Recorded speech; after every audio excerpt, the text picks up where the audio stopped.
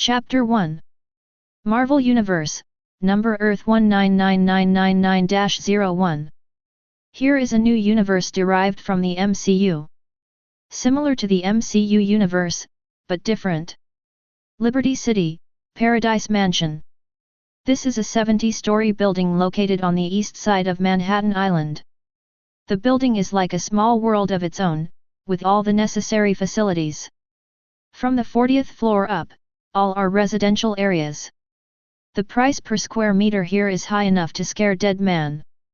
Those who can live here are either rich or expensive. Below the 40th floor are all kinds of living equipment. Supermarkets, restaurants, playgrounds, etc. You can find everything in this building. And can enjoy the best service. This is a rich man's paradise. It's a poor man's hell. With money, you can enjoy everything you can imagine here. And if you don't have money, you can't even enter the gate. The security here is known as the best in the country, and every security guard has retired from the special forces or has been hired with a lot of money. Everyone has unique skills. Therefore, it is called heaven by the rich. The name of Paradise Building also comes from this. By the way, there is another very criticized rule here. That is, black people are not allowed to enter. As the country with the most taboo against racial discrimination in the world, it is hard to imagine such a rule being blatantly publicized. But in fact, in the United States, being rich means being in control. The residents in Paradise Building are, without exception, powerful big shots. Therefore, they can ignore the so-called secular rules. In fact, they are the rule makers. At the moment, on the 66th floor of the Paradise Building, in a huge mansion with an area of over 500 square meters, a party for young people has just ended. All that was left was a mess all over the place. There are also drunk and paralyzed young men and women lying on the sofa or carpet, sleeping like dead pigs. In a luxuriously furnished bedroom, Roddy woke up dazed. With one hand on his forehead, he felt as if he had just been kicked by an elephant. Everything you see when you open your eyes seems to be spinning. How much did I drink last night? Roddy got off the bed in a daze, one foot in a slipper and the other bare on the soft carpet. After walking a few steps, he couldn't help covering his mouth. Going to throw up. Roddy rushed to the bathroom in the bedroom and vomited into the toilet. After a while, Roddy stood up and walked to the sink, turned on the faucet to rinse his mouth, and splashed cold water on his face to wake himself up. Etc. Where is this place? This is not my home. With his head cleared up, Roddy realized that this was not his original residence at all. The luxurious decoration is worth a lot of money at first glance. If he had so much money, why would he go out and drink at night? He tapped his still somewhat confused head with his hands. But these few strokes seem to have opened up some key points. Moment. A large number of strange and familiar memory fragments poured into Roddy's mind. Scenes kept appearing in his brain like an immersive movie. It feels like half a century has passed. But it's actually only a few seconds. Roddy staggered a few steps and fell to sit on the wall of the bedroom with huge amounts of floor-to-ceiling windows. After a while. So, I'm time traveling. Roddy smiled self-deprecatingly. I never thought that something like this would happen to me. I was alone in my previous life, so it's okay to travel through time. What's more, I am still a super rich second generation in this life, and he has more money than he can spend in a few lifetimes. How could he not be happy with this kind of life? The only thing that makes him a little depressed is probably this world. About the Stark industry in my memory, and the hero who appeared during World War II, Captain America. These are all telling the ground. This is not an ordinary world. Marvel Universe. That's right, it's that purple sweet potato essence that killed half of the universe's population in the Marvel Universe with a snap of its fingers. That was 2018. And now it's 2014, December 25th to be precise, which is Christmas. The party that just ended was Roddy's Christmas party. Calculated according to this time, Roddy has less than 4 years left, and maybe he will receive a lunchbox. Definitely, if you are lucky enough to become the remaining 50%, you will be able to survive. As for saying that the Avengers will snap their fingers again 5 years later to rescue those who have disappeared today? To be honest, Roddy wondered if that would happen again. Because some people and things in his memory are a little different from the MCU universe he refers to. So he doesn't know if there will be that snapping finger that saves everyone in 2023. If that doesn't happen and Roddy is the unlucky 50% that disappears. Never mind. The more I think about it, the worse it gets. Roddy simply stopped thinking about these questions. Maybe there won't be purple sweet potato essence snapping fingers in 18 years after 4 years? But even without purple sweet potato essence, this world is still full of various dangers, especially for ordinary people. It is possible to lose your life at any time. So, where's my gold finger? Shouldn't the traversers all have gold finger? Roddy thought. Ding! Coming! Roddy's eyes lit up. But after waiting for a while, there was no follow-up movement. As a result, he turned his head and found that the screen of a mobile phone on the carpet was cold. It's a text message. It's also a spam message. Show. Roddy was so angry that he wanted to smash the broken phone. But in the next second. Ding! Spam again? Roddy thought. It is detected that the host is the only mutant in the current world, the strongest mutant system awakening. Gold finger. Roddy put down the phone, and he seemed to see a golden system interface unfolding in his consciousness. His eyes widened, though that thing wasn't seen with eyes. But that didn't stop Roddy from doing it. The strongest mutant system. Character, Roddy. S*X, male. Age, 23 years old. Activated ability. Quick self-healing LV2 Delta level. Ability not activated. None. So, I'm actually a mutant. Roddy thought about it, and found that he did behave differently from ordinary people in his memory. For example, my physical fitness has always been excellent. Even if you don't exercise much, you are better than professional athletes. Also, every time I am injured, I will recover quickly. Although it was not as perverted as monsters like Wolverine and Deadpool, it was definitely not the recovery speed that normal people should have. I remember that I was shot in the abdomen once, but the wound was basically healed the next day. On the third day, even a scar could not be found. Feelings all because he's actually a mutant. Although it is only a second-level Delta-level mutant, it belongs to the existence of the 5 slags of war. But compared to ordinary people, the ability is already extraordinary. He is a mutant, and according to the system, he is the only mutant in this world. It made Roddy wonder. Why would I be the only mutant in the world? But these thoughts were quickly thrown away by Roddy, because he had more important things to do now. That is to have a good understanding of the function of this system. Chapter 2. As the name suggests, the strongest mutant system must be related to mutant. System, introduce yourself. Roddy tries to communicate with the system. Soon.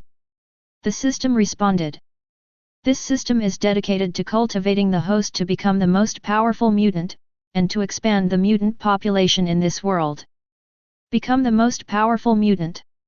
As for growing the mutant group in this world? This Roddy is not very interested.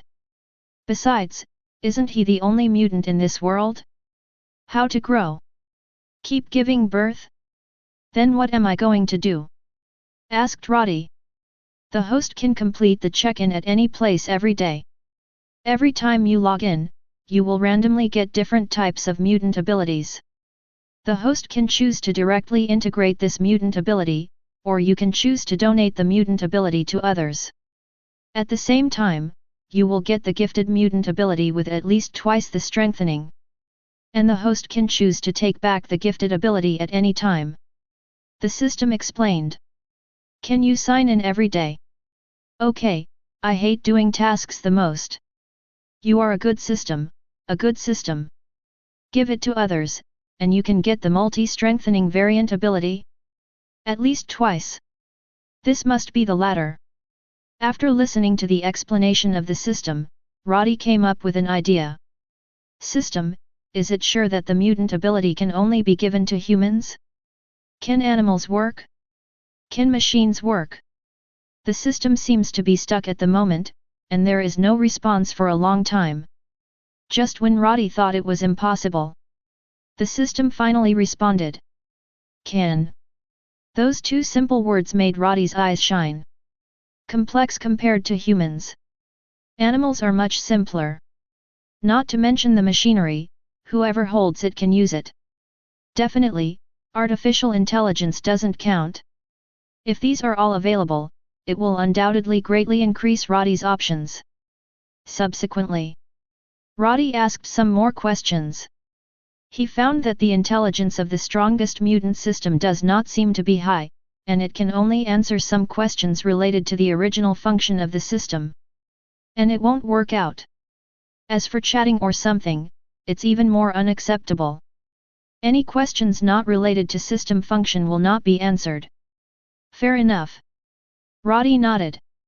System, is the chance to sign in today still available? Asked Roddy.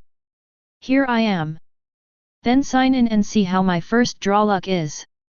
Roddy rubbed his hands together, feeling as if his brain was sober all of a sudden. The clubhouse is still in the sea, it depends on this one. Ding! Congratulations to the host for signing in and obtaining the teleportation ability, from Mutant Azazel. Azazel, the mutant nicknamed the Red Devil. His teleportation ability is still very powerful. It's just that every time the teleportation appears and disappears, it will leave some red smoke and popping sound in place. This is barely a small shortcoming. There are almost no other disadvantages. Teleport ability? This is great. Roddy is very satisfied with the ability he got in the first draw. This ability can just greatly increase his life-saving ability. Although he has a fairly good self-healing ability, it is obviously not enough for Roddy to have enough sense of security. So this teleportation ability comes. Good news for him indeed. But who should this ability be given to? Roddy glanced around, he glanced at a few figures under the quilt, the corners of his mouth twitched slightly, and he glanced at various mechanical items in the room. At this time, the door of his room opened suddenly. The light from outside came in, and then a husky with beautiful blue eyes came in from the door. Wong Wong! Erhu ran over and called twice, then licked Roddy's palm. Very well behaved. I guess so. Hey! Roddy looked at the dog in front of him. Suddenly there is an idea. Erha, the master will give you a great opportunity tonight, and you will repay your master well in the future, you know. Roddy reached out and touched Erha's head. The latter looked at him with a naive expression, completely unable to understand what his master was saying. And Roddy didn't care about the stupid appearance of his Erha. Directly choose to give the teleportation that you just signed into the Erha in front of you. From now on, you will be called the Red Devil. Roddy put his hands on Erha's head with a sense of ritual. A red light flashed on his hand at this moment. Submerged into Erha's body. Hey? Erha tilted his head stupidly, not understanding what happened. Then the next second. Boom! As if the space exploded. Then the Erha in front of him suddenly disappeared, leaving only wisps of red smoke floating in place for 2 or 3 seconds before disappearing. Successfully granted the target. Azazel's teleportation ability. Congratulations to the host for obtaining 100 times strengthening teleportation ability. At the same time, in a closed furniture market, with a bang, a silly-looking Erha suddenly appeared here. Hey? Erha stared blankly at the suddenly changed surroundings. I have no idea why I'm here. But soon, Erha saw a brand new sofa not far away, and suddenly his blue eyes lit up, and he pounced on it happily shouting. Then gnaw like crazy. The strongest mutant system. Character, Roddy. S*X, male. Age, 23 years old. Activated ability. Quick self-healing LV2 Delta level. Teleportation LV2 Alpha level. 100 times strengthening. Ability not activated. None. On the system interface, in addition to the previous fast self-healing ability, there is another teleportation ability. And the potential level of this teleportation ability is still Alpha level. Much better than the fast self-healing of Delta level potential. Not to mention, this ability has been strengthened 100 times by the system, far stronger than when it was on the Red Devil. As for the digital level behind ability, that is the current development level of the ability. Generally, if the ability obtained by signing in is directly integrated, it basically starts from level 1. And Roddy chose to give it to Urha first, and then get it through system strengthening. Therefore, the development level was directly raised by 1 level. Reached level 2, on par with Roddy's rapid self-healing. The only difference is that Roddy's fast self-healing can only be developed up to level 2, while the Red Devil's teleportation ability can be developed up to level 5. Chapter 3. In the mutant group, the potential levels of mutant abilities are generally divided into 5 levels. From the lowest Epsilon class. According to the legend, the weak to slag existence not only has an ugly inhuman appearance, but also has no combat power at all. It can be said that the waste in mutant. Subsequently, it is the second level Delta class. That is the level of Roddy's original variant ability rapid self-healing. Mutant abilities at this level mostly don't change the mutant's appearance, which is an advantage. But at the same time, Delta class mutant abilities generally don't have much combat effectiveness. So they are still the 5 scum of the mutants. It's just not as hard as the Epsilon class mutant. After all, it retains its human appearance. After that is the 3rd level, the Gamma level. Mutants of this level already have strong combat effectiveness, which is a watershed moment for mutants. But unfortunately, Gamma level mutant abilities generally have all kinds of weird flaws. Probably on ability. It could also be physical. In short, Gamma level mutant abilities, there are basically no perfect abilities.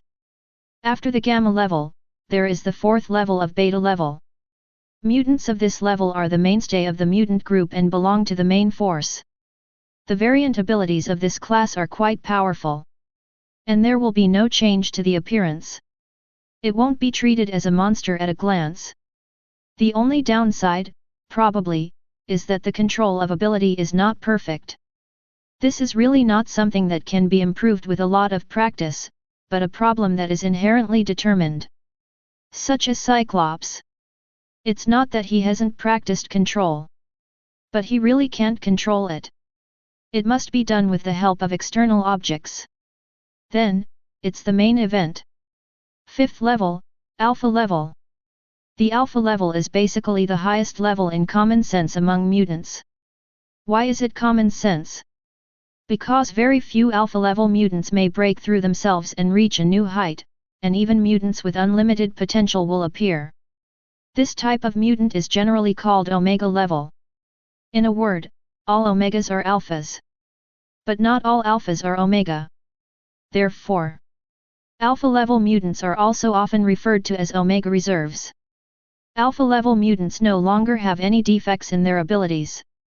No matter their appearance or their abilities, they are all flawless.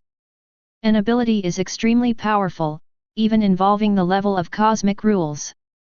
And some of the extremely powerful Alpha level mutants are expected to become Omega level existences in the future.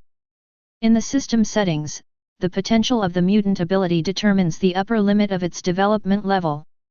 Generally, the level of potential is the level, and the upper limit of development is the level.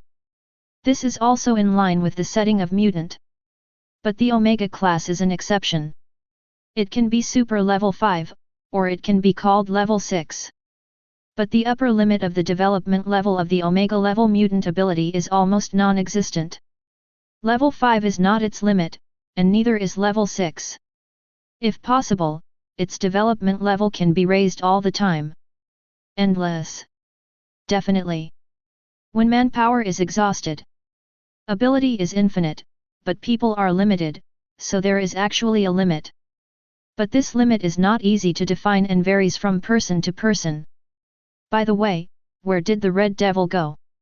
After seeing the interface update of the system, Roddy remembered the Red Devil who had just teleported away. At this time, he couldn't help but feel a little worried. Where did this stupid dog go to some sensitive place? And at the moment, inside the furniture market, bang bang bang sounded from time to time. I saw a with beautiful blue eyes constantly disappearing, appearing, and disappearing, having a great time playing. When you are tired from playing, stop and bite the sofa, desk, or something. Just happy like a fairy. Roddy worried for a while, thinking that it was really not easy to find a who could teleport, maybe that stupid dog just went out to play. So he didn't think about this stupid dog for the time being, and disappeared into the bedroom with a teleportation. Appearing again, the Roddy people have come to the height of 10,000 meters. Wow! Roddy yelled excitedly. Then his whole body began to fall crazily under the action of gravity. It's so cold, I forgot to wear more clothes.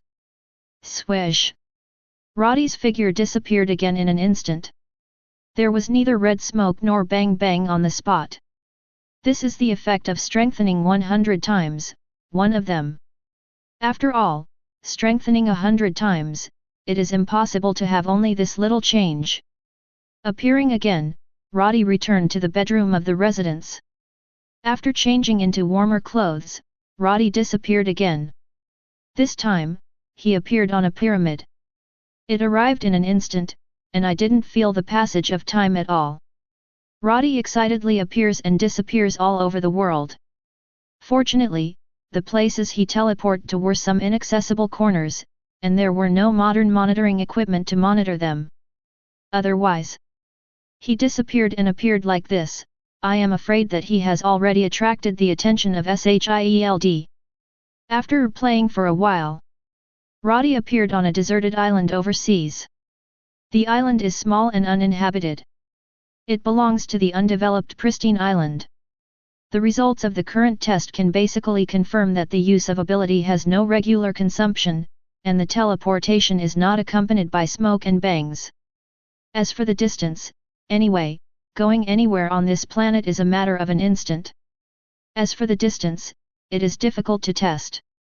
Roddy looked up at the sky. He wanted to test the farthest teleportation distance. But he dare not. With such a small body, if he goes into space now, even if it is only for a moment, various problems will appear in his body. So, it's better not to die. Now, let's test the last item.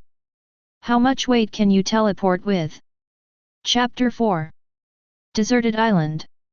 Roddy took a deep breath, then bent down and pressed one hand to the ground. Bring it on. Next second. His eyes are wide open. Try to run ability to the limit. Subsequently. Boom. In a loud noise. 2/3 of the island disappeared instantly with Roddy. The entire island looked as if a large piece of the cake had been gnawed off from the middle, and all kinds of gravel and soil kept rolling down around it. At the same time, 10,000 meters high in the sky, Roddy showed up here with 2/3 of the island. As soon as he appeared, Roddy couldn't help exclaiming. I brought the whole island up. Roddy was shocked himself. Then he suddenly saw the island falling crazily. I was taken aback immediately. Don't. Although there is an ocean below, such a large island will also cause terrible consequences if it falls. Next second, Roddy's figure disappeared instantly. It appeared again that people had come to the falling island. Roddy put one hand on the island, activated the ability again, and disappeared into the sky again with the entire island. At the same time, just when Roddy took an island to play bungee jumping at a height of 10,000 meters. In a cloud layer thousands of kilometers away, a huge amounts of sky aircraft carrier is hovering here stealthily. The main control room of the aircraft carrier. Nick Fury, who received the message, walked in quickly. "Tell me, how bad is it?" Nick Fury, who had only one eye left, looked at the woman in front of him with his one eye. Maria Hill replied at this time, "Just a minute ago, a huge amounts of inanimate objects suddenly appeared at an altitude of 10,000 meters above the Atlantic Ocean, and began to fall at an extremely fast speed." "Meteorite?" asked Nick Fury. Maria Hill shook her head. "No, it just appeared out of nowhere, our satellites in orbit didn't detect any approaching meteorites. So it's a supernatural event." Nick Fury frowned even more. Since Chitauri invaded Blue Star in 2012, and the Avengers fought with them in Liberty City and finally drove them away, the world seems to have become completely out of control. All kinds of demons, monsters, ghosts, and snake spirits all started to come out. This made Nick Fury, the director of S.H.I.E.L.D., very tired. Even if he has two superpowers. S.H.I.E.L.D. and Heavenly Sword game. But this situation still kept him busy. Even the vacation time has been deprived. Some time ago, he had just dealt with a farce caused by a super ability criminal. The most annoying thing was that the troublesome super ability criminal was actually taken away by another super ability user. This made Nick Fury realize that there is still a group of people with super abilities on this planet, and they are not under control. This makes Nick Fury very upset. And today, another meteorite appeared out of nowhere at an altitude of 10,000 meters. Why is there so much shit going on every day? Can't this group of superpowers stop? "Sir, the target has disappeared." At this time, an agent suddenly shouted loudly. "Disappear?" Nick Fury immediately walked over to the screen. The target shown above has indeed disappeared. "Immediately send someone over to investigate the scene, I want to know the specific situation." Nick Fury turned and ordered. Maria Hill nodded, reached out and pressed the Bluetooth headset, and gave the order. Soon, two Quinjets took off on the deck, with beautiful blue flames spraying from their tails, and flew towards the location of the accident. At the same time, not only S.H.I.E.L.D. discovered the abnormal situation above the Atlantic Ocean, but even the military of the United States, the superpowers such as Damao and Xian Kingdom also discovered this situation. The difference is that the location of the incident is far away from the superpowers such as Damao and Suanquo. As the saying goes, there is no way to reach it, so naturally there is no psychological meeting. At most, just pay attention to the follow-up developments. The military of the United States directly contacted S.H.I.E.L.D. through the White Palace and obtained first-hand information. Definitely. In fact, S.H.I.E.L.D. doesn't know much about it. And Roddy, who was the instigator, had already gone home by this time. "Are you still staying where you are, waiting to be caught?" In the bedroom. Roddy, who took off his coat and threw it on the ground, couldn't hide his excitement at this moment. As an ordinary person, where did he experience such exciting things? As soon as he thought about it, if he hadn't reacted in time, he would teleport the island with a volume of tens of thousands of cubic meters to a height of less than tens of meters from the sea level. If it really falls from a height of 10,000 meters, the consequences are absolutely unimaginable. However, even at a height of tens of meters, when the island fell into the sea, there were still large waves. It took a long time for the whole sea to calm down. However, Roddy didn't stay to watch the follow-up. He estimated that such a big movement might have attracted the attention of S.H.I.E.L.D. and other countries. If he continued to stay there, his existence would definitely be exposed. Roddy didn't want to let himself enter the sight of all forces so quickly. Instead of being exposed to others, it is better to accumulate strength silently. On the surface, he is a super rich second generation, but in fact he is the only mutant in this world. Pretty cool to think about. I don't know what kind of mutant ability will be signed in tomorrow. By the way, the Red Devil hasn't come back yet. Roddy searched around, but couldn't find the Red Devil. But it did let him see a lot of friends who were drunk and passed out in the living room outside. Party. Roddy's eyes twinkled. Speaking of which, apart from these cronies, he also has a few more special friends. I don't know how those guys are doing now. As far as Roddy knows, the lives of his friends in the future will not be peaceful at all. Interesting, life is getting more and more interesting. Roddy smiled, full of expectations for the future life. Chapter 5.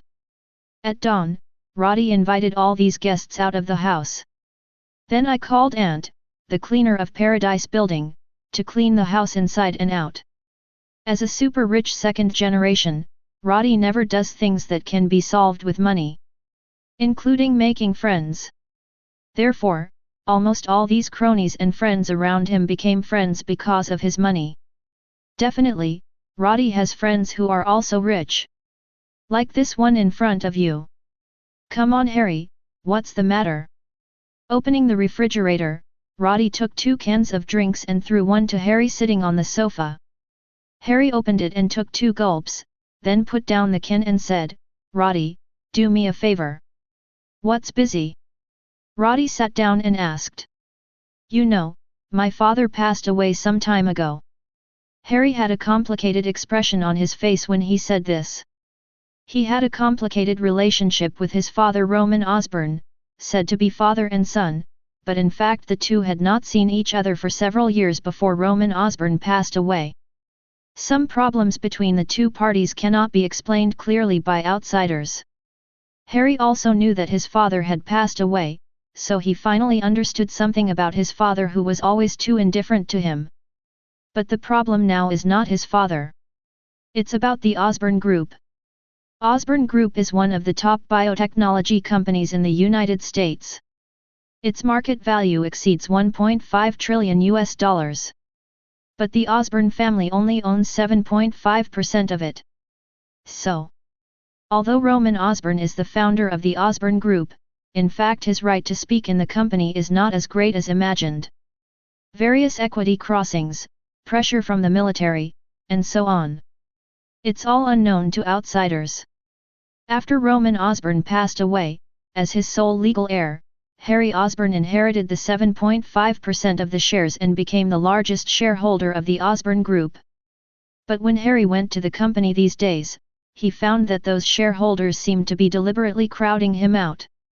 He was afraid that he would lose control of the company and lose his father's hard work. But since he was a child, he has never seriously studied how to manage a large group company. It was too embarrassing for him to come up with a solution all of a sudden. Therefore, he'd run to his only friend, Roddy, for help.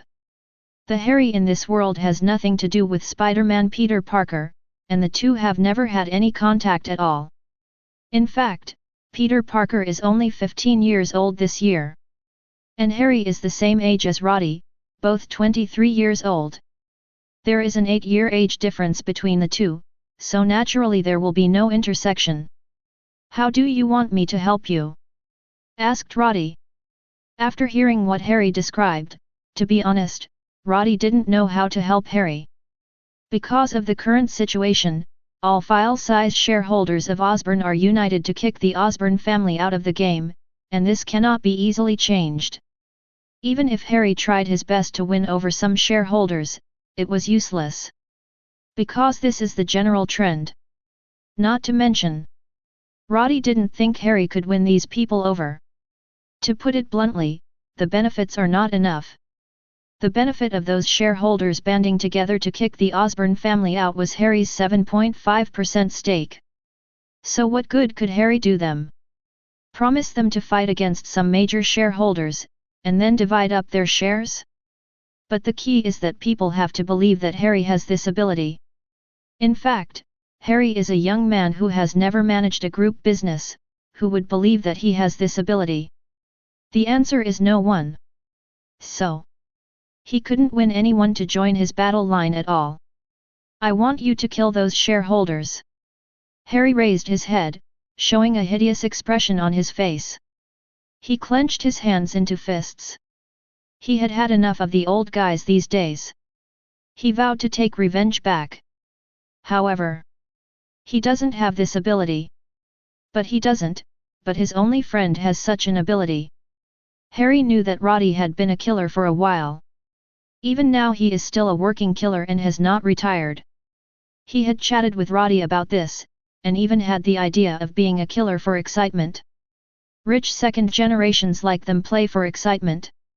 Otherwise, why do so many rich young people like extreme sports? But can extreme sports have the thrill of being a killer? Certainly not. But Harry still failed to become a killer in the end. It's not that he didn't dare. It's that he doesn't have this ability.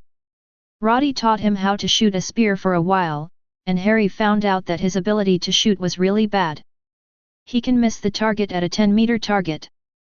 After practicing for more than a month, I can hit a fixed target of more than 10 meters at most, and I can't hit it accurately every time. Missing targets are common occurrences. This made Harry give up the idea of being a killer for excitement.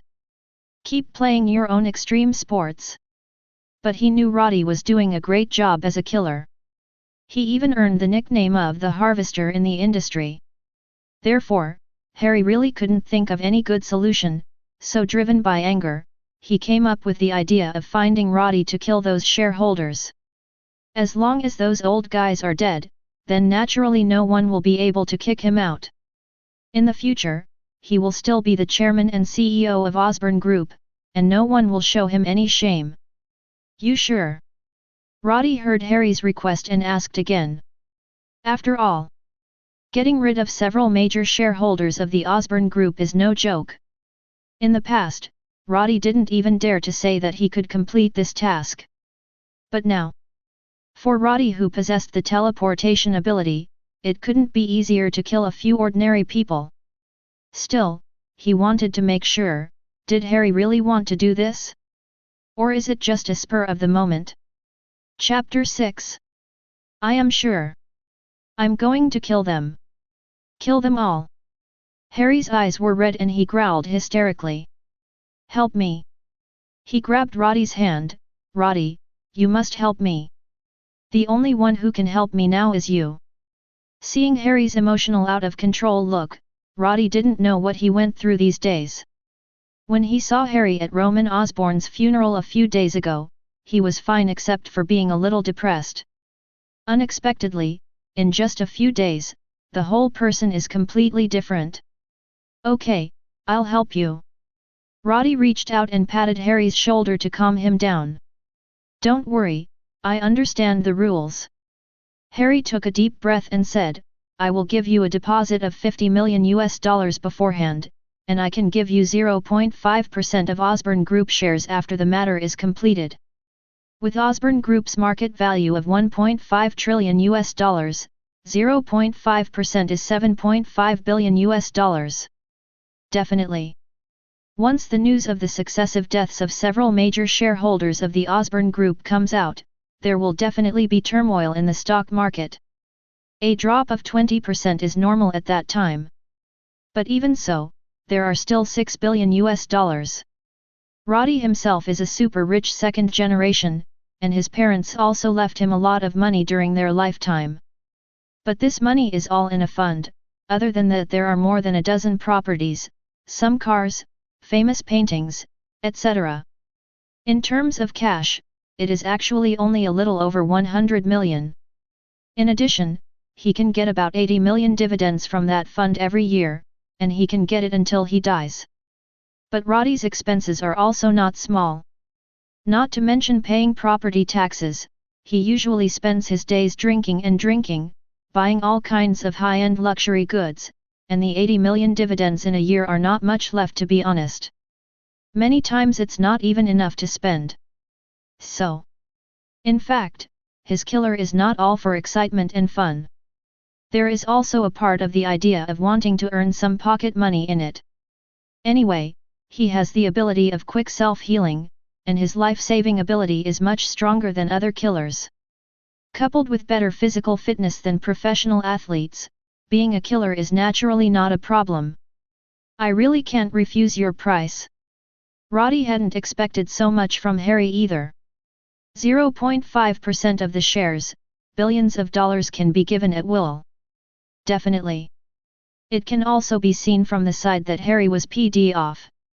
You know, even if Roddy kills several major shareholders of Osborne, in the end Harry can carve up only 2% to 3% of the shares.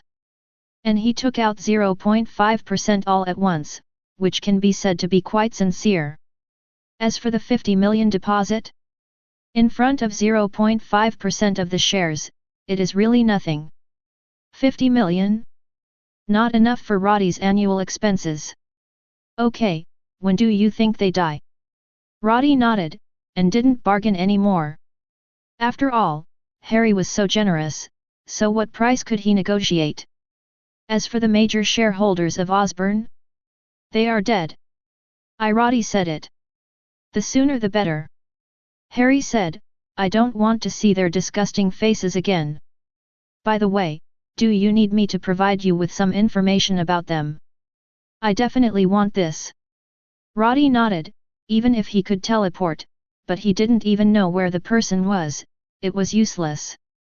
After hearing the answer, Harry directly took out a stack of paper documents from a bag he brought and handed them to Roddy. He has already prepared his feelings. Is this right? Will I agree? But that's right, Harry was well aware of Roddy's consumption ability, and knew that he would occasionally be short of money. Facing a big offer of billions, I also know that Roddy can't refuse. As for, why didn't Harry simply go to the killer platform to place an order and offer a reward? It was definitely that he couldn't trust those killers he didn't know. Instead of risking being betrayed, it is better to pay more money to find someone who knows everything. If there is no choice, then Harry can only offer a reward. But now that there are better options, why settle for the second best? As for the billions of dollars? To be honest, for Harry who has a net worth of more than 100 billion.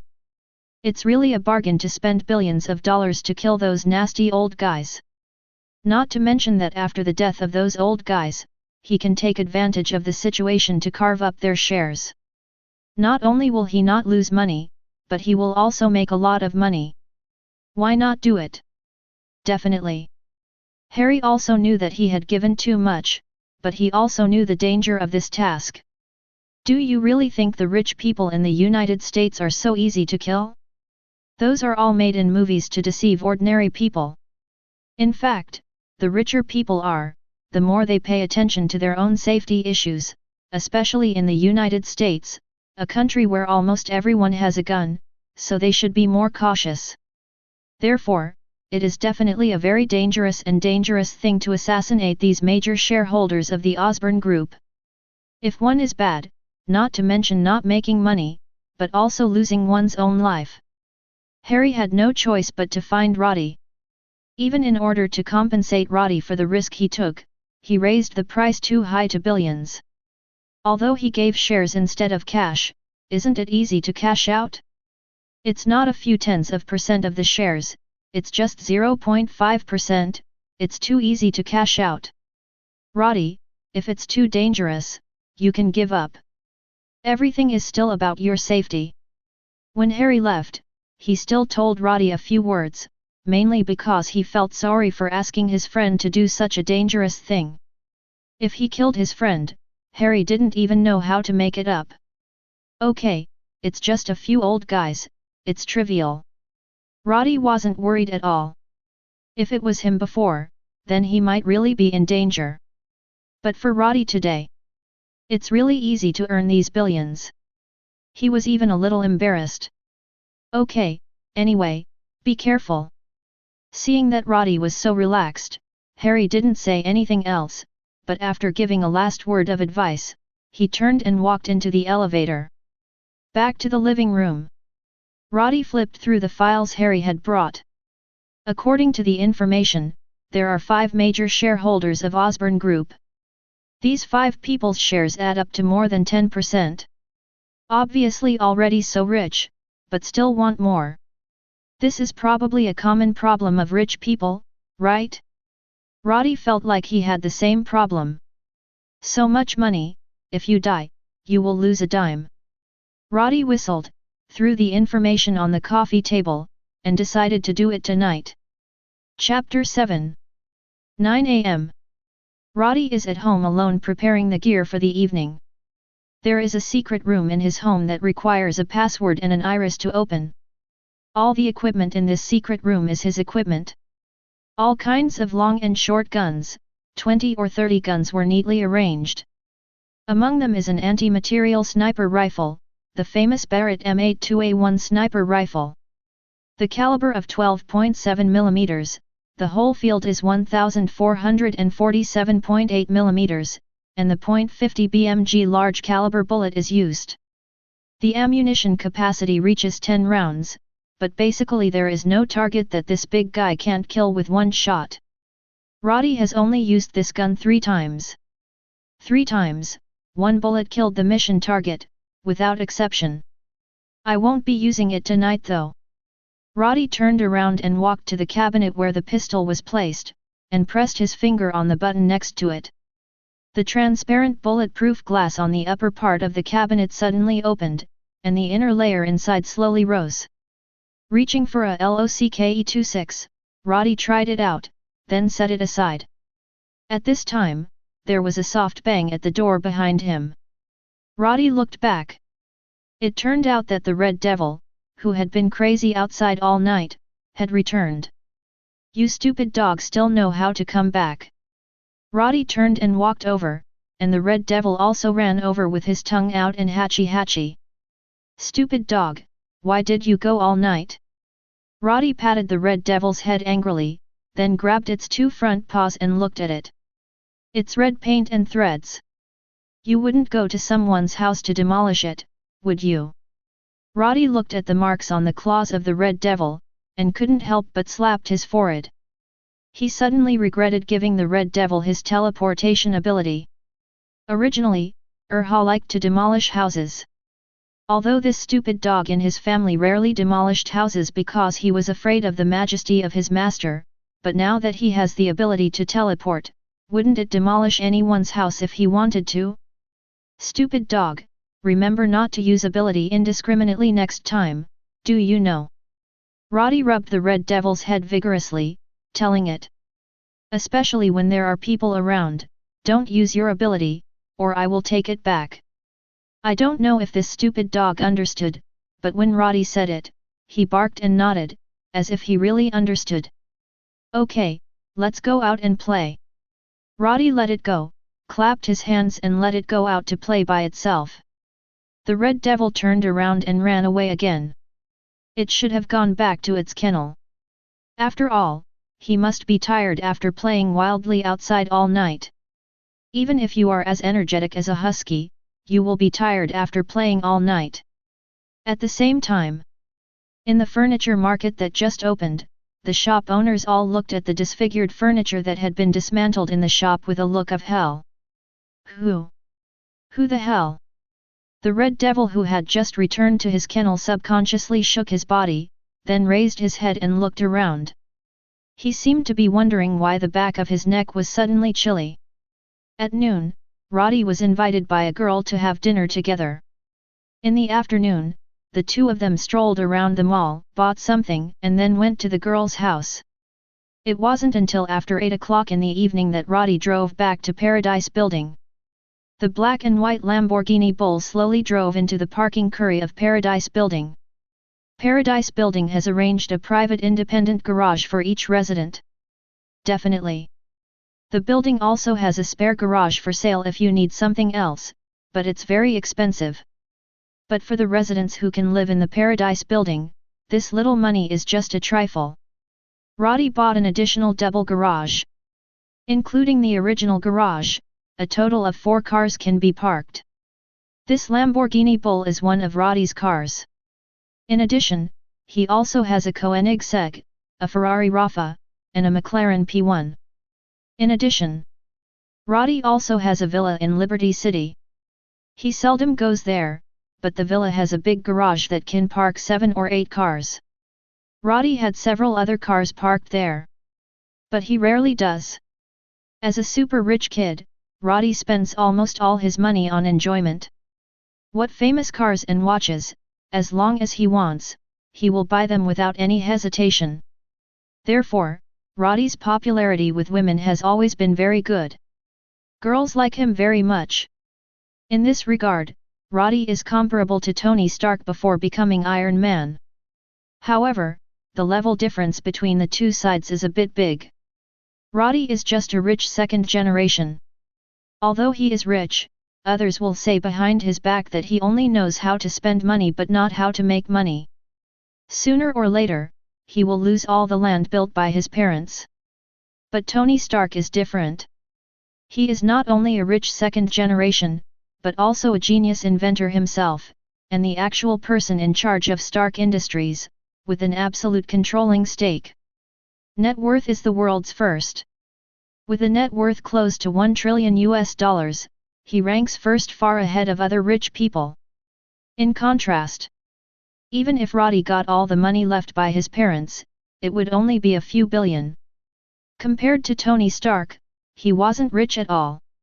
Definitely. Soon Roddy's net worth will skyrocket to billions more. At that time, he will be a super rich man with a net worth of more than tens of billions. Not to mention being ranked in the top 100 in the world. But among the top 200, there should be his name. 9 p.m. After Roddy changed his clothes, he received a call from a few rich second-generation friends who invited him to attend the opening of a new bar. So Roddy sorted out the equipment he had prepared before and put them in the living room. Then he took his coat and went out. Half an hour later, Roddy came to this newly opened bar. There are all kinds of luxury cars parked at the gate, and luxury cars worth millions of dollars can be found everywhere here. Roddy changed to a Rafa with a big red body this time, and drove into the parking lot with the roar of the engine. Knowing that he was coming, his friends were already waiting at the door early. Seeing Roddy's Leifa driving in, he rushed up to meet him. "Roddy, I'm waiting for you." After getting out of the car, Roddy threw the key to a staff member, then hugged 2 girls, smiled and walked into the bar with his friends. After an hour, Roddy excused himself to go to the toilet and left his seat. After entering the bathroom, Roddy teleported and disappeared into the cubicle. Reappearing that he has returned to his residence in Paradise Mansion. Then he quickly picked up the packed equipment, and disappeared with a teleport again. Chapter 8. In a villa. Roddy wearing a black mask appears here. As soon as he appeared, there were harsh sirens around him. Nice security system. Roddy appreciated it. At this time, the sound of footsteps was already rushing towards this side. But Roddy's figure disappeared in the next second. At the same time, Scorch, who was still playing games with his mistress, was also escorted by 2 bodyguards to enter the safe house. But at this moment, a figure suddenly appeared across the corridor. "Hello." Roddy waved and said hello. He was answered by a shuttle of bullets. He teleported away. Appeared behind several people. Bang bang 2 shots. The 2 bodyguards fell to the ground. Scorch's mistress screamed in terror. Roddy thought she was too noisy, and gave her a bullet too. In an instant, the woman fallen asleep quietly. "Who are you?" As a billionaire with a net worth of tens of billions, Scorch is relatively calm in the face of the threat of death. "Don't worry, I will leave my business card," Roddy said. Then, without giving the other party a chance to speak again, he raised his hand and shot, and a bullet pierced the other party's forehead in an instant. Plop! Scorch, who was dying with regret, fell to the ground. And Roddy, who had done all this, dropped a piece of his business card, then teleported and disappeared in place. Before leaving, he went to the monitoring room of the villa. Killed a few bodyguards watching the surveillance, and took away the hard drive in the host. The less trouble, the better. Roddy threw the hard drive into the sea, and disappeared in a teleport. 7 minutes later, Roddy came out of the bathroom. In just 7 minutes, he'd killed 5 old guys from the files Harry had given him. An average of 1 minute each. That's about it, except for the time when he goes back to the house to put things away and throw away those hard drives. Have to say, it is really easy to earn these billions of dollars. Roddy didn't encounter any danger the whole time. Red Devil's teleportation ability, YYDS. Back on their seats, the friends who were traveling with him didn't even think about what Roddy did during the 7 minutes he went to the toilet. They thought he just went to the toilet. After Roddy came back, he continued to eat, drink and have fun with these friends, and they didn't go home until after 1 o'clock in the middle of the night. The other side. While Roddy was drinking and picking up girls, at the moment was surrounded by a large number of policemen in 5 other places in Liberty City. The police in Liberty City may be slow in normal times. But once something happened to these rich people, they would definitely rush to the scene as fast as they could in their lives. At the moment, there were at least a dozen police officers on site at each of the 5 sites. It's just that no matter how hard these people searched for clues, they could only find a few bullet casings and a business card that the murderer deliberately left at the scene. There was no name on the business card. It was a black business card with a bloody sickle on the front and a white skull on the back. "What's this?" A sheriff picked up the evidence bag and asked. "The Reaper's business card." An old policeman next to him shook his head and said, "Reaper." The sheriff was newly transferred from Liberty City, so he had obviously never heard of the name. "Who is that?" "A terrorist organization?" asked the sheriff. "No, that's the code name of a killer," the old policeman replied. "A killer?" the sheriff said angrily, "so you want to tell me that all this was done by a killer? At the same time, in 5 places, is it the killer union duplication technique?" "I don't know about that, maybe he's not alone," the old policeman replied. Apparently he didn't want to deal with the sheriff. "Then why don't you go and check it out?" the police chief scolded. "Where did the killer pick up the order? Who issued the reward? Check everything out for me before you come to me." The old policeman walked away shaking his head. The other police officers around did not dare to touch the head of the sheriff at this time. At this time, several black SUVs drove slowly and stopped on the side of the road. Several men in black suits got out of the car. They broke into the security zone arbitrarily, and then showed their credentials. "FBI, we are in charge here now," the leading man ordered to the sheriff. "Damn FBI!" the sheriff cursed in a low voice, then waved his hands to ask his subordinates to hand over the physical evidence, while he himself ran to smoke a cigarette, too lazy to see these FBIs who always like to take credit for them. After a while, the police officers on the scene began to withdraw. It was taken over by the FBI. Similar situations also happened at the other 4 crime scenes. People from the FBI also entered the scene, and the local police officers were ordered to leave. After all the outsiders left, the FBI entered the scene of the crime to check the situation.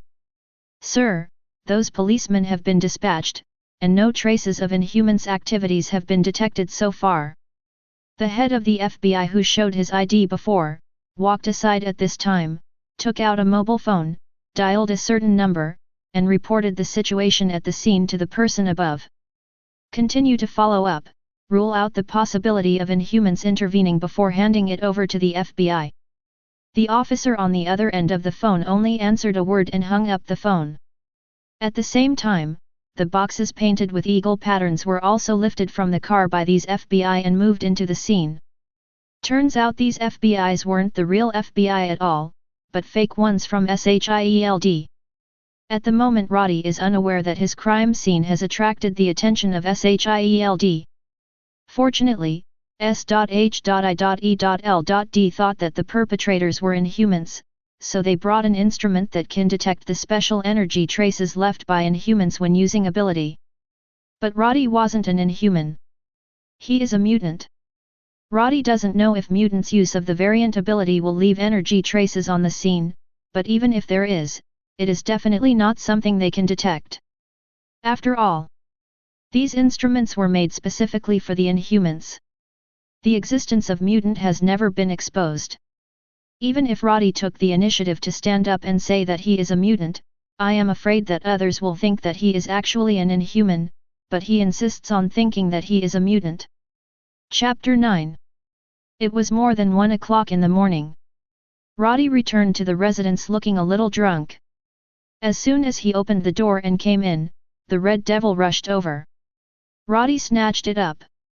Red Devil, are you staying at home obediently today? Roddy smiled and rubbed Urha's head, while checking the house, and after making sure that it hadn't been demolished, he smiled and rubbed the Red Devil's belly vigorously. Okay, let's go play. Roddy let go of his hand, and the Red Devil also ran away in a joyous manner. Sitting down on the sofa, Roddy immediately called out the system interface. After midnight, you can sign in again today. Roddy didn't sign on the road just now, and now that he's home, Roddy naturally won't wait any longer. System, sign in. Ding. A chime. Congratulations to the host for signing in and getting the glitch ability, from Mutant Quill. Glitch ability? What kind of shit is that ability? Roddy was speechless. I thought today's luck would be as good as ever. Finally give him this? But... Undeterred, Roddy checked the information displayed on the system interface.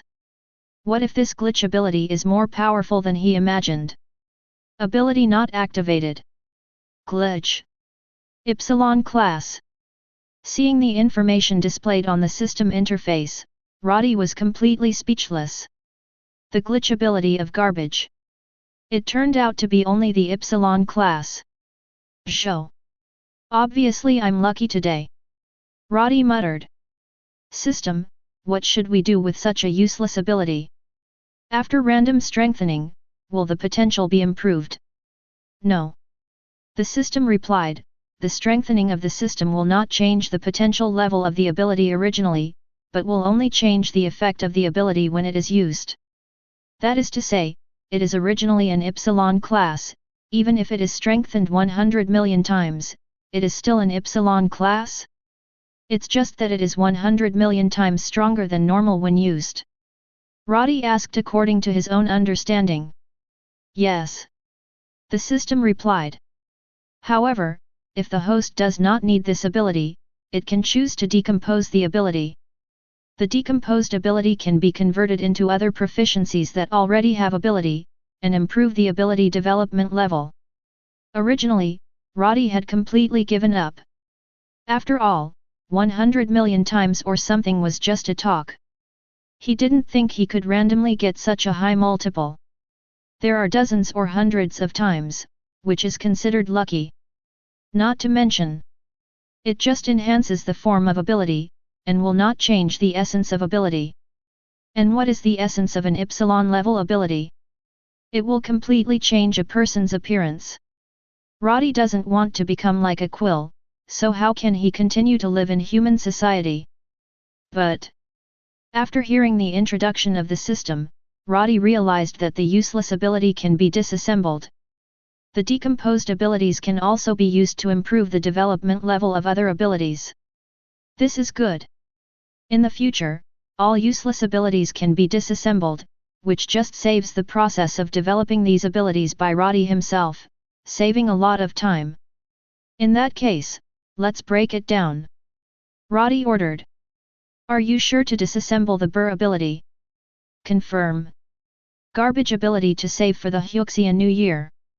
Disassemble it quickly. The Burr ability has been successfully decomposed. Roddy saw the inactive ability column on the interface, and sure enough, there was no glitch ability. Add the proficiency of decomposition to the teleportation ability. Roddy ordered. The ability of rapid self-healing has been developed to the peak. After all, it is only the potential of the Delta level. Level 2 is the limit. But the teleportation ability is different. It is originally at the Alpha level, and it involves the space field. It is hoped that it will break through the Alpha level and reach the height of the Omega level. Therefore, adding this ability will never be wasted. Think about it, Level 2 development can already allow Roddy to teleport a deserted island with a volume of 10,000 cubic meters, if this continues to improve. How bad is it? So, add and be done. There is no need to keep it. As Roddy gave his orders, he felt as if he had practiced his teleportation ability thousands of times. Although the development level on the system interface is still at level 2, in fact Roddy is much more proficient in using this ability than before. Just disassemble 5 or 6 junk abilities like glitches, and I believe that the development level of the teleportation ability will be raised to level 3 soon. At that time, Roddy can try again if he can take a larger island to teleport. The next day, Harry came over to Roddy with a nice bottle of wine. The two had a few drinks at noon, and Harry looked much more relaxed than yesterday. There are more smiles on the face. Before leaving, he asked Roddy to wait for 2 days. After he handles the company's affairs well, he will bring the equity transfer letter of the 0.5% shares that he promised to give him. Roddy also said not to worry. Nor did he think Harry would lie to himself about such a thing. Next few days, the Osborne group was very busy because of the killing of 5 major shareholders. The remaining small and big shareholders could no longer unite to deal with Harry, and Harry also took advantage of the trend to win over a group of small shareholders, and united with them to divide up some of the shares left by the 5 major shareholders after their death. Harry himself got about 2.3%, making his originally 9.8% of the shares, close to 10%. In addition, those small shareholders divided some, but a large part was divided away by those who were supported by the military. There was nothing Harry could do about it. On the one hand, the Osborne group needs the support of the military, and on the other hand, the military is powerful, and he cannot afford to offend it. Anyway, this result is already very good for him. Not only do you no longer need to worry about being kicked out. Moreover, his position in the group has also stabilized, and his right to speak has become more important. The only more troublesome thing is probably that the FBI found him and seemed to suspect that he was related to the death of the 5 major shareholders. To this, Harry was already mentally prepared. After all, he was the most suspicious of the deaths of those old guys. It's normal for the FBI to suspect him. But with Harry's current status, even if the FBI suspects him, it is impossible to touch him without evidence. At most, they just arranged for someone to monitor him. Trifle. Chapter 10. On this day, Harry found Roddy with a share transfer letter. Come on, sign here, and then the 0.5% of the shares will be yours. Harry handed the transfer letter to Roddy and said. Roddy just took a look and signed his name on it. By the way, the FBI has been monitoring me recently. They suspect that I have something to do with the deaths of those old guys. In order not to let them suspect you, I want you to hang up a job in the group. Harry said. In this way, I can say that I asked you to help me. After all, they also know that the two of us are friends. Although I can barely gain a foothold in the group now, some old guys are still not convinced by me. At that time, you can pretend to be the helper I invited, so that you can explain what I gave you the shares. I have to say that although the reason Harry gave was a bit far-fetched, it wasn't completely untrustworthy. That's fine, but let me tell you in advance that I won't come to clock in for work. Roddy thought about it, and agreed with Harry's approach. But for punching to work or something, it's free. Don't worry, I'll arrange a vice president position for you when the time comes. You don't need to come to the company, you just need to name it, and you can still get a salary. Harry said with a smile. This is good. Roddy smiled and nodded. You can get paid if you don't work, and Roddy definitely won't refuse. Sir, the target is coming out of Paradise Tower. Yeah, we don't know what the target was doing in there, but it was supposed to be meeting a friend of his. Okay, we will continue to follow up. Across the road from the Paradise building, an FBI agent was reporting to his boss in a black SUV. Because of the particularity of the Paradise building, even the FBI will not be allowed to enter unless there are special circumstances. Therefore, since Harry entered Paradise Mansion, they couldn't follow him anymore. However, it is impossible for the target to stay in the building and not come out. As long as the target comes out, they will continue to follow and monitor. This is also their job. There is no way, if the boss gives an order, ordinary detectives like them will have to run away. They've been watching Harry Osborne for days since the case was turned over to their FBI side. But after a few days, no useful clues were found. Maybe in a few days, the higher UPS should order to close the team. After all, those few wealthy people are gone, even if there are still some connections in the family, but the Osborne group has no place for them. Coupled with the pressure from the military, it might take a few days for the higher authorities to order the case to be closed. At that time, these migrant workers will also have a good rest for a few days. After a while, Harry Osborne's car finally came out of the Paradise building exit. Several FBI agents saw it and hurriedly drove up to follow. At the same time, at the edge of an open-air swimming pool on the 66th floor of the Paradise building, Roddy also condescendingly watched the black SUV slowly driving away on the road below. With such a long distance, Roddy's vision was not affected at all, and he could clearly see the appearance of several FBI agents in the car. Not from SHIELD. Roddy thought. Before Harry said that he was being monitored by the FBI, Roddy wondered if those FBIs were faked by people from S.H.I.E.L.D. But now it seems that these people are really from the FBI, not SHIELD. Unbeknownst to Roddy, the case actually caught the attention of S.H.I.E.L.D. in the first place. But after investigation by S.H.I.E.L.D. people, they found that the case had nothing to do with the Inhumans, and it was not a crime committed by a super ability person, so they handed over the case to the FBI. So, the people following Harry now would be the FBI, not SHIELD. Over the past 5 days, Roddy has checked in and out 5 more times. They got 3 Epsilon level variant abilities and 2 Delta level variant abilities. All the 3 Epsilon level abilities were disassembled by Roddy. Transformed into the proficiency of teleportation ability. Now, the teleportation ability is already close to level 3 and 1 or 2 Epsilon level abilities can be upgraded. The other 2 Delta level abilities were retained by Roddy. One of the abilities is the ability he just observed those FBI agents, called farsightedness. But Roddy prefers to call it acute eyes. The original farsightedness ability allows the owner to gain 3 times the vision of ordinary people. This triple is limited to seeing things farther away, and does not include other aspects. And after Roddy bestowed this ability on his own pair of sunglasses, he himself gained 5 times the strengthening hyperopia ability. His eyesight is 15 times that of ordinary people. You can see farther, and you can even subjectively zoom in on things in the distance. It works great. The other ability is a more conventional physical ability. It is also a Delta class, and the effect is mediocre. It can only increase 3 times the strength of ordinary people. It's nowhere near as good as a Captain America. Roddy bestowed this ability to a bull ant raised in his ecological garden, and the little guy suddenly became the most beautiful boy in the group. And Roddy also got 8 times the strengthening. The strength has increased 24 times that of ordinary people.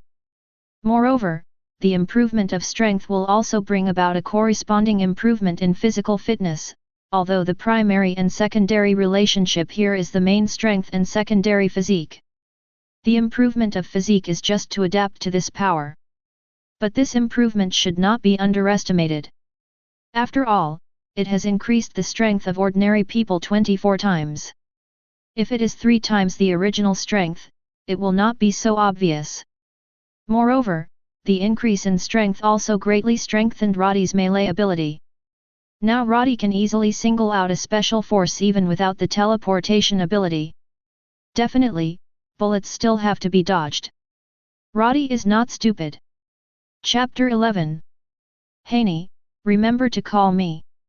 At the entrance of the bar, a blonde girl with flushed cheeks gave Roddy a business card that smelled of perfume, and then walked away with the help of her companion.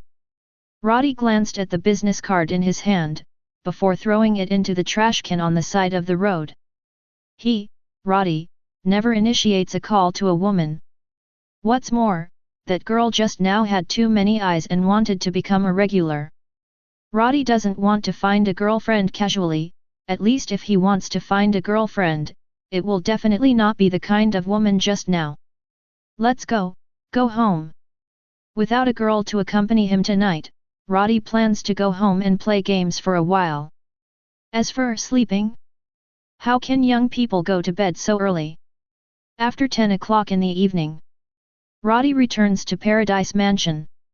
After saying hello to the building's security captain, a 2.02 meter tall, burly white man, Roddy took the elevator upstairs. Arriving on the 66th floor, Roddy found something unusual as soon as he entered the door.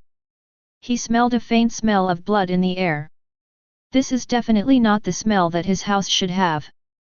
Could it be that the Red Devil got beaten after playing wildly outside? Roddy immediately thought of his Since this guy got the teleportation ability, he went out to play crazy almost every night, and would not go home until dawn.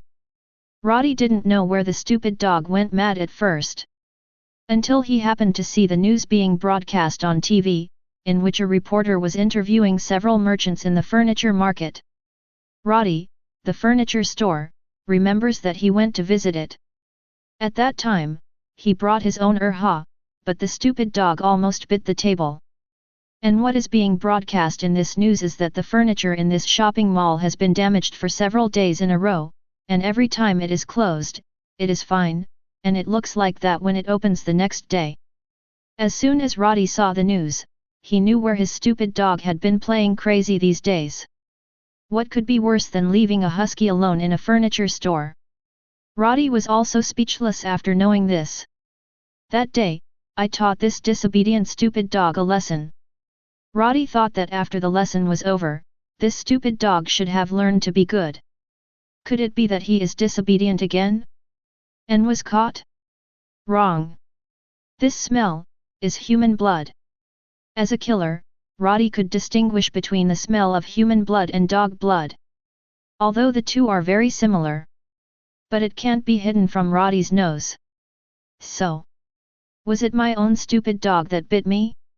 Red Devil, come out. Don't hide, come out quickly. Roddy took off his coat and set it aside, then called into the room. After shouting a few times, a footstep came out.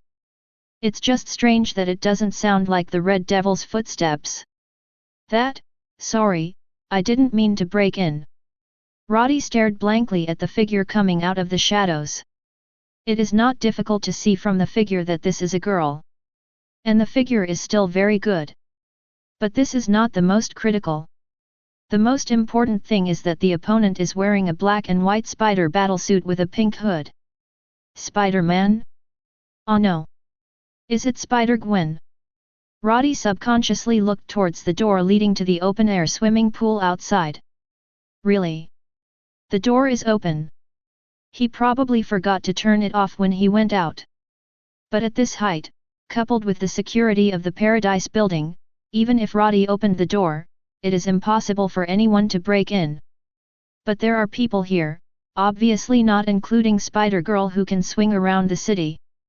But what makes Roddy curious is, why did the other party come to his house? As the other party said just now, she didn't break in on purpose. Then the reason should be. You are hurt. Roddy looked at Gwen's left arm. Although Gwen was trying to hide it, Roddy noticed the torn clothes on her arms. Well, got scratched by a bad guy. Gwen nodded, and showed Roddy the wound openly. The wound is quite deep, there are 4, it can be seen that the injury is not serious. Even with Gwen's physical fitness, such an injury would take a long time to heal. But at this moment, the wound was still oozing blood. Seeing this, Roddy also asked her to sit down in the living room, then turned around and fetched the medicine box at home. "I'll sterilize you first, bear with it." Roddy glanced at Gwen, who was still wearing the mask, and said. The latter nodded and gritted his teeth. The next second, Roddy poured disinfectant on Gwen's wound. Gwen couldn't help snorting a few times due to the severe pain. It's just that with the mask on, Roddy couldn't see her expression. After disinfecting, Roddy began to bandage Gwen's wound. To be honest, his bandaging skills are not bad, mainly because he was often injured when he was an assassin, so he has developed a good bandaging skill over time. Well, don't do strenuous exercise in the short term. Roddy said something subconsciously, but then looked at Gwen's outfit, smiled and said, "Definitely. It's just a suggestion. I'll keep that advice in mind." Gwen also nodded with a smile, then stood up. "I should go. Staying here might get you into trouble," she said. "It's not too late." Roddy said, "You should rest for a while, would you like something to drink?" Hearing this, Gwen thought about it, and felt that the criminal tonight should have disappeared by now, so she nodded along the way. "Ice water." Roddy nodded, then turned to the kitchen to get her a cup of hot water. "Here, drinking more hot water is good for your health." "Gwen. Why do you always feel that this sentence sounds a bit annoying?" Gwen felt a little weird. But she didn't refuse Roddy's hot water. Chapter 12. Thanks. After Gwen thanked her, she turned her head and raised half of her mask, and drank half of the glass in one go. Roddy saw it, and didn't mean to ask Gwen to take off the mask. Seeing her finish drinking a glass of water, and then put down half of her mask, she asked, "Do you want another glass?" "No." Gwen shook her head. She felt a little embarrassed. They obviously helped him, but he didn't even dare to show his true face. However, thinking of the many troubles that would be brought to herself and her family by revealing her identity, Gwen still made up her mind, and did not reveal her true colors to a stranger just because of a moment of gratitude. "Are you Liberty City's new superhero?" asked Roddy. No, I'm not a superhero." Upon hearing this, Gwen quickly waved her hands and said, "I'm just doing what I can. Compared with a real superhero like the Avengers, I'm nothing at all." "You're quite humble." Roddy said with a smile, "You just said that you were injured by a villain? Was that villain very powerful?" "Yes, that is a very dangerous villain." Gwen nodded heavily, and said, "That guy is fast and has sharp claws. My arm was accidentally scratched by him." While speaking, Gwen looked at her injured arm again. To be honest, for Gwen, who owns spider telepathy, being injured is a very undeserved thing, but she has punished several criminals before. But those are just ordinary people, holding guns at most. But that thing still poses a certain threat to ordinary people, but it is nothing to her at all. She can escape even with her eyes closed. But this time is different. That guy is obviously not an ordinary person, but a super ability user with the same extraordinary ability as himself. At that time, Gwen didn't expect the opponent's speed to be so fast at all. She had already avoided it, but the opponent launched a second attack in an instant. She didn't dodge that moment, and that's why she got the wound on her arm. "I could actually dodge that one, but I was too careless." Gwen reflected. The lesson tonight may be remembered by her for a lifetime. This was the first time she faced a criminal with super abilities, and because she had no experience in this field, she suffered a big loss. But if she encounters this kind of super ability criminal again in the future, Gwen believes that she will never make such a mistake again. Lesson learned, once is enough. Sit for more than half an hour. Gwen had almost rested too, so she got up to say goodbye to Roddy. "I should go, see you next time." Gwen waved his hand at Roddy, then shot a cobweb with a wave of his hand, and flew away in an instant. In the blink of an eye, Gwen's figure had already disappeared among the tall buildings. Roddy stood by the window and watched her go away, but he was thinking in his heart, will another Spider-Man in this world be born? I didn't expect Gwen in this world to become a Spider-Man, but I don't know if she knows Peter Parker. Roddy thought for a while, then turned and went to the secret room, and took out a computer and mobile phone that he would not normally use. Put the battery in the phone and turn it on. Roddy opened the address book, found a contact person marked with Information Division, and called. After a while, the phone was connected. I need information about a person. Roddy said. Name. The person on the other end of the phone only said 2 words. Gwen Stacy, father is George Stacy. After 10 seconds. Check your mailbox, the fee will be settled when you come to the hotel next time. No problem. Roddy hangs up the phone at random. After removing the battery, he put the phone back in place. Only then did he open the notebook in front of him, open one of his private mailboxes, and find a new unread email. On the surface, this email is a spam email, but in fact, the real content of this email will only be revealed after specific decoding. Roddy skillfully decoded the content of the email, and then saw the detailed information about Gwen above. Gwen Stacy, female, 18 years old, 3rd grader at Liberty City Central Middle School, drummer of the Mary Jane's Band, good friend. There are many eloquent contents. Detailed records of Gwen's personal information and surrounding interpersonal relationships and so on. It highlights her father, George Stacy, Liberty City Police Chief. It's really Spider-Gwen. Seeing these materials, Roddy was 100% sure that the one just now was the Spider-Gwen he knew. But this is obviously not Universe 65. Because there's still the Avengers, and there's S.H.I.E.L.D. It's not just limited to the superhero Spider-Man.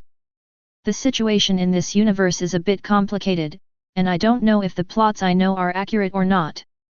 Roddy thought to himself. Familiarity with the plot is one of his advantages. This advantage does not mean that Roddy will use it to do something, but that he can use this advantage to avoid some unnecessary troubles. For example, in Age of Ultron, don't go on vacation to Sokovia. Although no one should go to that kind of place for vacation. Anyway, that's one of Roddy's strengths. But now he is not sure whether he still has this advantage. Since meeting Spider-Gwen that day, Roddy has been thinking about the direction of the plot. But then he realized he didn't have to think about it. Because his biggest advantage is still his gold finger. As long as the strength is strong enough, what does it matter if you know the plot?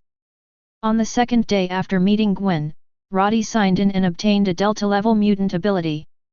This ability is very interesting. It's an ability from a mutant nicknamed Dragmaster. Her ability is the ability to change her own or other people's clothing into what she imagines. This ability obviously doesn't have any combat power. But it's a lot of fun to play. Like turning an enemy's clothes into a bikini? Then we must not let the enemy die on the spot. However, the activation of this ability needs to touch the clothing, so it cannot be used in the air. And Roddy gave this ability to a small suit of his Urha. At the same time, I also got 50 times the cross-dressing ability after strengthening. To be honest, before this, Roddy really couldn't imagine what this ability would look like after being strengthened. Because this is originally an ability to change clothes, even if it is strengthening, so what? Result. After strengthening 50 times, this ability really brought some surprises to Roddy. The original cross-dressing ability can only change the appearance of ordinary clothing. But some special clothing will not work. For example, Iron Man's steel armor, which can be regarded as a special clothing. The cross-dressing ability before strengthening cannot change the appearance of the iron armor to other appearances. But the cross-dressing ability after 50 times strengthening can do this. Which means Roddy can instantly turn Iron Man's armor into a bikini if he wants to. But what's interesting is that even if it becomes a bikini, the function and material of the armor will not change. So, would that be a steel bikini? Just thinking about it made Roddy laugh. Chapter 13. The cross-dressing ability after strengthening, although it still does not have direct lethality, but the mental damage is absolutely explosive. Roddy thinks that this ability should be used with caution in the future. Because a bad one will definitely offend people to death. But this ability has good uses in other places too. For example, when chatting about life with young ladies. Doesn't this save a lot of money on clothes? Definitely, Roddy is worth the money. But the key is that you can become whatever you want. This is great too. Noon. Roddy, who just finished his lunch, is waiting for a red light at a traffic light intersection. Next to him, a rich second generation who was driving a Maverick seemed to be eager to try, as if when the red light turned green, he would rush out with a kick of the accelerator, throwing Roddy's McLaren P1 far behind his back. It's just that Roddy doesn't bother to talk to this little rich second generation at all. A woman with heavy makeup doesn't know her last name. A mere maverick, but also want to come to his McLaren P1? Let's dream. However, Roddy was too lazy to compete with this kind of idiot, so he didn't respond to the opponent's provocation by honking the horn again and again, completely ignoring the existence of the opponent. This made the rich second generation who drove the Mavericks even more arrogant. At the moment when the red light turned green, the Fou-er-day who was driving the Mavericks catapulted off to the start, and rushed out at a frenzied speed. This guy is going to be unlucky. Roddy had already seen a black Chevrolet speeding down the road on the left. The point is that the car didn't mean to slow down at all, it looked like it was going to run a red light. But it's understandable for people to do this, after all, there are several police cars chasing behind their buttocks. Do you still care about running a red light when you can be chased by a police car? As expected. The Maverick who had just rushed out had just rushed to the middle of the road when he was hit by the speeding Chevrolet. Boom! There was a loud bang. The two cars collided instantly. The front of the Chevrolet turned into countless fragments on the spot. The side of the Maverick was also dented, the door fell off, and the body rolled directly onto the sidewalk. Fortunately, the passers-by hid quickly, but no one was injured. Well, except for the people in those two cars. There were a few screeches of brakes. The police car chasing the Chevrolet stopped at the intersection instantly. Then a dozen policemen got out of the car, aiming their guns at the battered Chevrolet that had been hit by the front of the car. Listen, the people inside, immediately come out and put your hands on your head. The officer yelled. At this time, the twisted door of the Chevrolet was suddenly kicked out from inside. Followed by a man whose head was bleeding, he got out of the car. Go away. Don't let me kill you. The man was still holding a bag of things in his hand, which looked quite heavy. Put down your bag. Squat down with your head in your arms. The policeman was still yelling warnings. But the man who got out of the car seemed to have lost the patience to continue talking. He put down the bag in his hand. The bag fell to the ground with a thump and a loud bang. It obviously contained a lot of things, and it was very heavy. I said. Roll. The man roared loudly. This completely angered the police officers in Liberty City. Next second, these police officers fired one after another, and the bullets crackled and hit the man. But an accident happened. The bullets that hit the man didn't even penetrate his body, they just left holes in his clothes, and didn't even hurt the man's skin. And the man who was attacked also roared and rushed towards the police officers on the opposite side. The man's speed was not very fast, but every step he landed on the ground was like an elephant stepping on it, making a loud noise. Another alien race. Seeing this scene, Roddy frowned. He found that the Inhumans in this world were quite active. The one who injured Gwen yesterday should also be an Inhuman. And today, this one is another alien race. At this stage, shouldn't the Inhumans still hide from the world? Why are everyone starting to show their faces? Roddy didn't know what made these Inhumans start to show their faces one after another, but the strong man of Inhumans in front of him was obviously not something these ordinary police officers could deal with. Just when Roddy thought that the police officers in Liberty City were going to be terrible, suddenly a spider web was shot from mid-air, and in an instant, the strong Inhuman race man who rushed forward was wrapped in a solid web. Spider-Man! Roddy looked up and looked over there. What I saw was indeed a familiar figure. It turned out to be Gwen. Roddy thought. It was Spider-Gwen who arrived in time and rescued these Liberty City police officers. At the moment, Gwen, who was swinging from a distance, shot 3 spider webs from his wrists in mid-air, binding the strong Inhumans on the ground tightly. However, although Gwen's cobweb is strong, this strong Inhuman is obviously not a vegetarian. I saw him roaring angrily, breaking free from Gwen's spider web shackles. Damn little bug! Die to me! The strong man of the Inhuman race was annoyed that Gwen was nosy, so he turned his target to the troublesome Gwen. As for the police officers in Liberty City? A bunch of trash who just tickled him. Even if he stood still and let them fight, they wouldn't be able to hurt him at all. Stop! Seeing that the strong man was about to run, the police officers were completely unaware that they had just narrowly escaped death, and even shouted to make him stop. Bang bang bang!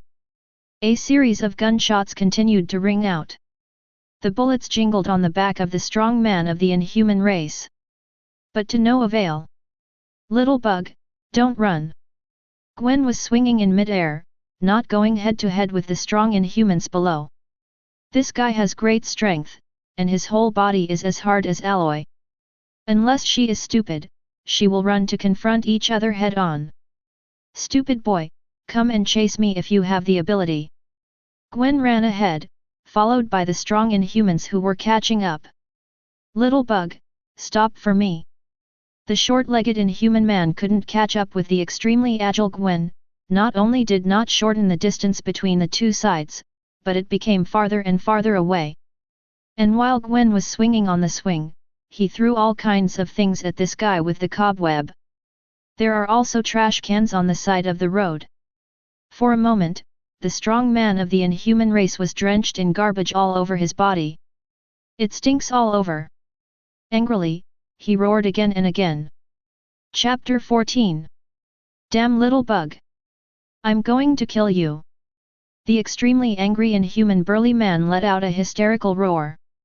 And Gwen, who was walking a dog in front of him, turned his head to look at the strong man who was chasing after him like crazy. Stupid, you can't catch me!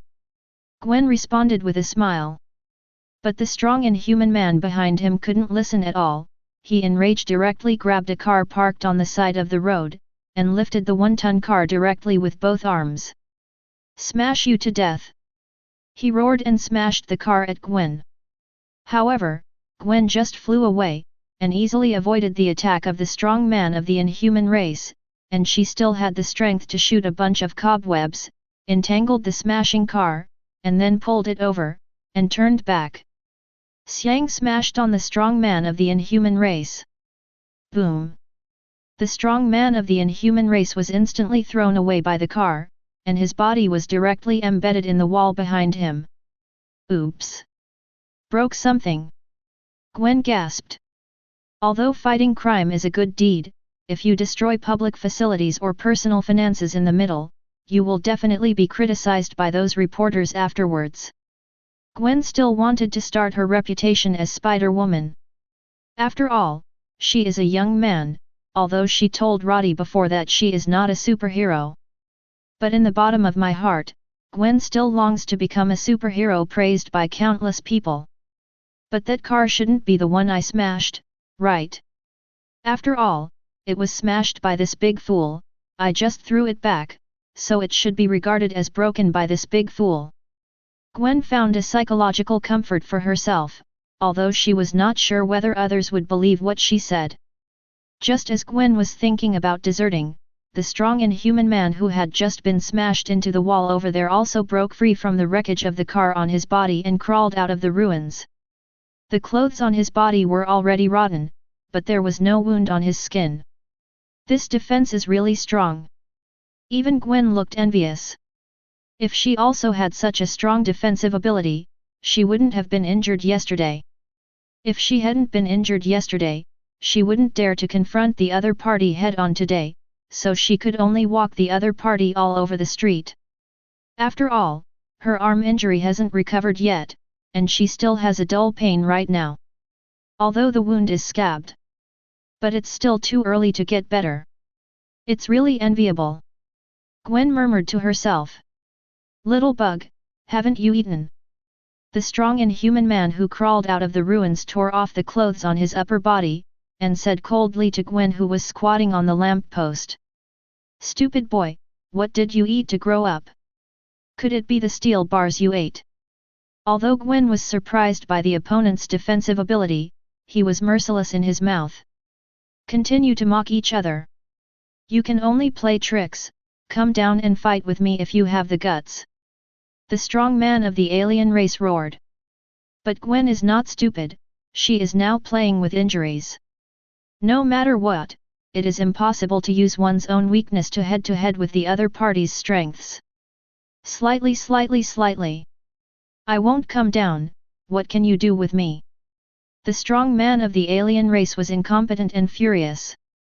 But he really can't do anything against Gwen, this little bug is too flexible, and it is still swinging in mid-air, so how can he fight a berserker with full strength and defense points, but a very fast speed? Harland.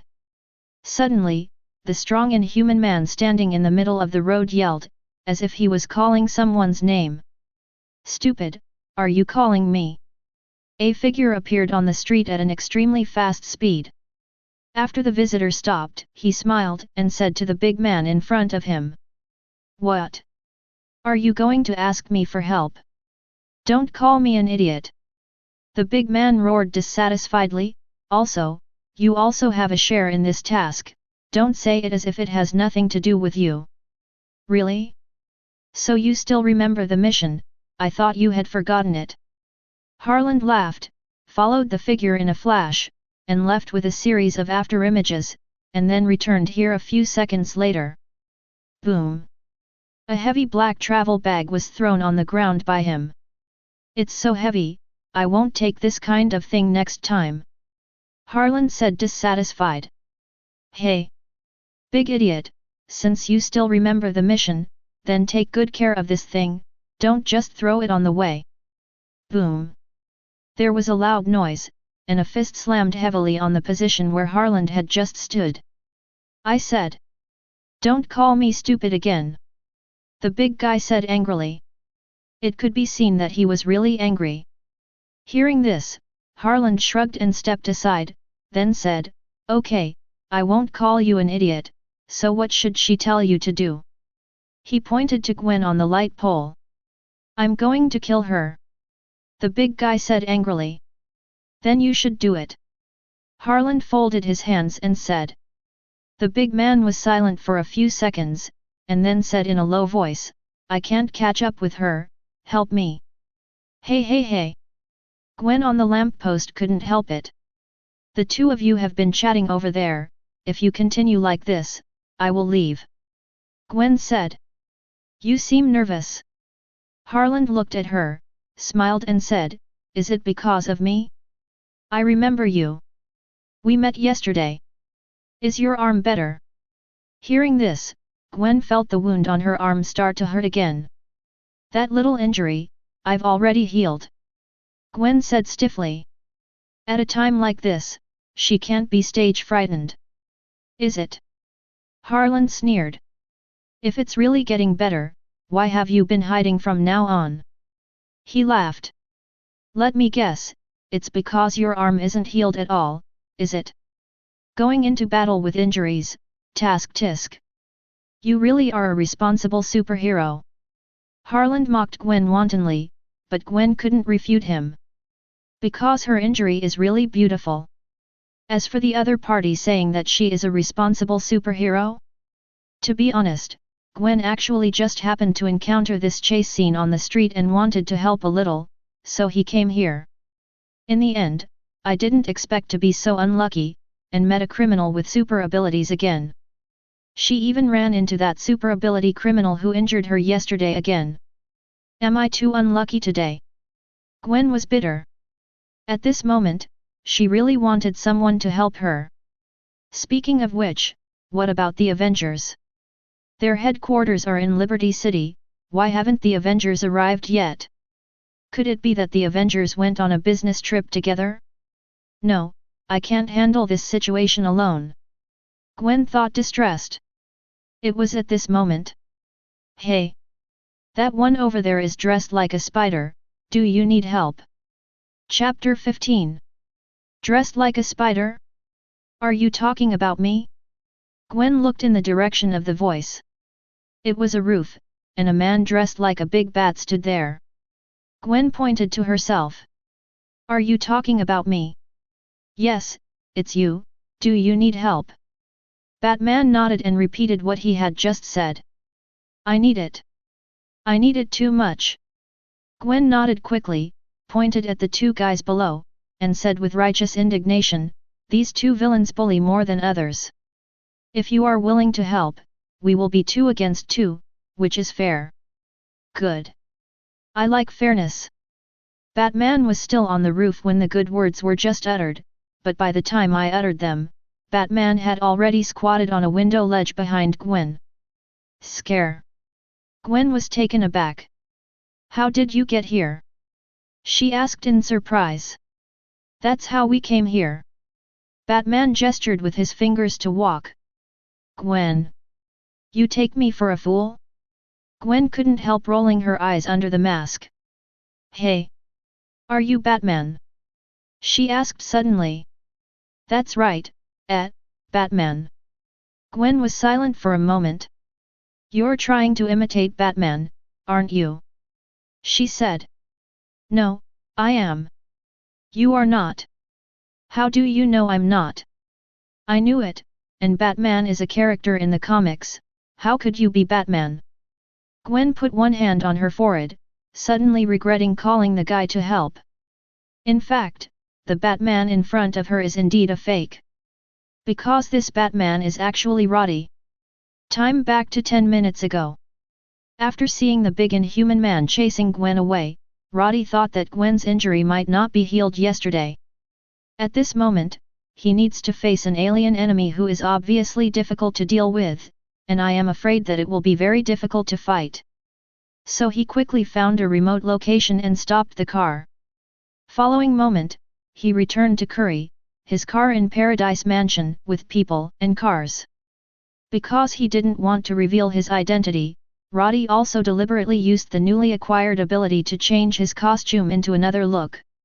At the time, he didn't know what to look like, so he copied the DC Batman's uniform next door, and then teleport back to the intersection. It took him a while before he found Gwen. Unexpectedly, when he found Gwen, he found that the enemy had become 2 people. One was the big guy I had seen at the intersection before. The other was wearing a black leather jacket and looked like a young man playing rock and roll. Ever since, there was the scene just now. Enough! The rock and roll youth Harland roared, glaring at the 2 people above him. Have you talked enough? Do you treat us like air? Gwen on the lamppost laughed. Yes, I just use you as air, are you angry? Roddy gave her an odd look. It is said that Peter Parker wearing the spider battlesuit will become mouth-splitting. Didn't expect that Gwen, who also wears the spider battlesuit, will change from a well-educated academic bully to a poisonous girl? Is it about the spider? Or is it because the face is covered, so the nature is exposed? Shaking his head, Roddy didn't want to think about this complicated question anymore. He pointed to the 2 Inhumans below and asked, which one do you want to choose? Gwen thought about it, touched the wound on his arm again, and then decisively chose the big guy. Leave that stupid guy to me. You rock on this one. Gwen said. Roddy was fine with either, it was all the same to him anyway. It's all rubbish. If*CK don't play rock. Harland roared angrily. Don't call me an idiot. The big guy roared too. It's a pity that neither Gwen nor Roddy cared what they said. You said that if you don't play rock and roll, you won't play? I think you haven't been beaten enough. A cold light flashed in Harland's eyes, and in the next second he was going to rush up and tear up the woman dressed like a spider. But at this moment, a black figure appeared behind Harland. He grabbed Harland's shoulder like a huge amounts of humanoid bat. Your opponent is me. A low and hoarse voice rang in his ear. Before Harland could make a move, Roddy took him and disappeared instantly. The other side. Without Harland's interference, Gwen also acted again. She constantly shot cobwebs at the big guy. When the other party couldn't see clearly, she flicked her hands, and the two cobwebs stuck to the buildings on both sides in an instant, and then she straightened backwards. Using the cobwebs, the elastic force rushed up at a faster speed. Boom! Gwen's feet stomped heavily on the big man's body, and huge amounts of power directly blasted the big man away. With a loud bang, the big man was instantly submerged in ruins. And Gwen also rubbed her arm, and the wound on her arm was torn open just now. After this time is over, I must take a good rest for a while. Gwen thought silently. At the same time, Roddy, who teleported to an altitude of 10,000 meters with Harland, let go of his hand at this time. Bye-bye. He waved his hand at the falling Harland, then smiled and teleported away. Only Harland, who could not fly or teleport, was left screaming and falling downward. His scream tore through the sky, scaring the birds in the distance to turn around. And Roddy has returned to the ground at this time. I just saw the scene where Gwen kicked the big guy out. The wound is open. He saw the scene where Gwen put her hand over her left arm. Yeah, it's not that fast. Gwen nodded. She didn't think much of it, she just thought that Roddy just heard her conversation with Harland, so he knew she was hurt. She never expected that the guy in front of her who was dressed like Batman was the man who bandaged her wound and chatted with her last night. Boom! There was a loud bang from the ruins over there. Gravel flew around. A burly figure followed from the smoke and dust. No way! It's all right. Gwen looked at the big man who was unharmed, and he was in a bad mood. She just tried her best. No, he's hurt. Roddy pointed to the other's chest, where there was obviously a slight depression. Broken rib. After being told by Roddy, Gwen also noticed this trace. It's just strange that even though the bones were all broken, the skin of this big man didn't have any scars at all. The defense of this skin is stronger than that of bones. Chapter 16. Ahem. The big man who came out of the smoke coughed twice, wiped the dust off his face, and stared fiercely at the two figures facing him. Next second, just when Gwen thought that the opponent would continue to charge up and attack, the big guy turned around and ran away. He's trying to escape, isn't he? Gwen turned to Roddy and asked. Roddy nodded. Yes, he did. I thought he'd have the same guts as he's big. Gwen spoke harshly, and then chased after her with a swipe. Stupid, don't run. Seeing this, Roddy also shook his head. He raised his head and looked up to the sky. At this time, almost 3 minutes had passed. I saw a small black dot falling rapidly in mid-air, and then hit the next street with a boom. Roddy teleported over to take a look. People walk very peacefully, and there should be no pain. There is only one hole in the ground and a large piece of something like ketchup around it. I can't spell it out, but I can still find some bone fragments or something. Swish! Roddy's figure disappeared in place. The passers-by screaming and running away didn't notice his appearance and disappearance at all. A few minutes later, Roddy found Gwen and the inhuman hunk. The two are confronting at an intersection. There are many Liberty City police officers around, pointing their guns at the big man. As soon as Roddy appeared, he attracted the attention of the three parties. Don't get excited, it's one of your own. Gwen yelled quickly. I'm afraid that those police officers will misunderstand that this Batman is also a bad guy, so don't shoot and hurt your own people. But the police officers who heard Gwen's explanation did not fully believe what she said. After all, Gwen himself was actually guarded by these police officers. There is a common enemy right now. If this big guy in front of him is solved, maybe these police officers will turn their guns on Gwen. Although superhero is nothing new these days. But who are the famous superhero among the people? Apart from one Avengers, there are no well-known superheroes at all. Obviously. Gwen's Spider-Woman isn't famous now either. After all, she is still somewhat different from the hard-working little Spider-Man, and Gwen is not as hard-working as Peter Parker. If Peter Parker's Spider-Man is 996, then Gwen's Spider-Woman is probably the kind who arrives late for work and leaves early. Is it still not resolved? Roddy didn't pay attention to the Liberty City police officers around him, but said to Gwen. I'm injured, otherwise it would have been resolved long ago. Gwen argued. Roddy nodded and said, then leave it to me. Hearing this, Gwen has no objection either. If you let this big guy continue to rampage in the city, you don't know how much private finances you will destroy. So this is not the time to worry about whose goal this is. The most important thing is to solve it as soon as possible. That's up to you. Gwen said. Roddy nodded, and the next second he disappeared in place. That Batman is gone. Some police officers around shouted in shock. The colleague next to him couldn't help but glanced at him. Batman? That's a character from the comics, that guy isn't some Batman. That's the cross-dresser. The other side. Roddy, who disappeared in place, appeared behind the big man in an instant. Or the old way. He grabbed the big guy, and the two disappeared instantly, appearing in the sky at a height of 10,000 meters. Goodbye, have a good journey. Roddy waved his hand and watched the big man fall. Then teleport back to the ground. Gwen was still waiting for Roddy at the intersection. Seeing him come back, he also asked, where's that stupid big guy? Roddy pointed to the sky. He's slower. Roddy said.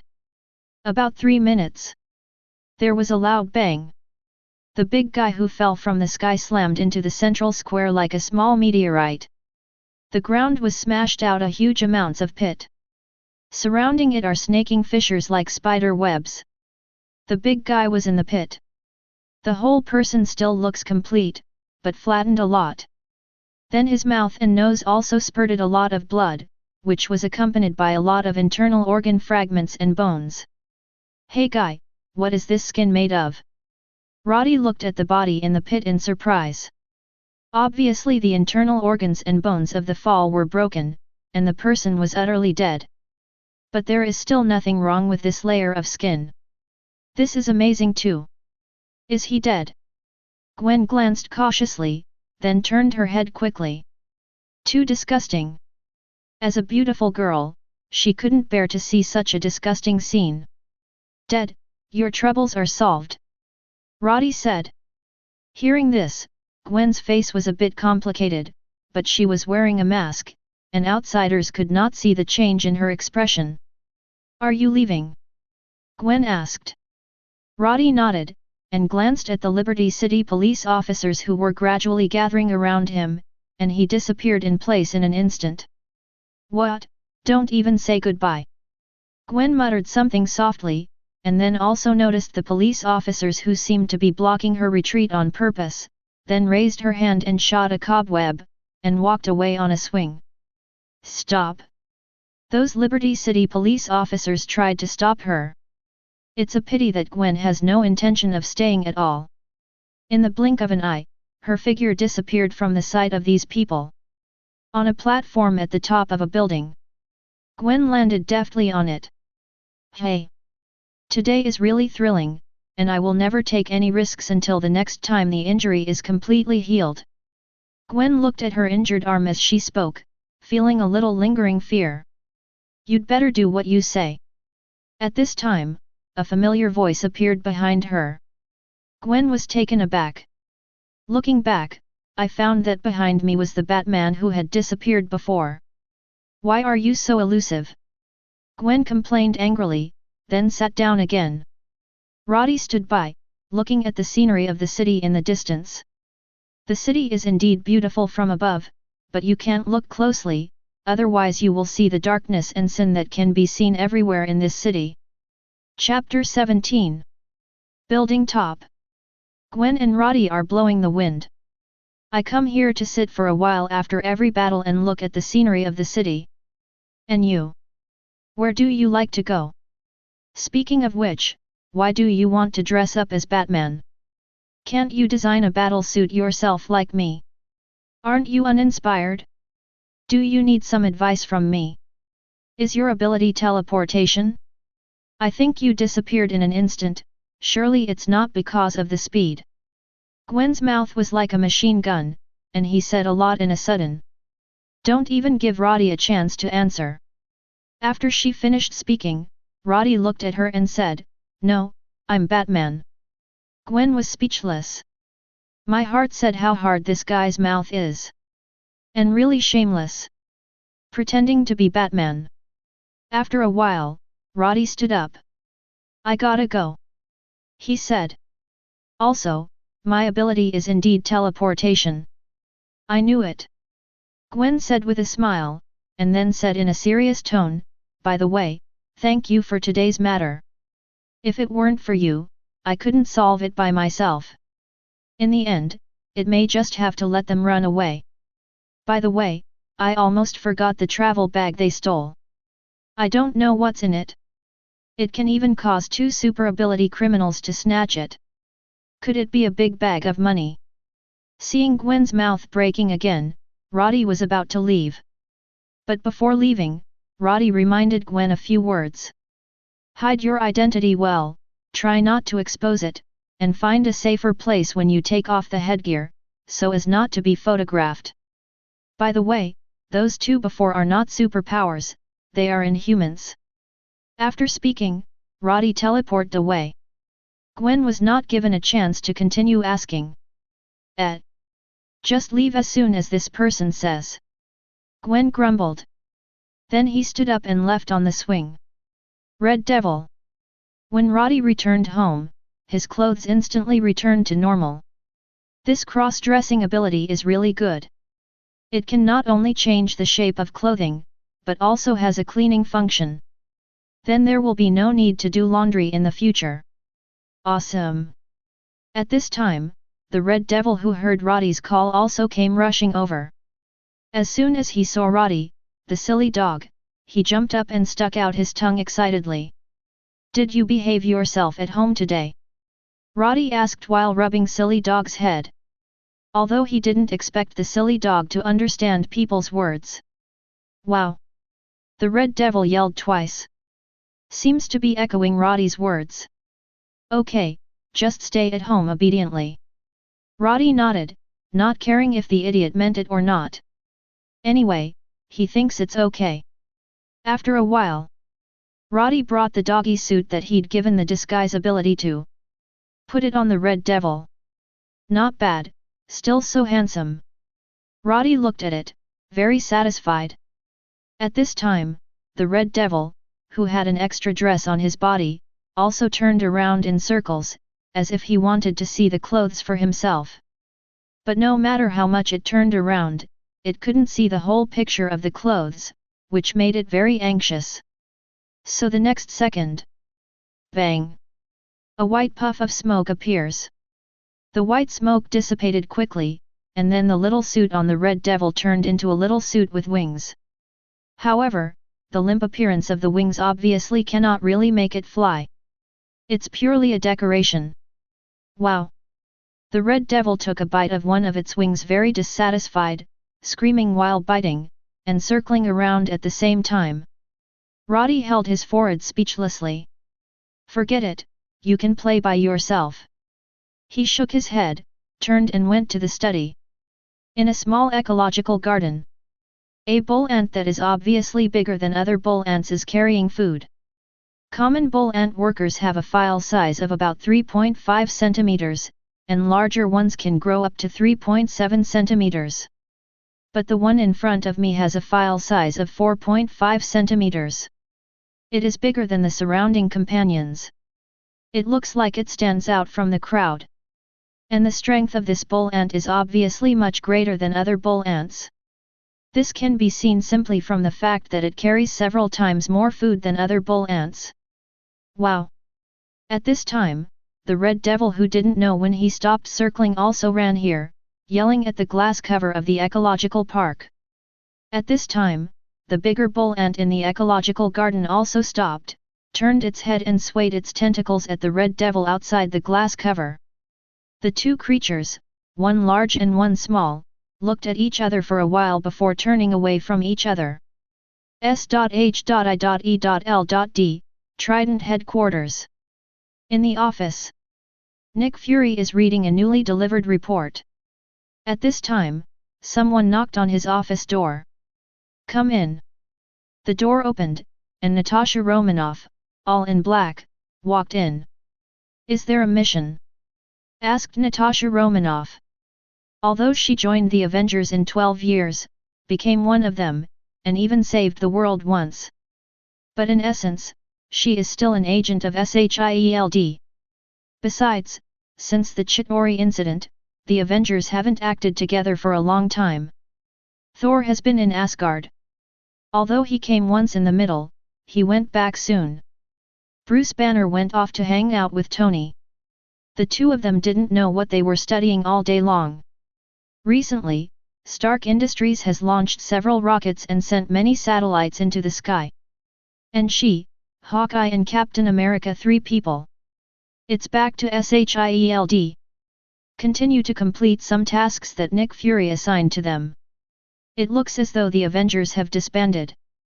But in fact, as long as something big happens, they will still gather together to fight against the same enemy. Chapter 18. Agent Normanov, come and take a look at this information. In the office, Nick Fury handed the information he had just delivered to Natasha Romanoff, who walked into the office. He motioned her to take a good look. Natasha Romanoff picked up the 4 documents in front of her. The first thing that catches the eye are 4 photos, 2 of which are stamped dead, and the other 2 photos are 2 guys in strange costumes. Especially the guy in the middle. "Sir, don't tell me you want me to investigate Batman." Natasha Romanoff looked up and said. "I'm pretty sure that guy isn't Batman." Nick Fury leaned back in his chair and watched Natasha Romanoff. Natasha Romanoff definitely knows that this person cannot be Batman. After all, Batman is a fictional character in comics, how could it appear in reality? When she opened the 4 files, the first thing she opened was the files of the 2 deceased persons. Inhumans. Natasha Romanoff frowned slightly. As one of Nick Fury's henchmen, Natasha Romanoff definitely knows about the existence of the Inhumans. She also knew that this group of guys had been hiding very well and rarely showed their faces. But now it seems that they don't show their faces so rarely. 2 of them died at once. One is fast and has claws. A defense is strong, and the skin remains intact until death. The inside of the body is completely broken. Natasha Romanoff carefully looked at the contents of the 2 documents, and became more and more surprised. Row is that she thinks she is well informed. Even aliens have been killed. However, after seeing the introduction of these 2 inhuman races in these 2 materials, and the subsequent analysis of their bodies, they were inevitably shocked. Especially the inhuman race who kept a layer of skin intact until his death. Is this guy's skin made of vibranium? How can it be so indestructible? That skin has been brought back by S.H.I.E.L.D.'s agent. The researchers in the Bureau have just conducted a brief study, and found that even the best existing equipment can't leave any traces on this skin. It's too exaggerated. If it weren't for this inhuman being not so powerful except for a piece of skin, wouldn't this guy really have a body of steel like Superman? Comics into reality? Natasha Romanoff is terrified just thinking about it. After all, these aliens are not good men and women. Just look at what they do. Robbed the institute and took away a batch of precious metals, which even included a Vibranium arm guard. I don't know where that stuff came from. Let's not talk about the actual value. The research value alone is immeasurable. Result. In the end, nothing was found. It says that the bag of precious metals is missing? But aren't these two Inhumans dead? Natasha Romanoff looked up at Nick Fury. That's right, but the people who killed them didn't die. Nick Fury folded his arms, looked at Natasha Romanoff with one eye and said. Natasha Romanoff instantly understood. It was taken away by someone. She continued to look at the other two documents. Natasha Romanoff quickly read the information about the Spider-Woman. This is a little girl who has a hero complex and has acquired extraordinary power.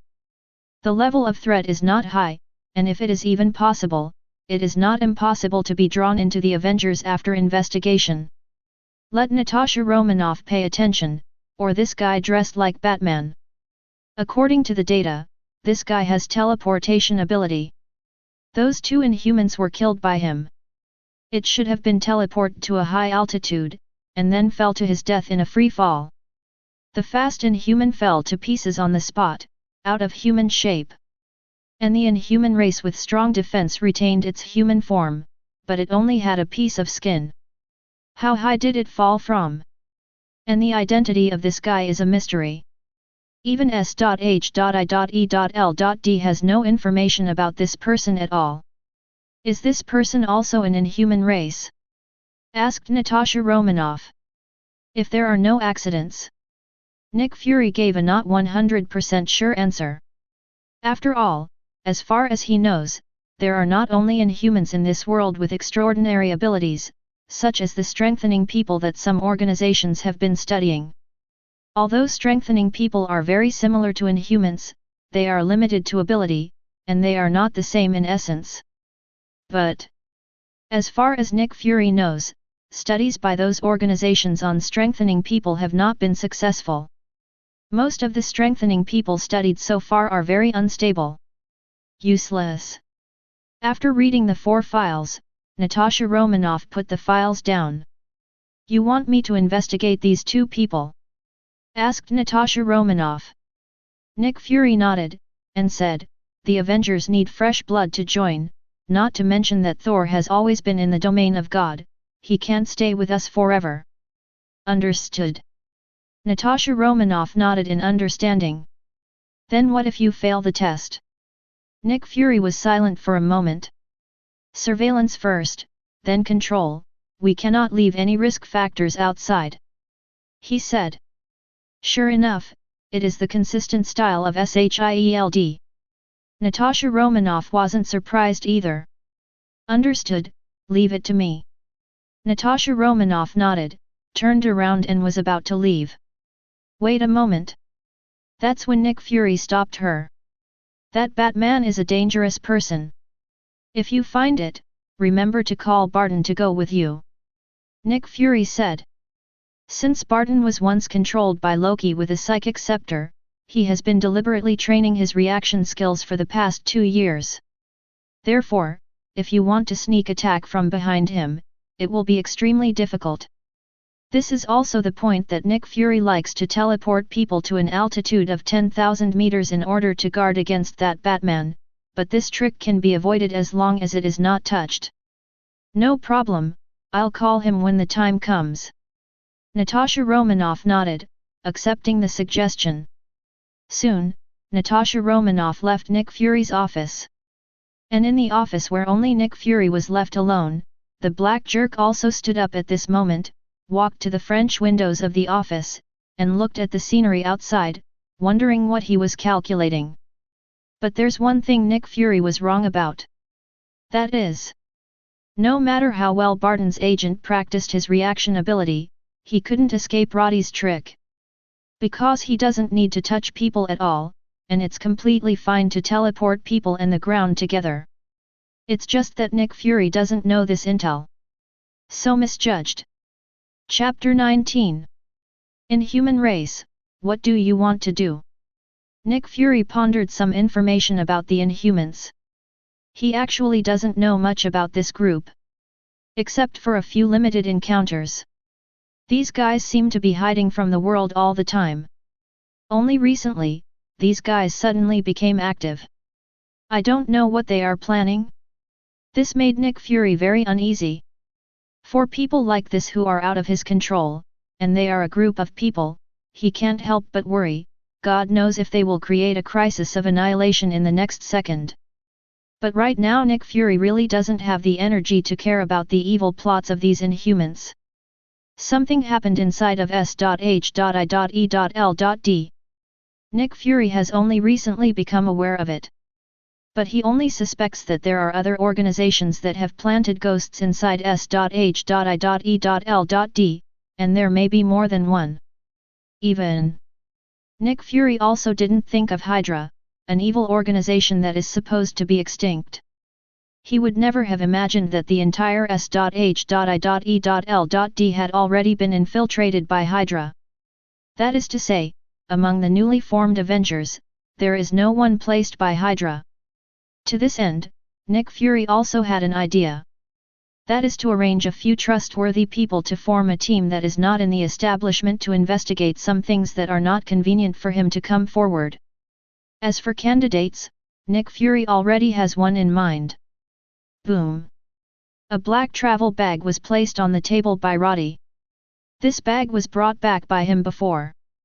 What's inside, in fact, even he doesn't know. He only knows that the things inside should be very important, otherwise the two aliens wouldn't snatch them. Let me see, what is hidden inside you? Roddy unzipped his travel bag and looked at what was inside. In the black travel bag, there are a lot of large file size and small things, but without exception, they are all metal objects. There are metal cubes, broken metal fragments, and even a metal arm guard that looks old. This pile of things added up to about 40 or 50 caddies. No wonder it looks heavy. Those two Inhumans robbed such a bunch of things. Roddy picked up one of the metal cubes. This thing is heavy. It alone weighs about 20 caddies. The key to this cube is the egg file size.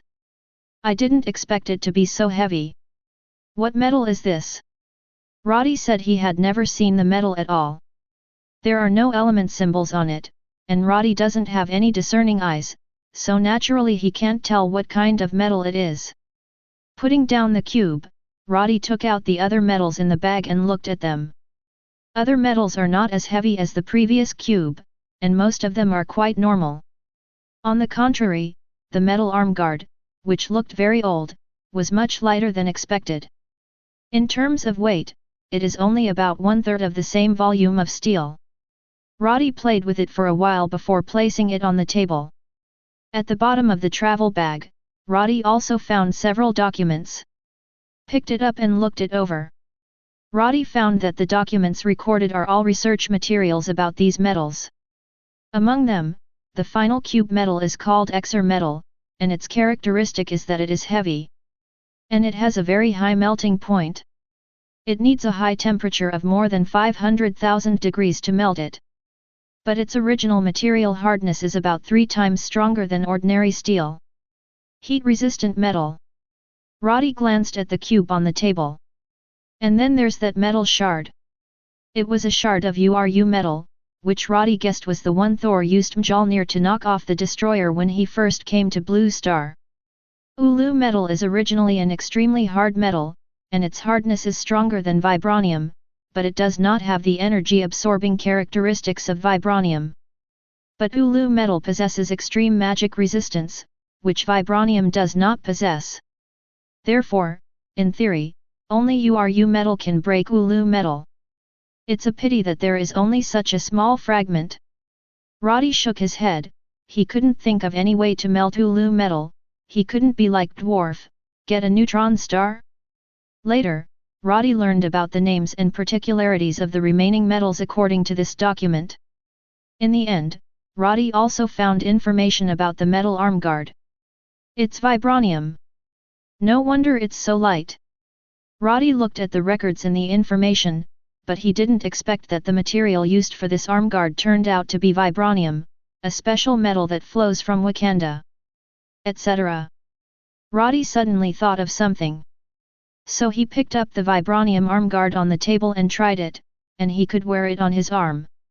It's a little bit bigger, but it shouldn't be a big problem, Roddy thought to himself. Then he uses his cross-dressing ability and tries to change this Vibranium armguard on his arm. Next second, I saw that the original Vibranium armguard suddenly began to extend, first covering Roddy's entire right arm, and then covering his upper body. About 10 seconds. Roddy's whole body has been covered with Vibranium. The original Vibranium armguards have directly become a set of shocking armor covering the whole body. And on the head, Roddy deliberately changed to a structure woven with Vibranium silk threads to facilitate his breathing. Otherwise, if the whole head was covered, he would not be able to breathe. Really? Roddy walked over to a full-length mirror and looked at himself in the mirror. The silver-grey metal armor of the whole body wraps every corner. Make Roddy look like a robot from the future. Although it took a lot longer to change clothes than normal, it's still incredible that I did it. Roddy just had this idea before and wanted to give it a try. It turned out that it was actually done unexpectedly. This cross-dressing ability is too bad, isn't it? Even Vibranium can be changed. Chapter 20. In the room, Roddy tried changing the shape of the Vibranium armor again. For a while, it looks like a steel armor, for a while, it looks like a gorgeous armor in the game in memory, and for a while, it looks like a Black Panther battlesuit. After playing around for a while, Roddy finally turned Vibranium into a bracelet and stayed on his wrist. I won't take it off again, Roddy said with a smile. With this ever-changing Vibranium battlesuit, Roddy's life-saving ability has been greatly increased. In the future, even if he encounters an attack that he can't dodge in time, as long as he puts on a layer of Vibranium battlesuit under his clothes, he will be able to protect himself well. Usually, when you have nothing to do, you can change it into an inner armor. If you need to wear it outside, you can change it into another shape, Roddy thought. After having such a surprise as the Vibranium battlesuit, Roddy looked at the pile of metal on the table with a lot of enthusiasm. Not to mention the other metals. That piece of URU metal alone is worth a lot. Pity. It was a piece, not a Vibranium, it was an armguard. Armguards can also be considered part of clothing. But how can a broken fragment not count? Roddy tried to. There is really no way for the cross-dressing ability to change this shard of URU metal. Either the cross-dressing ability cannot change URU metal. Either that or a shard that can't be considered a costume anyway. But Roddy believes that the high probability is the latter. After all, even Vibranium can change the cross-dressing ability, why can't ULU metal? His cross-dressing ability is not magic. Even if ULU metal has strong magic resistance, this profession is not suitable for it. Night. Roddy was called to go drinking and clubbing by those cronies again. It's as if the rich second generation of them only have drinking and clubbing all day long. But Roddy was invited to go anyway. The main reason is that they said that a few beautiful girls came. Roddy didn't believe it. So go check it out. After playing outside until almost 1 o'clock in the morning, Roddy came home reeking of alcohol. When he came back, he was still alone, and he didn't bring any girls back with him. Since there are some inconvenient things in the house, Roddy doesn't bring his sister home. Anyway, there are plenty of hotels outside. No matter how bad it is, Roddy still has a villa on the bay side of Liberty City. The same goes for going there. And the place is even bigger. After going to the kitchen to pour a glass of water, Roddy went back to the living room and sat down. Okay, don't make trouble. The energetic Red Devil was held down by Roddy to keep him still. Then Roddy stroked the hair of the Red Devil with one hand while opening the system interface. Come on. Start today's check-in. Roddy felt lucky today. The beautiful girls that his few friends said were indeed pretty, and Roddy, who had just returned from the hotel, expressed his approval of their aesthetics. Ding! Congratulations to the host for signing in and obtaining the miniature space ability, from the mutant magician. I knew it. Roddy smiled and looked at the system interface. Space ability, even if it is stretched, is also very useful. But this mutant nicknamed magician was something Roddy had never heard of. Forget it, there are so many mutants, and I haven't heard of all of them. Roddy thought. At this time, his eyes also fell on the column of inactive abilities on the system interface. There is only a single inactive ability on it. It is the microspace ability that I just obtained. Microspace. Delta class. Roddy had question marks all over his face. A space ability, but it's only Delta level? Roddy wondered if the system marked it wrong. This is a spatial ability. No matter how you look at it, it can't be a Delta class. System, is this ability a stretch? Roddy asked tentatively. Soon, the system replied, the miniature space ability can only open a regular cube space with a side length of 15 centimeters. How many? 15 centimeters. Are you sure it's centimeters and not meters? Even decimeters will do. Roddy finally understood why this ability can only be Delta level. What can you do with this little space? Put a deck of cards? No wonder you are called a magician. Sure enough, there were only wrong names, not wrong nicknames. It's real. This is a shitty mutant that can only do poker tricks, right? Delta class, absolutely right. I thought it was going to be transferred. Roddy shook his head. But as he said before, the space ability is useful even if it is stretched. And don't forget that he can also strengthen the ability. At that time, the multiple of strengthening will be higher, and the ability will not be so stretched. Speaking of which, the system, are you sure that these abilities cannot be given to the same individual? The system replied, no. A single creature possessing two variants of ability will lead to genetic collapse. If it is an inorganic body, it will cause the molecules inside the matter to collapse. Then what if I give an ability to a potion, and then inject this potion into a creature that has already been given a mutant ability? Roddy asked again. The system was silent for a moment. Then he replied, there is a probability of crash.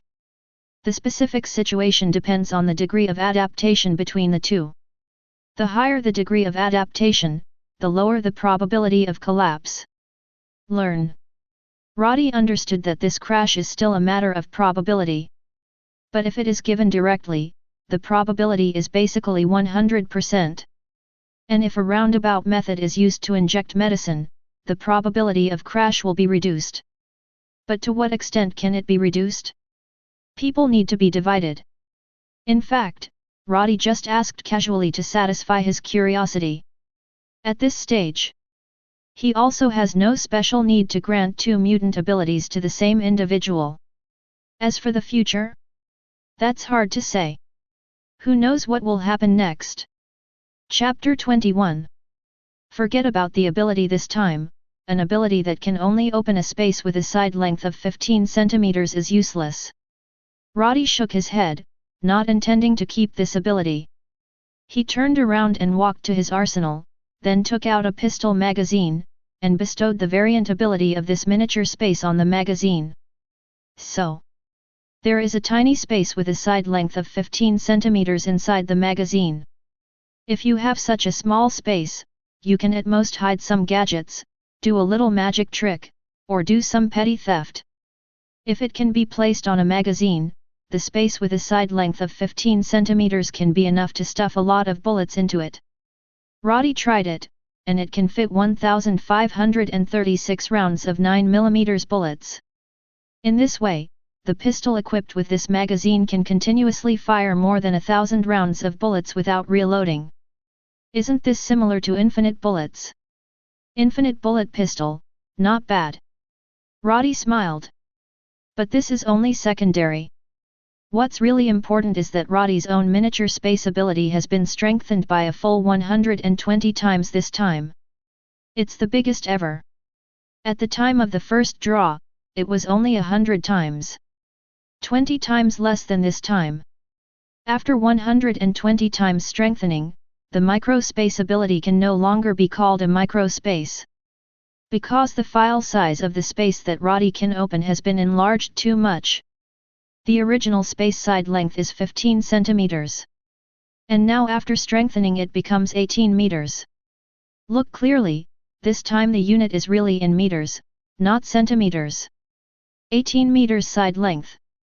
The volume of the entire cube space becomes 5,832 cubic meters.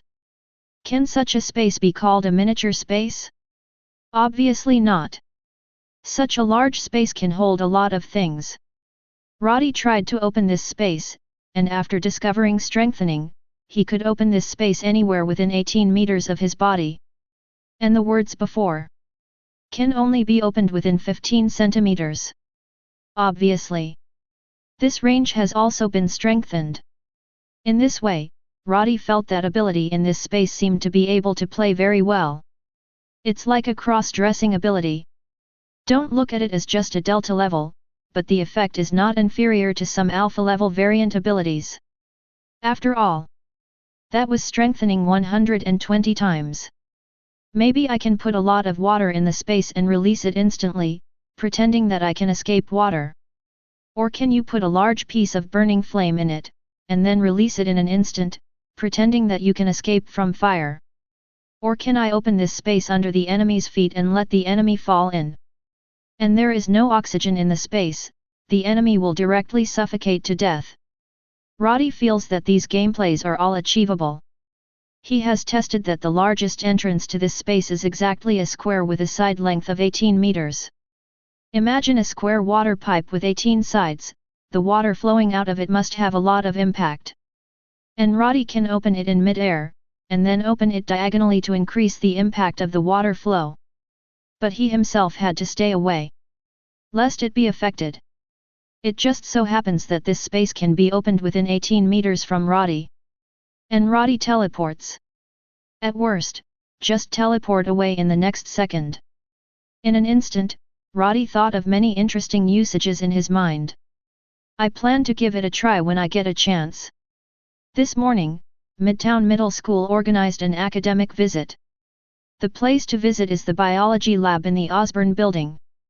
Peter Parker, who was just 15 years old this year, also participated in this event. Together with his friend Ned, the two kept taking pictures of the new things around them with a camera. Come here, Peter, these spiders are so beautiful. Ned stood in front of a glass display stand, pointing to some of the spiders inside and groaning. Peter Parker, who just started middle school, looks shorter than his peers, but his friend Ned is even shorter and fatter. It looks like a ball from a distance. Therefore, the two are often bullied at school. This was the case in elementary school, and it is the same now that it has been promoted to middle school. All the other students around were visiting other places, but Ned was the only one who lingered in front of the display of these spiders. Peter was not interested in these spiders at first, but seeing his friend Ned calling his name, he also walked over. Ned, everyone is going to the next area, let's follow quickly. Peter pulled his friends and said. Wait a minute, Peter, shall we take a picture of these spiders? It's very memorable, isn't it? Nidella stopped Peter and persuaded him. Although Peter didn't quite understand the commemorative significance of taking pictures of a few spiders, Ned had said so, and the students around him were indeed heading to the next display area. Not wanting to waste any more time, Peter nodded and agreed to Ned's request. Okay, do you want to enter? Peter asked, nodding. Definitely, I am a good friend of the spider. Ned smiled happily on his chubby face, and it was obvious that he really liked these spiders. Okay then, stand back a little and I'll take a picture for you. Peter picked up his camera and focused it on Ned over there and the spiders in the display stand. Eggplant. Ned smiled at the camera, likening his hands to scissor hands. But Peter, who was about to press the shutter, didn't notice that just above his head, a spider with a beautiful red pattern was crawling down the cobweb little by little, and soon landed on Peter's neck. Crack! Peter pressed the shutter and took a photo of Ned and the spiders. And at the same time, the red patterned spider that landed on the back of his neck also bit his neck hard.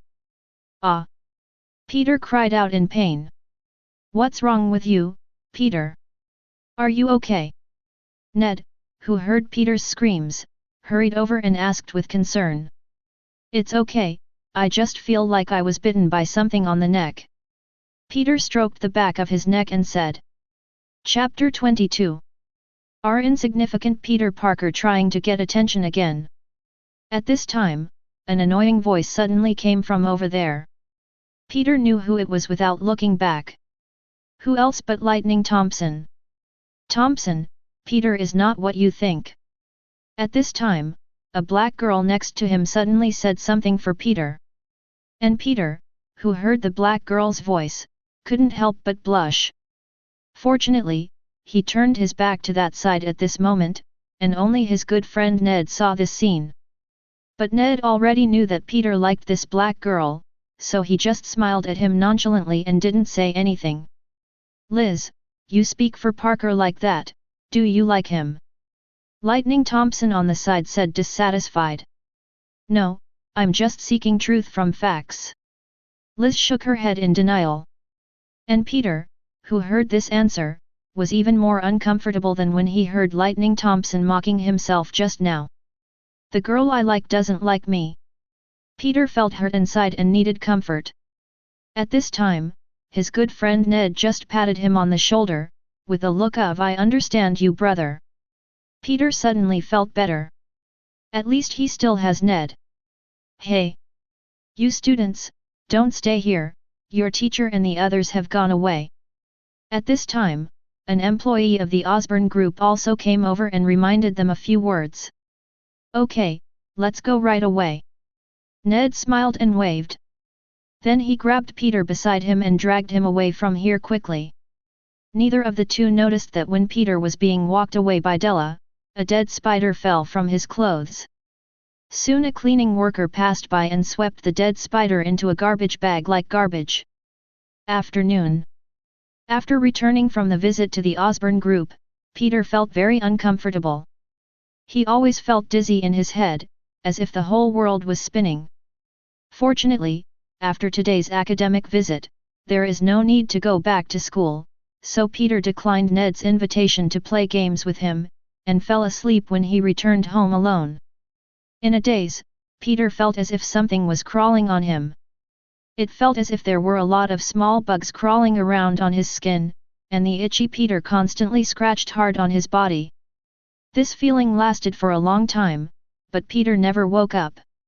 It wasn't until late at night that Peter, who had slept almost all afternoon and half the night, got up from the bed in a daze. What's wrong with me? Peter rubbed his head, feeling like he'd been hit with a sap. But as he woke up, this uncomfortable feeling receded as quickly as the tide. In just a short while, Peter suddenly found himself very energetic. It was as if he had endless strength all over his body. How long have I been asleep?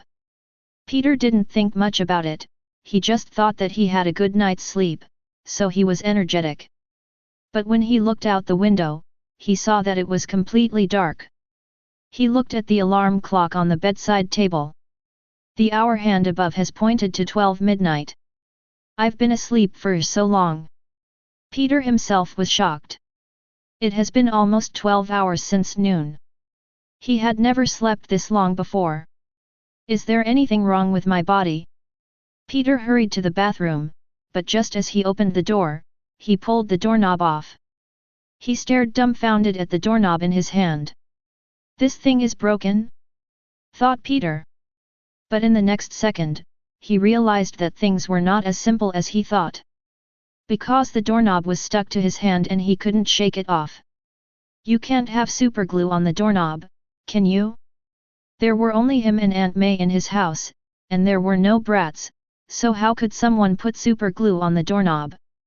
But since it's not superglue, what's going on here?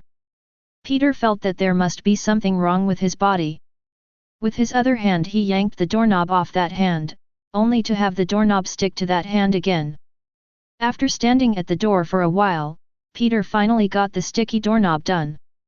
He found that as long as he calmed down and thought about not letting the doorknob stick to his hand, then the doorknob would automatically fall out of his palm. Peter couldn't figure out what was going on for a while. He hurried to the bathroom. When the door was about to open, Peter hesitated for a moment, then carefully put his hand on the doorknob, and slowly opened the bathroom door. This time, the doorknob was not pulled down. Peter breathed a sigh of relief. Then he went into the bathroom, closed the door, turned on the light, and looked at himself in the mirror in front of him. I've grown taller. Only then did Peter realize that he seemed to have grown a lot taller than before. Originally, he was the second shortest one in the class, including girls. So Ned was a little shorter than he was, but also short and limited. Anyway, in the eyes of others, both of them are dwarfs. This made Peter very inferior for a while. But right now, he found that he was about 5 or 6 centimeters taller than before. He was about 163 originally. Now, it should be 168 or 170. This made Peter very happy. But after being happy, Peter panicked a little. Because it is impossible for a person to grow so much in one day. Coupled with the incident with the doorknob just now, Peter was even more convinced that something unpredictable had really happened to his body. So the next second, he hurriedly took off his clothes. After taking it off, Peter discovered another huge change in himself. In the mirror, he has beautiful muscle lines. Although the muscles are not very big, whether it is six-pack abs, pectoral muscles, biceps, etc., they are all very obvious. No matter how you look at it, he has a handsome figure, which is completely different from his original skinny figure. I've become a handsome man. The corners of Peter's mouth couldn't help but curl up. Chapter 23. No way. Now is not the time to laugh. Peter quickly shook his head, shaking off the joy in his mind. Although he has grown taller, his figure has also improved. However, as a top student, Peter is well aware that such sudden changes in the body are not necessarily benign. Maybe tomorrow he will turn into a monster without human form. Thinking of the scene where he turned into a monster to frighten Aunt May, Peter's little face turned pale with fright. No, I don't want to become such a monster. Peter shook his head. Try not to let yourself think that way. Get out of the bathroom. Peter glanced at Aunt May's room, intending to tell Aunt May the changes in himself, but when he thought that he might turn into a terrible monster, Peter quickly stopped the thought. No, I have to know what else has changed in my body. Peter returned to the room, gently took his shoes and backpack, then turned and went downstairs. In the restaurant downstairs, Peter saw a note on the table. The darkness didn't seem to affect his vision much. He could clearly see what was written on the note. I came back and saw that you were still sleeping. Are you exhausted, little guy? In the evening, I made your favorite beef roll and put it in the refrigerator. You can heat it in the microwave after you get up and eat it. Love you, May. Seeing the content on the note, Peter couldn't help but have a sore nose. Thinking that he might become a shameful monster in the future, Peter couldn't help but despair. Aunt May. No. I will never become that kind of monster. Peter put down the note with a determined face, then tiptoed open the door and left the house. Late at night in Queens, silent. Only the barking of cats and dogs could be heard in the distance. Occasionally on the road, a few drunken homeless men would be seen lying on the side of the road, shouting something, while shaking the empty wine bottle in their hands. At this point, normal people would not run out of the house. Only those homeless tramps still wander outside.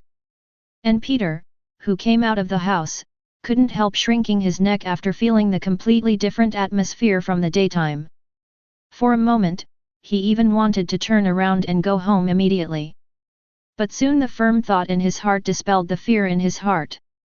Peter quickened his pace and ran towards a warehouse in his memory. But soon, Peter found that his speed was a bit too fast. The scenery on both sides of the road was reversing rapidly, and Peter even felt as if he could fly while running. He tried to jump up suddenly, but his body suddenly jumped to a height of nearly 10 meters, almost hitting his head on the wall of a building. Peter was so frightened that he quickly stopped his crazy behavior and started to run on the ground obediently. A few minutes later, the originally half-hour journey was completed in a few minutes by Peter. He was amazed at his speed. On the one hand, I was a little worried about the side effects of this change. It doesn't matter, let's see if there are any other special abilities in me that I haven't found. Putting aside those worrying thoughts, Peter began to test the changes in himself in this abandoned warehouse. At the same time, in an alley at the intersection that Peter passed just now, a strong black man was standing at the entrance of the alley with a bag of garbage, looking in the direction where Peter disappeared. That speed, is he the same as me? Luke Kai-Ki muttered in his mouth. After thinking about it for a while, he decided to follow up and take a look. So Luke turned around and threw the rubbish into the trash can behind him, then ran quickly, and ran in the direction where the man disappeared just now. Luke, who lives nearby, knows that there are several abandoned warehouses over there. If nothing else, the person should have gone there just now. At the moment's abandoned curry, Peter was still getting used to the changes in himself. He found that his speed was so fast that he could run like a speeding car. Then his jumping ability is very good, and his strength has also become great. Can jump up to 10 meters in one easy jump. Abandoned warehouse curry can easily lift the heaviest thing. And his physical strength has also become very good. After testing for a while, he ran and jumped, and tried to lift a lot of heavy things. As a result, Peter found that he was not tired at all. And Peter also tested the ability of sticking to the doorknob on his hand before. This should be an electrostatic adsorbent ability. It can let his hands and feet easily absorb objects. The more intuitive performance is that Peter can climb up and down vertical walls. Just like a spider. By the way, spider. Peter suddenly thought of something. He reached out and touched the back of his neck. This touch really made him feel a swollen little bag. That's where he suddenly felt bitten by something when he visited Osborne this morning. And he was bitten in front of the booth displaying various spiders. So Peter has reason to suspect that he was bitten by an experimental spider. Then he had the changes now. Should I not become a big spider in the future? Thought Peter.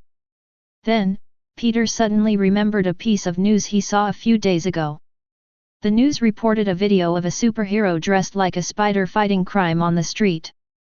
The superhero dressed like a spider in the news seems to be similar to the ability he is showing now.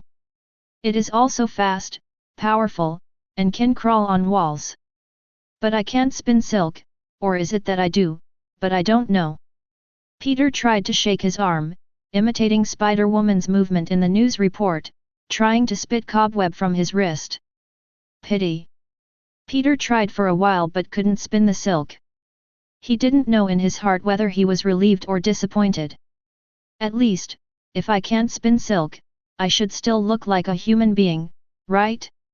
Not to become a monster. Like a big spider. Could it be that Spider-Woman also got super ability after being bitten by a spider? Peter couldn't help but guess. Chapter 24. Peter has fantasized about being a superhero since he was very young. At that time, the superhero he fell in love with first was Iron Man. Because he is the first superhero to appear vividly in Peter's life, as for the national superhero Captain America? After all, they are characters in history textbooks. Although it is alive again now. So, if one day he also has the opportunity to become a superhero, Peter will definitely be very happy. So I shouldn't be turning into a big monster, right? Peter said to himself. Although it's not 100% sure yet, Peter's worries are indeed a lot less because of this. Maybe I can get myself a uniform and help those in need too. Peter felt that since he had such an ability, he could no longer do nothing like in the past. Previously there was no ability. But now that God has given him the ability to become a superhero, he feels that he has to do something so that he can be worthy of his own ability. Just when Peter couldn't help but began to think about the scene after he became a superhero, there was a sudden click outside the warehouse. Who is there? Peter suddenly looked in the direction of the voice. In the darkness, he saw a tall figure coming out from the shadows. Luke Kai-Ki patted the rust on his hand dejectedly. He had been hiding there and peeping just now. As a result, he accidentally touched the rusty iron sheet, and the fragile iron sheet shattered into several pieces. Although the sound was very slight, it couldn't escape Peter's very sensitive ears now. Who are you? Peter looked warily at the black man who came out. Probably because he knew that he had changed, so Peter was not too scared in his heart at the moment, but a little excited.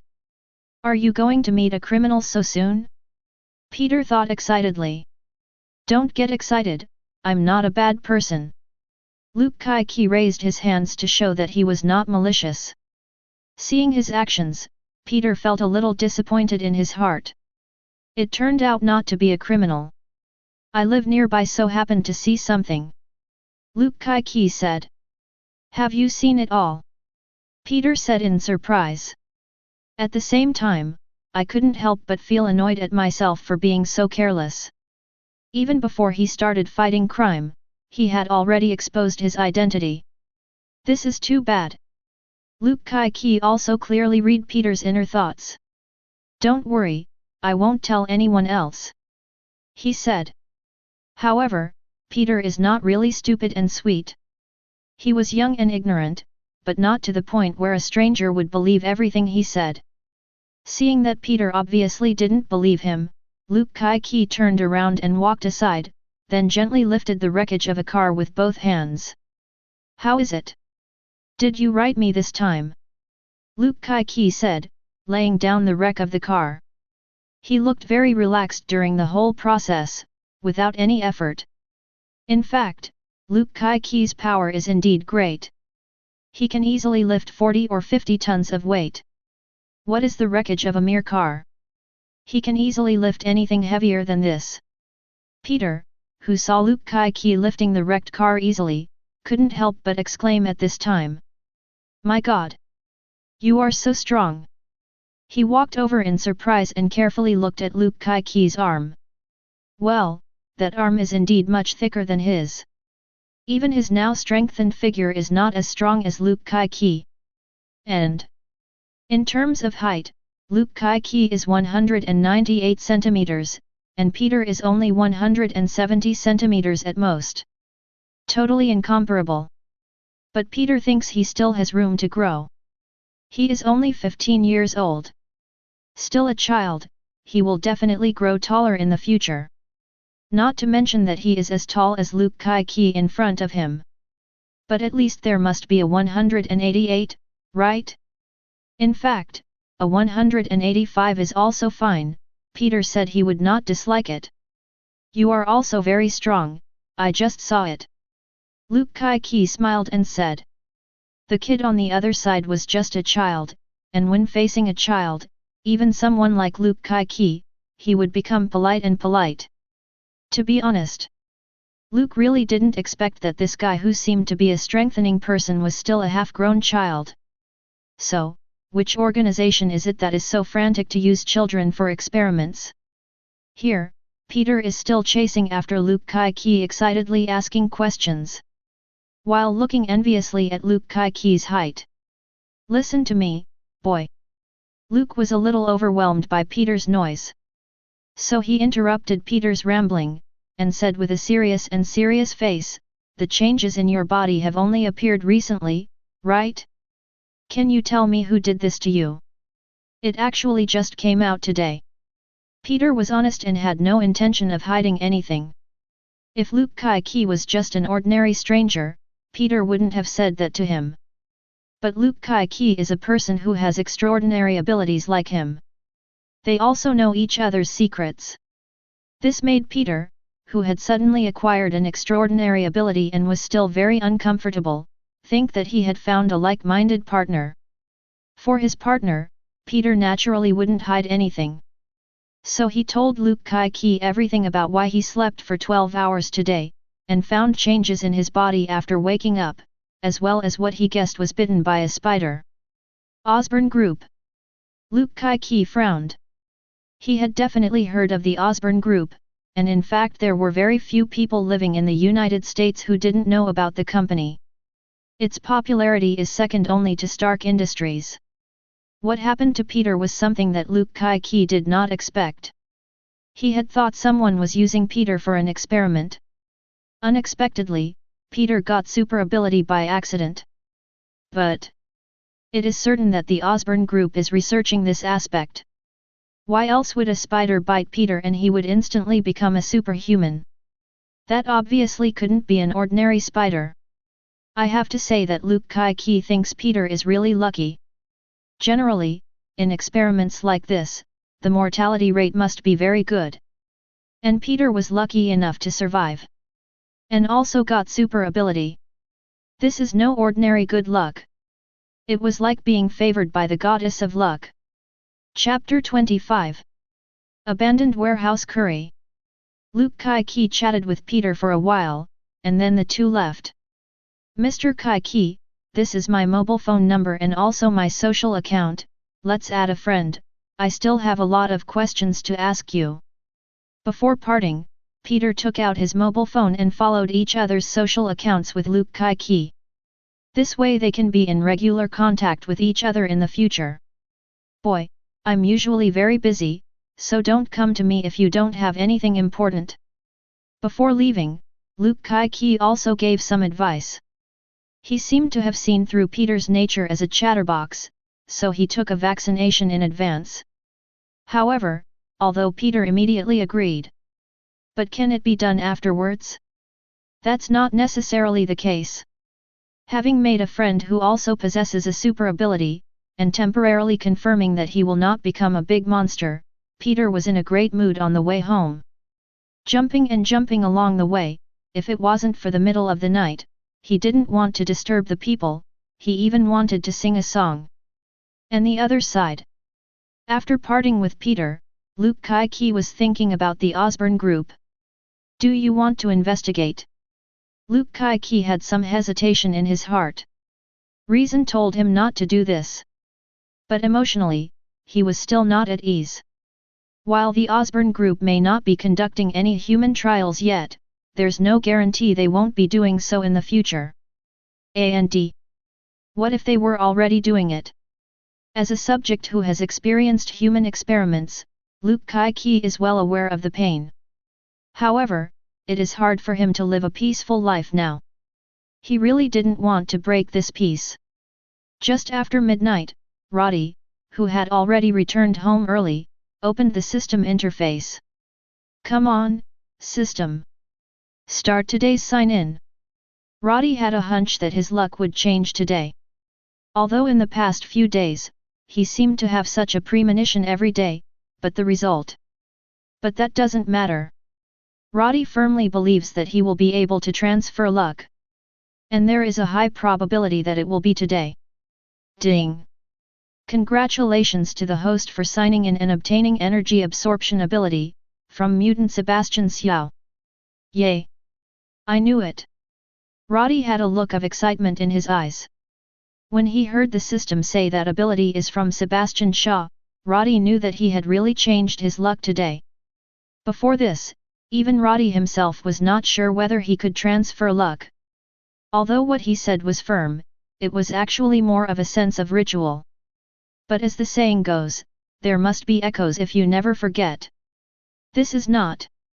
Roddy really had a change of luck today. And as soon as he came, a king bomb came directly. Hai Huangziao's energy absorption ability, this ability is notoriously powerful. In the first battle of the X-Men, the original X-Men combined to defeat Shaw. There is still an element of luck in it. You know, Xiao's ability allows him to absorb all energy, including but not limited to kinetic energy, electrical energy, magic energy, etc. That is to say, in theory, all attacks are ineffective against Xiao. Not only will it not hurt him, but it will also provide him with energy, allowing him to treat you in turn. This is exactly the strength of Xia. He can not only energy absorbing, but also release the absorbed energy. At the same time, he can also use the absorbed energy to strengthen his physical strength, speed, and strength. It can even reverse age and restore youth. Therefore, in theory, as long as Xiao constantly has energy absorption, then he can live forever. Definitely. Being as strong as He Huang Xiao is not without weaknesses. Otherwise, he would not have been defeated by the original X-Men. Black Emperor Xiao's ability has three most obvious weaknesses. The first weakness is the mind control class ability. He Huang Xiao's ability can't absorb mental attacks, so if he doesn't wear an anti-mind control helmet, he will be controlled by a psychic ability like Professor X in an instant. His second weakness is the upper limit of energy absorption. And once his upper limit is exceeded, it will cause extremely serious damage to the original. It might even cost him his life. And the third weakness is that without energy absorption, Xiao is just a relatively strong ordinary person, so he will also die from various risk factors that can kill ordinary people. Including but not limited to suffocation, poisoning, drowning, etc. Most of mutants' abilities have various weaknesses. Perfect abilities do not exist, but they are limited to very few cases. Obviously, Black Emperor Xiao is not one of them. But even with these weaknesses, it still can't conceal the fact that He Huang Xiao's ability is very powerful. What's more, Roddy is not Sebastian Shaw. He not only has the ability of energy absorption, he also has other different abilities. What can kill Xiao may not necessarily kill Roddy. Although there is an ability like mind control, Roddy currently has no way to solve it. But in the future he can definitely do it. And this is not the universe where X-Men is located. There is no second mutant besides Roddy.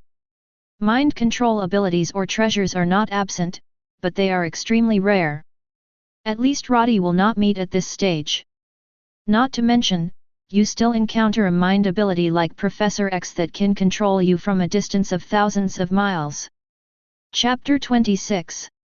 Boom. In the living room, the Red Devil dressed as a crocodile was teleporting back and forth, trying to bite the long tail trailing behind. Roddy sat on the couch, ignoring the stupid dog's mischief. System, give energy absorption ability to this tube of medicine in my hand, remember the medicine inside, not the syringe. Roddy held a syringe in his hand, which contained white liquid. That is normal saline, safe to inject, non-toxic and harmless. And with Roddy's order issued, a faint red light flashed in his palm and sank into the needle tube. Subsequently, the physiological saline in the needle tube turned light red at a speed visible to the naked eye. It looks like diluted blood. System, how well does my stupid dog match this potion? Asked Roddy. 70%. The system gives the answer. Is it only 70? It's a bit low. Roddy shook his head, 30% crash rate was too high. Although Roddy sometimes annoys this stupid dog, but he doesn't want him to belch like that. So forget it. Wait until the next time there is a high match with it, and then consider whether to give it an injection. After thinking about it, Roddy put the syringe into a box, then put it into the different space, and divided it into a separate area to avoid being damaged by things put in later. Ding! Successfully granted the target item Sebastian Shaw's energy absorption ability. Congratulations to the host for obtaining 1,000 times strengthening energy absorption ability. How many? Roddy stood up excitedly. 1,000 times? Are you sure about the system? The system is silent. It's okay though, because Roddy didn't really miss hearing. He was just a little too excited. After all, This is the ability from He Huang Xiao. The result is also randomized to 1,000 times strengthening. Is this rotation so powerful? I won't be very unlucky in the next period of time, right? Roddy couldn't help thinking wildly. But even if it requires sacrificing luck for the next period of time, Roddy is willing. Originally, Black Emperor Xiao's ability was already very powerful. Now strengthen 1,000 times again. How horrible is this? Roddy himself couldn't even imagine what the energy absorption ability would look like after being strengthened 1,000 times. Involuntarily, Roddy looked at the system interface. Want to reconfirm whether it is really strengthening 1,000 times? Don't really get me wrong. The strongest mutant system. Character, Roddy. S*X, male. Age, 23 years old. Activated ability. Quick self-healing LV2 Delta level. Teleportation LV2 Alpha level. 100 times strengthening. Julie LV2 Delta level. 8 times strengthening. Hyperopia LV2 Delta level. 5 times strengthening. Cross-dressing LV2 Delta level. 50 times strengthening. Microspace LV2 Delta level 120 times strengthening. Energy absorption LV2. Alpha level. 1000 times strengthening. Ability not activated. None. Really 1,000 times strengthening. Seeing the content clearly displayed on the system interface, Roddy's hanging heart also fell back. It's not that I got it wrong. Sure enough, the energy absorption ability is alpha level, but I don't know if it counts as an omega reserve. Roddy thought. But even if the energy absorption ability does not reach the potential of the omega level, after the strengthening of the system 1,000 times, who dares to say that its effect is not as good as the omega level variant ability? Moreover, omega is just potential. To what extent it can be developed depends on mutants' own efforts and time spent. However, the system's strengthening of the variant ability is directly credited. Although Roddy's energy absorption ability has only been developed to level 2 right now, the actual effect is actually 1,000 times that of the normal development to level 2. When he develops to level 3, the effect will be 1,000 times that of normal level 3. Is a mutant ability developed to level 5 1,000 times stronger than level 2? Not necessarily. That is to say, although Roddy's energy absorption has only been developed to level 2, the actual effect may be stronger than the normal development to level 5. Thinking of this, Roddy couldn't help punching himself with his fist. It felt like this punch hit him, as if he had been touched lightly, and he didn't feel the impact at all. Because the kinetic energy brought by this fist was absorbed the moment the fist landed on his body. Yes, but not enough. Roddy glanced around, and then saw the Red Devil who was still chasing and biting his tail. Red Devil, come here! Roddy shouted. Hearing the master's summoning, the Red Devil disappeared in place with a bang.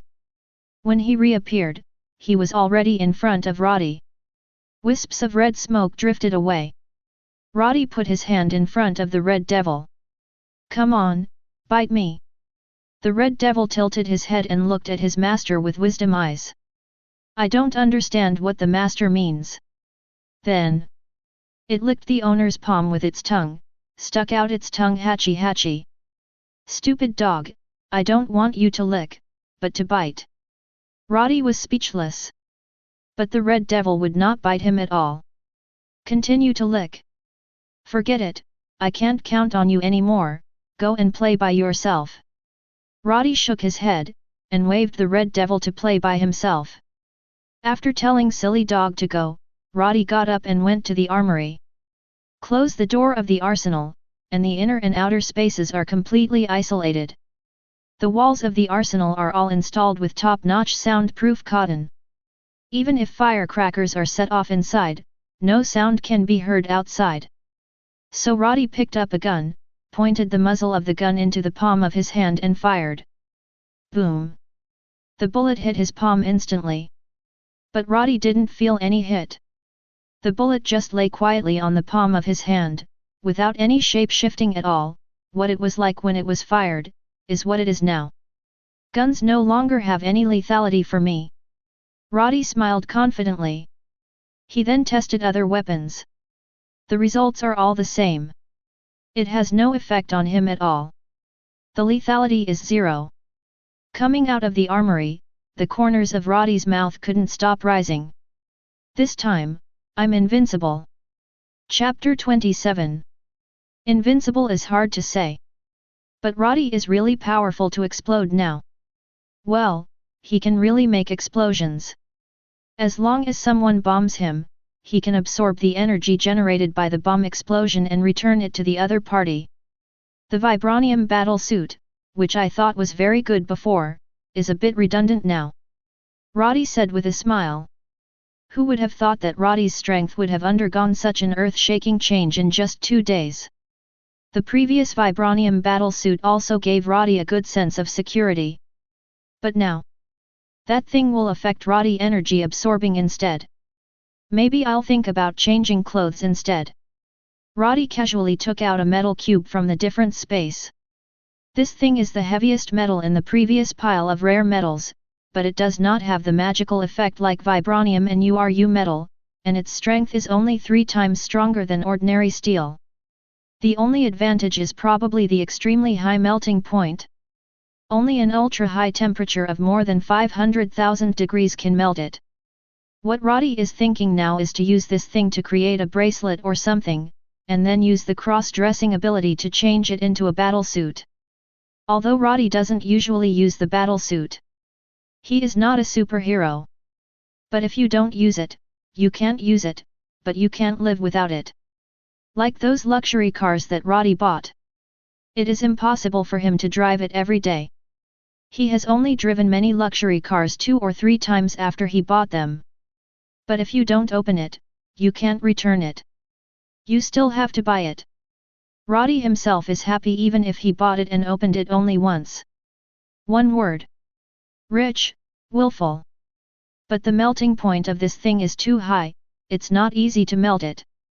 Roddy was playing with the metal cube in his hands, and suddenly he raised his head to look at the night sky outside the window. Although it is night now, the sun is always there.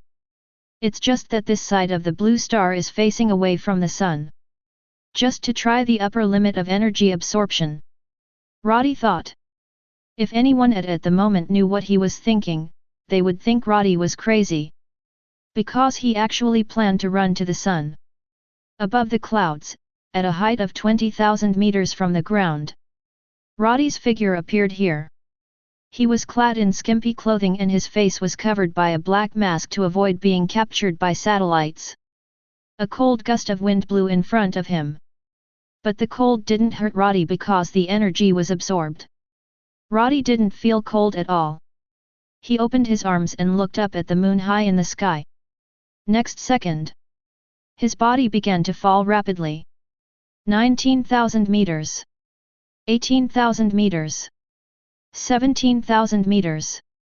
The altitude kept decreasing, and Roddy's falling speed had no intention of slowing down. But Roddy himself remained as calm as ever. There was no sign of panic at all.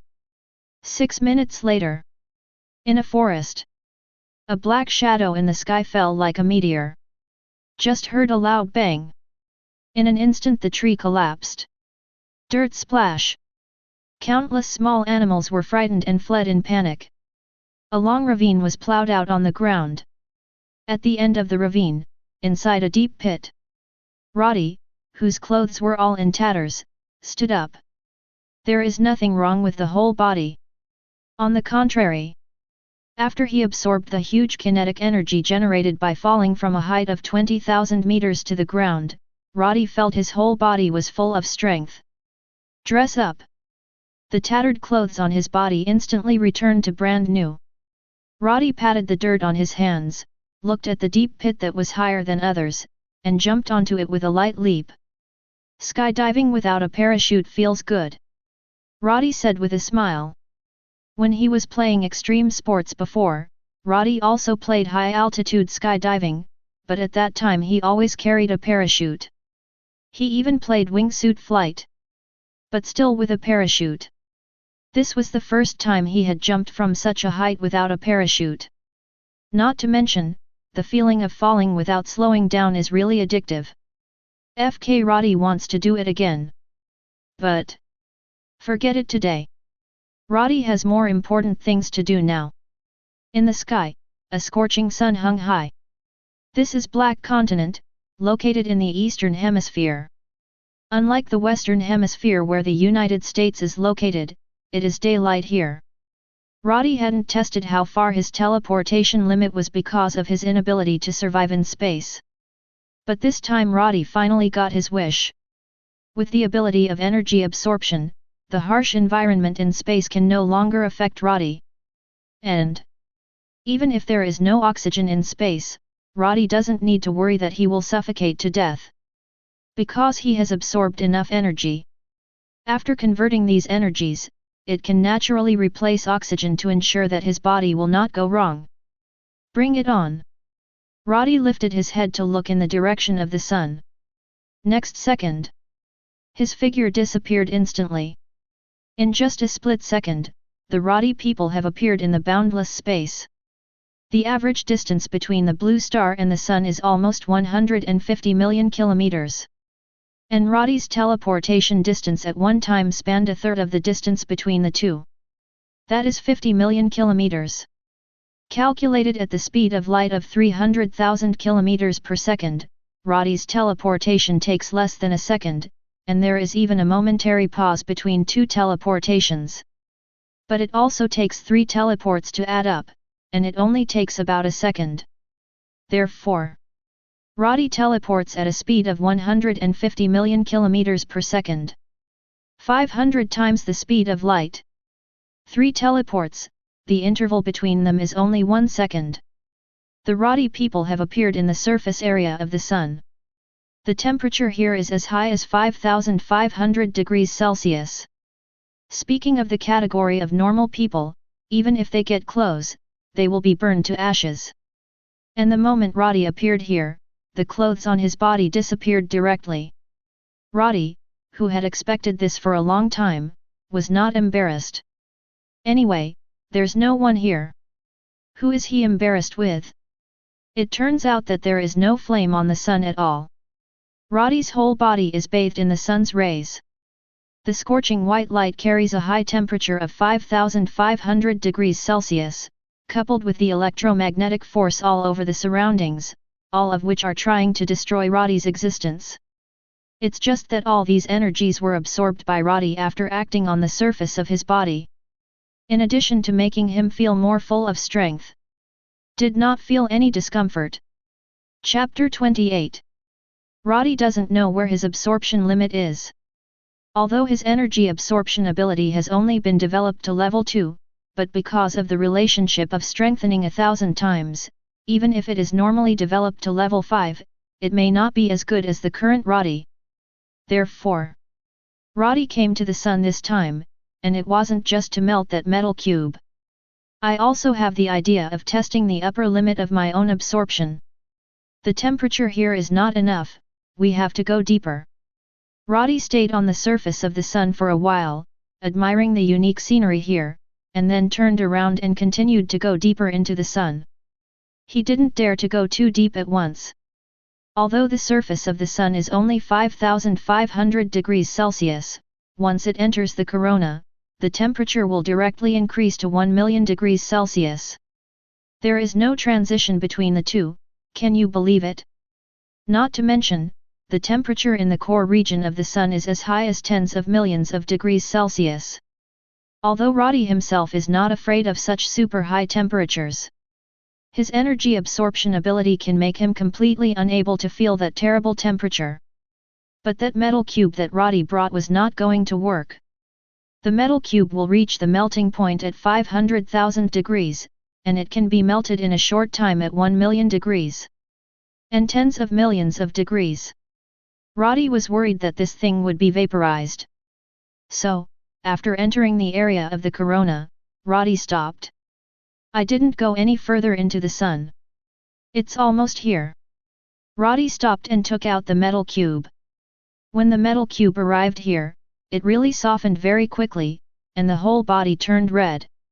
Although Roddy held it in his hand, he couldn't feel the temperature change on it, but he could still imagine how high the temperature on the surface of the metal cube was at this moment.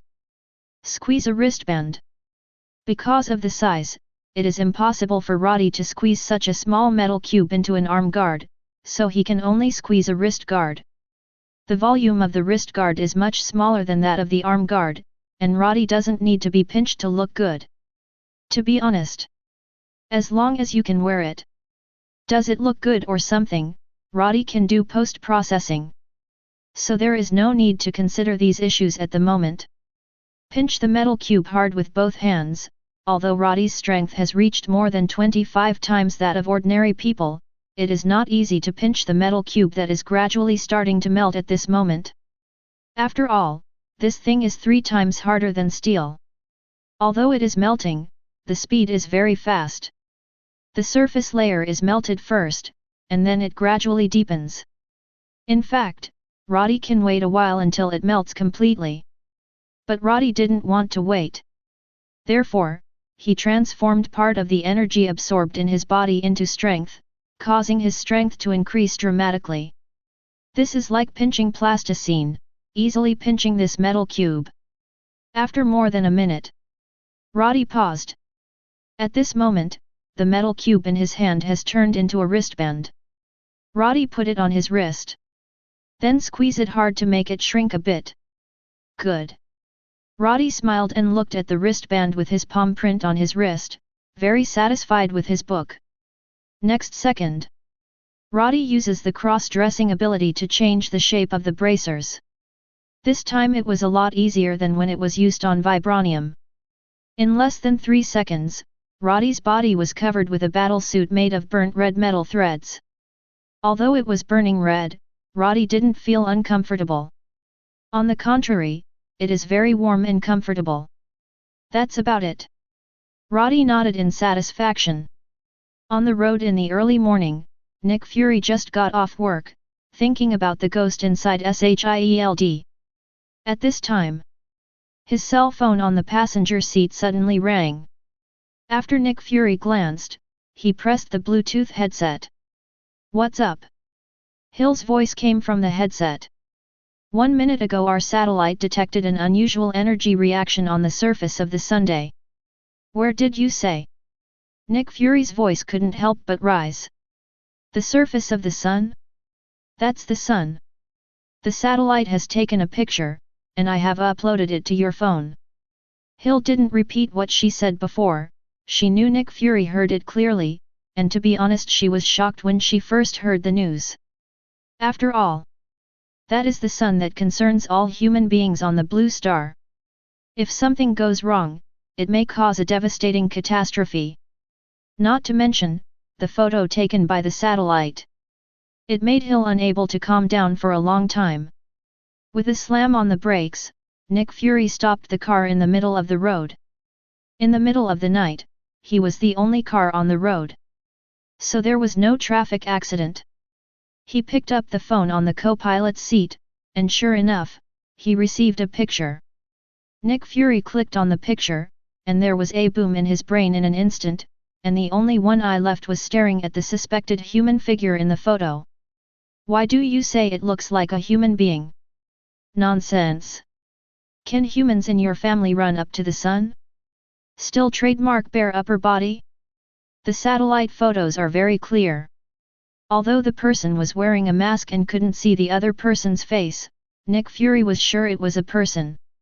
You can never go wrong. But apart from Captain Marvel, who left Blue Star to go to the universe, who else can fly freely on the surface of the sun these days? Thor? He might, but this man is clearly not Thor. So who is he? Why do you want to run to the sun in a good way? Will he pose a threat to the world? Can I pull him into the Avengers? One question after another popped up in Nick Fury's mind, making him unable to calm down and think about these questions. "What are you going to do?" At this time, Hill's voice came from the earphone. Interrupted Nick Fury's thoughts. "You stared at the sun for me, I'll come over right now." With a sharp turn on the steering wheel, Nick Fury turned around and drove back. "Remember. Keep an eye on it," he ordered solemnly. Then hung up the phone. Chapter 29. Trident Headquarters. It only took 5 minutes for Nick Fury to get back here.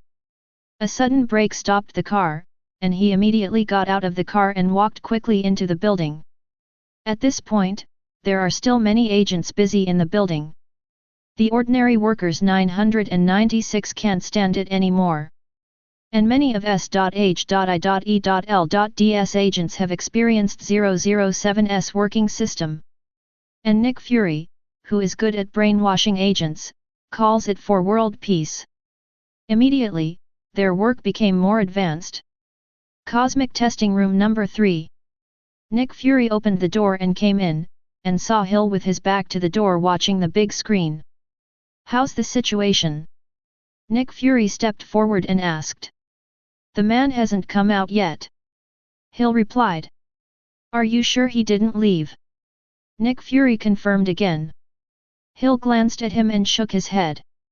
"Can't confirm." Nick Fury. Eyelids twitched a few times, but in the end Nick Fury didn't say anything to accuse Hill. After all, the sun is too big. How many satellites are they S.H.I.E.L.D staring at the sun? Well, that's all it is. After all, who's always staring at the sun? Wouldn't it be okay to observe once in a while? Could it be that the sun was going to explode? S.H.I.E.L.D is also taking precautions, coupled with strong financial resources. To put it bluntly, it is not bad for money. That's why we got a separate satellite to observe the sun. That's what I discovered tonight.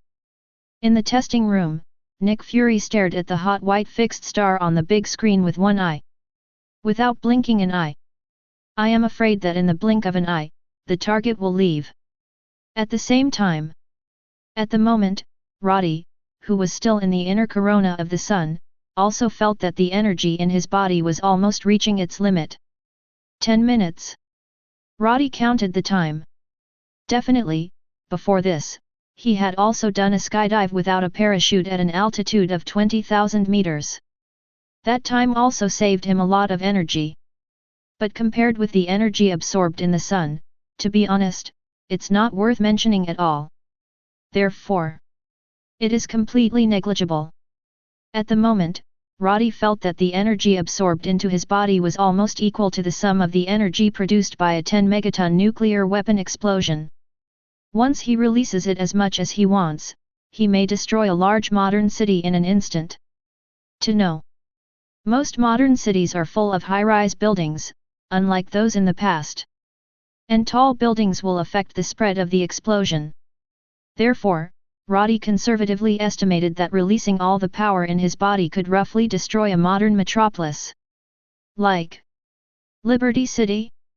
Definitely. Roddy didn't really want to try. He's not a terrorist. There is no such crazy idea, it is just used as a reference. It's time to go, or the absorption exceeds the upper limit and it will explode. Roddy didn't want to be a human firework, so he quickly teleported out of the corona and back to the area on the sun's surface. At the same time, Roddy, who reappeared, was also observed by S.H.I.E.L.D satellites. Appeared. In the testing room, everyone looked excitedly at the figure reappearing on the screen. One by one satellite photos were taken. The figure is different from the last time he appeared. He has a black close-fitting battlesuit on his body. If there are multiple S logos on the chest and a cloak behind him. The scene in front of me looks like Superman in the comics.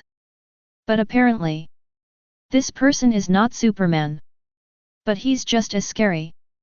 After all, those who can freely enter and exit the sun, think about it and know what a terrifying existence it must be. At least among the powerful existences that Nick Fury knows, this one can definitely be ranked in the top 5. As for the specific ranking, Nick Fury does not know.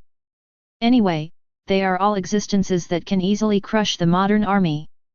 Whoever ranks first and who ranks second, what's the point? It's the same for humans. Record the energy data on him immediately. Nick Fury ordered immediately. The surrounding agents immediately started to get busy. Hill on the side also looked at the figure in the picture with curiosity, guessing the possible identity of the other party. The other side. Roddy, who left the inside of the sun, did not choose to teleport away directly at this moment, but burst out from his feet the energy that had just been absorbed close to the upper limit. The energy that erupted at this moment fully reached about 1/20th of Roddy's energy absorbing just now. Huge amounts of energy erupted, instantly pushing his whole body out. It looks as if Roddy is flying, heading towards the blue star at an extremely fast speed. It's really flying. Roddy had a look of excitement in his eyes. Although the speed of teleportation is faster, the fun of flight is not what teleportation can bring him. Definitely. He can fly now because this is space. He can unscrupulously release a huge amount of energy. But if it was on the blue star, the energy he released just now is equivalent to the energy of a 500,000 ton nuclear weapon explosion. One can imagine how the area behind him will be destroyed. Therefore, this trick doesn't work well on blue star. Or the energy released can be reduced to a level that does not cause widespread damage. But in that case, the thrust would not be enough. Why don't Roddy dance by himself? Oh hoo! Roddy yelled excitedly. Although he can't make any sound in a vacuum. After some distance, the sun's gravity completely cancels that thrust. Roddy even began to fly towards the sun, being pulled by the sun's gravity. Time to go. Next second, Roddy's figure disappeared instantly. After 3 teleports, he had already returned to his residence in Paradise Building. Chapter 30. In the Level 3 testing room. He's gone. An agent shouted loudly. Then another agent next to him exclaimed again. God!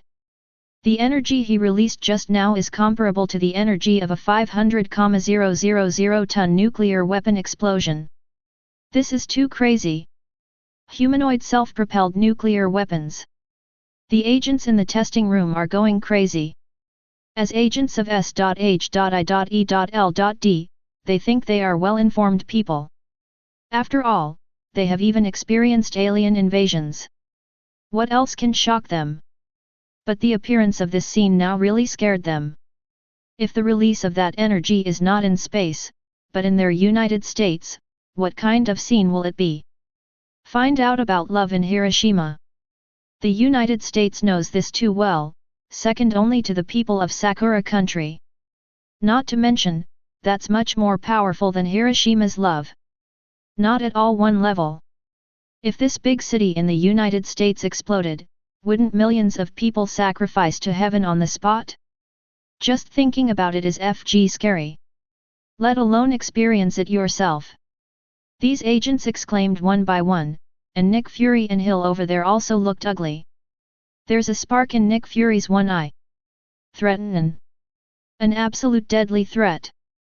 If such a dangerous target cannot be controlled or sent away, Nick Fury can't even sleep soundly at night. Where did he go? He slapped the metal railing heavily and asked loudly. However, no one at the scene could answer his question. Because the target disappeared soon after flying away, and now none of them know where the target has gone. Only know. The goal is probably to come to their blue star. And quite possibly in the United States. Because according to that trajectory calculation, the probability of the target falling on them the United States exceeds 72.56%. And Nick Fury was furious when he saw that no one answered him. Fortunately, at this time, Hill on the side said. Since the target has come to the United States, it is impossible for a person like him to hide himself honestly. As long as we send people to investigate and look for it, we should be able to find it. Hill's words can be regarded as a relief for these agents. All the agents in the room looked at her with grateful eyes. Send someone to look for it. Nick Fury thought about it, and it seemed that there was only one way at the moment. As for letting go, that is absolutely impossible. In contrast, the fact that S.H.I.E.L.D. has an inner ghost cannot be compared with finding the son of the sun in the picture just now. Call Natasha Romanoff and get her back. Nick Fury turned to Hill and ordered. Hearing this, Hill nodded, took out his mobile phone and dialed Natasha Romanoff's number. Half an hour later, Natasha Romanoff drove to Nick Fury's office with a dark face. Just the day before yesterday, she had just been here and accepted 2 tasks assigned to her by Nick Fury. The one looking for and examining Spider-Woman and that cost Batman. As a result, she didn't even find these 2 targets, so Nick Fury called her back with another emergency call. What's the matter this time? Natasha Romanoff asked. It was obvious that she was not in a good mood. But Nick Fury obviously didn't want to take care of Natasha Romanoff's emotions. He directly threw out a file and asked Natasha Romanoff to take a look. Again. Natasha Romanoff seems to have figured out what Nick Fury is going to say later. It's nothing more than a mission that must be done by you, and it's all for world peace or something. This set of rhetoric, to be honest, Natasha Romanoff can already recite it backwards. If she hadn't sincerely wanted to keep the hard-won peace in the world today, to be honest, she would have quit long ago. Why do so many agents in S.H.I.E.L.D. entrust her with such a difficult task? It is also euphemistically called "it's up to you." It's as if she knows the duplication technique. She is also a human being. It also needs rest and sleep. It's almost 1 a.m. now. Also call her to arrange new tasks. Natasha Romanoff really wants to say, thank you. Although she was complaining so hard in her heart, Natasha Romanoff still picked up the document in front of her and started to read it. The more she watched, the more shocked Natasha Romanoff became. The content of the document was not much, and she read it quickly. And when she put down the file, she still couldn't calm down in her heart. Are you sure it's true? Natasha Romanoff couldn't help asking. With her professionalism, she shouldn't have asked such a question, but she still couldn't hold back.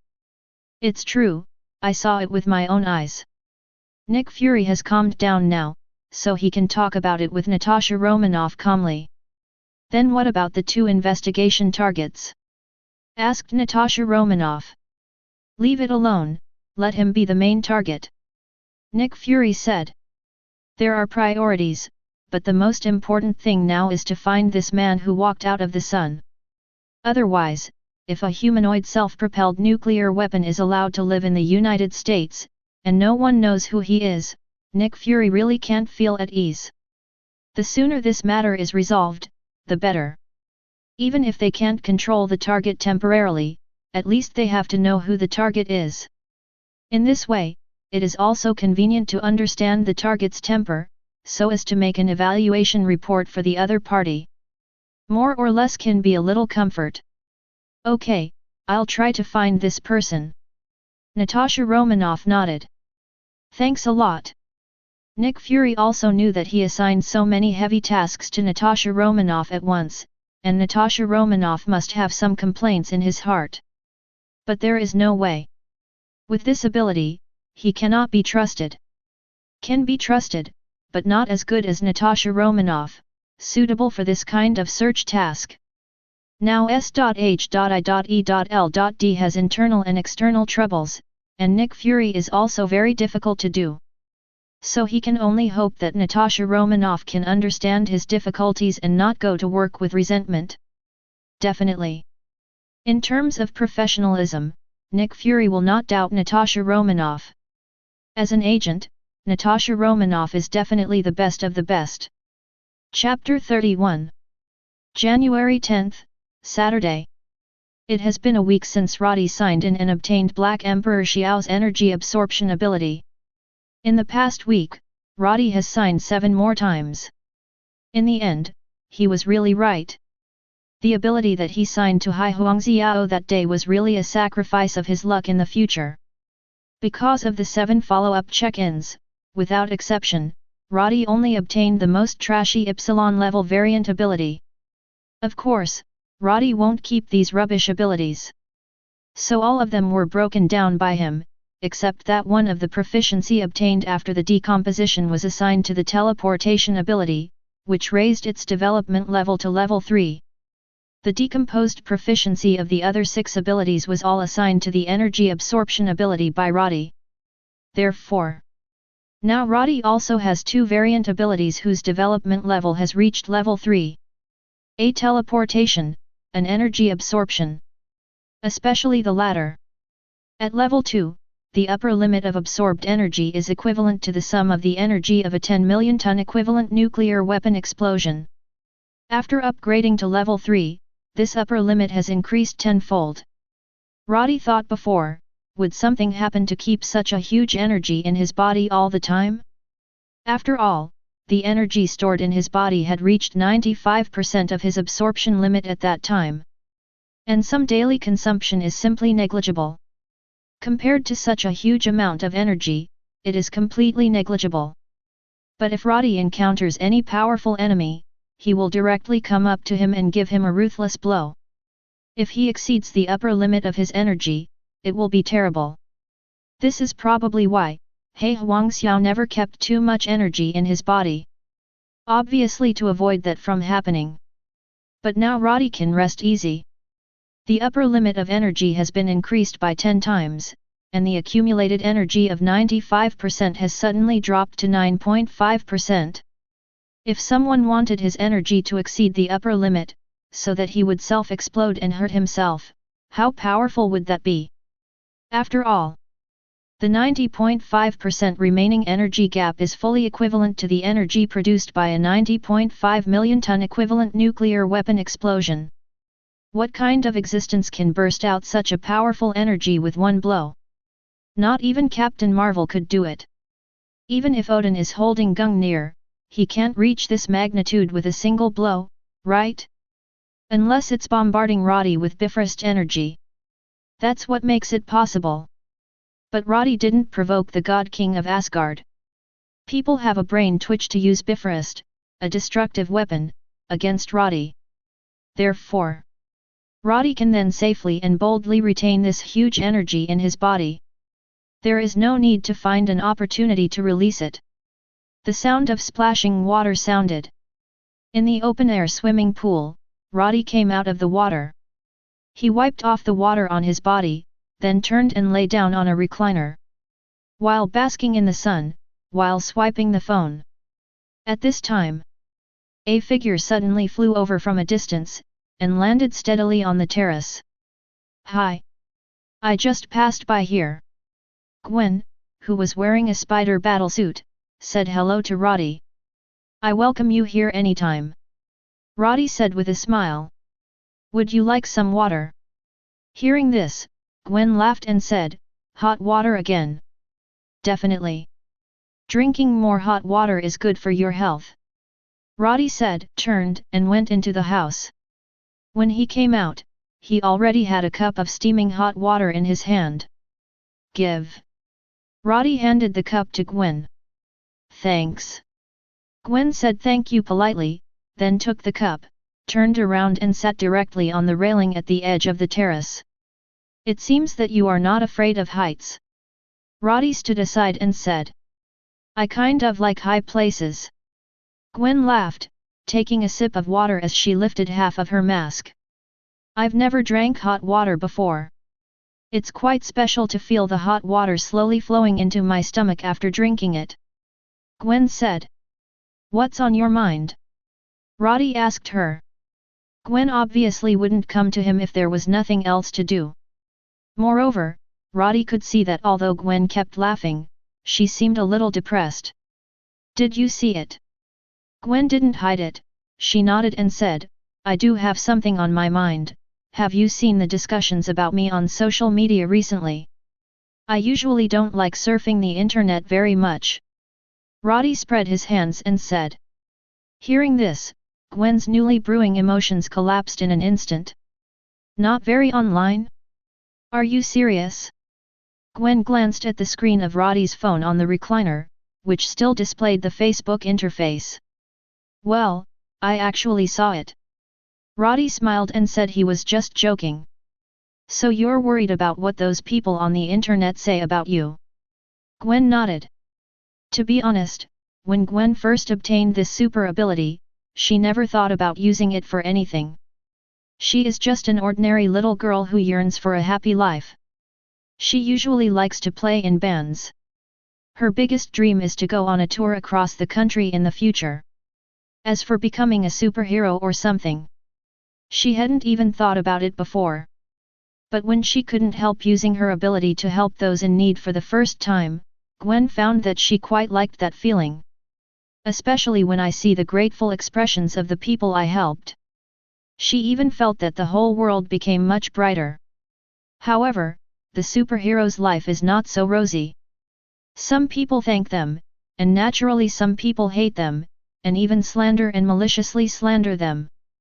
Gwen also persuaded herself at the beginning not to care about these external remarks.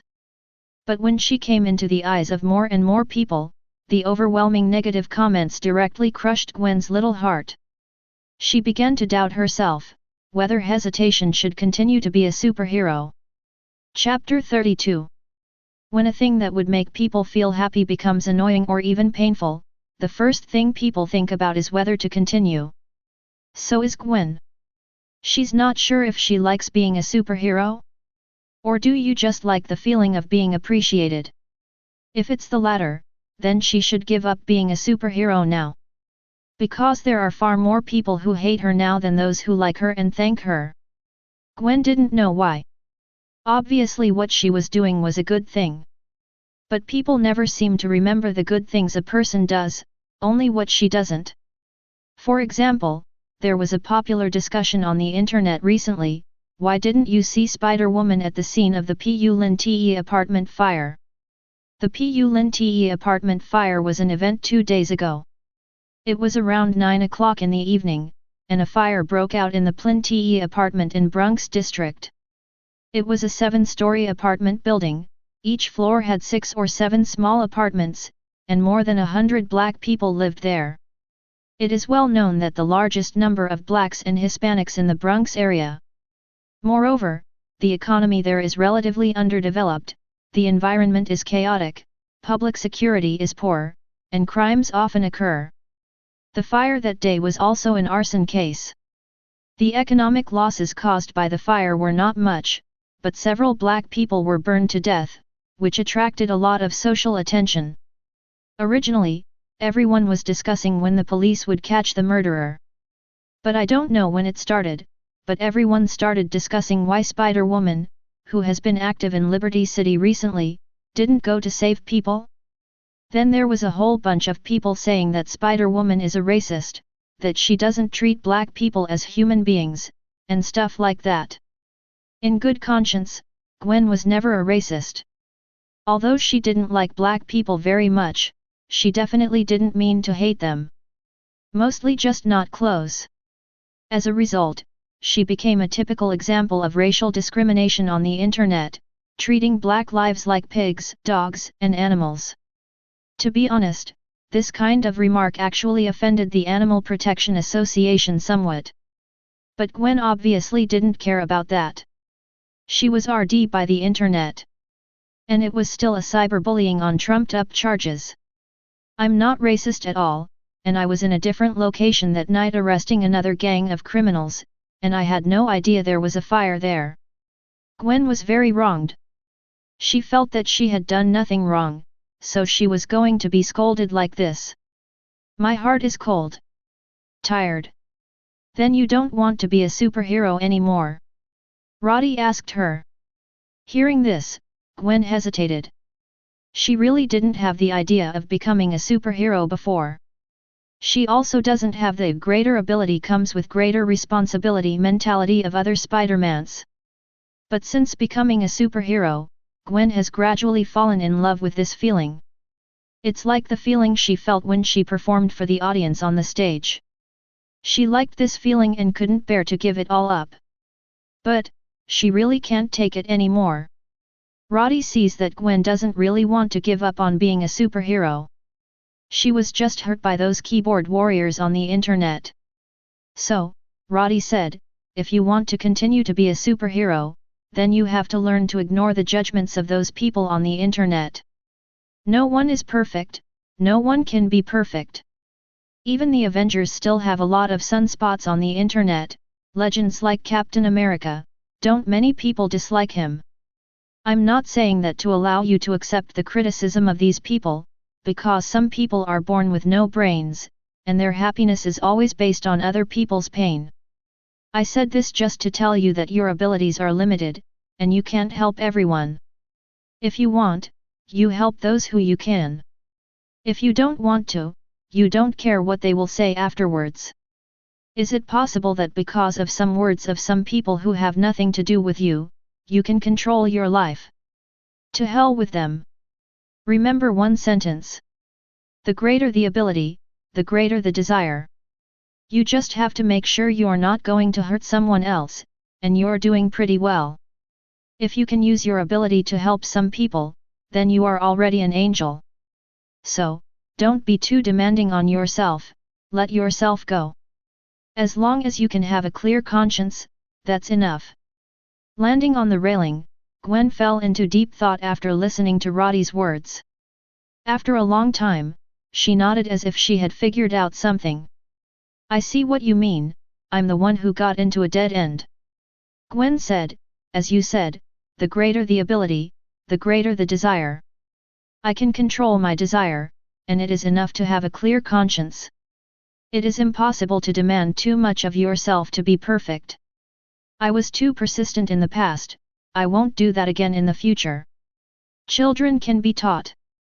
Roddy watched Gwen's changes and nodded in satisfaction.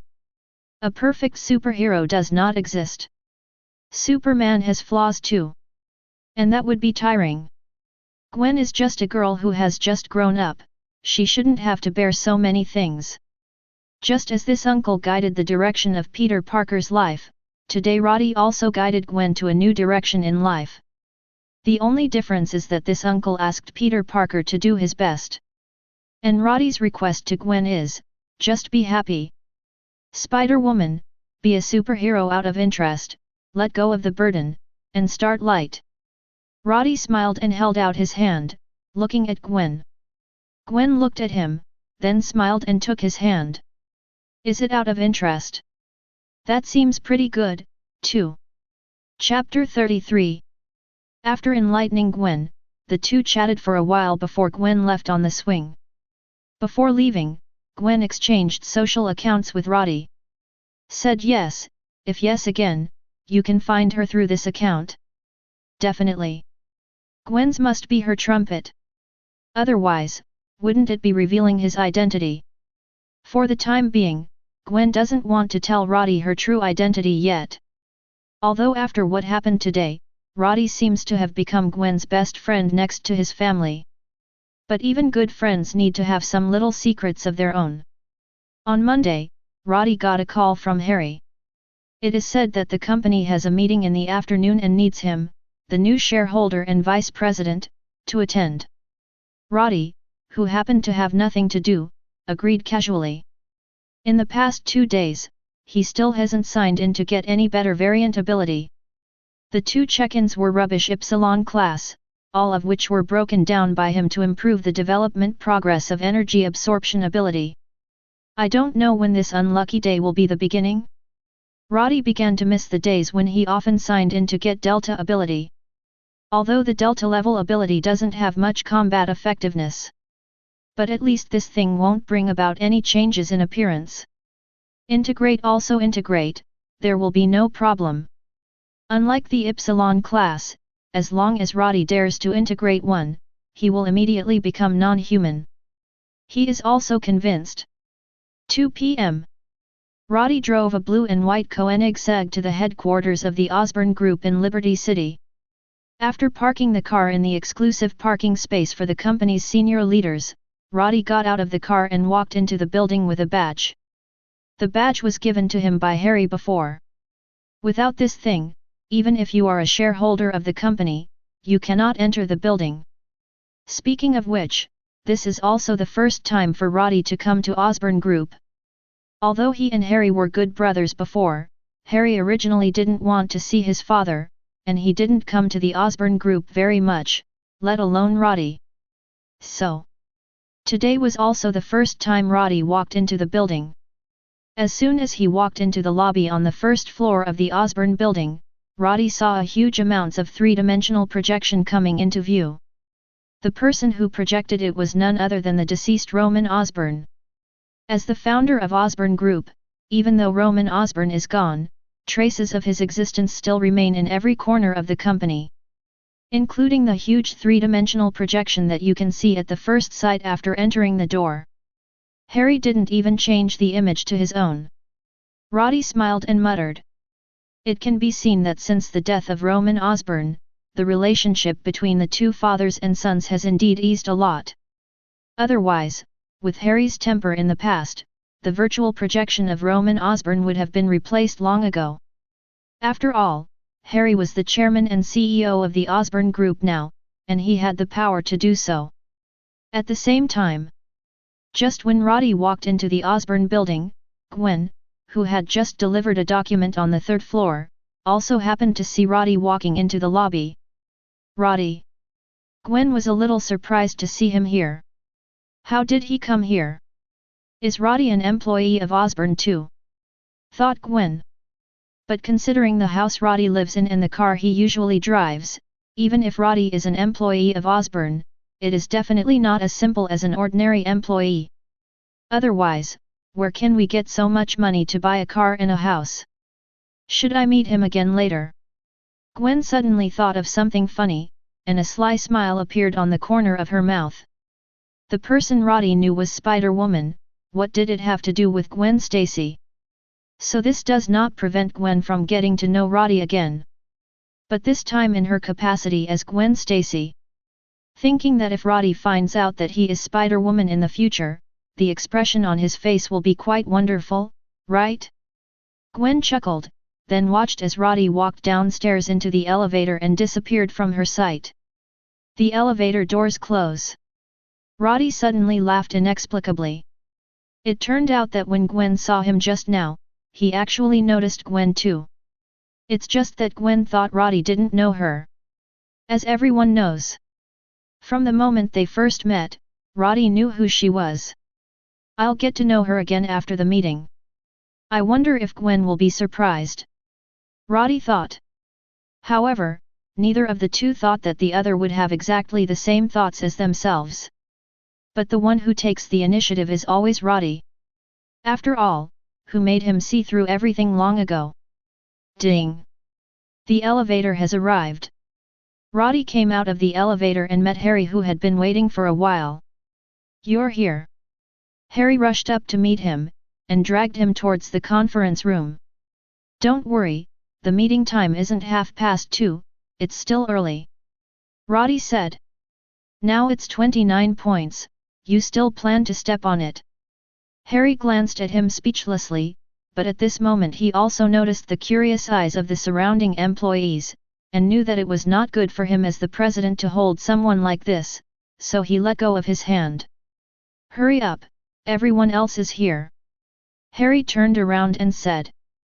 With such positive meetings, it's no wonder they're making money.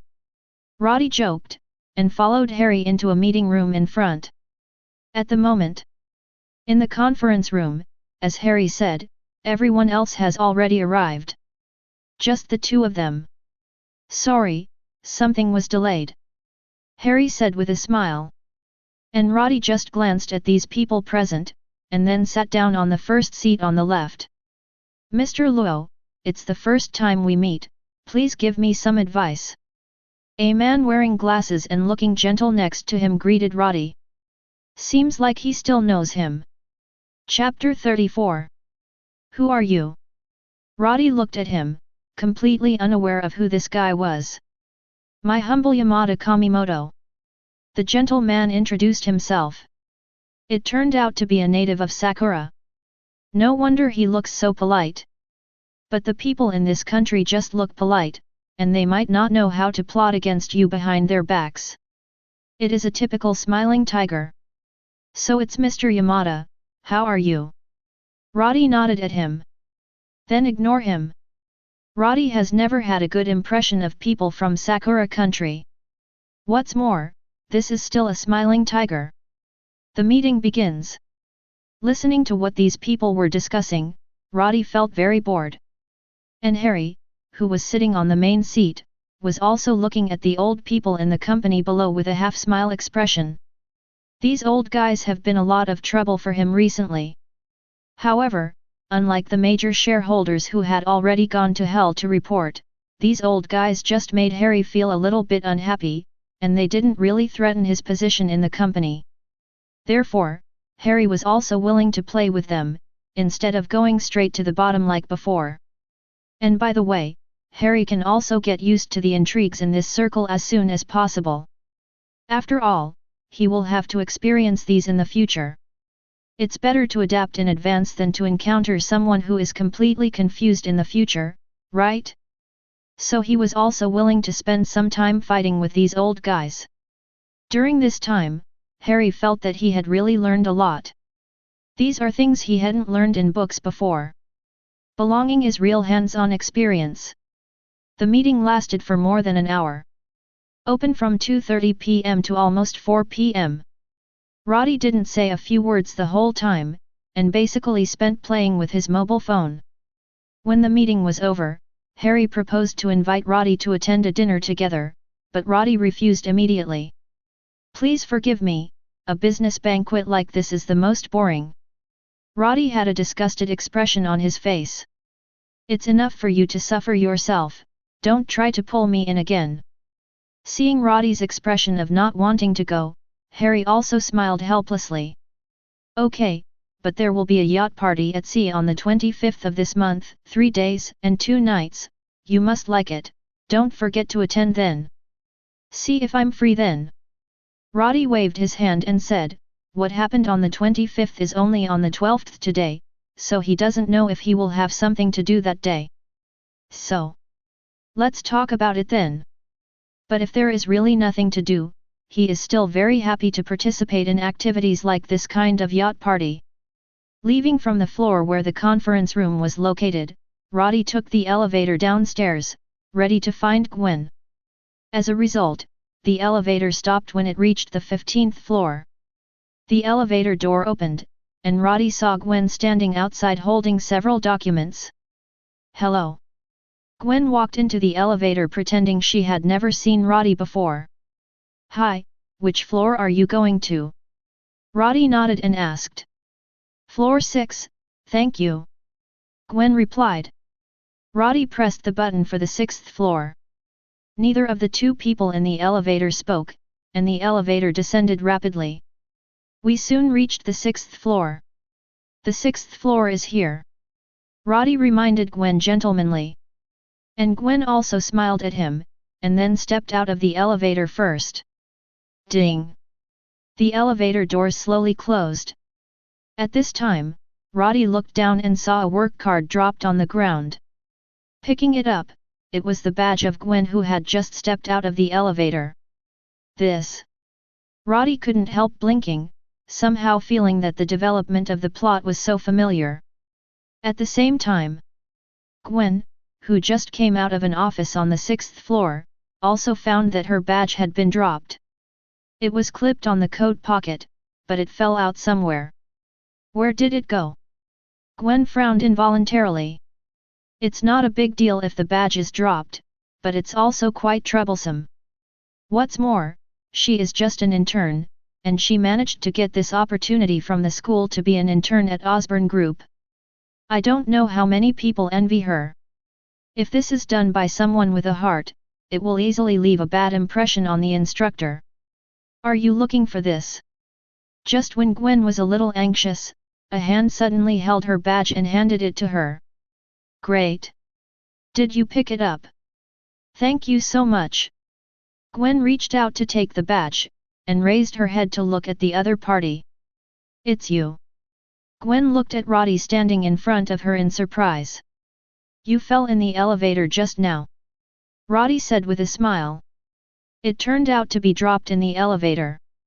Gwen said, thank you, if it weren't for you, I might have to get another one, but that would definitely leave a mess on the mentor's side. Impressive. It's nothing, just a little effort. Roddy said. Are you also an employee of the Osborne company? Gwen asked. Hearing this, Roddy took out a badge from his pocket and waved it in front of her. Replacement as fake. He said with a smile. And Gwen also saw the title of Vice President on the badge, and couldn't help being surprised. You are the new Vice President who has never appeared in the company. Hey guys, who's programming me behind my back? Roddy thought. Unexpectedly, the Vice President of Shanian was gossiped by the employees below. If there is no second one, it should be me. Roddy nodded. I'm sorry. I didn't mean that. Gwen also realized that she seemed to have accidentally complained about Roddy, and quickly apologized. Mr. Luo, you can take the position of Vice President at a young age. As a human being, everyone is just a little curious about you, so they will discuss it in private. Understood. Roddy nodded. Your name is Gwen, right? Gwen nodded. Midtown Middle School, I graduated from there before. Roddy said. This is not nonsense, he did go to middle school in Midtown Middle School. Unexpectedly, Mr. Luo, you are still my senior. Gwen was surprised. She really doesn't know this. After all, Roddy is not a well-known alumnus like Tony Stark, who will leave his own photos, statues, and so on in the school. What he left to Zhongcheng Middle School is probably a history of romance. But Gwen probably hadn't heard of that stuff either. Chapter 35. After learning that Roddy is her senior, Gwen also chatted with him. The two found a place to sit down, chatting about the interesting things that happened to Roddy when he was a student, and at the same time heard Gwen say how strict her tutor was, how difficult it was to get a college recommendation, and so on. During the chat, Roddy also knew that Gwen's tutor was Professor Connors. That is the famous Professor Lizard.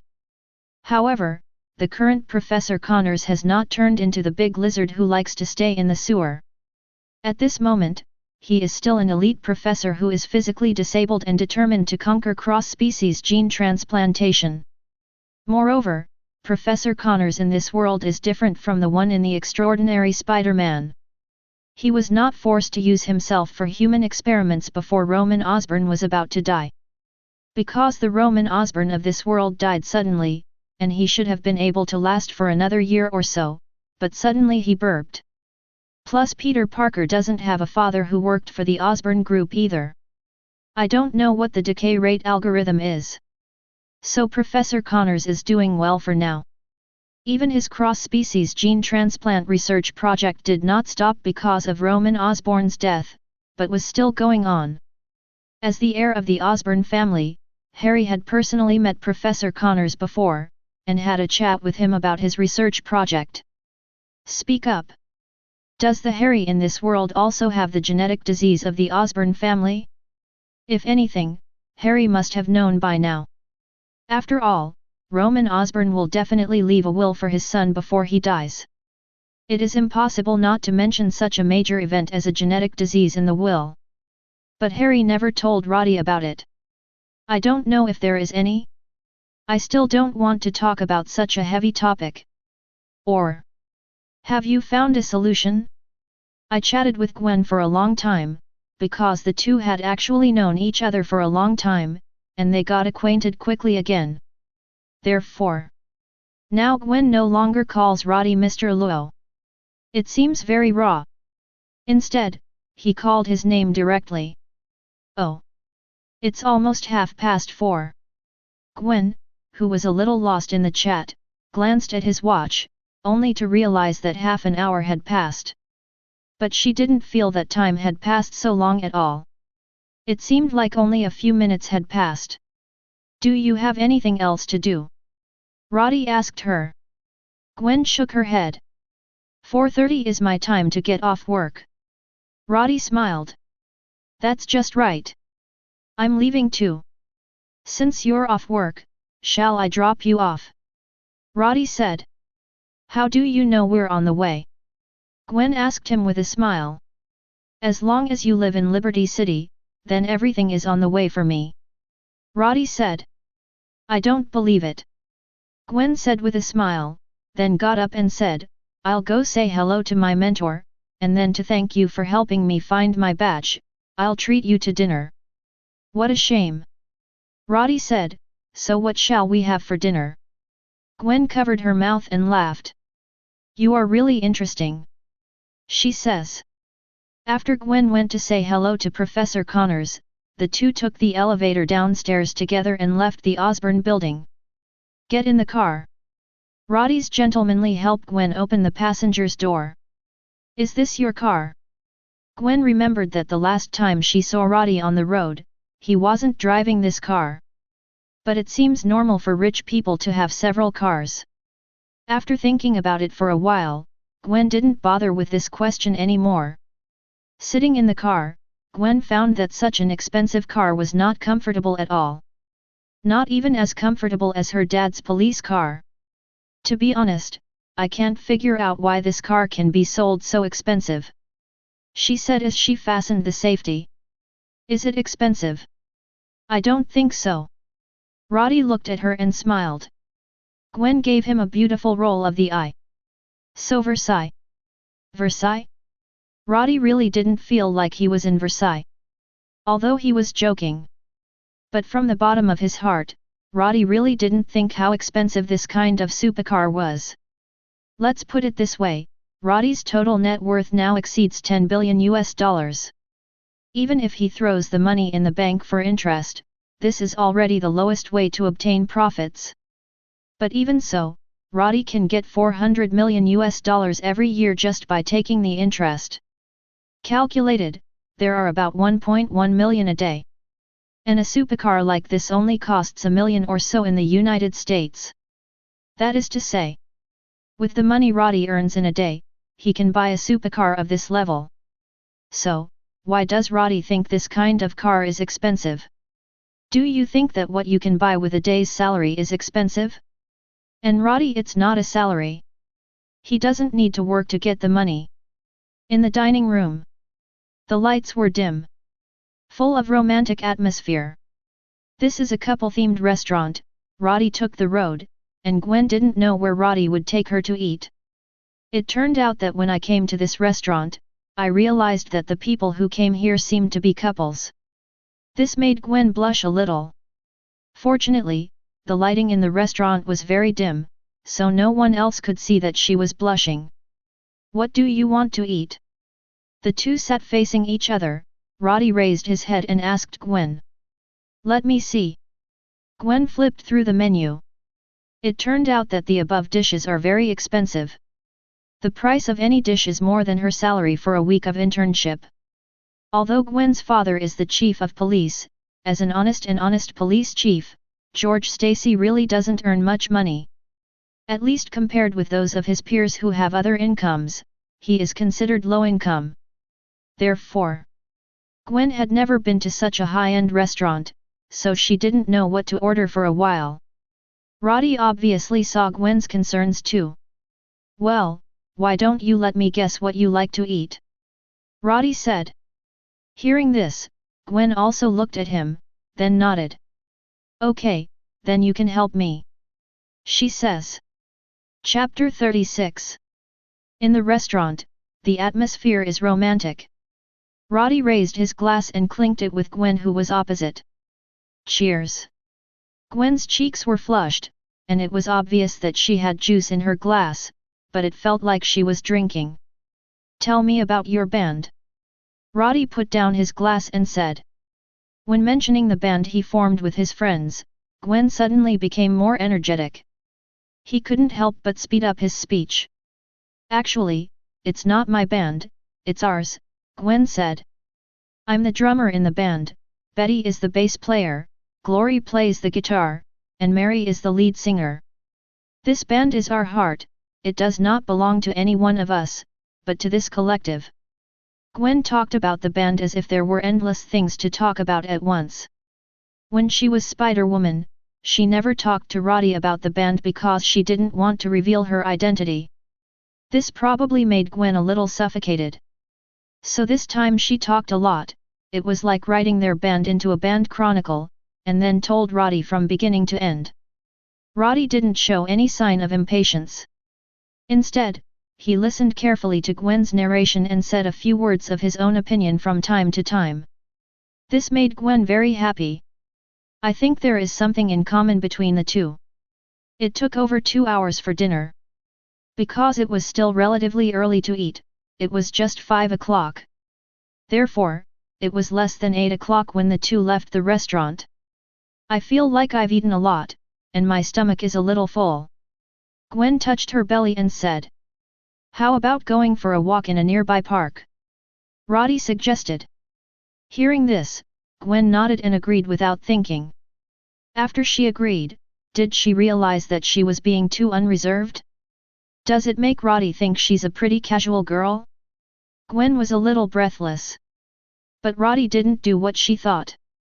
If others didn't understand Gwen, would he still not understand? This girl is usually not studying, or she is forming a band with a few good girlfriends. And recently added a Spider-Woman identity. How can she have time to fall in love? Even Gwen has never even held the hands of other boys, she is a pure love zombie. This position, on Roddy's side, is simply at the level of being killed indiscriminately. Definitely. Gwen is different from those ordinary girls. Other girls will only cry when they are bullied by their boyfriends. And Gwen might directly break the opponent's bones. He was even so angry that he might directly screw off the opponent's head. After all, she has this strength. But Roddy definitely wouldn't bully Gwen like that. Although he is more fraternal. But for a good girl, he will still cherish and love her. He wouldn't just forget what his name was when he turned around like he did with the women who usually appeared by his side. In the park, there are many people walking at this point. Most live nearby. After all, if it was later, it would not be suitable to go out. Roddy and Gwen walked side by side. Talk about what you didn't finish talking about in the restaurant before. At this time, a few naughty children came from the opposite side, running towards this side while playing. Careful! Roddy took Gwen's little hand and pulled her closer. Several children quickly ran away. Roddy, however, had no intention of letting go of his hand. Gwen blushed and looked down, but she didn't intend to break free. The two continued walking hand in hand. It feels like time slows down at this moment. Everything around them seemed to be moving away from the two of them, but the distance between them was getting infinitely closer. Gwen didn't even know when she was held in Roddy's arms. When she reacted, she quickly ran away like a frightened rabbit. It's late, I should go home. Gwen lowered her head and pinched the corners of her clothes with both hands, feeling extremely nervous. It's quite late. Roddy glanced at the time on his watch, and it turned out that it was almost 9 o'clock before he knew it. No wonder there were not many people in the park. Even a few homeless people appeared. Let's go, I'll take you back. Roddy said. Then he reached out to grab Gwen's little hand, and took the girl who had been looking down at him embarrassedly, and walked out of the park. Behind her, Gwen looked down at the two hands clasped together, feeling sweet in her heart, a feeling she had never felt before. Is this what love feels like? Thought Gwen. But on the surface, the two just met today. Does Gwen think that this development is too fast? Although in fact they have known each other for several days. But Roddy didn't know she was Spider-Woman, did he? He must be very good at making girls happy. Gwen thought as she looked at Roddy who was walking ahead. Thinking of the possibility that Roddy Zengjin was as good to another girl as he was to himself tonight, Gwen felt a little uncomfortable, even a little sour. Leaving the park, Roddy took Gwen back to the car. After getting in the car, he found that Gwen's mood was a bit wrong, as if he was deliberately avoiding his eyes. After thinking about it for a while, Roddy probably understood the reason. What's on your mind? So Roddy asked proactively. Hearing this, Gwen also looked up at him, and said, "Have you had many girlfriends before? You have practiced those just now on other girls, right?" "I don't deny that there are many women around me," Roddy said, "but as for girlfriends, to be honest, I only talked about 2 when I was a student, and the last one was when I was in college." "Only 2? Gwen couldn't believe it. Roddy is so good that Gwen thinks he must be an Aquaman. "Just 2, nothing more," Roddy said, "but not counting girlfriends, never broke." Roddy was so honest that Gwen didn't know what to say. Blame him for being too carefree? But before today, they didn't really meet each other at all. Chapter 37. "What about me?" Gwen asked, looking Roddy in the eye. At this time, she was much braver than before. Not at all like the girl who was shy to even meet Roddy's eyes. "You are special." Roddy looked at her without hesitation. "It's different from those women around me in the past, they can't compare with you." "Humph. You just said it nicely." Gwen turned her head away, but the corners of her mouth couldn't help but curl up. "You are special." These words played back and forth in Gwen's mind. Which girl can deny that she is a special existence in the mind of the man she likes? Perhaps for those elderly women, Roddy's rhetoric is not effective at all. It is better to just throw a bank card in the past. But for a girl Gwen's age, material things aren't what she wants. It's the other party's sincerity. Queens, in front of an apartment building. Roddy stopped the car and looked at Gwen in the passenger seat. "Arrive," he said. "Well, thanks for taking me back." Gwen nodded and reached for the seat belt to unbuckle. At this moment, a hand held her little hand. Then there was a burst of heat, and Gwen's eyes widened. "See you tomorrow." Roddy accepted it as soon as he saw it, and returned it without doing anything further. And Gwen couldn't speak at all. Although the previous conversation between the two in the car made Gwen want to reconsider the relationship between the two. But now, Gwen found herself reluctant again. "Goodbye." After saying goodbye quickly, Gwen got out of the car and ran into the opposite apartment building as if fleeing. And Roddy in the car also looked at Gwen fleeing with a smile. At this time, Roddy looked up as if feeling something. Through the windshield, Roddy saw a pair of angry eyes staring at him. "Forward." Roddy smiled awkwardly, then quickly started the car and left. If he read correctly, that person just now should be Gwen's father, George Stacy, right? Could it be that the previous scene was all seen by my future father-in-law? Rao is such a thick-skinned person like Roddy, he feels a bit overwhelmed right now. Fine. George was still calm, and he didn't just go downstairs with a gun to have a good talk with Roddy. Otherwise, it would be even more embarrassing. Boom. After going upstairs and returning home, Gwen leaned against the door, feeling her heart beating violently. How could he sneak up on me? Gwen blushed. At this time, "Gwen, are you back?" A middle-aged woman's voice came. It was Gwen's mother. "Yes, your precious daughter is back," and someone drove her back in a luxury car. At this time, Gwen's father George also came out of the kitchen and said loudly, "Dad!" Gwen yelled hastily. She didn't expect that George saw the scene where Roddy sent her back just now. Did he see it too? No. It was in the car, and George sure didn't see it. Gwen comforted herself. Otherwise, she was really afraid that George would go after Roddy with a gun. After all, Gwen couldn't be more clear about his father's character. What luxury car? At this time, Gwen's mother also came out of the room. She asked her daughter curiously. "Gwen, what did your father say just now that the luxury car brought you back? Is it your classmate?" "No, it's a friend," Gwen said. "When did you have a friend who drives $1 million sports car? Why didn't I know?" George came over and sat down with a glass of water, looked at his daughter in front of him and asked. "Millions? So expensive?" Gwen's mother also looked at her daughter in surprise. But unlike George's angry mood, Gwen's mother is more curious about who the other party is, and what is the relationship with her daughter. Come on, Gwen. Talk to Mom, what's your name? How old are you? Gwen's mother hurriedly took her daughter to sit down, and then immediately asked about her identity information. Mom!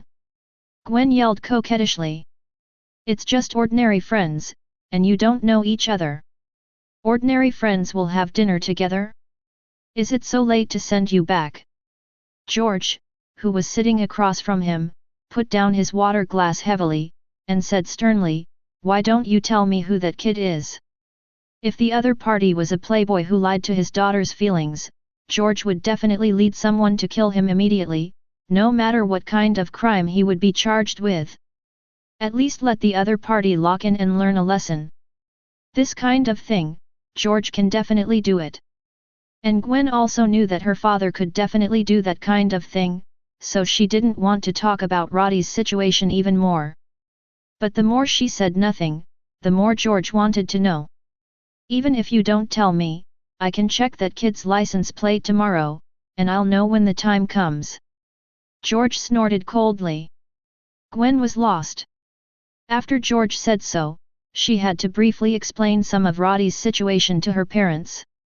However, Gwen still emphasized that the two are currently just friends. Not what they thought. Vice President of the Osborne Group? Young and promising.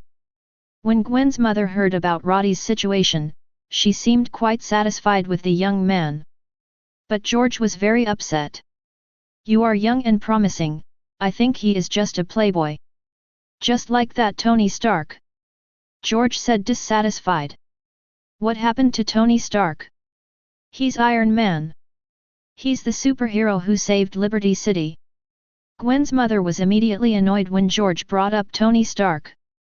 She's an Iron Man fan.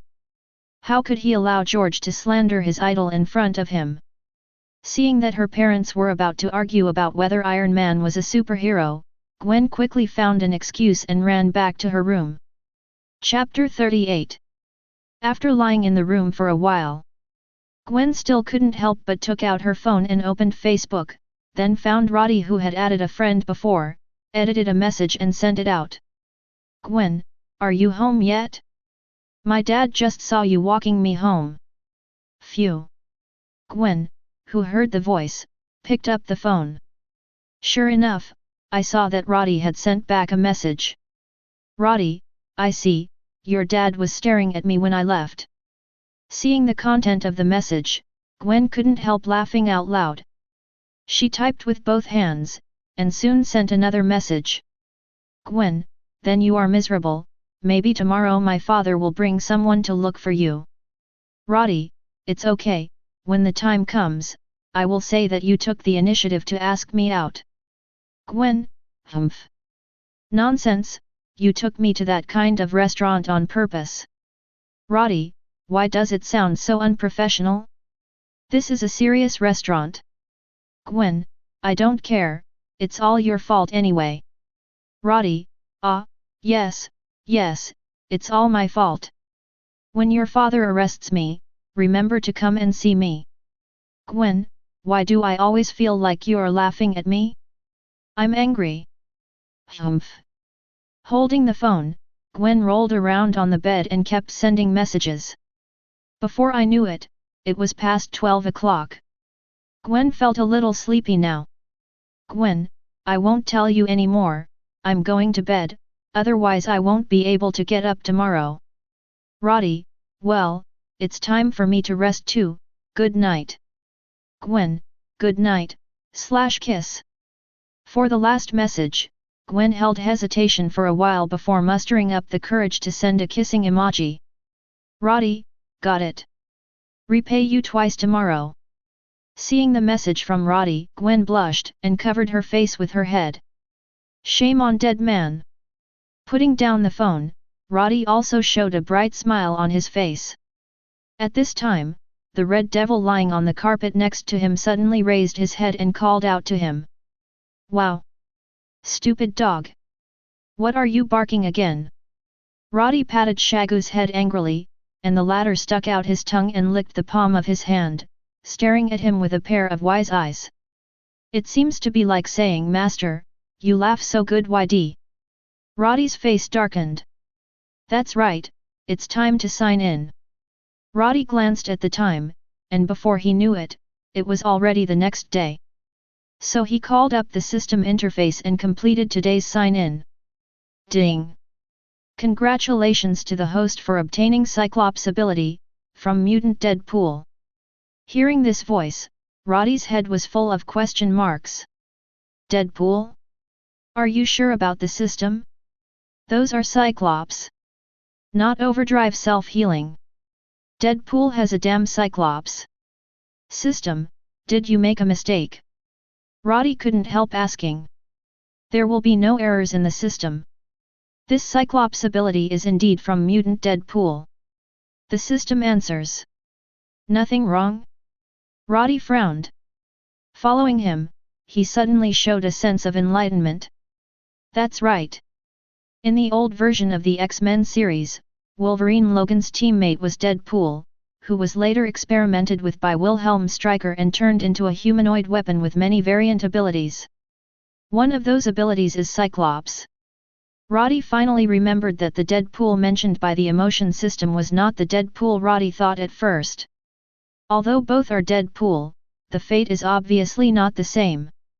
And in Deadpool's independent movie, later Deadpool obtained a time travel device and went to the old version of the X-Men universe, killing that Deadpool himself. Although it's a bit of a nonsense to kill with one shot. But it's exactly how it's done. But how does the time travel device travel to different parallel universes? Roddy didn't get it. Or did he remember wrongly? In fact, it is not a time travel device, but a parallel universe travel device? Never mind. That's not important. Roddy remembered that the Cyclops of Deadpool was not like Scott, who needed the help of external objects to function normally, but could realize the freedom of switching by itself. If it were really Scott's version of Cyclops, to be honest, Roddy really wouldn't want it. Because that thing can't be closed at all. Could it be that he will have to wear a pair of glasses all day long like Scott?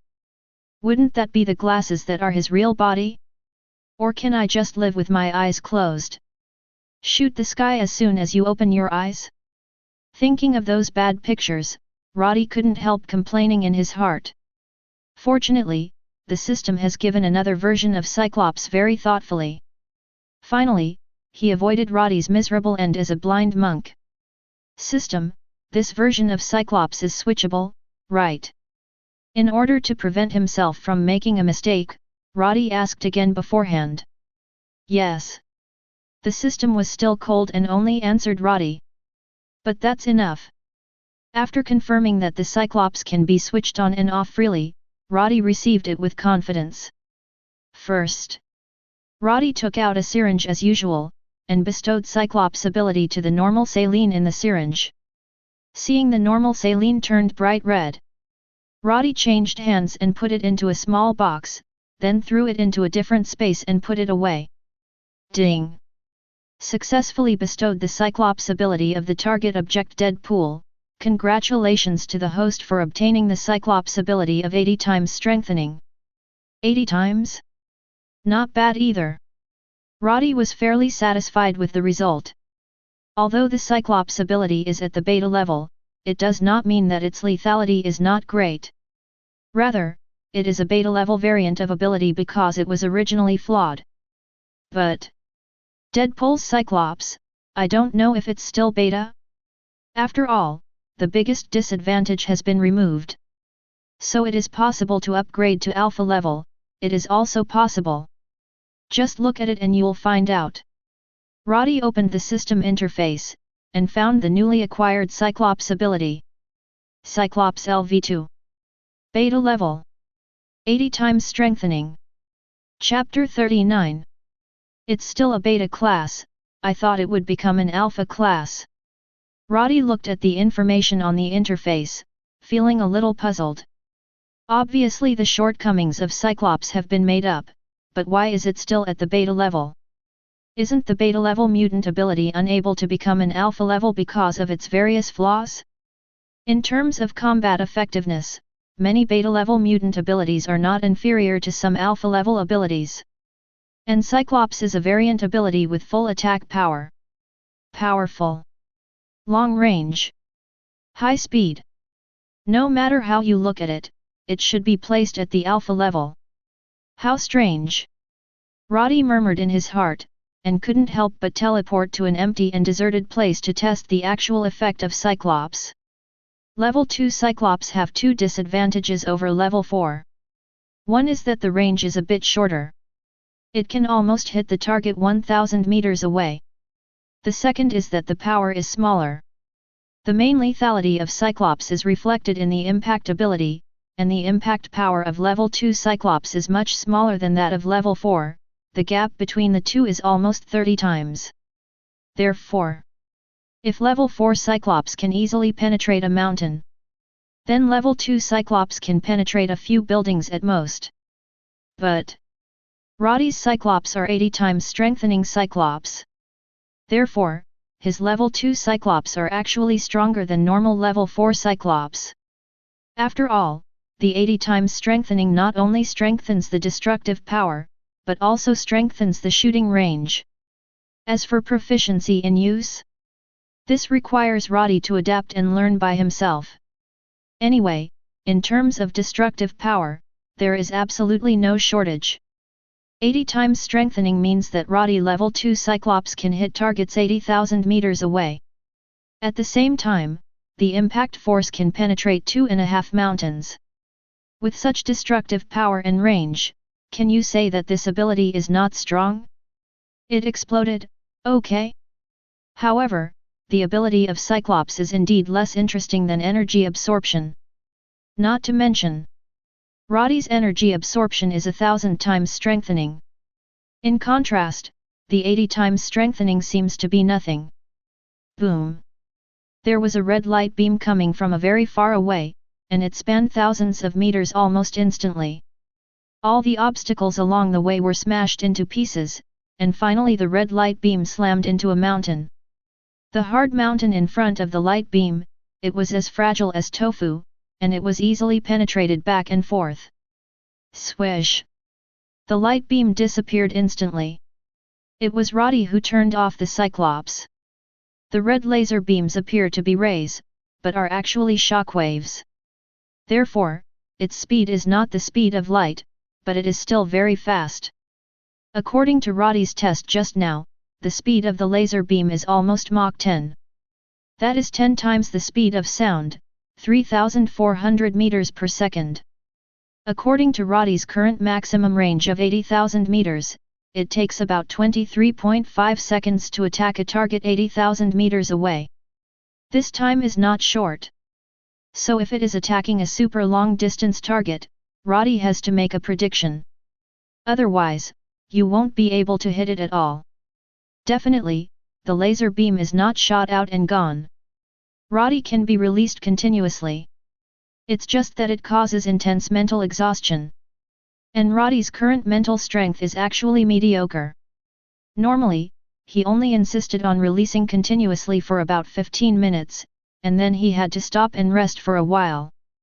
But in fact, Roddy, who possesses energy absorption ability, can use it to restore mental fatigue and achieve a continuous release effect that never needs to stop.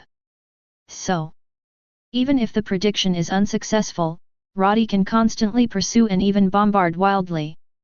All the same, after testing the actual effects of Cyclops, Roddy teleported back to Paradise Mansion. For the next 2 days, Roddy and Gwen had a heated fight.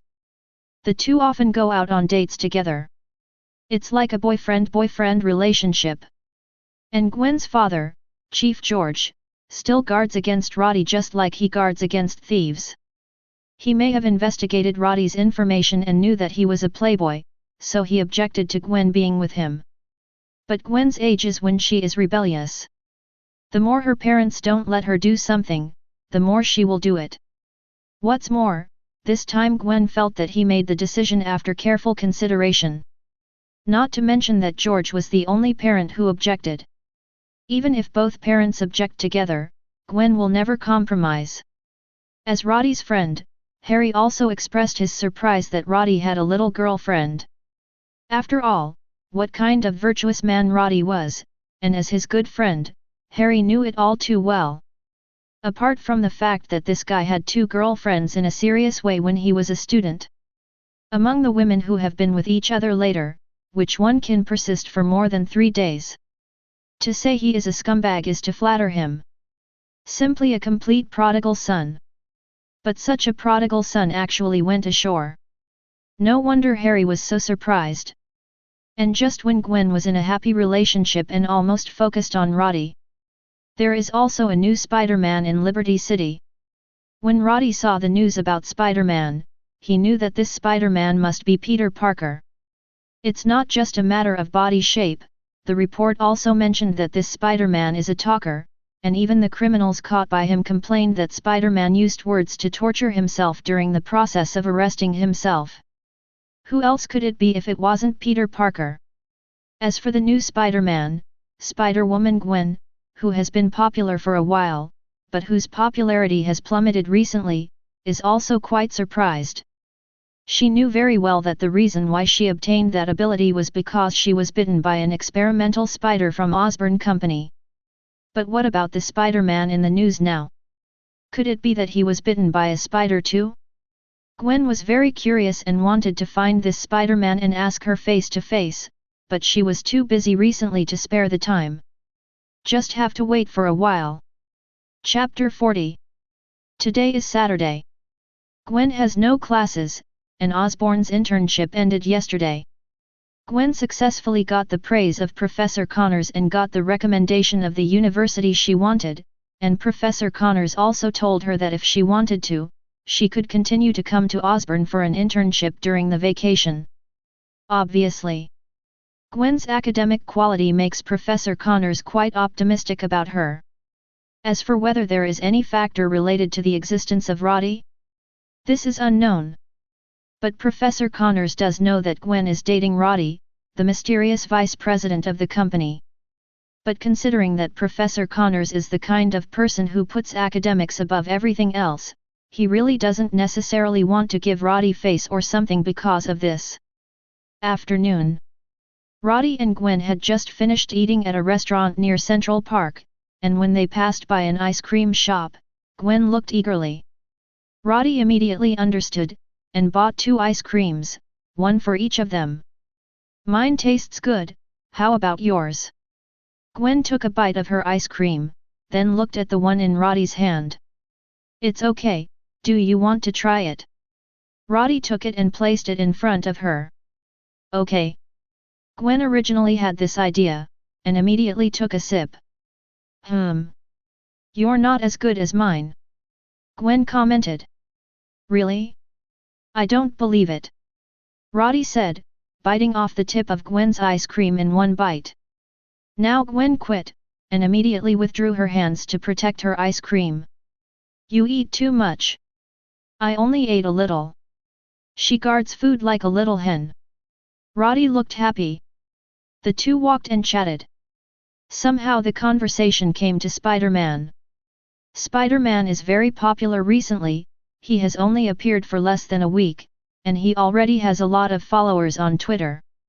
Gwen said this somewhat sourly, because she is Spider-Woman herself, and Spider-Woman has been fighting crime in Liberty City for a while. Although she is obviously not fighting crime as hard as the recent Spider-Man. But anyway, he is also a senior who debuted earlier, right? However, it seems that there are more people who like Spider-Man on the internet now. In contrast, Spider-Woman, who hasn't appeared in a few days, is already not as good as before. On the one hand, it is because of Gwen's passive business. On the other hand, it is also related to the negative comments she made on the internet before. Those comments made many people become fans of Spider-Woman. And now there's a Spider-Man. There is no harm without comparison. Compared to the hard-working Spider-Man, Gwen, the Spider-Woman, is really Buddhist. Fighting crime is not aggressive at all. But Gwen has figured it out since Roddy's enlightenment last time. At this moment, apart from being a little envious of Spider-Man's rapid rise in popularity, I have no other ideas, let alone change my Buddhist style because of this. She is a superhero driven by interest. When I am not interested, I will not go to work. Thought Gwen. Yeah, Spider-Man's popularity is really high. Roddy nodded. But the higher you stand, the harder you fall, just like the previous Spider-Woman. If he fails to do anything well, he may be criticized by those people on the internet at any time. Gwen nodded in agreement. She thought so too. Those people on the internet seem to like to make a big fuss by staring at what they superhero didn't do well. She was too. The current Spider-Man may encounter this situation in the future.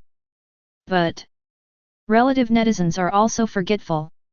No, Gwen hasn't appeared as Spider-Woman for several days, and now the negative comments about her on the internet are almost gone.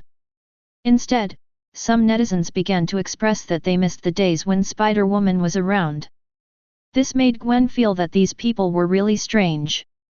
Especially some of them are the people who scolded her online before. Now he says he misses her again? Really convinced? Roddy, which one do you think is better, Spider-Man or Spider-Woman? Gwen asked the question out of the blue. If someone else asked, Roddy would definitely evaluate it objectively and then give an answer. But now the one asking that question is Gwen. That's Spider-Woman herself. Roddy is not stupid. It is impossible to say that Spider-Man is more powerful than Spider-Woman in front of Gwen. Probably Spider-Woman. Roddy said. Look, that Spider-Man was obviously very immature when he took the shot. I guess he must be young. You can actually hear it from the voice, and the voice is not fully developed. And in terms of expressiveness, Spider-Woman has easily lifted a van, and this Spider-Man is almost meaningless in comparison. Roddy demonstrated his point of view from several aspects, and Gwen on the side also nodded constantly, agreeing very much. Yes, Spider-Woman must be stronger than Spider-Man. Gwen nodded. Gwen, I didn't expect you to be a fan of Spider-Woman. Roddy looked surprised. This made Gwen very happy. He could barely resist telling Roddy that he was Spider-Woman. Still, she held back. Yeah, I'm a girl, isn't it normal to like Spider-Woman? Gwen said with a smile. Really? Then let me tell you a secret, I actually know Spider-Woman. Seeing Gwen's appearance, Roddy knew that she must be secretly laughing, so he listened to her and whispered something in Gwen's ear. Roddy, do you really know Spider-Woman? Gwen feigned surprise. It is said that women are born actors, and Roddy feels that this sentence is not wrong at all. No, the Gwen in front of her is very good at acting. If he hadn't known it in advance, Roddy might not have been able to see that Gwen was acting. All I can say is, the acting is outstanding. Yeah, I did her a little favor once. Roddy said. Gwen thought to herself, it was not just a little favor, it was you who helped me out of my confused life. Chapter 41. Late at night. A black shadow climbed over the outer wall of a hospital and landed on the lawn inside the hospital. Luke Kai-Ki was perfectly integrated into the darkness, except for a pair of black and white eyes, scanning around vigilantly. After confirming that there was no danger, Luke Kai-Ki quickly ran towards the hospital. Luke Kai-Ki came to the hospital secretly at night. Of course Luke Kai-Ki didn't come to see a doctor.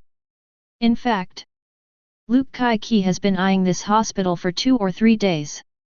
Before he heard from Peter Parker that the Osborne group was researching genetic spiders, he wondered if he should investigate the Osborne group? In case they're doing some evil human experimentation or something. After a few days of hesitation, Luke Kai-Ki still couldn't convince himself not to take care of this matter. So he began to monitor the Osborne group, tracking some of the top executives of the Osborne group. Finally, just 3 days ago, he found out what kind of mysterious experiment the Osborne group was doing, and he found this hospital by following the clues. On the surface, the hospital is a serious hospital, but the biggest investor in this hospital is the Osborne Group. It is not an exaggeration to say that it is the private property of the Osborne Group. And Luke Kai-Ki investigated that people from the Osborne Group mysteriously transported some things to this hospital, plus a professor named Kurt Connors he was eyeing, would sneak here from time to time home hospital.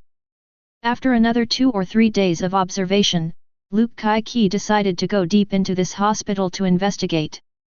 If he could get a picture of the evil experiment of the Osborne Group, he would publish it directly. By then, no matter how rich and powerful the Osborne Group was, they would probably be very busy. And most importantly, this evil experiment will definitely not be able to continue.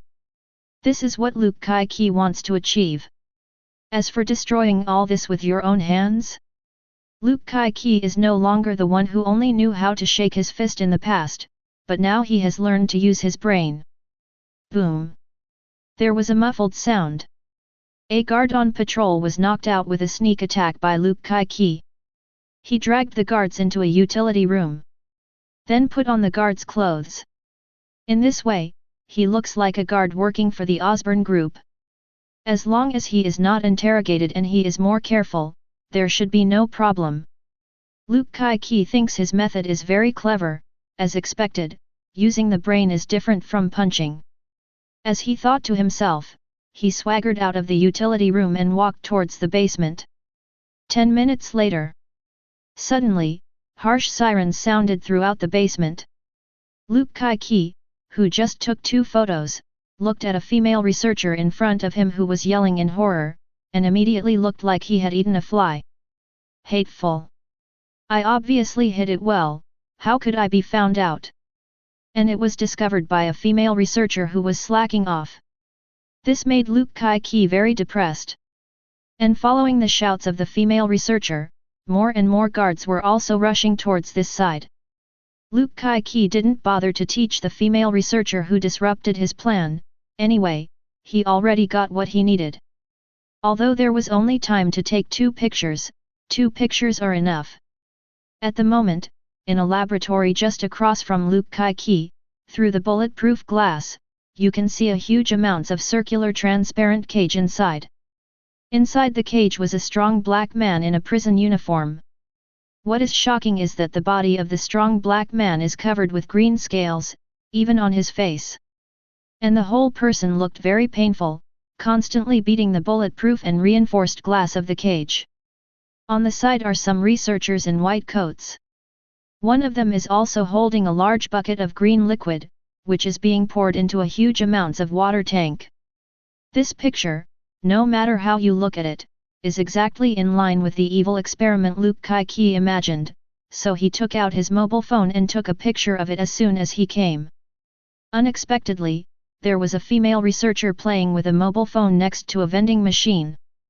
I was so lucky to see this scene secretly filmed by Luke Kai-Ki. Hence the current situation. He's here. When the female researcher saw the guards coming, she pointed at Luke Kai-Ki in front of her and shouted loudly. Shit! Luke Kai-Ki cursed secretly. Next second, a shuttle of bullets greeted him without any hesitation. Bullets jingled on the surface of Luke Kai-Ki's body.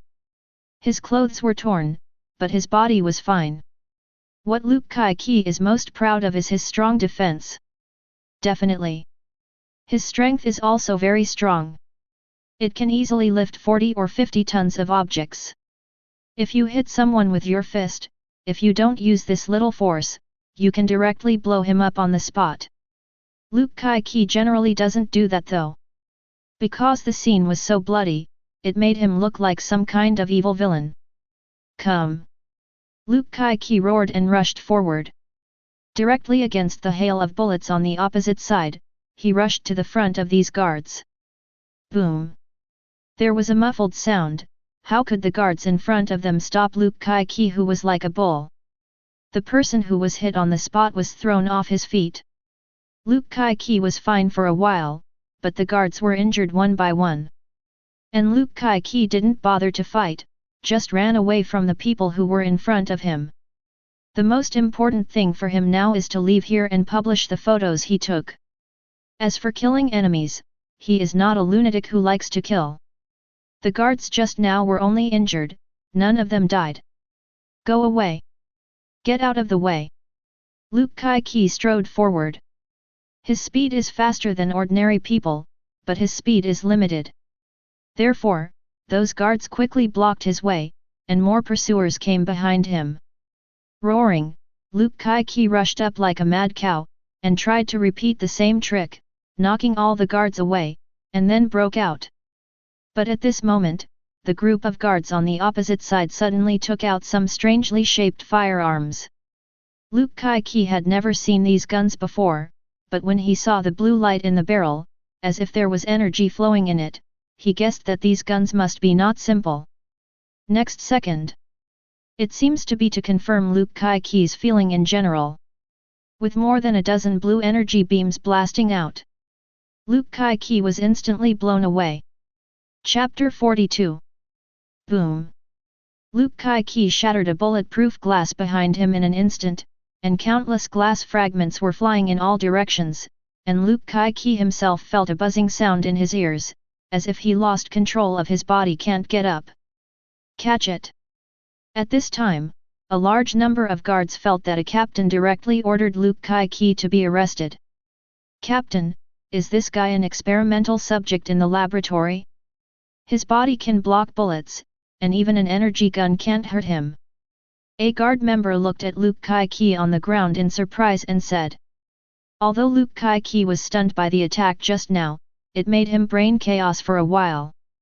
Perhaps the energy beam unexpectedly did not actually hurt Luke Kai-ki's body. It just made him very painful. No, I don't know where this guy came from. The captain shook his head. Who knows where this guy came from? But it's definitely not the guy from their research. After all, the captain of the guard couldn't be more clear about what their secret laboratory is researching. Isn't it just using those lizard genes to transfer them to the human body? Over the past period of time, they have dealt with many lizard-like experimental subjects. Without exception, they are all examples of failures.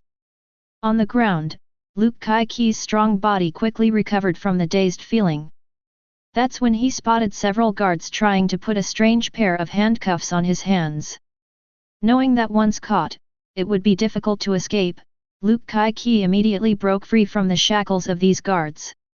He roared angrily and swung his arms, and the guards who caught him flew out instantly. "Stop him!" shouted the captain of the guard. And then Luke Kai-ki saw those guards picking up that weird gun again. This time, Luke Kai-ki learned his lesson. Knowing that this weapon was quite threatening to him, he no longer foolishly chose to resist, but chose to dodge for the first time. Boom! Boom!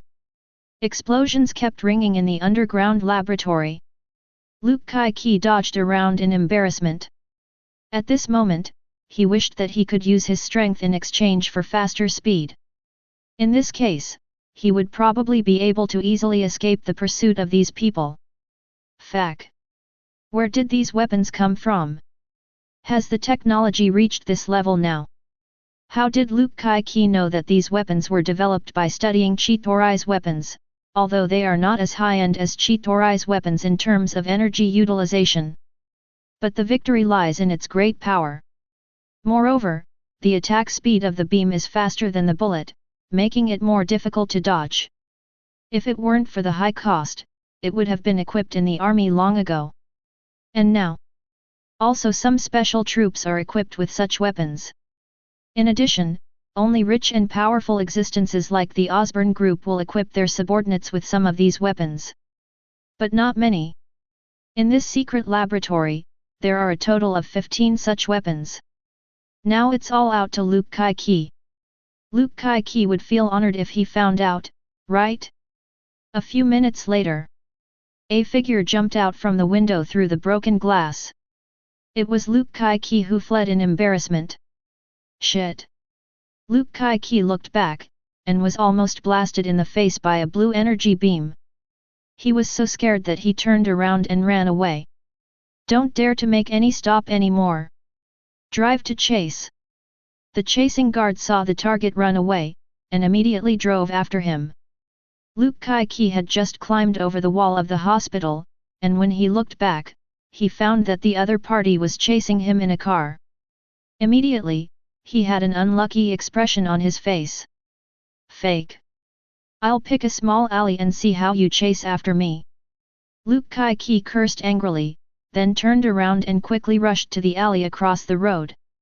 And the guards who just drove up to catch up didn't panic. Next second, more than a dozen motorcycles rushed to the front. The guard on the motorcycle fixed the energy gun on the specially prepared groove on the front of the car, and then pushed the accelerator hard to catch up. Whoosh! Boom! Whoosh! Boom! The blue energy beam constantly bombarded Luke Kai-ki, who was fleeing ahead. Luke Kai-ki, who had just run into the alley, was hit by a beam of energy on the back, and instantly he staggered and fell to the ground. I hit it! A guard yelled excitedly. But in the next second, Luke Kai-ki got up again and continued to run forward. And this time he learned his lesson again. When running, come directly to a serpentine position. This makes it more difficult for the guards chasing after him to hit him. Coupled with the fact that there was a lot of garbage piled up in the alley, the guards on motorcycles couldn't speed up. For a while, the two sides seemed to be at a stalemate. But both sides know that this stalemate will not last long. On the one hand, the alley is so long, when Luke Kai-ki runs out of this alley, he will definitely be caught up by the guards behind him. On the other hand, more guards chose to drive to outflank him. So in fact, whether he has a chance to run out of this alley is unknown. Maybe before he ran to the end, he was blocked by the guards who rushed to outflank him from the other side. This time we're in big trouble. Luke Kai-ki smiled wryly. He did not regret investigating the Osborne group, but his guess was proved to be correct. The Osborne group was indeed engaging in human experiments.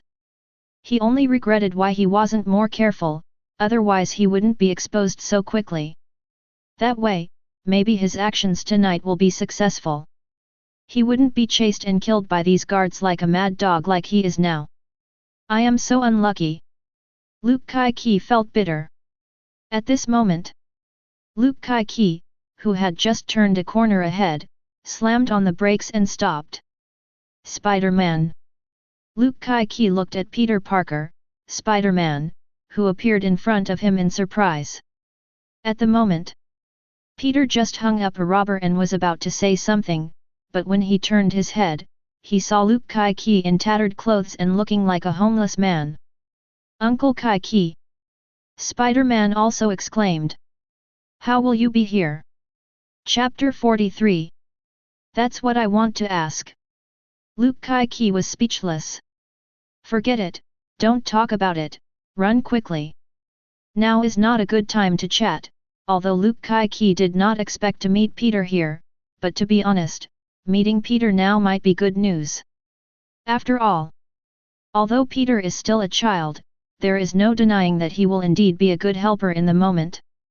Anyway, Peter is also a superhero with extraordinary power.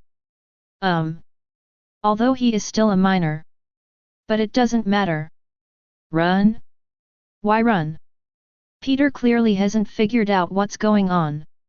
Fortunately, without Luke Kai-ki explaining, the guards who were chasing him arrived first. Boom! Several energy beams bombarded the walls and the ground. Peter almost got hit.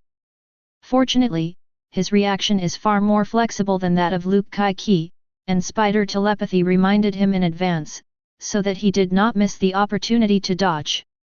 What's this?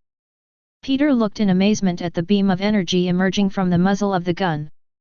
When did the weapons of the United States become so advanced? Peter had the same thought as Luke Kai-ki had before.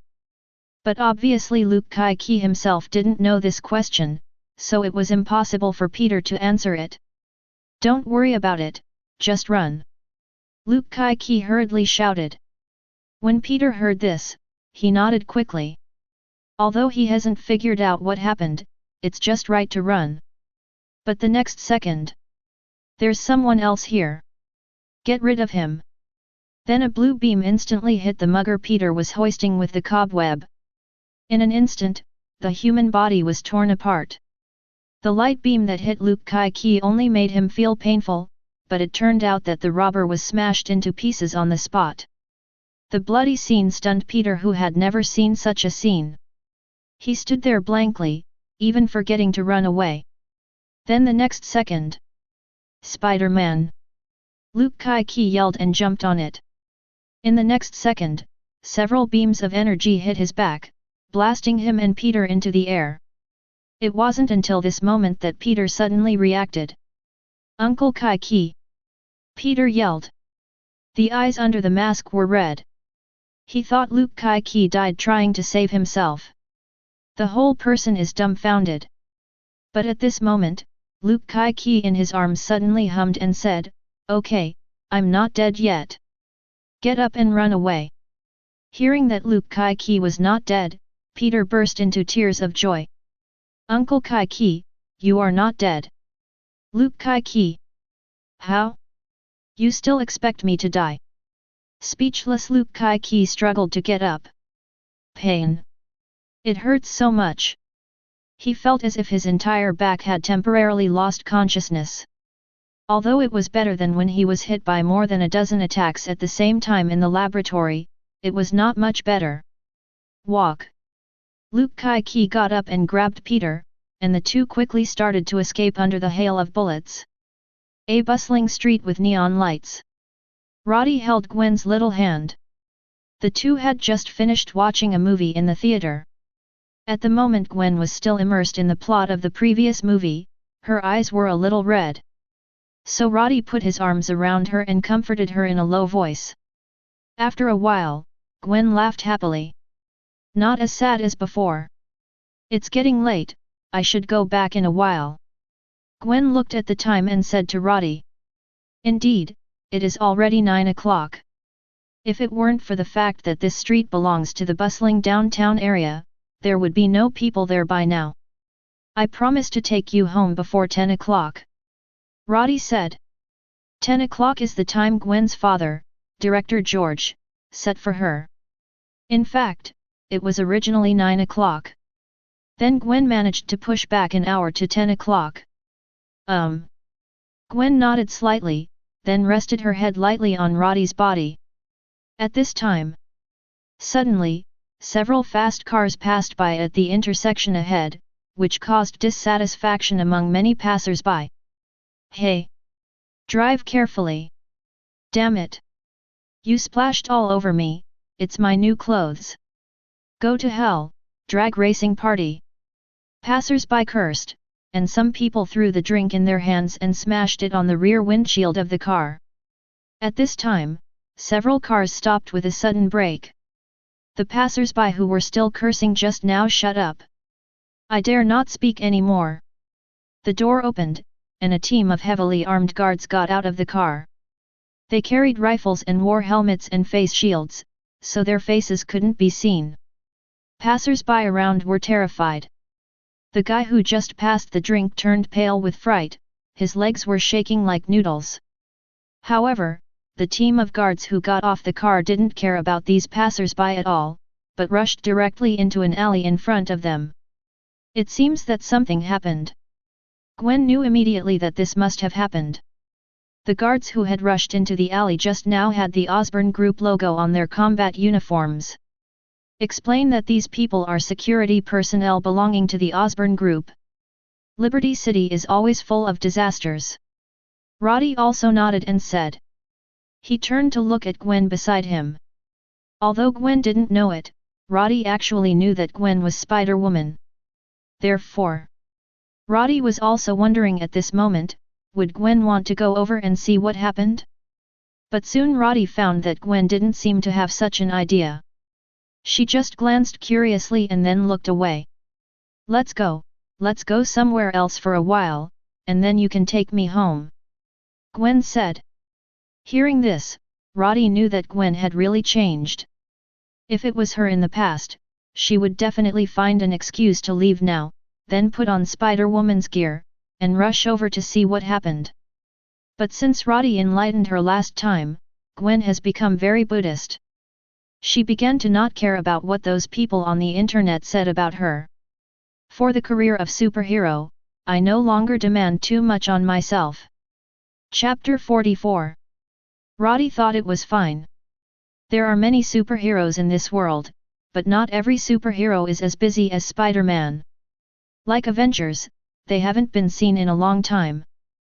Since the end of the Chitauri invasion, except for Iron Man, the Avengers have been showing up to the outside world, and the other members seem to have disappeared all of a sudden. Definitely. Roddy knew the other Avengers weren't gone. Instead, they are doing other things. For example, Natasha Romanoff and Hawkeye Barton, a pair of elite agents, have been performing various tasks arranged by SHIELD. Especially Natasha Romanoff. She is the busiest. And the same goes for Captain America Steve. Currently plays in SHIELD. As for Dr. Banner, he hangs out with Tony, and the two have been working on anti-Hulk armor. Not to mention another Thor. He is the Prince of Asgard. Definitely go back to Asgard. So, superhero is not doing superhero things all the time. They also have their own lives. It is impossible to play the role of superhero all the time. In contrast, Spider-Man is an exception. Because of the career of superhero, my life has been messed up. But the Spider-Man in this world has not reached this point yet. After all, I am still a child. I haven't entered the society yet, and I haven't experienced the beatings in this society. That's when Roddy and Gwen continued to date, not paying attention to the situation there. Peter and Luke Kai-ki, who had already run out of the alley, finally managed to get rid of those pursuers at this moment. Thanks to Peter. Luke Kai-ki is a berserker. You let him charge and he's good at it. But if you let him escape and get rid of the pursuers, then it is not his field of expertise. Therefore, if it wasn't for Peter this time, Luke Kai-ki would definitely be arrested tonight. When the time comes, the result can be imagined. Finally got rid of those guys. Peter landed on the ground with Luke Kai-ki. He looked back and found that the pursuers could no longer be seen, so he was relieved. Uncle Kai-ki, who are those people? Why are they chasing you? After escaping from the pursuit, Peter couldn't help asking curiously. And when it comes to those chasing soldiers, Peter feels very uncomfortable. He thought again of the mugger who had been smashed to pieces. Peter blamed himself. Because the man was tied up by him, he was killed. Peter felt that if it wasn't for him, Mr. Robber would definitely not be dead. So he felt very uncomfortable inside. Peter, just leave this matter alone, I will take care of it. Luke Kai-ki doesn't want Peter to be involved in this kind of thing, and to be honest he doesn't even approve of Peter being a superhero. Because in the eyes of Luke Kai-ki, Peter is just an underage child. He is only 15 years old. Such a young person should go to school, have a party with friends, or stay at home and play games or something.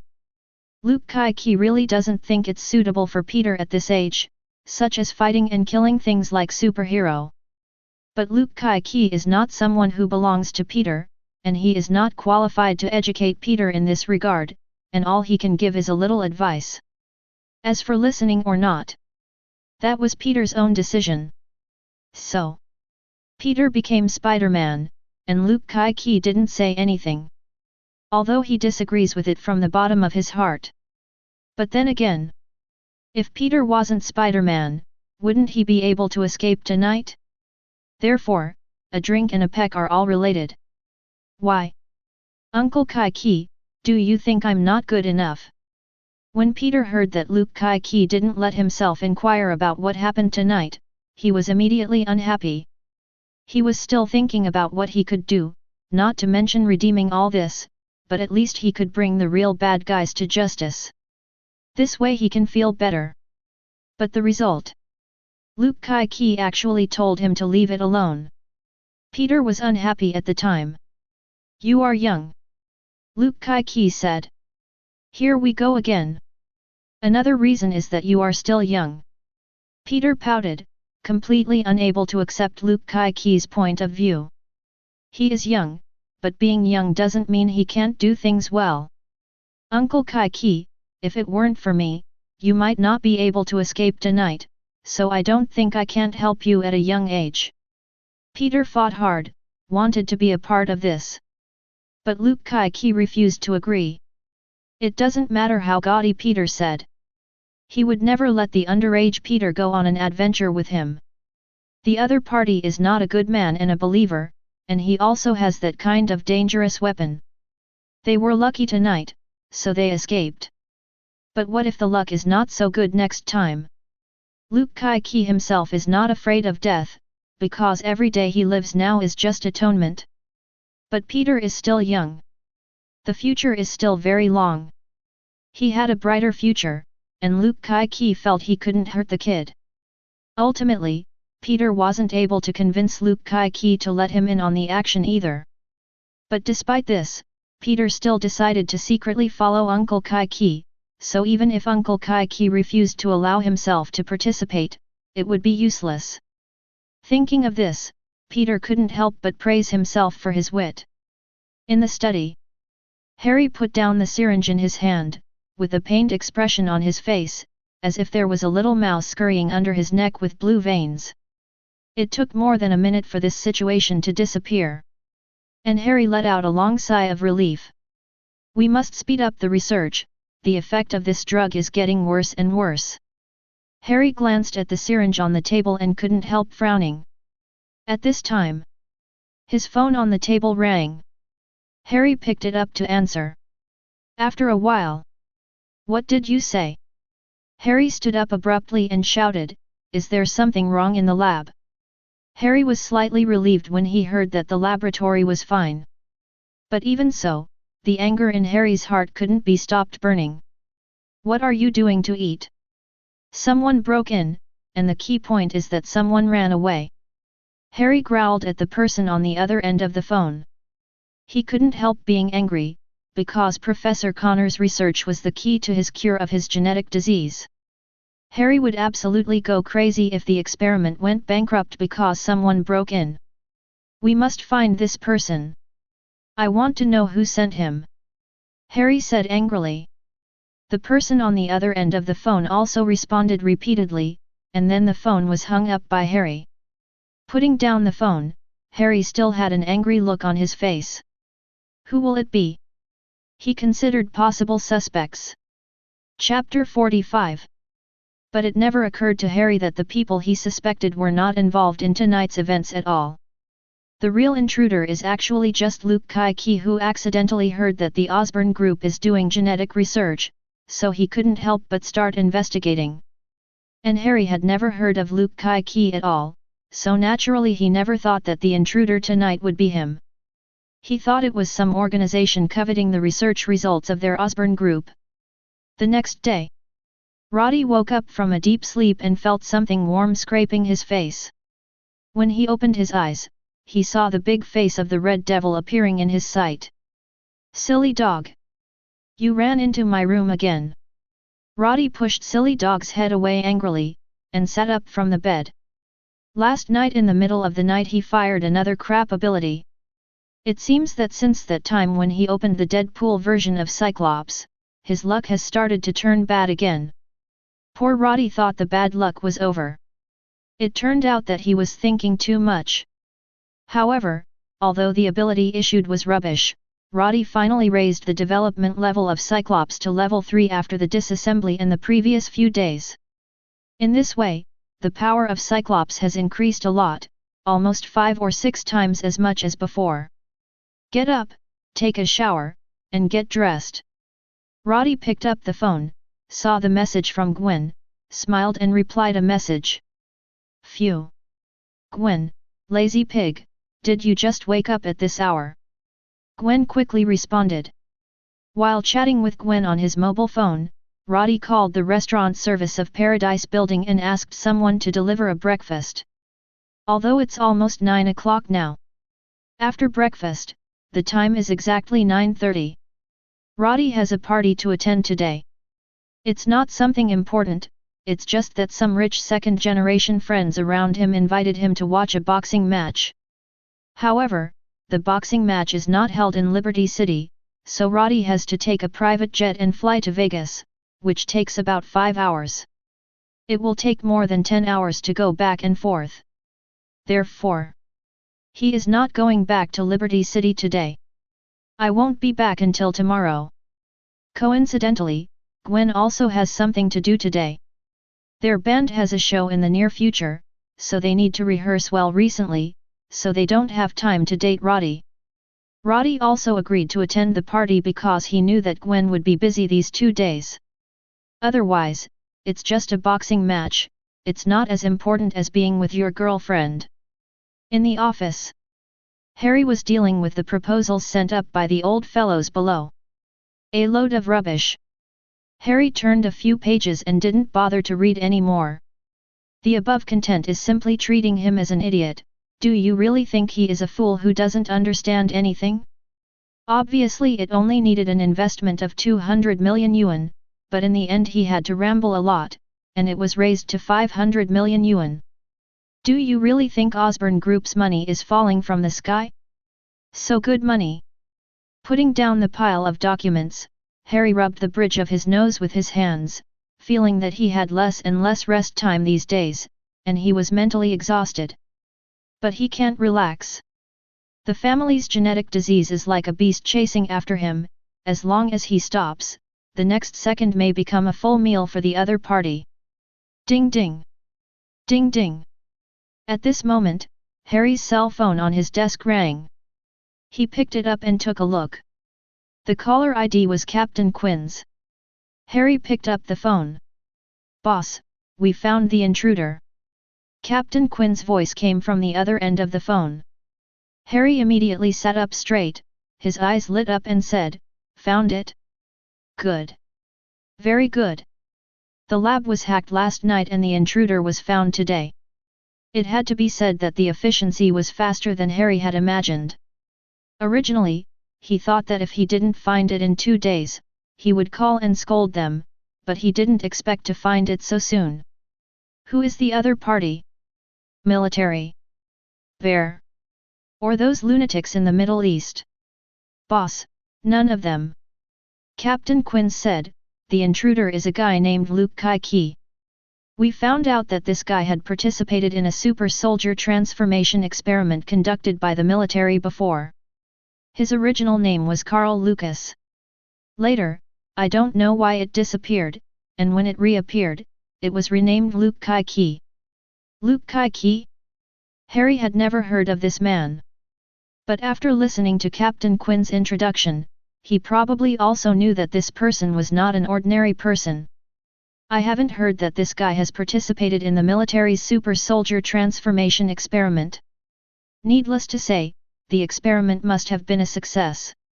However, Harry had never heard of any super soldiers in the military. Obviously, this success was a bit like Captain America during World War II, and it was an accidental case. But under normal circumstances, the military should firmly control this super soldier. But now this guy who became a super soldier through military experiments actually went to hide in Liberty City, and even went to his laboratory to do things. Obviously, the military is losing control of this super soldier. Even those idiots might have thought that the other party was already dead. Harry made up a lot of content in an instant. However, these are not important. The important thing is that people are found, which means they can carry out arrest operations. Notify the toxin team, this time the arrest operation will be handed over to them. Harry ordered over the phone. Captain Quinn's on the other end of the phone couldn't help being surprised when he heard that the boss was going to use the toxin team. Boss, the toxin team is not very stable at the moment, and accidents may occur during operations. Captain Quinn's reminded. When the time comes, you will follow along and keep an eye on them. If an accident occurs, immediately activate the destruction command. Harry ordered. Understood the boss, I will keep an eye on them. Captain Quinn's replied. Chapter 46. 1:30 p.m. Manhattan, West Midtown. This area was originally called the Linton area, but due to some undisclosed reasons, people have become more accustomed to calling it Hell's Kitchen over time. This is a sanctuary for criminals. It is a place where the light of justice does not reach. It's here.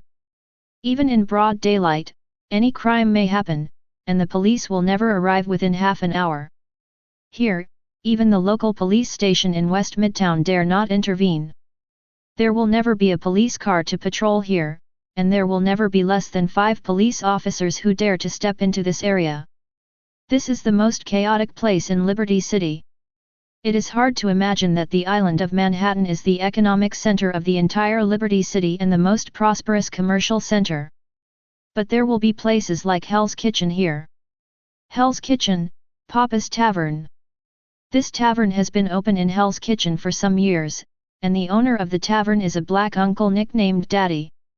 Dad is very famous in Hell's Kitchen, even the famous gin bin will give Dad face. And there is also a rule in the old man's tavern, that is, no use of force is allowed. Even if it's a fight, you have to go outside to fight, or you won't give your father face. Not giving Daddy face is equivalent to not giving gold and face. In Hell's Kitchen, no one dares to give Jin some face. Ever since this lunatic strangled his wife and children to death, everyone here knew that Jin Bing was insane. Although Jin Bin in the past was ruthless, he was still not a truly ruthless person. But since the death of his wife and children, Jin Bin has completely become a cold-blooded tyrant. In Hell's Kitchen, and even the entire underground world of Liberty City, Jin Bin is a well-deserved king. He can determine the survival of a certain gang in one sentence. You can also make a little bum a big shot with a single sentence. Some people called Jin Bin the underground emperor of Liberty City. There is nothing wrong with this sentence. In Liberty City, even the official department of the United States has to give gold and save face. It is conceivable how powerful Jin Bing is. Jin with such a status acquiesced behind his back, so naturally no one would dare to break the rules of the old man's tavern. No matter how arrogant and domineering the little gangster is outside, he has to obediently say hello to his father when he gets here. And here is where Luke Kai-ki works. Super soldiers also want to make money to support themselves. Luke Kai-ki is not a rich man. Before he became a super soldier, he was also a gangster, so he is very familiar with the rules here in Hell's Kitchen.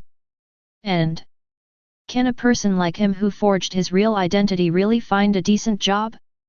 Those bosses would never want someone like him. Even if you want it, it will squeeze your labor and wages like crazy. But not Papa's. Luke Kai-ki can be treated with basic respect here, and can also get a standard salary. Neither be exploited nor discriminated against. So Luke Kai-ki has been working here for a while since he came back to live in Liberty City. Serve as a bartender in a tavern. Yes, Luke Kai-ki can also mix. Although there is no serious experience, the guests here are not the kind of rich people who play tricks. Everyone comes here to drink because of the atmosphere, not how delicious the wine here is. Definitely. Cheap price may also be a reason. For Luke Kai-ki, he is very satisfied with his current life. Although he didn't earn much, at least there was no trouble coming to his door. Everyone here respects Papa. By the way, I will pay a little respect to Luke Kai-ki who works at Papa's Tavern. So he is very happy here. Met a lot of so-called friends. But today Luke Kai-ki's peaceful life is about to be completely broken. With the sound of several sudden brakes came from outside the tavern. 5 black SUVs parked on the road in front of the tavern, directly blocking the entire road. The movement outside quickly attracted the attention of these guests in the tavern. How many good people live in Hell's Kitchen? Here, 99% are extremely vicious people. The remaining 1% are those who are forced to live here. Obviously. Among the guests in the tavern today, there is no such person. Therefore, when they saw a group of guys who were clearly ill-intentioned getting out of the car, almost all of them subconsciously took out their weapons and prepared silently. Although Papa's Tavern has a rule that no use of force is allowed, the group in front of him doesn't look like people from Hell's Kitchen. It's a bit like those lackeys raised by the rich. Jingling. The door of the tavern was pushed open. Quinns led someone in from outside the tavern. These people behind him are all members of the Osborne group, or the Toxin Squad secretly cultivated by the deceased Roman Osborne. There are a total of 18 members in the Toxin team, each of them has undergone brutal experimental transformation, which makes each of them a terrifying killing machine. Physically, every member of Toxin Squad is comparable to Captain America in World War II. And they don't have any feelings, they just follow instructions. Kind of like the Winter Soldier. But unlike Captain America and the Winter Soldier, Toxin Squad is all monsters. The monsters referred to here do not mean that they are very powerful. But literally. Due to the cruel and imperfect experimental transformation of the members of the Toxin team, each of them has become neither human nor ghost. Therefore, each of them wears a special mask on their face. This is not for being cool, but their faces are really invisible. Not just faces, but their bodies as well. Do you know what Deadpool looks like? The members of these Toxin Squads can only be more terrifying than Deadpool's appearance. And they are short-lived. Theoretically speaking, each member of the Toxin team can only live for about 1 to 3 years after the experiment is successful. After exceeding, their body genes will completely collapse, and then the whole body will turn into a puddle of pus. The kind of death without a whole body, it's so miserable. Chapter 47. Fortunately, the Toxin team can delay their lifespan by freezing them. So when not in use, it can be frozen directly. This ensures long-term use. But the brainwashing ability of the Osborne group is still not as good as Hydra. After all, Hydra is an expert in this area, while the Osborne group is at best an amateur. That's why Quinn said that the Toxin team was still unstable. It is for this reason. At the moment, Queens who pushed the door and came in also glanced at these people in the tavern. The famous Hell's Kitchen. He definitely heard about it. But who is he, Quinns? The captain of the guard team secretly trained by the Osborne group, who once served as an instructor of a special force in the United States, is proficient in fighting, firearms, tactical layout, and other fields. Be a real top fighter. Although the physical fitness is not as good as the members of the Toxin team behind him. But under the same conditions, he can beat 2 or 3 of them by himself. When Luke Kai-Ki invaded their lab last night, if it wasn't for this guy being indestructible and fuckingly powerful, Quinns alone would have taught him how to behave. Today, Quinns did not come alone. He brought a whole team of toxins, and I can't believe that Luke Kai-Ki got away with it.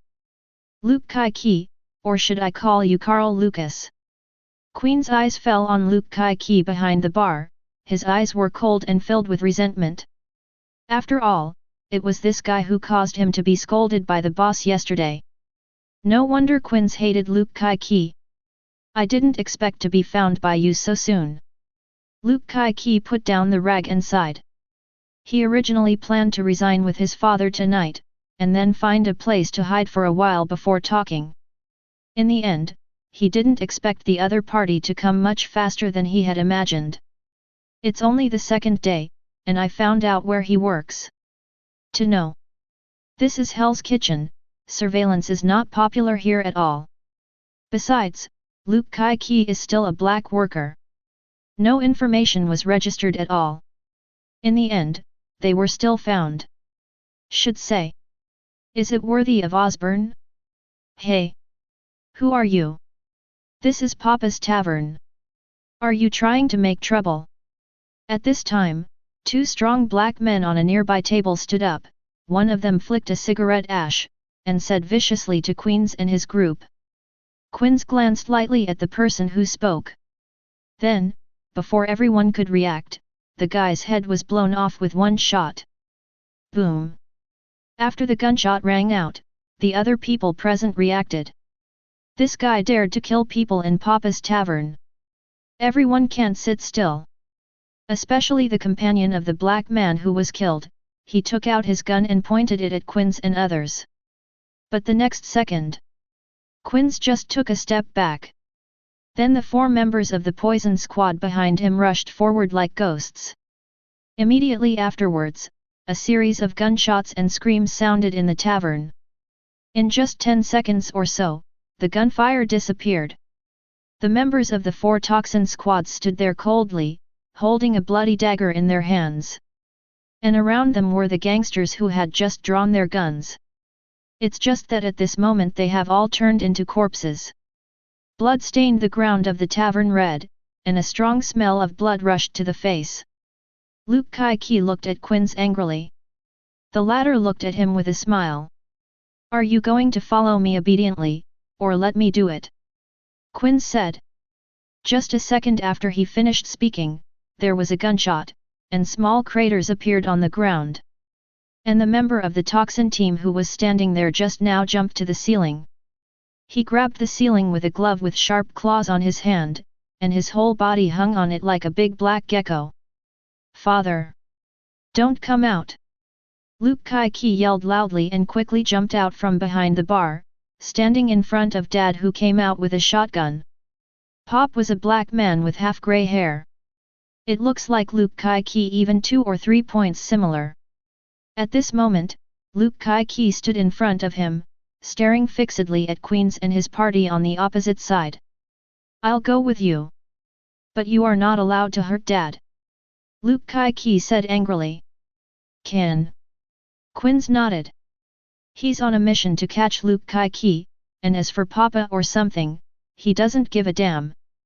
Like these dead men on the ground. Life or death doesn't matter to him. Luke. Dad grabbed Luke Kai-Ki, wanting to say something more. But Luke Kai-Ki turned around and shook his head at him, indicating that he had made up his mind.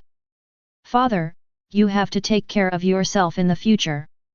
Luke Kai-Ki hugged Papa and patted him on the back. Then he let go, turned to Quinns and said, Let's go, remember what you said. Quinns smiled and made a gesture of invitation. Luke Kai-Ki didn't give him a good face. He walked straight towards the outside of the tavern. Luke. Behind him, Dad yelled Luke Kai-Ki's name, while staring at Quinns and the others with fierce eyes. But Quinns didn't care about his eyes at all. As for the few members of the toxin team, they don't care much, they don't have their own consciousness at all, they are purely machines that follow instructions. Chapter 48. Outside the tavern, Luke Kai-Ki was escorted into a car. He was handcuffed with special handcuffs. Even a powerful super soldier like him couldn't break free for a while. And as long as he wants to break free, the 2 members of the toxin team sitting on both sides of him will teach him a lesson. Drive, go back. Quinns, who was sitting in the co-pilot, ordered.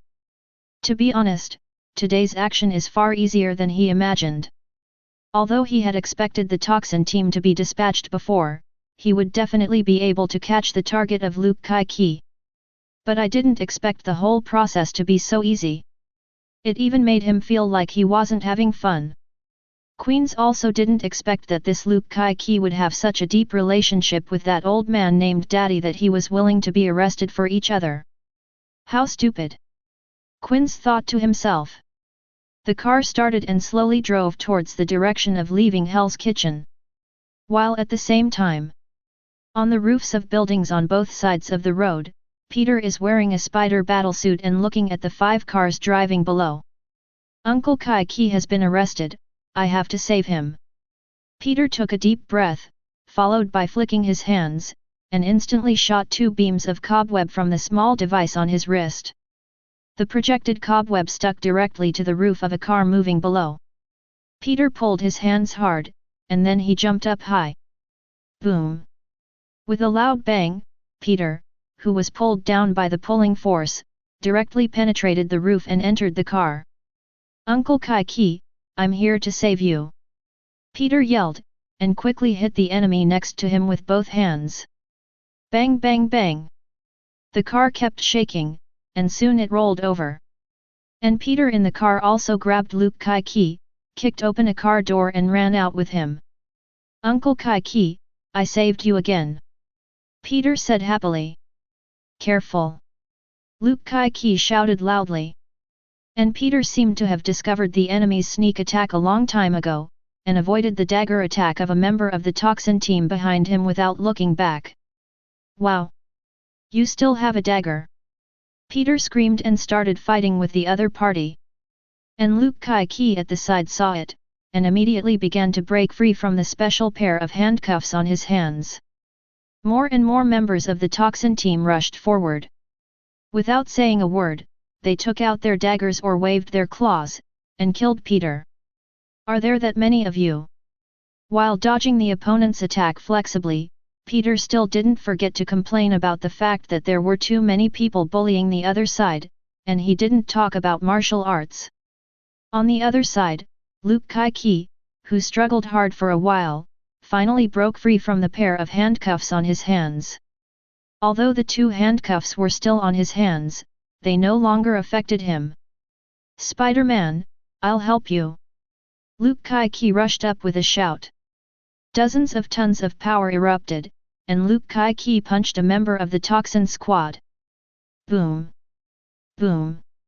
With a loud bang, the member of the toxin team directly slammed into the wall of a building opposite. On the other side of the broken wall was a living room of one room. The TV in the living room was on, and several black men smoking DM were staring at the members of the poison squad who fell into the living room. "Mommy fuck!" Negroes swearing. And the member of the toxin team who got up directly stabbed a black man in the neck with a knife without saying much. He shook his numb arm, then pulled out the dagger without saying a word, and walked towards the breach in the wall. The other blacks in the living room were shaking with fear. Although they are also out to mess around, when have you ever seen such a ruthless person who kills people so simply? Not to mention, the other party still broke through the wall and came in. As a result, the whole person looked as if nothing happened. "This is a monster, right?" Several black people turned around and ran away in fright. "How dare you continue to stay here?" On the road, the battle is still going on, and both sides are physically fit Superman. The surrounding buildings that are very strong for ordinary people are completely useless in front of these little Superman. Fragile as if made of foam.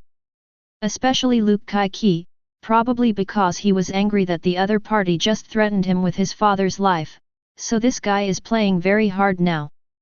Grabbing a car parked by the side of the road with both hands, he directly threw the car at the members of the poison squad as if it were a weapon. It missed, but a hole was smashed out on the ground. Luke Kai-ki is not letting up. Continue to swing up and smash. Almost like a little Hulk. The battle in Hell's Kitchen was too noisy, and the local media was soon alarmed. Then, soon the helicopters of several TV stations rushed to the sky above the scene. The host held a microphone and introduced the following battle situation to the camera lens. Although she didn't know what was going on at all, it was because one of the two sides in the battle had a superhero named Spider-Man. So the host wanted to definitely regard the other group of people fighting Spider-Man as criminals. Friends in the audience, what you are seeing now is the footage from the scene in the Clinton area. We can see that the superhero Spider-Man, who has been very active in Liberty City recently, is dealing with a group of criminals, and Spider-Man is surrounded by a helper. Oh my god! This man's strength is so great! He actually lifted a car. He actually used that car as a weapon. The exaggerated tone of the host explained the following battle situation emotionally. At the same time, a few streets away, Gwen, who had just finished a rehearsal and was resting, also saw the content of the news report. "Do you want to go and have a look?" Looking at the live broadcast on the mobile phone, Gwen became interested. She hasn't put on a Spider-Woman battlesuit for a while to go out and fight crime recently. Seeing the battle in the live broadcast at this moment, Gwen suddenly became interested. "Then go and have a look." Gwen stood up, told her friend to go to the bathroom, and left the rehearsal room.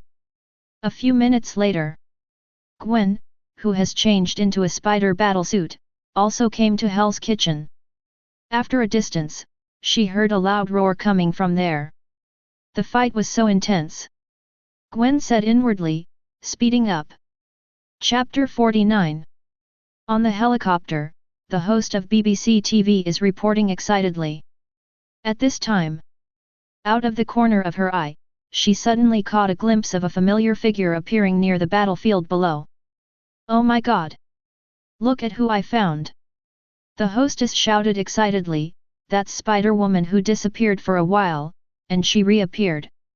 The hostess seems to be a fan of Spider-Woman, and she was very excited after seeing Spider-Woman appear. "I knew it was impossible for Spider-Woman to retire." The appearance of Spider-Woman this time definitely broke all the previous rumors that she has retired. Just as the hostess of the BBC on the helicopter was excitedly expressing her remarks, Gwen, who had already arrived on the battlefield below, also joined the battle directly. No way! She had just arrived when a member of Toxin Squad threw a handful of flying darts at her. "My God! Are you trying to kill me?" Gwen turned around to dodge, then used the cobweb to stick the flying darts with a flick of his hand, and flicked back. The flying darts shot at the member of the Toxin team at a faster speed than when it came. Puff! The flying darts landed directly on his body. But this guy seemed to be okay. He didn't intend to stop at all. He rushed directly in front of Gwen, and slashed at him quickly.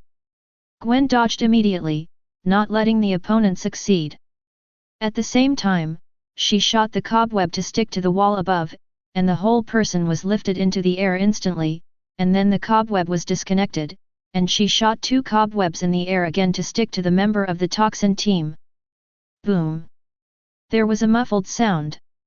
The member of the Toxin team flew out directly, knocked away by Gwen's heavy blow. 5 or 6 ribs were broken on the spot. But even so, he still got up from the ground without saying a word. Even if one of his arms was broken, he would rush up and continue to attack Gwen. Doesn't this guy know pain? Gwen shot the cobweb to entangle the opponent, and landed on the edge of the battlefield. "Hey! What's going on here?" she asked Peter not far away. Seeing the excitement on Spider-Woman's face, Peter was a little incoherent. To know. Spider-Woman is his idol after Iron Man. That, Spider-Woman, actually, I don't know too well. Peter scratched his head and said. "Gwen. So what are you playing?" Gwen was speechless, too lazy to ask the Spider-Man who knew nothing, turned around and flew to Luke Kai-Ki. Boom! A Toxin Squad member is knocked back by Gwen. Then she threw out a large piece of cobweb with both hands, directly sticking the member of the Toxin team who fell on the ground, unable to move. "Big man, what's the situation? You don't know anything, don't you?" Gwen asked again. Luke Kai-Ki obviously also knows Spider-Woman, and knows that the other party is also a superhero. These people belong to the Osborne group. I found out that they were conducting human experiments secretly, so they came to me to silence them. Luke Kai-Ki explained it quickly. Gwen, who heard Luke Kai-Ki's explanation, was stunned. Osborne group again? Gwen was a little embarrassed. Because her boyfriend Roddy is the vice president of Osborne group and is also a shareholder. If I go against the Osborne group like this, does it mean I'm having trouble with my boyfriend? And Gwen originally had a good impression of the Osborne group as well. After all, she also practiced there. Professor Connors told her before that if she wanted to during the holidays, she could go there to continue her internship. Gwen also thought about continuing to pass during the holidays. But now, is there any misunderstanding here? Thought Gwen. In fact, human experiments are not all evil. The truly evil human experiments are those that directly capture innocent people, and then conduct cruel experiments regardless of your life or death. Those are definitely evil human experiments. But in fact, there are formal and legal human experiments in many countries in the world. All subjects signed the contract. There is a reward to get it, although it is a bit risky, it is basically not fatal. Definitely. There are legal ones, and naturally there are illegal ones. In fact, Harry's secret experiment was definitely not that legal. First of all, there is a great fatal risk in their experiment, and this alone is actually illegal and compliant. But can't stand it, this is the United States. A big group like Osborne has ways of getting around those regulations. In fact, the experimental subjects Harry used were bought from prisons. All are life sentences. And these prisoners also signed the contract, representing that they voluntarily participated in the experiment. Definitely. The prisoner is not a fool, it is impossible to sign such a life-threatening contract for no reason. Even if they are prisoners of life imprisonment, at least they can still live, can't they? The real reason why they are willing to sign this contract is because of the money. Harry gave them a sum of money, to be precise, a sum of money to their family members outside. It is because of this money that they are willing to participate in the experiment. Definitely, even if it's outrageous, it's illegal, and illegal for Harry to do so. So in essence, this is indeed illegal human experimentation. But those who cannot stand the test are willing to cooperate. Harry got the experimental body, so he can continue the research on cross-species gene transplantation. The high level of the prison has benefited from an extra income. Even those prisoners who were used for experiments were given a sum of money to allow their family members whom they cared about to live a good life. Luke Kai-Ki definitely doesn't know any of this. If he knew, he probably wouldn't mind meddling. After all, he is not the kind of superhero with a sense of justice. But if it was Peter Parker instead? Even if both parties are voluntary, it is impossible for him to sit back and watch this kind of human experiment proceed. Chapter 50. Be careful. What are you in a daze for? Luke Kai-Ki blocked a sneak attack from the opposite side, and turned to ask Gwen, who was a little dazed. Nothing. Gwen shook her head, but didn't tell the other party what she thought. After all, there is no way to figure out this matter right now, but one thing is true. That is, the group of people in front of them is definitely the enemy. No matter what, let's get rid of these guys first, thought Gwen. On a private jet, Roddy swiped casually with his phone. At this moment, a woman's voice came from beside her, and she also mentioned the word Spider-Woman, which immediately caught Roddy's attention. What are you looking at? Roddy asked this friend next door. BBC News Live. Roddy, a rich second-generation friend, handed him his mobile phone, and introduced, "It's the news from Liberty City. You know the new Spider-Man that appeared recently? He seems to be in some trouble, and then find a teammate. By the way, Spider-Woman, who disappeared for a while, also appeared." Roddy listened to his introduction, and at the same time saw Gwen's figure in the live news screen on the phone screen. Is that man Luke Kai-Ki? Where did these people come from? Roddy looked at the live broadcast, and he could almost guess the identity of one of the strong black men, but he didn't know the group of people opposite him at all. But it seems to have extraordinary strength, at least at the level of a super soldier. And it seems that he is not afraid of death, a bit like a brainwashed dead soldier like the Winter Soldier. It's not Hydra again, is it? Roddy thought. Whether it's Hydra or not, Roddy is going to check it out. After all, Gwen is also there, and the enemy is not an ordinary criminal. Although Gwen has spider telepathy, she should not be injured. But what if? After all, Gwen has been injured before. So Roddy decided to go over and have a look. Didn't you say you were rehearsing with the band? Roddy shook his head, while making an excuse that he was going to go to the toilet, and then disappeared into the toilet with a teleport after walking into the toilet. Hell's Kitchen. Roddy's figure appears on the roof of a building. Not far in front of him is the place where Gwen and the others are fighting. At the moment Roddy's clothes have also changed into a red battlesuit style. If someone familiar with DC Comics is present, it is not difficult to recognize Roddy's attire. At the moment it looks like the superhero The Flash from DC Next Door. Swish! The red figure disappeared. Roddy teleported to that battlefield. Almost as soon as he arrived, a sharp knife stabbed at his forehead. Roddy had a question mark on his face. I don't know if it's my bad luck, or if the other party can predict that he will appear in this position. But probably the former. Careful. At this time, Gwen, who was supposed to be the victim, also exclaimed. It turned out that Roddy teleported directly between Gwen and one of the Toxin Squad members. No wonder he was attacked as soon as he arrived. What? Roddy turned to ask. Be careful with the knife. Gwen yelled. But it was already too late. Just when she yelled be careful of the knife actually stabbed Roddy in the back of the head.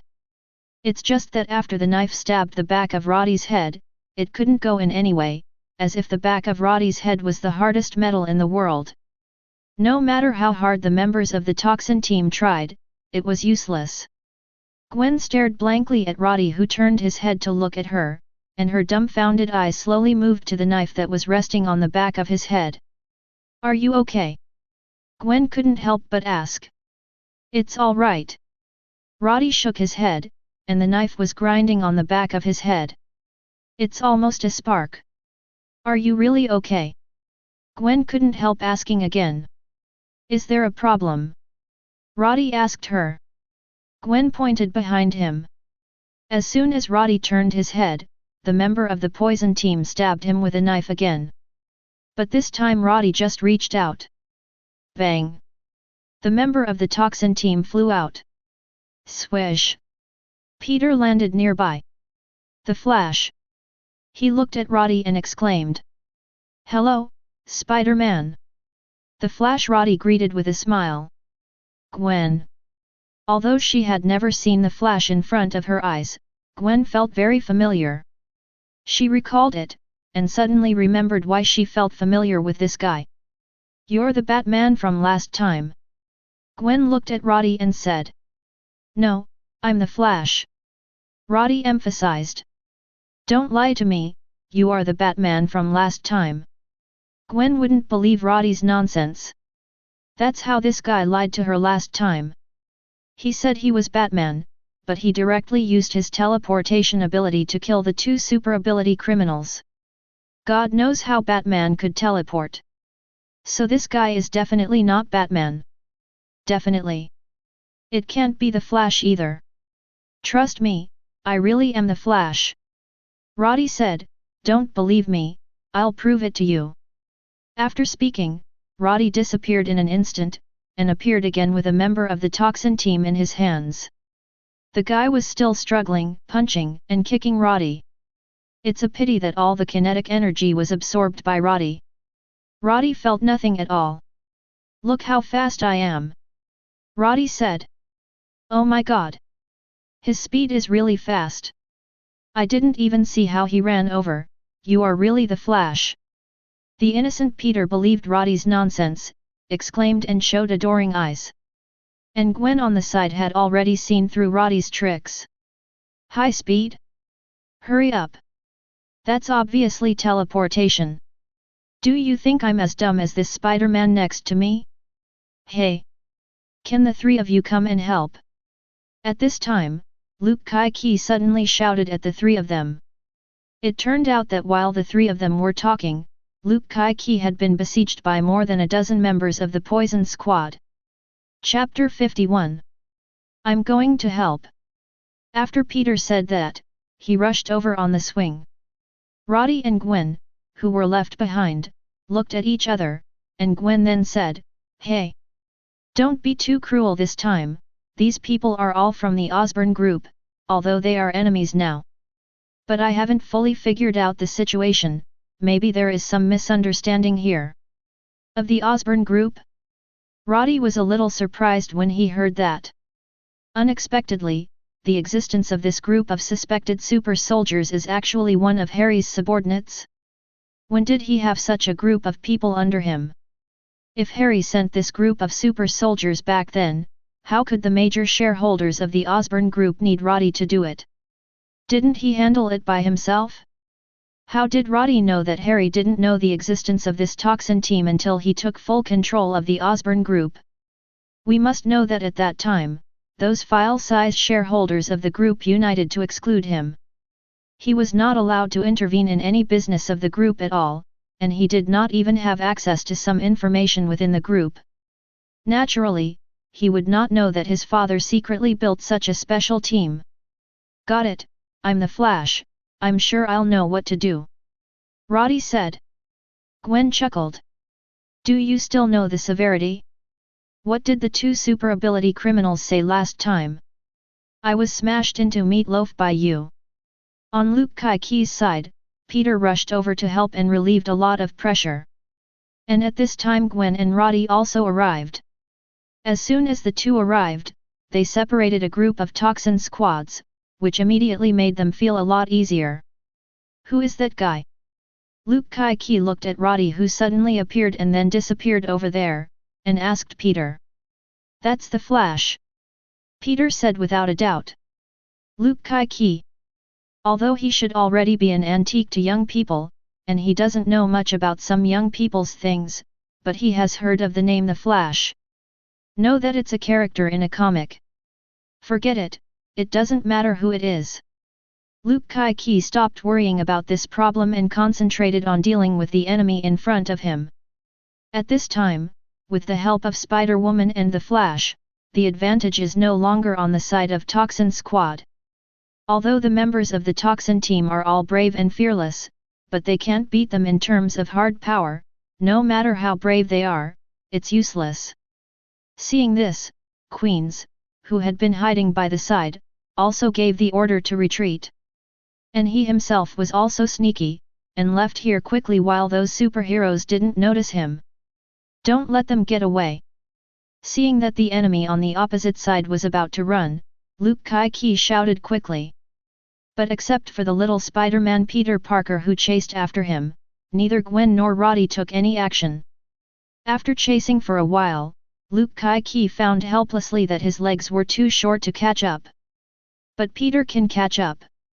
But helplessly, he alone can't beat the opponent. So I had to go back. Why don't you two chase? Luke Kai-Key asked dissatisfiedly after returning. Gwen just glanced at him, a little displeased with Luke Kai-Key's attitude, and didn't want to explain why she didn't go after those people. After turning her head and nodding to Roddy, she just walked away on the swing. When Luke Kai-Key saw it, he couldn't help feeling depressed. Is this being ignored? That Uncle Kai-Key, Spider-Woman may have some urgent business to leave. Peter on the side quickly smoothed things over. After all, one is the first person with extraordinary abilities I know, and the other is the superhero I admire second. Peter also didn't want any conflicts between the two of them, so he could only be the peacemaker. You boy! Luke Kai-Key looked at Peter and shook his head helplessly. At his age, what kind of person has he never met? The Spider-Woman just left was obviously out of dissatisfaction, how could he not see it? However, Luke Kai-Key also reflected on himself. He came to help for free, but he questioned the other party in the end. No wonder Spider-Woman was angry. But Luke Kai-Key still can't figure out why Spider-Woman didn't chase them with them just now? Little guy, you are pretty good, let's continue to work hard in the future. Roddy patted Peter on the shoulder at this moment and praised him. Then he turned to look at Luke Kai-Key beside him. Forget it, you have no future. Luke Kai-Key. Okay, I still have something to do, let's go first. After Roddy said hello, he disappeared instantly. What a speed! As expected of the Flash. Peter looked adoring. Luke Kai-Key gave him a silent look. If he guessed correctly, it shouldn't be caused by running too fast just now, right? That is clearly some kind of teleportation ability. Peter, silly boy, is really. Luke Kai-Key shook his head helplessly. The society is sinister, this kid really still has a lot to learn. On a private jet. Roddy came out of the toilet and went back to his seat. It was only 10 minutes before and after, and no one suspected anything. Instead, his rich second-generation friend pulled him to discuss with him the content of the BBC's live news broadcast just now, saying that he saw the Flash in the comics during the live broadcast, and also said that the Flash was faster than the one drawn in the comics. Be faster, Roddy. As long as you are happy. He didn't expect that he was just making a little joke casually, and Gwen had never taken it seriously, but whether it was Peter or the guy in front of him, how could he be willing to believe it? Is it a question of IQ? Not right. Peter is obviously a top student.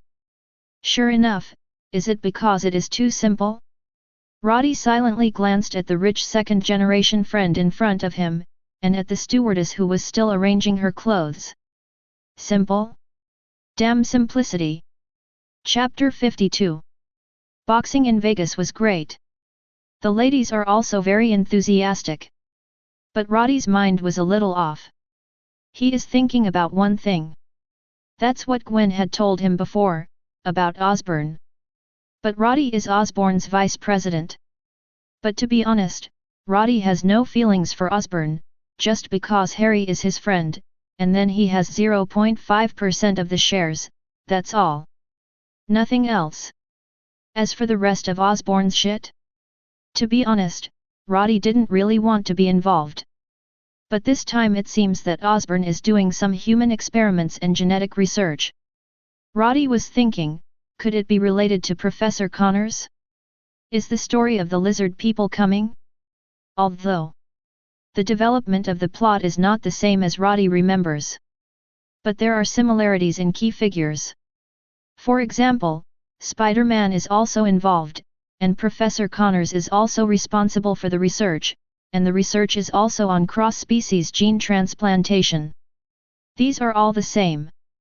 Just one more Luke Kai-Ki, and Roman Osborne is dead, and there is a team of suspected super soldiers, that's all. It seems that Liberty City is going to be uneasy again. Roddy thought. But then again, when will Liberty City be peaceful again? While Roddy was dashing in Vegas, Harry was throwing a fit. Before he sent out the toxin team, he was full of confidence and thought he could catch the intruder. Unexpectedly, the operation failed. The toxin team he was so proud of failed to bring back the intruder. Instead, his side was seriously injured. Several members of the toxin team were almost disabled and needed treatment. This made Harry very angry. And this time the operation failed, and it would not be so easy to find the intruder later. More importantly, the reason why this operation failed was not how powerful the intruder was. Instead, a group of nosy guys suddenly appeared. A Spider-Man. A Spider-Woman. There's even a The Flash. All right. The Flash is definitely fake. Harry was no fool. How could people believe what they say, let alone that he didn't see that the Flash showed any ability that the Flash should have? It is quite similar to the Batman ability that appeared in the previous report.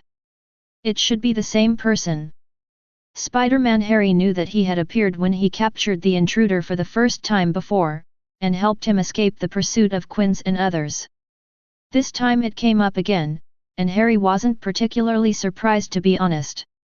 But the appearance of Spider-Woman and the Flash was beyond his expectation. It was something he hadn't expected. Result: broke his business. Keep looking. We must find that guy. He took pictures of our lab, and if it came out, the whole of Osborne would be affected. You mobilize all the guards except guarding the laboratory, and use all means to find this person for me. Harry gave orders to Quinns, who was standing in front of him. Quinns kept nodding his head, answering yes again and again. His face was bruised and swollen, but it wasn't from the previous battle. He felt it himself. After all, those killing machines in the toxin team were beaten so badly, he led the team alone, so there must be nothing wrong, right? Really? After making himself look miserable, the boss didn't scold himself too much. Just let yourself go on and find the intruder, that's all. Quinn secretly praised his wit. A few days passed in a blink of an eye. Luke Kai-Ki still hasn't been found, and even Papa's is closed. And Jin Bin, who heard that something happened at Papa's tavern, was also angry because of this. After all, it was equivalent to not giving him Jin Bin's face. As the underground emperor of Liberty City, Jin Bin was naturally the one who wanted face. However, when the matter involved a behemoth known throughout the United States as the Osborne Group, even Jin Bin had to think twice.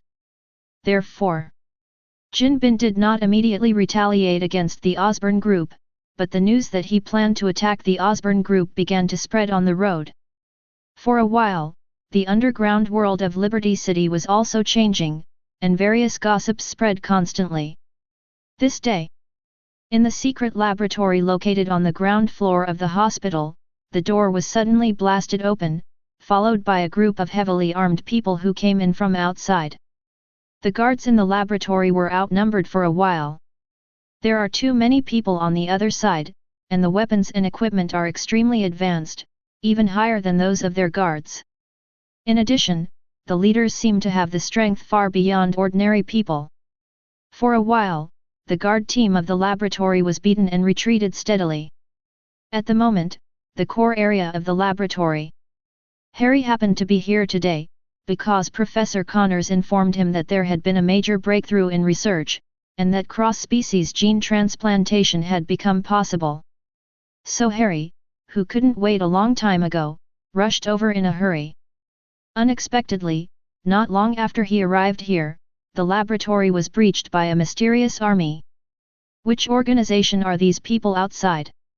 Harry looked at these people in the surveillance screen, his brows were furrowed, and his expression was extremely ugly. This is not only related to the success of the experiment, but also related to his own life safety. The other party didn't come early or late, but he came when Professor Connors had made a major breakthrough and rushed to the laboratory. Harry couldn't help but wonder if there was some special reason for this.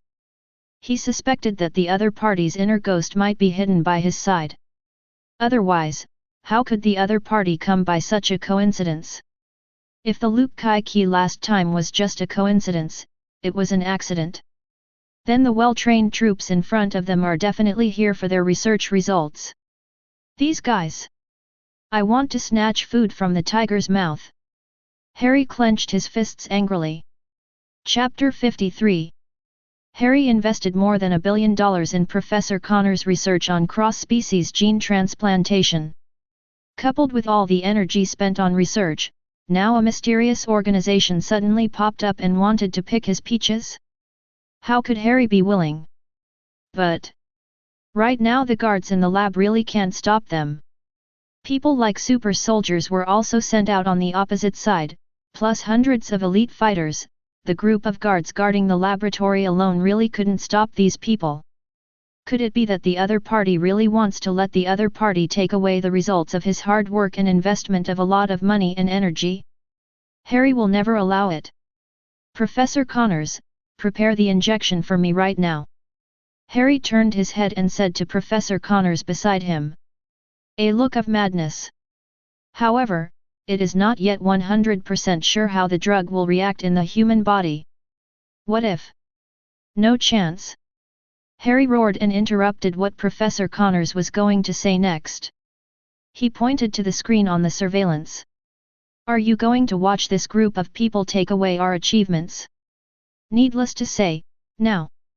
Immediately. Immediately. Give me an injection. Harry spoke seriously.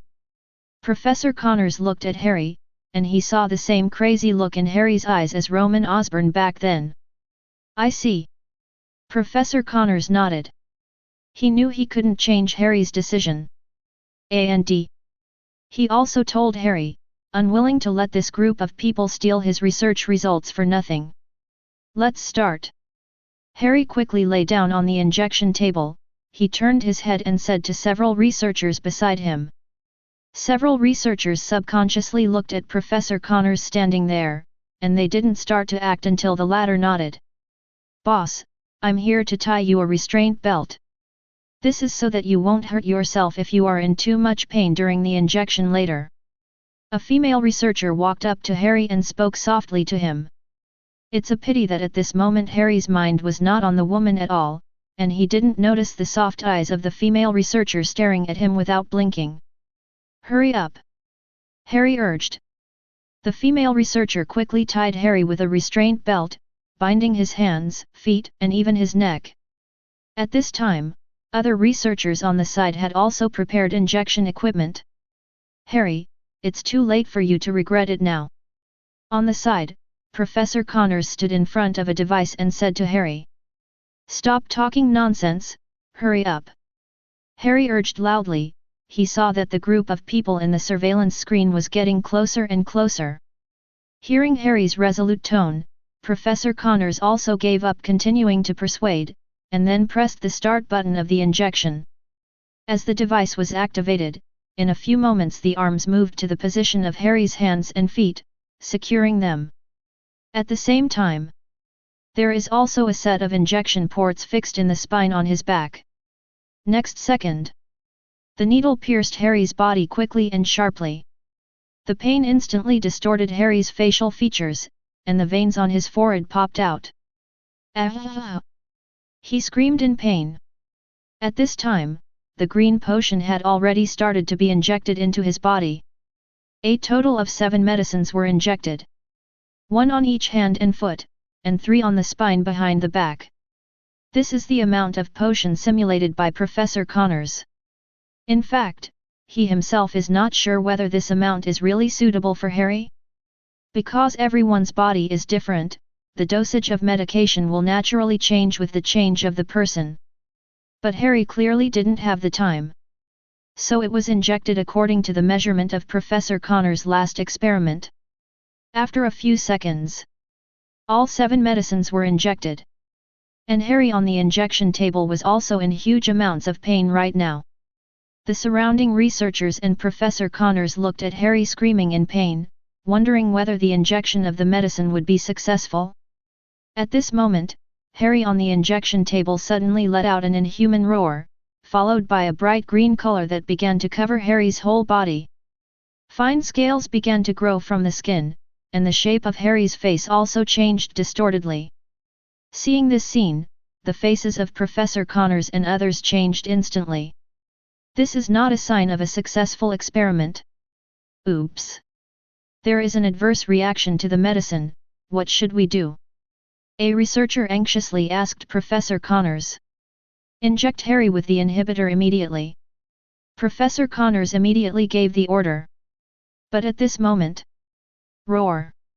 Harry, who had turned into a humanoid lizard on the injection table, roared angrily and broke free from the restraint belt on his body. The original Harry was about 1.77 meters tall.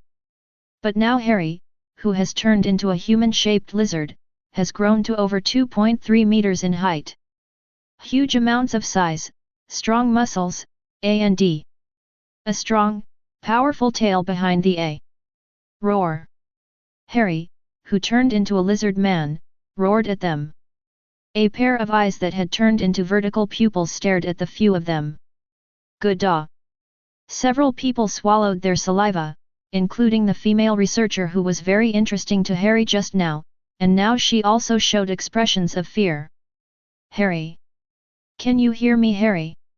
Professor Connors was probably the only person on the scene who could calm down and think. He yelled now, trying to wake Harry up as a human. But in the next second, boom!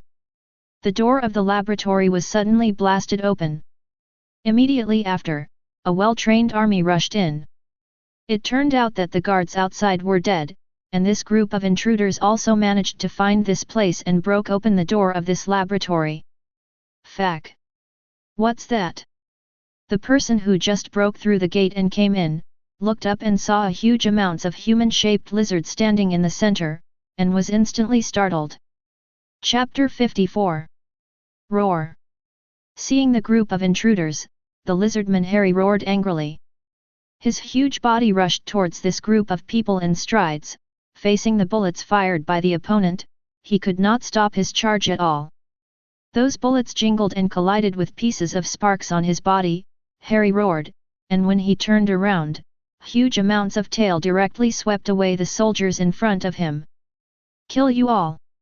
Harry, who turned into a humanoid lizard, actually spoke.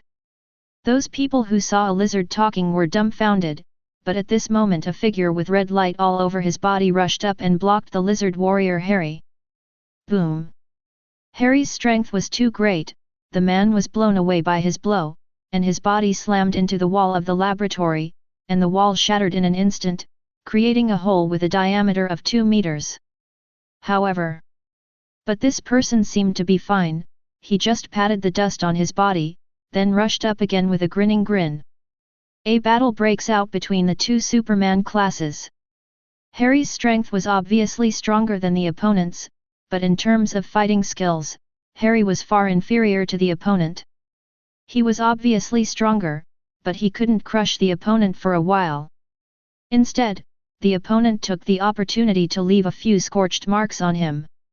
However, Harry, who turned into a lizard warrior, already possessed incredible self-healing ability, so this little injury couldn't trouble him at all. Those scorched black marks disappeared in the blink of an eye, as if they never existed at all. "Lances! What are you waiting for?" At this moment, the man who was fighting with Harry turned around and shouted. In the next second, boom! Harry's figure was directly sent flying. In situ, a tall figure stood there. He is about 2 meters tall and has a burly figure. What is particularly conspicuous is that there are 2 centipede-like devices on this man's arms, and the orange areas on it seem to have energy flowing. It's shocking to see. "Centipede warrior, Lances. I'm looking for an opportunity to start," Lances said lightly to Murdoch. Murdoch is also the Superman who fought with Harry before. Francis is a centipede warrior and Murdoch is a super soldier injected with Extremis. They are all affiliated to the Hydra organization, and this time the invasion of this laboratory is also Hydra's plan. They learned that Professor Connor's research had yielded results, so they immediately sent someone over to snatch it. Hydra never cares what others think when doing things, as long as they are happy is enough. Therefore, they don't care if the lab is backed by the Osborne Group. It also doesn't matter that Harry Osborne, the helm of the Osborne Group, is also present today. Even, did they think about capturing Harry Osborne, so as to completely control the entire Osborne Group? Definitely. This is just incidental. Their real goal is the research results of Professor Connors. That is the most important. By the way, the thing we want to take away, shouldn't it be the thing that made this big lizard? Lances twisted his neck, looked at Harry who got up from the other side, as if nothing happened, and said to Murdoch beside him. "The devil wants to know, anyway, I can't inject other medicines," Murdoch said indifferently. At this time, Harry roared again and rushed forward. His movements are open and closed, without any tricks at all. "Let's do it together and subdue this guy," Murdoch said, and then rushed up. "This guy is really a fighting maniac."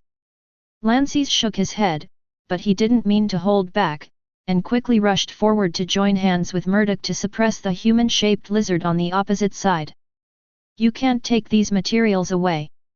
At the same time that Harry, who turned into a lizard warrior, was fighting against the Extremis warrior and the centipede warrior, other people in Hydra were also quickly collecting the research data in the laboratory. Seeing that his research results were about to be snatched away, Professor Connors didn't care about the fact that he was powerless, and immediately rushed forward to try to stop these people. "Go away!" A soldier pushed Professor Connors away. Professor Connors' poor strength was ridiculous in front of these elite soldiers. Professor Connors, who was pushed down, tried to rush up again unwillingly, but this time what responded to him was a black muzzle. "Disabled man, do you want to be shot?" The soldier looked at him with a sneer and said. Being pointed at by the gun, Professor Connors couldn't help turning pale. But he still said, that is the result of my research, you can't do this. This is robbery. Robber. The soldier laughed. Then there was a bang, and the bullet pierced Professor Connor's abdomen in an instant. He stepped back in pain, tripped over something, and fell backwards into a huge amounts of water tank. Inside the water tank is a green liquid that fills more than half of the tank. These liquids are the raw materials for the synthesis lizard potion. At the moment, Professor Connors was shot in the abdomen and fell into the water tank again. He didn't even have the strength to struggle to get up, so he could only watch himself slowly sinking into the water. And the soldier who shot just looked at him with a sneer, and didn't mean to care about his life or death at all. "Sir, the information has been collected." At this time, a soldier reported to the officer. The officer wore a black iron mask, only revealing a pair of eyes, and there was a white X logo on his chest armor. "Bring your stuff, let's get out of here," Crossbones ordered coldly. So the next moment these Hydra soldiers began to evacuate the laboratory. As for the lizard warrior Harry who had already gone outside, the three of them had long since disappeared. All I could hear were bursts of roars from outside, declaring that the battle wasn't completely over yet. Chapter 55. In a dilapidated laboratory. Soon the building will be empty. The corpses of several researchers on the ground are still bleeding. The scarlet blood stained the floor of the laboratory, and the light tubes on the ceiling flickered with sparks, flickering on and off.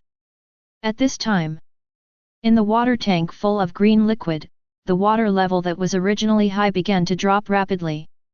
In just a dozen seconds, the green liquid in the water tank had bottomed out. At this moment, a huge amounts of claws grabbed the rim of the tank. Immediately after, a head covered with fine green scales emerged from the bottom of the water tank. The head looked more like a lizard than Harry in his lizard warrior form. He opened his mouth, revealing a mouth full of fangs like sawtooths.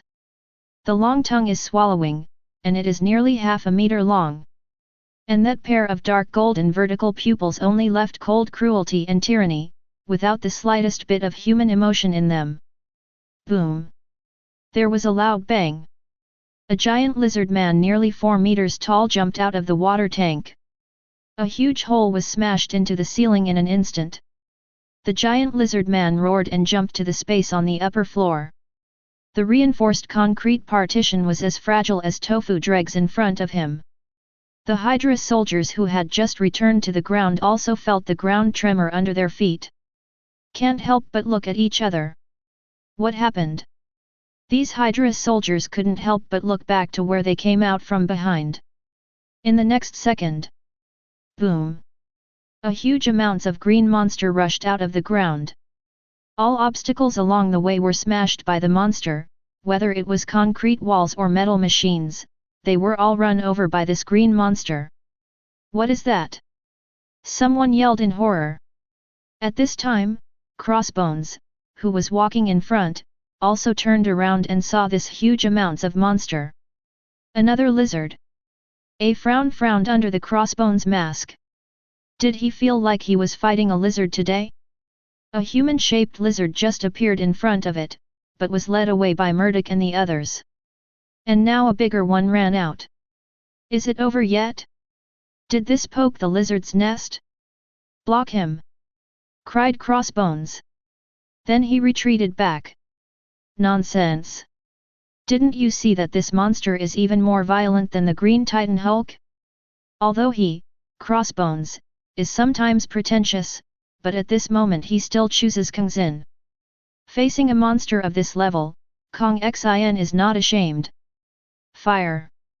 A group of Hydra soldiers fired wildly. The bullets slammed into the giant lizardman's body, but apart from splashing pieces of sparks, there was no actual damage at all. And the giant lizard man who rushed into the crowd directly tore 2 Hydra soldiers with one claw. "Grab a Hydra soldier with huge amounts of paws and put it in your mouth." Ah! The captured Hydra soldier let out a terrified scream that he had never heard in his life. And the next second, the screaming stopped abruptly. This Hydra soldier was eaten straight up by a giant lizardman, bitten into 2 pieces on the spot. Seeing this scene, even these Hydra soldiers have undergone brutal training, and at this moment, they can't help but fight between the two. A feeling of fear instantly spread among them. Monster! Don't come here! Help! Commander, save me! I don't want to die!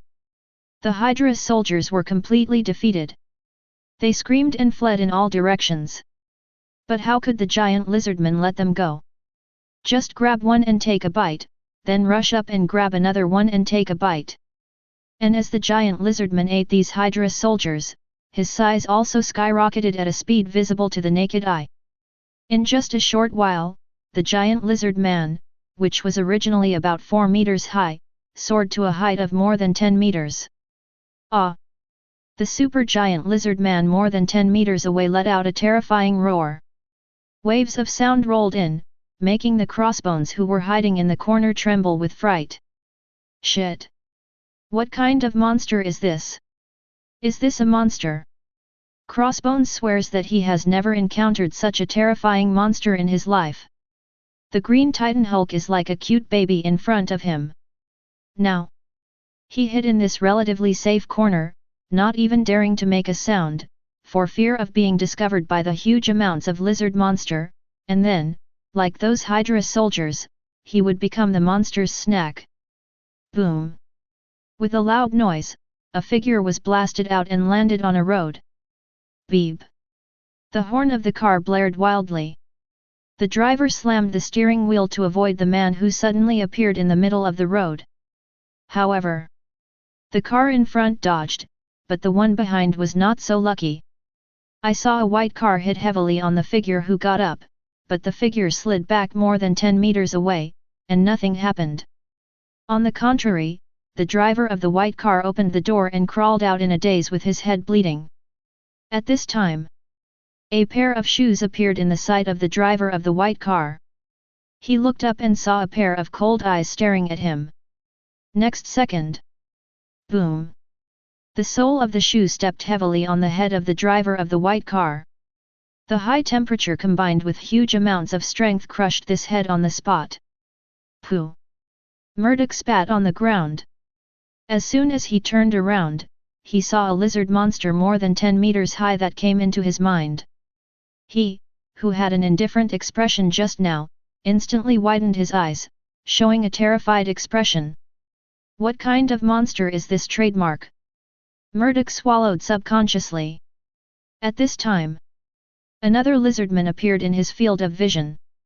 But this time only a lizardman with a normal file size appeared. It was the lizard warrior Harry who just fought with him and Lances for a long time and couldn't tell the difference. Is this trademark an extreme enlarged version? Murdoch couldn't help complaining. Then I was already thinking about whether to run away. Nonsense. If you let him fight with a lizardman of normal file size, he can barely fight. But now you want him to fight a lizard monster more than 10 meters tall? Are you crazy or is Murdoch himself crazy? Chapter 56. Doo-doo. Hurry up, the car in front. Shit. The monsters have come out, so will Ultraman come next. Liberty City can't stay anymore, I must move. Go. Don't block in front. The monster is coming this way. The road is full of people. The middle of the road has been blocked by cars. Some people saw that the car couldn't drive at all, so they just abandoned the car and fled. This is not the time to feel bad about the car. It's more important to escape first. At the same time, helicopters of major TV stations also appeared in the sky. The camera lens is aimed at this giant lizard monster moving between tall buildings. Those reporters are crazy. Big news. Really big news. The local police forces in Liberty City were also dispatched one after another, and almost all the police forces were dispatched to rush here. Stationed in a military base near Liberty City, the chief of the base received an order from above to send armed helicopters and armored troops to the scene to suppress the lizard monster. The base chief who received the order thought that today was April Fool's Day. He didn't realize it was not an April Fool's Day joke until he saw the live broadcast of the BBC News. It's FG true. On the other side, the superheroes who are resident in Liberty City have also heard the news. Spider-Man, who was patrolling another block, came here immediately. And Gwen, who was dating Roddy, couldn't sit idly by this time, so she quickly found an excuse to leave, then turned around, took out her headgear from the satchel in the bathroom, put it on, took off the outer clothes, the spider battlesuit worn next to the body is revealed. Roddy definitely knew what Gwen was up to. Seeing the huge amounts of lizard monster on the TV news, Roddy was also shocked, to be honest. Is this trademark the Plath version of the lizardman? How could a good lizardman turn into a monster? Roddy couldn't figure out what unknown changes had taken place in Professor Connor's research, which turned a fairly normal lizardman into a head of more than 10 meters. Oh no! Now it has turned into a lizard monster of more than 20 meters. This guy keeps getting bigger. At this time, the lizard monster in the screen cut a building with more than 30 floors in half with a flick of its tail. The upper half of the building collapsed with a roar. The scene looked like the end of the world. At this time, a blast of music suddenly appeared. Then from the distant sky flew a flame. When the flames got closer, people could see clearly that Iron Man, who had disappeared for a while, was coming. It's Iron Man! Great, we're saved! I still have to watch Iron Man at the critical moment. Although I don't like Tony Stark, a playboy, I have to say that Iron Man must be reliable at critical moments. That's right, where did the army go at this time? We usually pay so much tax, it's useless at critical moments. In the restaurant, many people shouted loudly, expressing their support for Iron Man and their dissatisfaction with the army. At this time, the Iron Man who arrived in time in the screen also launched a large piece of small devices. These devices, adsorbent, were placed on the collapsed upper half of the building, and then ejected orange flames, unexpectedly slowing down the speed of the collapse of the building. Soon, the first half of the collapsed building was slowly placed on the road. Seeing this scene, everyone in the restaurant cheered excitedly.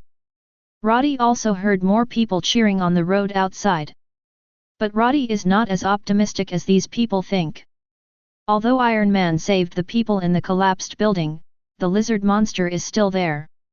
Can such a big monster really be dealt with by Iron Man? After all, Tony's equipment is still not as advanced as in the final battle, and his current Mark armor is still a bit too reluctant to deal with monsters of this level. This is going to be a tough battle, Roddy thought. At the scene, Tony, who had just rescued the people in the collapsed building, also flew up and launched a wave of attacks towards the lizard monster. It's a pity that his small missiles didn't have much effect on this lizard monster. Although it caused some damage, the wound healed in a blink of an eye. So the actual damage is equal to 0? Okay, I've only been in seclusion for half a month, why even the monsters have come out now? What about Ultraman? Why is there no Ultraman? Tony complained habitually, while constantly firing the weapons in the armor around the lizard monster. But even if he used his most powerful weapon, he only left a penetrating wound 2 or 3 meters deep on the lizard monster. And the wound healed in just over a second. This made Tony very uncomfortable. He found that he had to upgrade these weapon systems on the armor. Otherwise, once faced with such a huge and resilient enemy, he really has nothing to do with this weapon. At this time, the Spider-Man who rushed over also arrived at the scene. From a distance, he saw the huge amounts of lizard monster. My God! He's really big! Exclaimed Peter. Are you Spider-Man?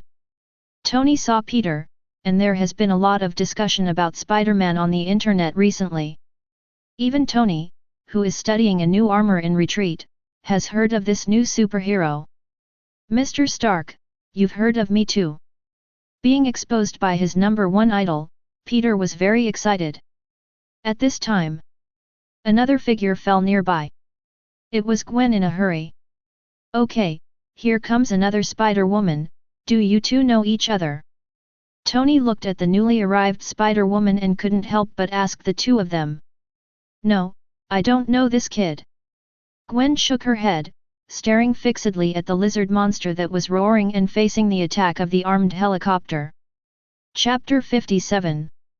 Do you have any good ways to deal with this big guy? To be honest, although I have seen the size of this big guy on TV before, when it came to face, Gwen still found himself a little smaller than the other party. Is he getting bigger again? Gwen couldn't help thinking. I've tried all the weapons on the armor just now, and at most left a little wound on him, but the recovery ability of this big guy is too amazing, it's useless at all. Although he didn't want to admit it, Tony explained the actual situation. Then it seems that it is useless for us to go up. Gwen analyzed ideally. Her strength lies more in flexibility. In terms of attack, she is definitely not as good as Tony Stark's steel armor. After all, how does a fist compare to a cannonball? Therefore, even if she rushed up, it probably wouldn't help. That being the case, Gwen changed course. With a flick of her arm, she immediately swung towards the crowd below. Yes, Gwen decides to save someone. Since killing the enemy is not enough, then try to save as many people as possible. Just in time, as the armed helicopters of the army arrived, all kinds of shells and machine guns fired and bombed the lizard monster. Although the lizard monster was slightly injured, the surrounding high-rise buildings were even more unlucky. Countless pieces of reinforced concrete smashed down towards the ground. Those passers-by who hadn't managed to run far were about to be smashed to death on the spot. Just then, Gwen arrived. She used the cobweb to hold onto the falling debris and flung them aside, saving passers-by. Get out of here quickly! Gwen yelled at the passers-by after she fell. It's Spider-Woman! It's Spider-Woman who saved us! The rescued passers-by shouted excitedly. Then some people start to feel guilty. Because they have expressed some bad remarks about Spider-Woman on the internet before. Now they are saved by Spider-Woman. This is embarrassing for them. Seeing that Spider-Woman was going to save someone, Tony also turned to look at Spider-Man aside. Your ability looks similar to hers, why don't you go save these people too?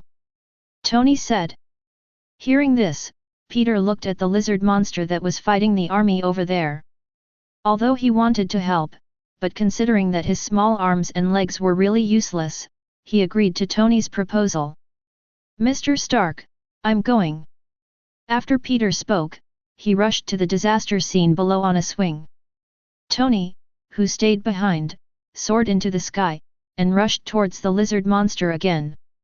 He intends to cooperate with the army to see if he can take down this lizard monster. We can see that many superheroes have appeared on the scene, including Spider-Man who just appeared in Liberty City recently and is affectionately called a good neighbor by people, and Spider-Woman who disappeared for a while ago. The figure of the hero is also in it. In addition, Iron Man, who is a member of the Avengers, also appeared at the scene, and he is cooperating with the army to attack the terrifying monster in front of him. On the TV, the host in the news report reported the situation on the scene emotionally. And Dr. Banner, who just came out of the workshop and at the moment, also saw this scene on TV. Monster. Seeing the huge amount of lizard monster in the picture, Dr. Banner couldn't help being stunned for a moment. Is this news? Are you sure it's not a movie? After all, monsters are more bullshit than aliens in Dr. Banner's opinion. At least in his opinion, the universe is so big that it is normal for aliens to exist. But monsters or something? Isn't that only in the cartoon? Dr. Banner, there is a message from Mr. Stark that you need to listen to. At this time, the voice of J.A.R.V.I.S. also sounded in the house. Tony's message? Then play it, Jarvis. Dr. Banner nodded and said. Soon, Tony's voice sounded. Bruce, I need your help here, this big guy is too difficult to deal with, I need Hulk. Tony in the message sounded a little anxious, Obviously the cooperation with the army was not ideal, and the size of this lizard monster was getting bigger all the time. If it drags on, Tony doesn't know how to solve it. You can't use nuclear bombs, right? That's Liberty City. Although they had already experienced it last time, the situation was different that time, and the United States officials were almost overwhelmed by the spit of the public because of the nuclear bomb dropped last time. This time, unless it was a last resort, they obviously wouldn't use that level of weapons. The message here had just finished playing, and when Banner was still thinking about it, Tony's call came. Bruce? I've asked J.A.R.V.I.S to prepare the plane for you, come here quickly. The situation here is terrible, we desperately need Hulk's help now. Tony spoke very fast, with some explosions in between. Tony, what if Hulk loses control? Dr. Banner has concerns of his own. Don't worry, the situation won't get any worse than this. Tony said quickly. Well, if you think so. Dr. Banner glanced at the live broadcast on the TV, just in time to see the scene where huge amounts of lizard monsters turned a building into ruins with one blow, and couldn't help sighing. Maybe Tony was right, even if the Hulk was out of control, how could it be any worse than it is now? I'll be right there, hold on a little longer. Dr. Banner said. As soon as possible, this guy is getting more and more difficult. Tony hung up the phone after speaking, apparently the situation over there was far worse than reported in the news. Chapter 58. Outside the villa. A Stark Group small jet is ready. After Dr. Banner got on the plane took off directly under the control of J.A.R.V.I.S, and rushed towards the location of the battlefield. Dr. Banner, who was sitting on the plane, was watching the live news broadcast with a tablet. In the picture, the lizard monster had a large area of wounds on its body after a round of bombing. Some of these wounds directly ran through his body, looking horrible. But even so, the lizard monster is not dead. And these wounds on his body are recovering at a terrifying speed. In less than half a minute, those scars that looked scary were all gone. It's amazing resilience, but where does his energy come from? Dr. Banner finds this unscientific. But if it is unscientific, what is more unscientific than Green Titan? Can anger be transformed into power? What scientific principle is this? At the same time, when Dr. Banner rushed to the scene, the combat team sent by S.H.I.E.L.D. had also arrived at the scene. Together with the army, they besieged the lizard monster. And the lizard monster in front of him has grown from the original 20 meters to the current size of nearly 50 meters. That body shape alone is enough to give people an infinite sense of oppression. Hawkeye Barton at the moment, who came with the combat team, was amazed again and again. Does anyone know how this monster came out? Barton drew his bow and shot an arrow, and while accurately hitting one eye of the lizard monster, he asked. Barton, can you hear me? At this time, Tony Stark's voice suddenly came from his earphones. This guy hacked into S.H.I.E.L.D's internal network again. I heard, Wani, what can you do? Barton wasn't surprised Tony would do this, the guy had a criminal record after all. And more than once. I've sent J.A.R.V.I.S to pick up Bruce, and I'll let Hulk deal with the 12 monsters. Tony, who was flying in the air, bombarded the huge claws of the lizard monster with his palm. As a result, the lizard monster's claws only shifted by less than half a meter, and almost missed Tony from mid-air. Listen, I found out how this monster came from. There is a hospital near here, and there is a laboratory invested by the Osborne group down there, and this monster ran out of there. Obviously, Tony was not only cooperating with the army to besiege the lizard monster, he also found time to let J.A.R.V.I.S investigate the source of the lizard monster. It turned out he found it. The Osborne group? Why shouldn't I be surprised at all? Barton sneered, and hit the lizard monster in the nose again with an arrow. Boom! The arrow exploded, and the nose of the lizard monster lost a hole in an instant. But no use. The wound healed in 2 seconds. I found several interesting video files here, you must not know who I found in them. Tony said. Okay, let me take a guess. Barton drew his bow and said, the son of the Osborne family? Harry Osborne. You guys really know how to guess riddles. Tony said with a smile, yes, I found that kid in the video, he injected himself with a genetic drug, and then turned into a lizard monster. Don't tell me, the lizard monster in front of me is Harry Osborne. Barton's eyes widened in surprise. No, that's Professor Connors. Tony said. A scientist? Well, this really can't make people feel flat. Mad scientist. It's all old ways. Osborne's laboratory was invaded by unknown persons, and at a critical moment, Harry Osborne injected himself with the genetic drug, and turned into a lizard monster. Tony continued, however, the lizard monster that Harry Osborne turned into is not that exaggerated. He is much smaller and seems to have original consciousness. Professor Connors was shot in the abdomen by the intruder, and then fell into a water tank full of genetic medicines, and he absorbed all the medicines in the large box. That's why he got so big. Barton shrugged, this is really good news. That's right, and I suspect that the reason why he turned into an irrational monster is probably because he was already on the verge of death at that time, so his consciousness has not yet awakened at this moment. While dodging the tail of the lizard monster, Tony expressed his guess. So what do you need me to do now? Barton lowered his bow. He found that his attack was useless at all. Find Harry Osborne, and ask him if he has a solution. Generally, this kind of experiment will definitely be equipped with inhibitors. If you can inject inhibitors into this lizard monster, he might change back to the appearance of Professor Connors. Tony said. Understood, I seem to have seen Harry Osborne. Barton's eyes fixed on an alley hundreds of meters away like a hawk. There, a relatively small lizard monster was dragging and smashing a figure glowing red all over. Barton didn't notice it because all his attention was on the lizard monster before. But when he stopped attacking, he noticed this scene. What? Tony was surprised. He didn't expect that. He just said to ask Barton to find Harry Osborne, but Barton found him in a blink of an eye. Yes, I have seen him. Barton said. Okay, then hurry up, I think this guy has become stronger.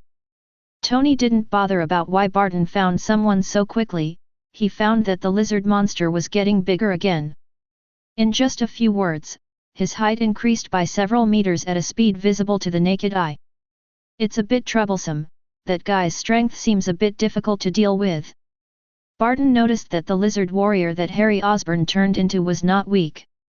His opponent, the guy with the red light on his body, if he read correctly, should be an extremis injected with extremis. I didn't expect that extremis was still being worked on after Killian's death, and it seemed to be quite successful. Let me help you. As soon as Barton finished speaking, a vigorous figure landed beside him. You're that Spider-Woman. Barton recognizes the girl, they have some information about her inside S.H.I.E.L.D, and his friend Natasha Romanoff is also ordered to investigate her to see if she can be drawn into the Avengers. But then, because of a guy who came out of the sun, Natasha Romanoff temporarily put down her investigation work and turned to find that person. It's a pity that I haven't found anything after searching for so long. Okay, I've got a helper on my side, Harry Osborne's side I can handle. Barton contacted Tony and said. Okay, I have a helper here too. Tony, who was flying in the air, had already seen the plane flying in the distance. The cabin door opened, and a figure jumped off without any protection, and the plane turned around and flew away. Ah! The green color of Dr. Banner, who was still falling in mid-air, spread rapidly, and soon turned into a green Titan Hulk with a height of about 2.3 meters. Hulk let out a roar, grabbed the outer wall of the building with one hand, slid for a certain distance, jumped up and rushed towards the lizard monster over there. "Come on, Hulk!" Tony yelled, laughing. Next second. Boom! Hulk, who had just pounced on it, was instantly slapped away by the claws of the lizard monster. It flew backwards at a faster speed than when it came, and crashed into a building. Tony! What a shame! Fortunately no one heard. But in the next second, Hulk, who had just been smashed into the building, roared angrily and rushed forward again. It is well known that the more angry the Green Titan is, the more powerful it is. The newly transformed Green Titan was actually at his weakest when he came up, but when he came up, he was given a big beato, which obviously angered Hulk completely. So Rage's Hulk exploded with even stronger power, jumped up again and jumped directly onto the lizard monster's head, swung a fist the size of a casserole and hit the lizard monster's head with a burst of hammer. Hulk is worthy of being Hulk. Every punch of his fist is like a cannonball exploding on the face of the lizard monster. The face of the lizard monster that was hit on the spot was covered with blood, and the green scales with large file size and small size were smashed to pieces, a large piece. And Hulk, who saw the enemy injured and bleeding, also roared happily, and even the speed of punching became a little faster. But the good times don't last long. Hulk, who was playing happily, was grabbed from the face by the lizard monster, and he smashed into the ground with a heavy blow. With a loud bang, the ground was smashed into a deep hole by Hulk. At the bottom of the 10-meter deep pit, Hulk, who was a little dizzy from the fall of his head, got up, followed by a pair of green eyes burning with raging anger. "Hulk, you're angry." At this moment, Anna's consciousness was completely suppressed. Hulk, who was still somewhat sane, suddenly fell into a state of rage. And Tony, who just flew over, was about to shout twice to see if Hulk is okay. The result was almost missed by the jumping Hulk. "Ah!" Hulk's roar echoed throughout the city. How scary is a berserk Hulk? The lizard monster, which had grown to a height of 56 meters, staggered back a few steps after being hit by his punch, and almost didn't fall down. And Hulk of Rage is still not relieved. To rush up is to give a violent beating to the lizard monster. The scales on the lizard monster's body were broken into pieces, and green blood splashed down like rain. That effect is even better than when the army bombed just now. If it weren't for the lizard monster's too strong self-healing ability, just Hulk's violent beating would probably be able to beat him to self-isolation. Good da! Watch the Green Titan go berserk. Tony suddenly remembered what Dr. Banner said earlier. It's not really out of control, is it? Tony thought. If it really gets out of control, it will be bad. Although Tony said confidently before that no matter how bad the situation is, it can be so bad. But that's just talking. In the bottom of his heart, Tony didn't want to see Hulk get out of control. 977. Fortunately, even Hulk, who was in the state of rage, just stared at the lizard monster and fought alone, and did not attack the surrounding troops and people from SHIELD. This is also good news. And because of Hulk's rage, it also shared the pressure of other people. As long as Barton gets the inhibitor and successfully injects the lizard monster, and then finds a way to calm Hulk's emotions, then this matter will be resolved satisfactorily. Up. Thinking of this, Tony immediately asked about Barton's situation. "Barton, how's it going on with you?" Tony asked. "Burning car wrecks on the road." Barton just got up from the ground, gritted his teeth and rubbed his lower back, while hearing Tony's inquiry from the earphone. "Everything is going well, it will be done soon," Barton replied. As soon as he finished speaking, Gwen's cobweb was burned by the high temperature of Extremis Murdoch. "Smelly spider, don't run away if you can," Murdoch growled. It's because Spider-Woman's agility is too high, which made him miss several attacks. On the contrary, he was teased for a while, which made Murdoch very angry. At the same time, Lances on the other side was also watching Harry, who was injected with inhibitors on the ground, gradually recover from the state of a lizard warrior to a human form. He spat on the ground and then shouted, "Quickly deal with it, we have to take this guy away together." Immediately, Murdoch twisted his neck without looking back. "Come after I've strangled this stinky spider." He rushed forward with a smirk. Next second, boom! A red laser beam penetrated Murdoch's body. A big hole with a diameter of 3 centimeters came out directly on his chest. The laser beam bombarded the ground, and the ground was pierced, surrounded by large patches of cracks. Murdoch looked down at his chest in disbelief, and the next second the same crimson beam smashed his head into pieces. Plop! Headless corpses toppled over. Murdoch is dead. At this moment, a figure with a bright red cloak fluttering behind him landed in the middle of the road with a bang. There is a big red S logo on the visitor's chest. The black close-fitting battlesuit outlines almost perfect muscle lines. This image was so familiar to Barton. Superman! He couldn't help but exclaim in a low voice. Chapter 59. Gwen. Although the face in front of her was something she had never seen before. But Gwen is sure that the Superman in front of her is definitely the Batman and the Flash she has seen before. They are definitely the same person.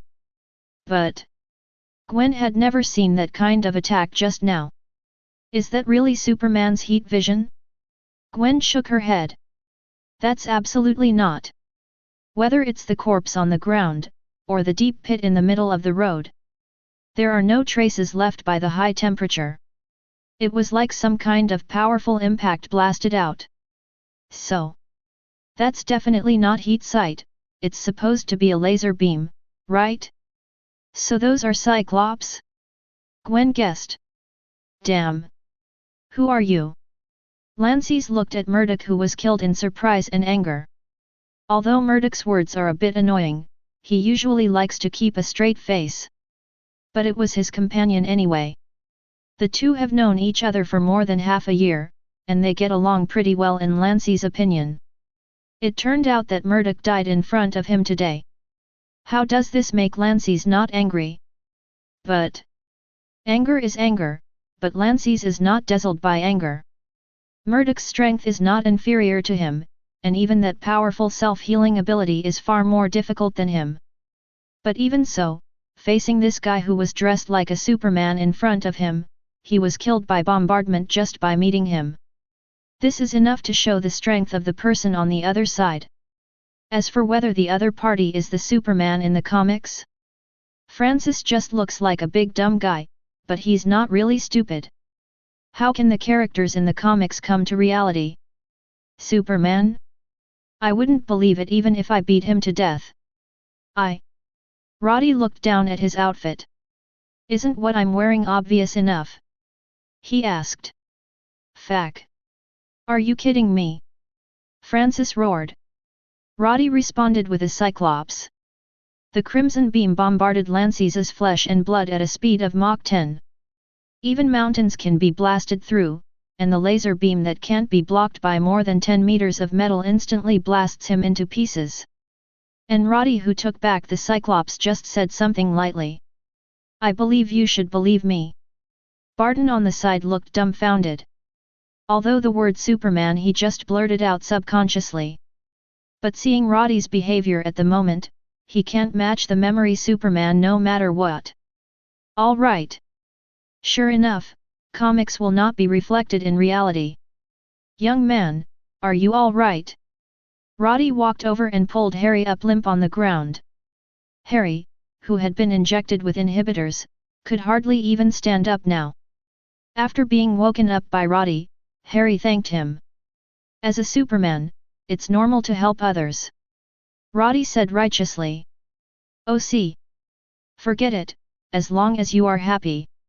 Harry didn't say anything, after all, he had just saved himself. At this time, I should give myself some face. Otherwise, if people can't get off the stage. Harry glanced at the headless corpse over there. Superman, thank you for saving me. Harry suddenly thanked him very seriously. Roddy. Good brother, I didn't expect you to be so sincere. Sneaking inwardly, Roddy looked serious on the surface. Definitely. In fact, he is now wearing a technological bionic mask on his face, and some subtle expressions are actually not very easy to make. This mask is similar to the ancient human skin mask of Xian Kingdom. Definitely, it's not made of human skin. It is a product of technology. High-tech props that belong to special departments, such as SHIELD. Roddy got one from a friend just by chance, and he didn't expect it to come in handy today. Otherwise, his entire face is now exposed. How could people who knew him not recognize him? Definitely, if Roddy had acquired Mystique's shape-shifting ability, he wouldn't need it. But not to mention that Mystique's body is actually a smurf, but the potential level of this ability is not low, and it is impossible for Roddy, who has not passed his bad luck recently, to draw it. So, it's better to use this thing for the time being. Anyway, this stuff is pretty useful. Thanks for the help, Superman. Barton agent came over, first expressed his thanks to Roddy, and then said to Harry, Mr. Osborne, this monster must have been produced by your company? I wonder if you have prepared enough inhibitors in advance? Sorry. I don't know what you're talking about, I was also a victim in this incident. Harry said. Then, without waiting for Barton to say anything, Harry followed up and said, but as for the inhibitor you just mentioned, I know where there is such a thing. If you need it, I can take you there to get it. Things are so big, let alone the United States, I am afraid that even the whole world already knows what happened today. After all, how could such a big lizard monster appear in the city, how could it be hidden? Do you really think that the spies of various countries are just kidding around? So at this moment Harry would not admit that this lizard monster was created by their Osborne group even if he was beaten to death. If he really wanted to admit it, no matter how he dealt with this matter afterwards, their Osborne group would be finished. As for not admitting it, as a capitalist and in a country like the United States, Harry had plenty of ways to get Osborne out of the whole thing. At that time, not only will the company not be affected, but it may even get the support of some forces. For example, recently there has been a faint dissatisfaction with Osborne in the military. If the military knows that this lizard monster was developed by the Osborne group, they will definitely be very interested in investing in it. Not to mention, Harry himself can transform into a lizard warrior, and his state is much more stable than Professor Connor's. Although it does not have this kind of huge ability. But at least he can maintain his sanity in the transformed state, it's just that he is a little prone to temper tantrums. Not a big deal. It's well worth the investment. So, in just a short while, Harry had already thought through all of this and figured out a solution. Definitely. The premise of all this is that Osborne has to help them get rid of this lizard monster. Otherwise, nothing will be discussed in the future. So Harry refused to admit that it had anything to do with Osborne, but said he knew where there was an inhibitor for the lizard potion, remember? He said he knew where, not that he had it. The difference between the two is huge. Okay, then please lead the way. Barton also knew the faces of these capitalists, and his task was to deal with this lizard monster, and he was not sent to wrestle with these capitalists. So the person responsible for the incident has nothing to do with him. He doesn't need to care about these either. The most important thing now is to get the suppression map.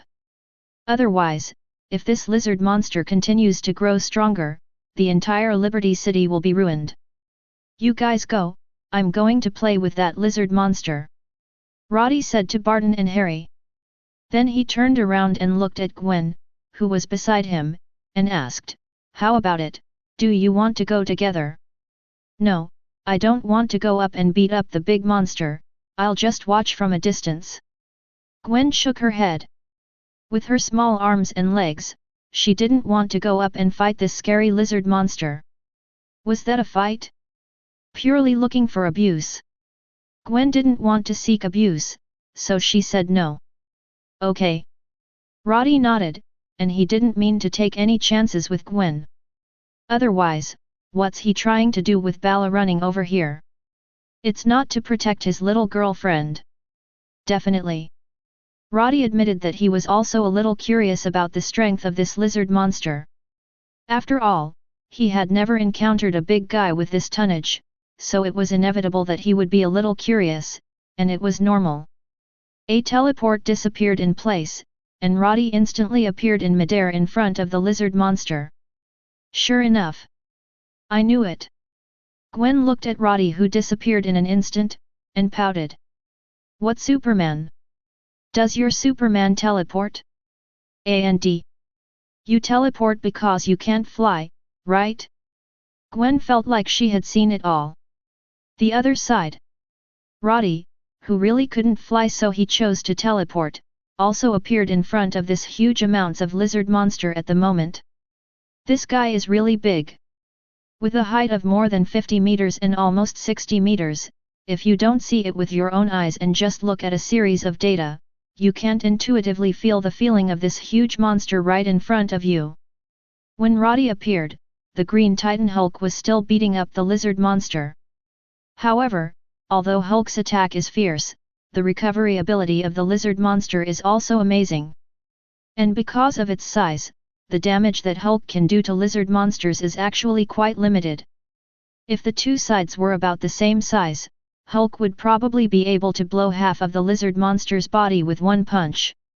In that case, no matter how amazing the recovery ability of the lizard monster is, most of its body will be gone, and it may be very difficult to survive. Not like now. The area of damage caused by Hulk's attack is actually only a small wound for huge amounts of lizard monsters. Because the size gap is too large, it is obvious that Hulk has the upper hand in the battle. But there is no way to kill this lizard monster. Shit! Guess who I saw, sir? On the helicopter, a soldier couldn't help exclaiming when he saw Roddy appearing suddenly. Superman! Sir, I see Superman! This guy was probably a Superman fan, so he seemed very excited.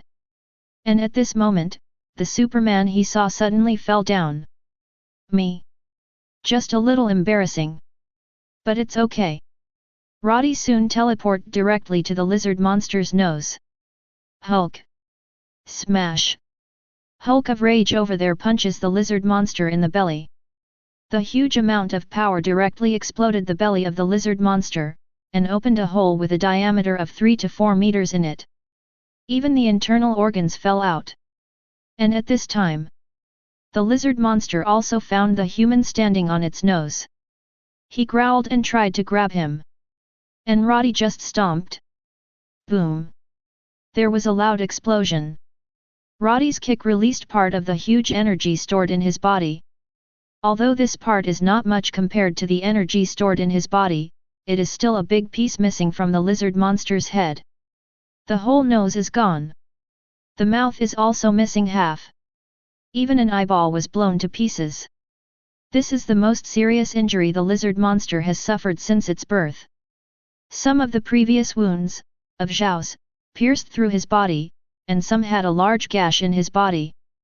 But only on the head, the lizard monster has always been well protected. Except for a few punches from Hulk and 2 arrows from Hawkeye Barton, he blocked almost all other attacks aimed at his head. And Barton's 2 arrows didn't really hurt the lizard monster because they didn't do enough damage. Hulk's fist was heavy enough. But Hulk doesn't use his head when he's angry. So except when Dr. Banner's consciousness could influence Hulk at the beginning, after that Hulk basically ran towards the body of the lizard monster and attacked. And this time, Roddy came straight for the lizard monster's head. With just one blow, the lizard monster screamed in pain again and again, its huge body kept retreating, and finally sat on a building directly on its buttocks. Boom! The building groaned in pain as it was hit by huge amounts of lizard monsters. After holding on for a while, it broke and fell backwards. Roddy approached the lizard monster again with a teleport.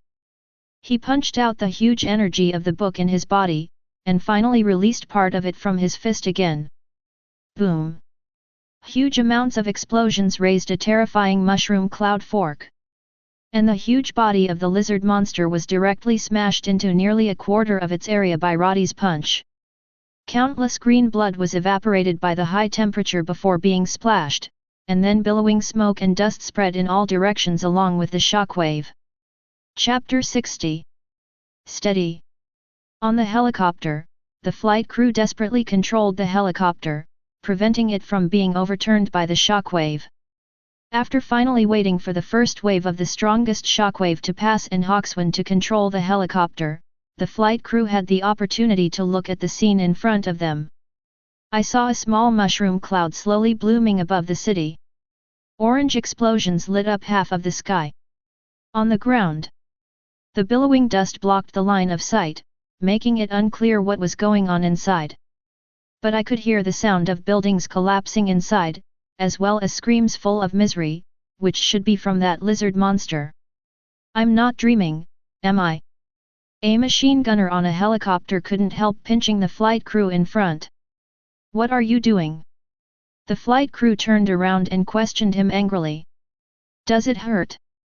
The heavy asked him. Nonsense. Let me pinch you to see if it hurts. The flight attendant roared angrily. It doesn't look like a dream.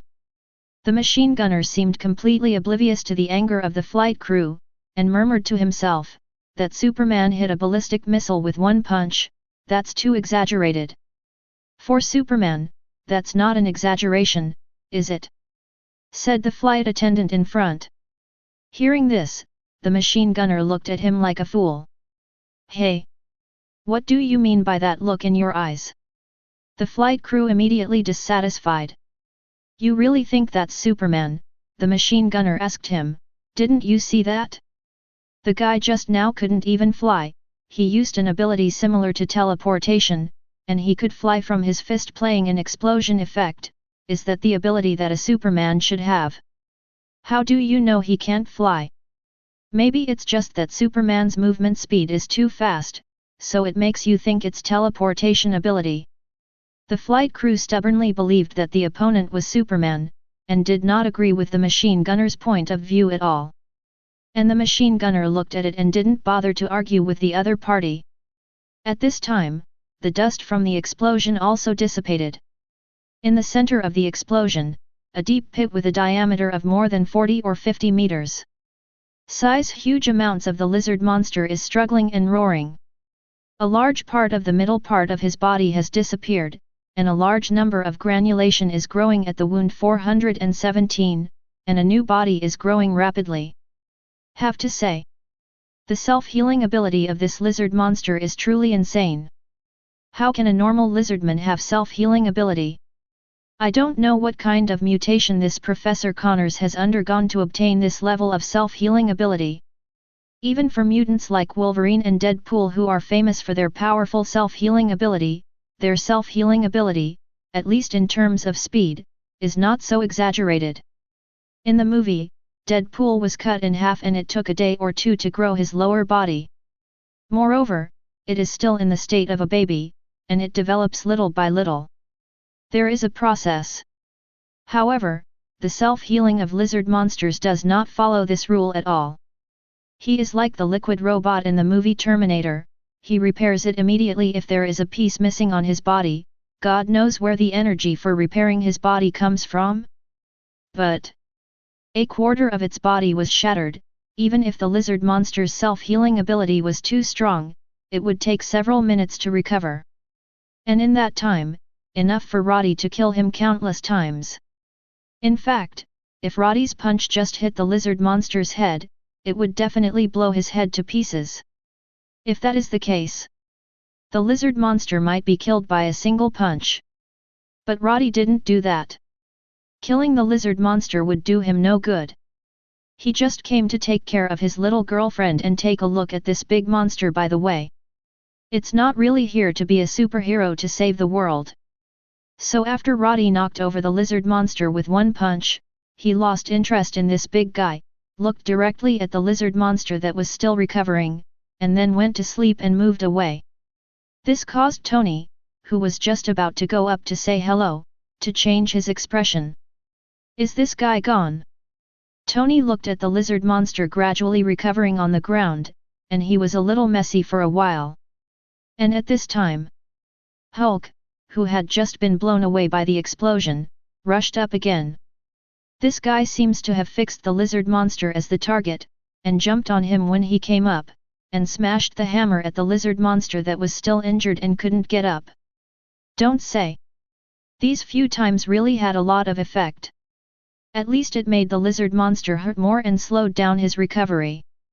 Buy time for others too. Well done. Bruise. When Tony saw it, he breathed a sigh of relief. Then he hurriedly contacted Barton on the other side to ask about the progress on his side. Barton, what's going on with you? Tony asked. Soon, Barton's voice came through his earphones. Found it, but we need an oversized syringe. No, maybe it's not necessary. Tony glanced at the lizard monster whose body injury hadn't fully healed, and said to Barton, this big guy is injured, it's serious.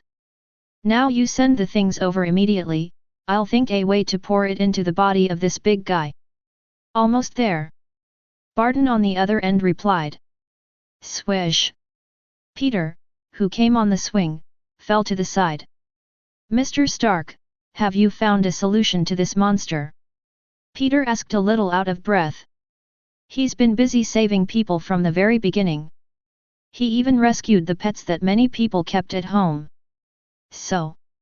Peter tired himself out. I found it, and it's already on my way. Tony said. Then he patted Peter on the shoulder. The little guy is pretty good, thank you for your hard work this time. He said. Hearing that his first idol had done a good job of crossing him, Peter felt that the fatigue in his body disappeared in an instant. He straightened up instantly, and said humbly that he still had a lot to learn from his predecessors. Good, keep it up. Tony admires this kid very much, and just by hearing the voice, he can tell that this Spider-Man must be very young, underage is a must, maybe even only 15 or 16 years old. It made Tony feel like he was seeing his own son. How to say? A little relieved. On the periphery of the battlefield, on the roof of a well-preserved building, Roddy's figure appeared here. How did you come here? Gwen is also here. If she hadn't seen the final result, she would have left by now. After all, she came out with an excuse to go to the bathroom with Roddy. But she can't stay in the toilet for so long, can she? I don't have anything to do over there, and this monster is too weak, it's not interesting to be strong on the outside. Roddy shrugged. Hearing this, Gwen laughed out loud. Boast. She said. I'm bragging. Roddy raised his fist, didn't you see that I punched this big monster before? If I didn't show mercy, he would have been beaten to death by me. I'm curious, why do you want to show mercy? Gwen asked him. You have to give other people a chance to perform, right? Roddy said, and I don't like the limelight very much, so the last one is left to other people, anyway, they can. BC, really? Gwen looked at him suspiciously. I don't know if it's an illusion. Gwen always felt that this guy in front of her was very familiar. Especially his eyes. It made Gwen feel like seeing her boyfriend. This made Gwen a little suspicious. This guy can't be Roddy, can he? Do we know each other? Gwen stared at him and asked. Sorry, I have a girlfriend. Roddy said seriously. Gwen. Such a cheap guy, it can't be Roddy. Gwen shook her head, feeling absurd about her random guess just now. Her boyfriend Roddy is just a rich second generation with a bit of philanthropy, how could it be this guy in front of him? And the other party really didn't look like Roddy at all. Although they are both handsome, Gwen still thinks her boyfriend Roddy is more handsome. Roddy looked at Gwen, whose eyes gradually changed from suspicion to indifference, and knew that the other party hadn't seen through his disguise. Really? Roddy was a little different in normal times than he is now. Not just a difference in looks. More importantly, Roddy really doesn't need to be beaten so much when he usually speaks. Sometimes Roddy can't help but think, is it true that wearing a headgear will naturally show his inner side? For example, if Peter wears a hood, he will become a chatterbox. And his little girlfriend Gwen. Once you put on the headgear and become Spider-Woman, you will be both vicious and cool. It's completely different from Gwen's usual look. But it's not that no one has changed before and after. Like Tony Stark. No matter when he is wearing the iron armor, or in normal times, he is a guy with a vicious tongue and a showmanship. While Roddy was talking to Gwen, Barton had rushed over with the suppressant. It's all here. Barton hands Tony a box. The box was opened, and inside was a branch of green restraint. Honestly, this thing looks a bit like poison. Tony complained, then took the box and flew straight into the sky, flying towards the lizard monster. It seems that there is nothing wrong with us, Barton said to Peter, who was beside him. Peter nodded, and couldn't help but look at Barton curiously. Is there a problem? Asked Barton. That, sir, may I ask that you are also an Avenger, right? Peter asked a little shyly. Barton nodded, he was indeed a member of the Avengers. Then may I ask if you have any super abilities?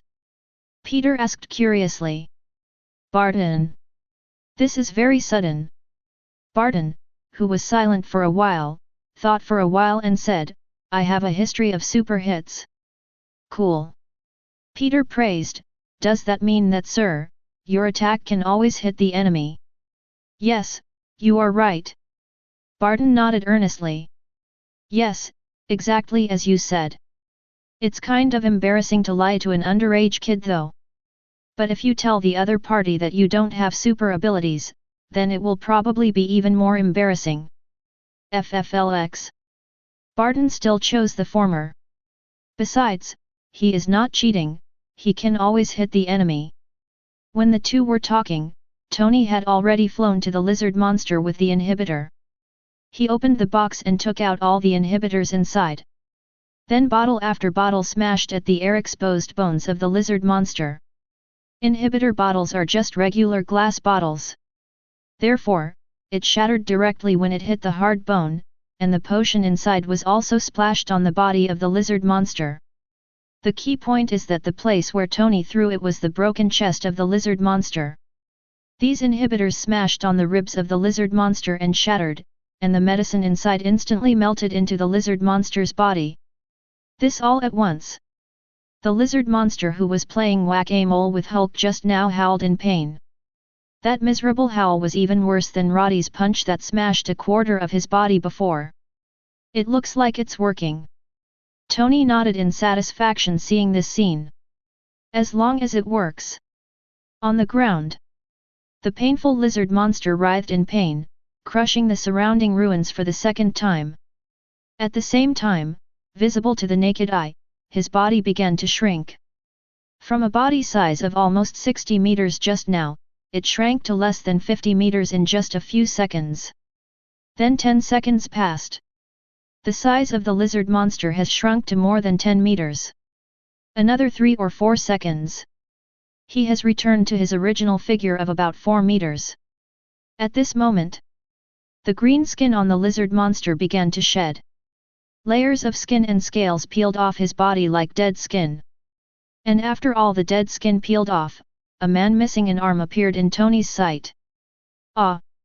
Hulk, who lost his target, let out a roar. It seems to be asking, why is that big guy missing? Chapter 61. Hey! Calm down, big guy. Tony was startled by Hulk's roar, and quickly comforted him. The Hulk, who saw Tony, snorted heavily, then turned his head and walked aside to smash those abandoned cars and so on. It can be seen that Hulk knows Tony. That's why he didn't attack. Otherwise, with Hulk's temper, I'm afraid he would tear Tony's steel armor off on the spot. Seeing that Hulk was still rational, Tony was also secretly relieved, heaved a sigh of relief. He almost couldn't bear to call Veronica just now.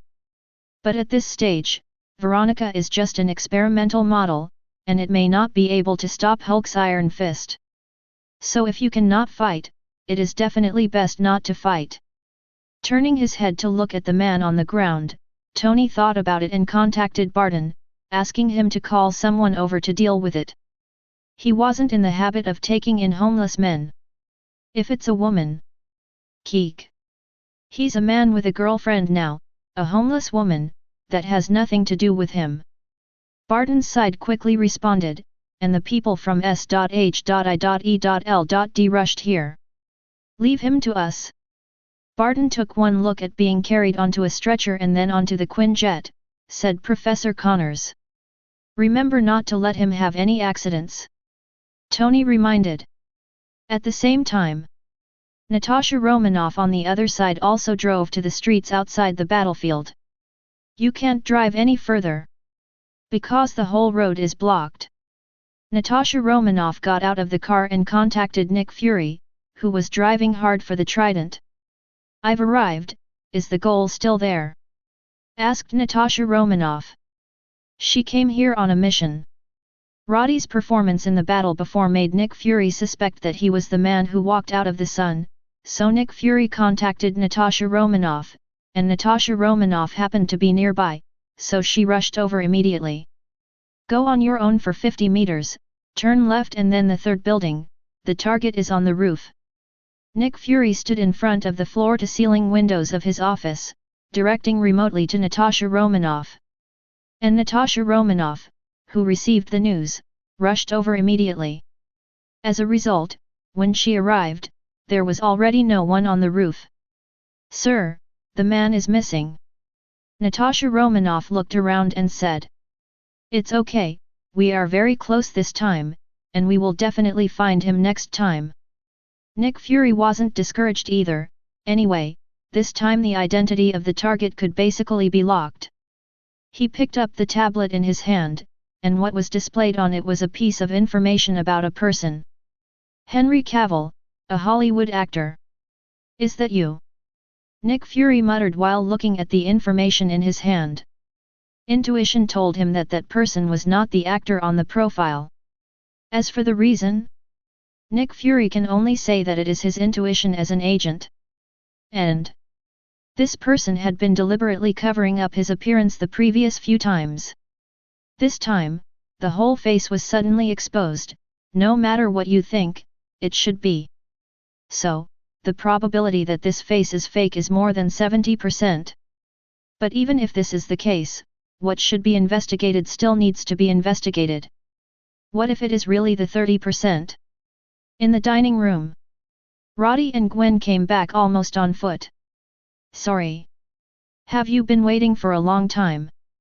When Gwen came back, she saw Roddy who was still sitting in the original seat, and said sorry in embarrassment. No, it's a pity that you missed a wonderful show. Roddy shook his head, then pointed to the picture on the TV. The whole ruin-like scene in the picture was shot at a glance. See how much damage the lizard monsters did before. However, with Liberty City's super infrastructure ability, I believe that the appearance of that block will be restored soon, and it will not remain in this ruined state for too long. As for the issue of compensation, there is no need to worry about it. Naturally, there will be those involved, as well as various organizations interested in Lizard Potion, who will be responsible. In short, except for those who died in this incident, for others, they can all get proper compensation. Otherwise, why do you think that after the Chitauri incident, most of the people in Liberty City did not move out of the city? And even in turn many thrill seekers are moving to Liberty City? On the one hand, some people like this dangerous and exciting behavior. On the other hand, it is more because of the adequate compensation. Some people. He even achieved wealth freedom by relying on compensation. It's that simple. The next morning. The morning news is still reporting what happened yesterday. The news highlighted several superheroes who appeared on the scene, especially the Superman played by Roddy, who was hyped as a manifestation of comics being brought into reality. Speak up. The last time he played the Flash, the result caused the stock price of DC Company to rise, and DC Company also quickly withdrew from the Flash as knew the Flash sales are booming. And this time it's Superman again, I'm afraid DC's stock price will skyrocket again. As for the face of Hung Chow that Roddy deliberately put on, I don't know if it will cause any trouble for that actor. But I think that after the investigation is clear, he should be released, and after that, this Hung Chow should have a star rise, right? After all, his face immediately entered the sight of thousands of households. If those Hollywood companies don't seize this opportunity to make a big splash, they will really lose their status as capitalists. In fact, DC Corporation announced on the same day that it would launch a new Superman issue. And the next day, it was announced that it would cooperate with a certain Hollywood company to launch a new Superman movie, and the role of Superman was played by Henry Cavill, who is now being discussed by hundreds of millions of people on the internet. All of a sudden, Henry's stardom was extremely shining, and his net worth skyrocketed by more than 10 times. Although Henry was investigated by some official departments the day before, this matter had nothing to do with him. He was just borrowed his personal image. Therefore, after these departments investigated clearly, they released him. So, this time Henry is not only not unlucky, but also a blessing in disguise. Suddenly became the hottest actor in Hollywood. Now the internet is almost full of discussions about several superheroes, as well as discussions about new comics and new movies that DC deliberately hired troopers to copy. As for where did that lizard monster come from? Only a small number of netizens are still concerned about it, but some of their remarks are quickly overwhelmed by the discussions of other netizens. No splash at all. This is also the result that the United States officials want to see. Manipulate public opinion. They're the best at it. Externally, the government manipulated the direction of public opinion so that everyone no longer cared about how the lizard monster was born. Internally, the official is also in close contact with the Osborne group, especially the military, which was originally connected with the Osborne group, is in frequent contact. As the person in charge of Osborne, Harry can be said to be very proud of himself. How can I look embarrassed and conscientious before? Those high-level generals in the military are very enthusiastic about him. Is this what he could enjoy in the past? Harry knew that it was all because of the lizard potion. Because the lizard potion showed its incomparably powerful effect. That's why the military paid attention to him, and that's why these high-level generals were reserved and warm to him, and they were all polite. But if he can't come up with an answer that satisfies these people, then everything he enjoys now will be gone. These people will hold him and Osborne accountable after the fact. That's when it gets really miserable. Professor Connors was sent back to the Osborne group within 2 days after being taken away by SHIELD. In fact, this is also under pressure from many parties. The main pressure is from the military. After all, the military needs lizard potion very much now, and Professor Connors is the creator of lizard potion. Without him, although it is not impossible to continue research, but it will definitely waste a lot of time and money. In addition, after being brought back to S.H.I.E.L.D, Professor Connors has returned to normal. After waking up, he learned that everything he had done was extremely painful, and he said that he would atone for what he had done before. Asking for flowers. Apparently, the professor has returned to normal. Therefore, the military asked S.H.I.E.L.D to return Professor Connors, and not to continue to detain him. As for S.H.I.E.L.D, Nick Fury unexpectedly agreed to the military's request, which caught Alexander Pierce a little off guard when he wanted to do something. He originally planned to force Professor Connors to stay. As a result, Nick Fury changed his tough style in the past, and turned out to be such a person. It really surprised him. Also angry. This time, many people made a lot of money. But the Hydra represented by Pierce didn't get any benefit. Yes. They had snatched the research materials about lizard medicine from the laboratory before. But before those Hydra soldiers left with their things, they all became snacks for the lizard monsters transformed by Professor Connors. So those materials were not successfully brought back in the end. On the contrary, it also cost Pierce a group of elite soldiers and 2 precious centipede warriors in extremis. Can he not be angry? As for the only Crossbones who came back alive, his performance was disappointing. Pierce regrets not letting the Crossbones lead the team in the first place. In that case, they might be able to bring back those materials. The performance of Crossbones is really disappointing. Pierce scolded him too. Hope he can make up for it in the future. A laboratory invested by the military is located on the outskirts of Liberty City. The place is sparsely populated, and even if there is any accident, it can be quelled by using powerful missiles. It won't be like in the city, where the hands are tied. Also rely on those superheroes to help. At the moment, Professor Connors in a white coat in the laboratory is directing a group of researchers to make the final arrangement. Expensive and advanced instruments are placed all over the laboratory. Some precious raw materials are shipped in batches. This time, because of the military's investment, Professor Connors' research can be said to be given the green light, almost getting what he wants. Even if it is as rich and powerful as the Osborne group, there was no way to do it before. After all, some things are really hard to do. Moreover, the Osborne group is not what Harry says, and it is impossible for him to mobilize unlimited funds from the company to support Professor Connors' research. But now, Harry didn't care about that anymore. Because he successfully injected the lizard potion, he has already solved the family genetic disease on his body.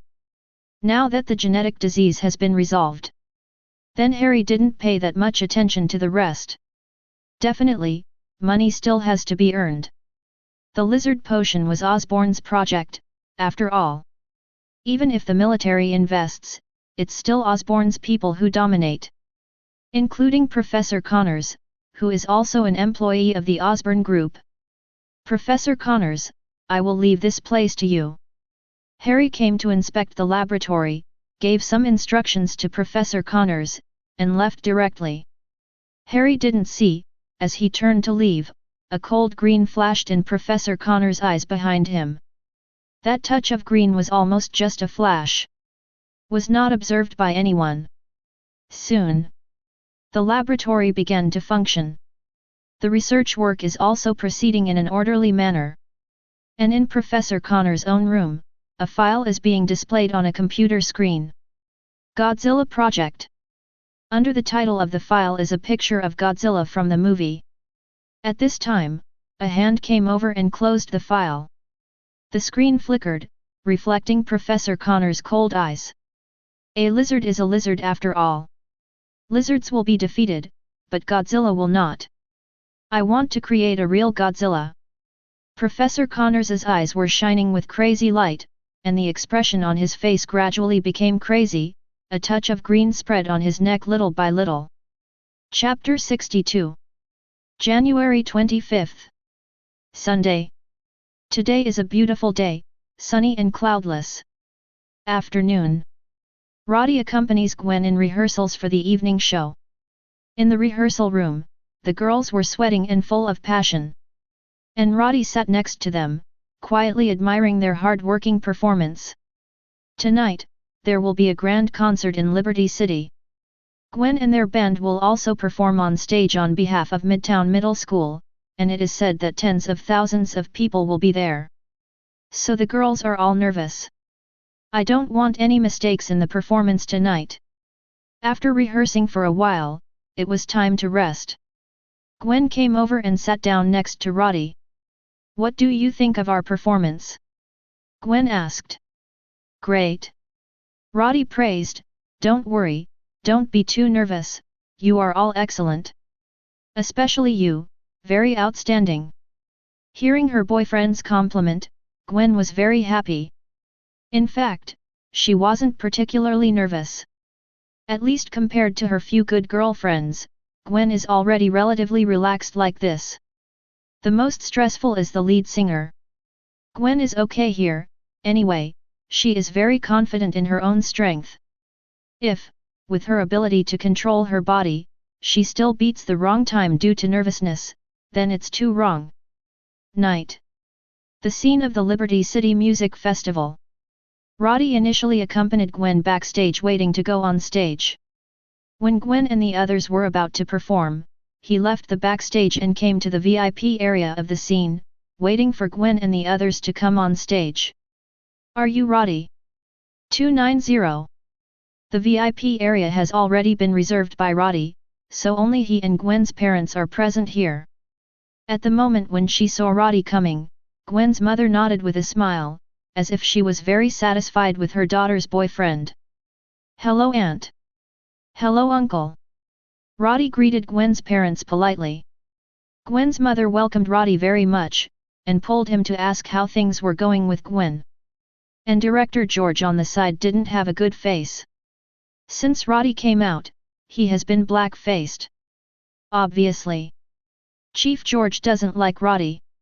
If it wasn't for his daughter really liking this kid, he might have stepped forward to teach this brat a lesson. He is obviously a playboy, but he came to provoke their family's little padded jacket. Simply hateful. Roddy also knew that Director George didn't want to see him, so he didn't go forward to make fun of himself. At this time, the band on the stage finished its performance, and the next band came on stage. And the band that played this time is Gwen's band. Aunt, Gwen, and the others are here. Roddy reminded Gwen's mother, who was pulling him along and asking questions. Sure enough, this immediately attracted Aunt's attention. Roddy breathed a sigh of relief. No matter how strong he is, there always seems to be a natural suppression when facing his girlfriend's parents. But Gwen's mother is still a good person. Be kind to him too. Unlike Chief George, whose face stinks to death. On the stage, Gwen smiled and waved to the three people in the audience. Welcome to the performance brought by Mary Jane's band. After the host finished speaking loudly, he gave the stage to Gwen and the others. Then the music sounded, and Gwen's performance began. Today's music festival is really lively. There are at least a few thousand viewers, maybe even tens of thousands. The whole scene was surrounded by water, and there were all heads at a glance.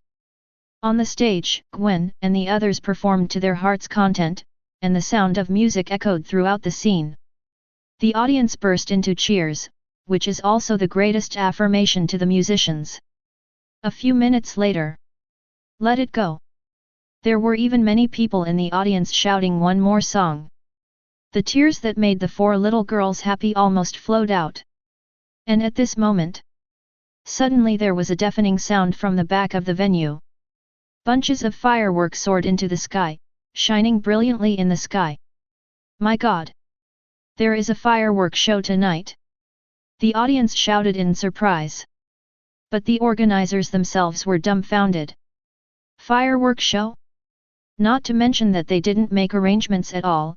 Even if there were arrangements, it's impossible to let them go halfway. Why don't you have to wait until the end? Who prepared the firework show? People from the organizer asked the on-site staff. As a result, the staff at the scene didn't know what to ask. At this time, the firework in the sky was still constantly blooming, and countless sparks created beautiful pictures in the sky. At this moment, the entire sky was filled with colors and colors, making the entire sky a canvas. The four of Gwen and the others on the stage also looked up at the firework in the sky. At this time, the hosts at the scene forgot to ask them to step down. Just at this moment, an incomparably huge amount of fireworks suddenly bloomed in the sky. It is so huge. It seemed to cover the entire sky. And in the center of the blooming firework, two English letters appeared. G.S. Those are Gwen's initials. Also an abbreviation of her name. Seeing this scene, Gwen covered her mouth in surprise. Subconsciously she looked down at Roddy under the stage. The latter also happened to look at her. The two looked at each other. In an instant Gwen understood everything. This is not a firework show arranged by the organizer at all, but a firework show arranged by Roddy for her alone. At this time, 7 helicopters flew in the distant sky. The helicopter flew over the scene of the music festival, sprinkled countless petals, and flew all over the sky. Oh my god!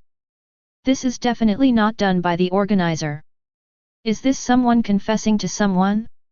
It's so romantic. Some girls screamed excitedly. Isn't this the scene where their boyfriend confesses to them in their dreams? Simply too romantic. Definitely. Also expensive. But it doesn't matter. Romance is over. Is money important? 7 helicopters flew over in the sky, and countless petals fell, one after another, like a rain of petals. Gwen on the stage was already moved to tears. She didn't care that her parents were nearby. She jumped off the stage excitedly, rushed in front of Roddy and hugged him. Roddy! I love you! Gwen hugged her boyfriend tightly, unwilling to let go. Roddy also smiled and hugged Gwen. All of this tonight was indeed arranged by him. Knowing that Gwen will be performing at the music festival tonight, he started arranging the show several days ago. From the selection of firework, to the fresh roses delivered by air. It took him a lot of thought. As for money or something, it's a small matter. After all, how much did it cost? He bought a car casually, which is much more than that. The most important thing is the mind. At this time, the audience who saw Gwen rushing off the stage also understood that she was the girl who was confessed, and they laughed and applauded her, and some people shouted "Kiss one." Gwen didn't care about the dark-faced father next to him. He hugged Roddy directly and kissed him.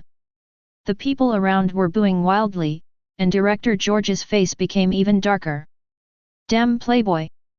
Director George, who felt that his little padded jacket was getting farther and farther away from him, felt very uncomfortable. The wife standing next to him had a kind smile on her face. Looking at Roddy, it was already like looking at his son-in-law. Before the music festival was over, Roddy left with Gwen. Gwen greeted her father as she left. Her mother seemed to have secretly stuffed her with something, and Director George, who saw this scene, almost couldn't hold back and fired on the spot. At night, Roddy's residence in Paradise Mansion.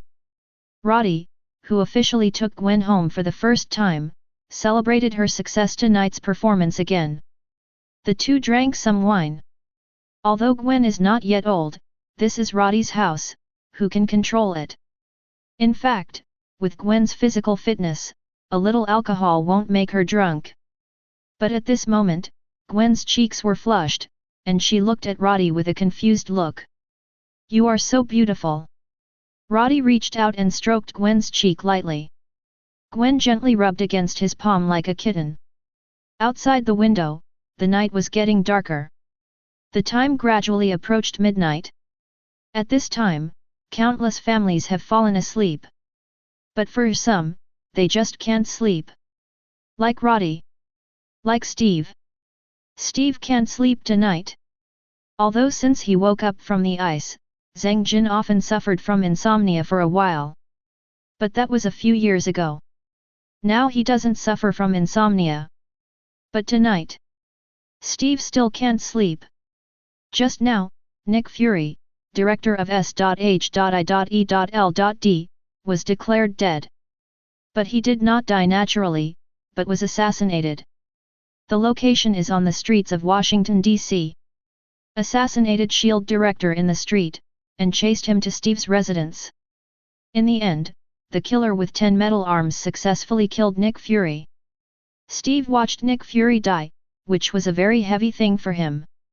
Although Steve has seen countless deaths, he has also experienced the death of friends around him. But Nick Fury's death tonight touched him deeply. Not to mention, Nick Fury also handed him a USB drive before he died. Steve didn't know what was in there. But it sure matters. And something may have happened to S.H.I.E.L.D., and a big one at that. Otherwise, Nick Fury would not have dragged his seriously injured body to seek help from him, and he would not have warned him not to trust anyone when he handed him the USB flash drive. Would Nick Fury, the Director General, say that if it wasn't for S.H.I.E.L.D? Obviously not. Although Steve is a fighter, he is not lacking in wisdom. Therefore, he is almost certain that there has been a major problem within S.H.I.E.L.D, and Nick Fury, the director, has most likely been dismissed before. That's why Nick Fury would rather trust him, the soldier who had just contradicted him before, than the group of elite agents under him. Day, it will be bright soon. In the bedroom, Roddy had just slept in for an hour or two. A lot happened last night. And Gwen is also completely mature. For his woman. At the moment Roddy, who couldn't sleep, opened his eyes and looked at Gwen who was sleeping soundly next to him, without disturbing her. System, today's check-in hasn't been done yet, has it? Sign in now. Nothing to do, Roddy just made up for the missing check-in last night. After all, in the situation last night, how could Roddy have any intentions to sign in? Ding! Congratulations to the host for signing in and obtaining magnetic field control, from Mutant Max Eisenhart. Magnetic manipulation. A look of surprise flashed in Roddy's eyes. Good guy.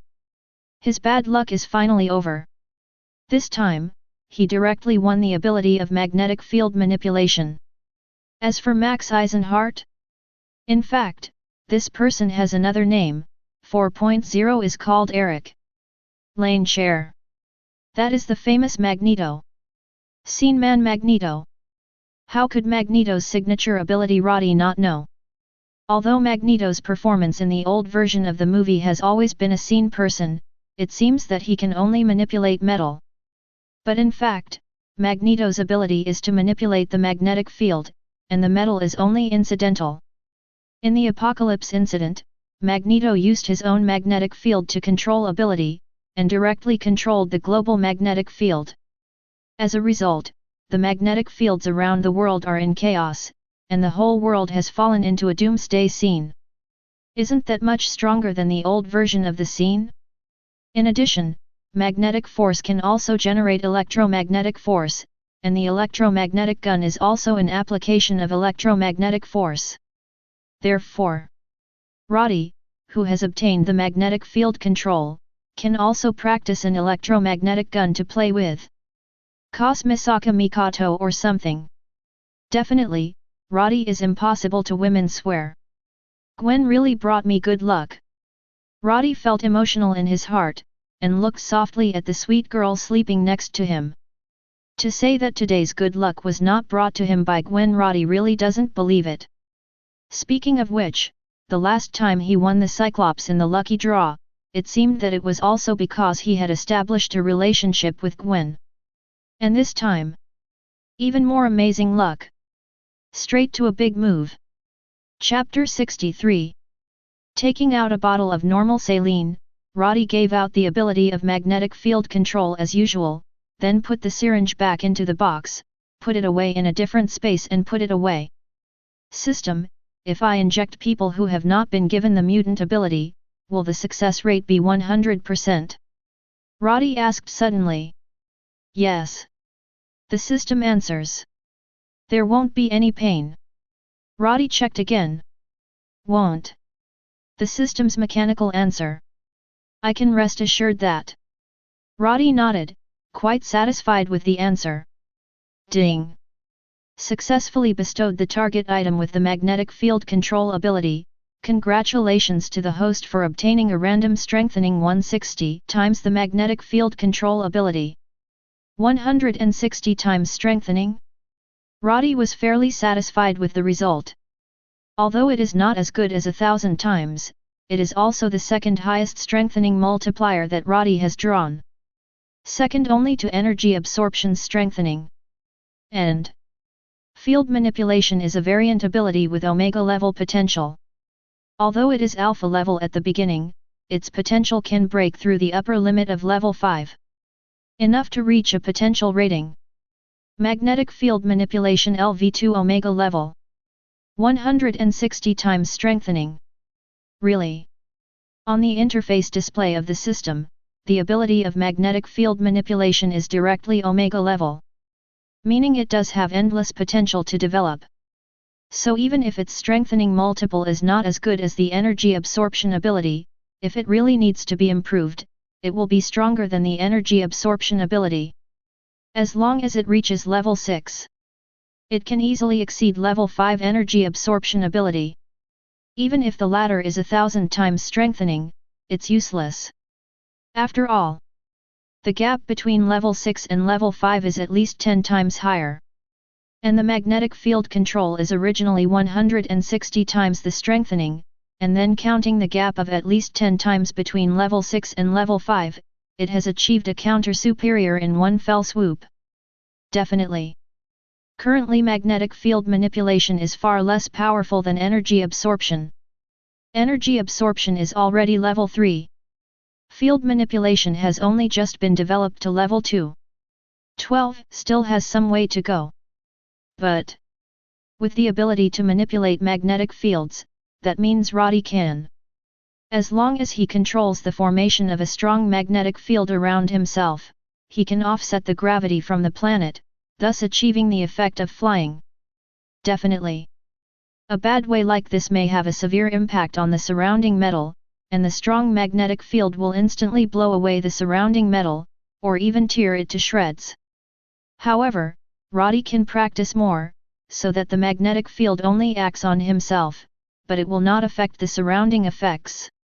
It's just that it takes a long time to practice.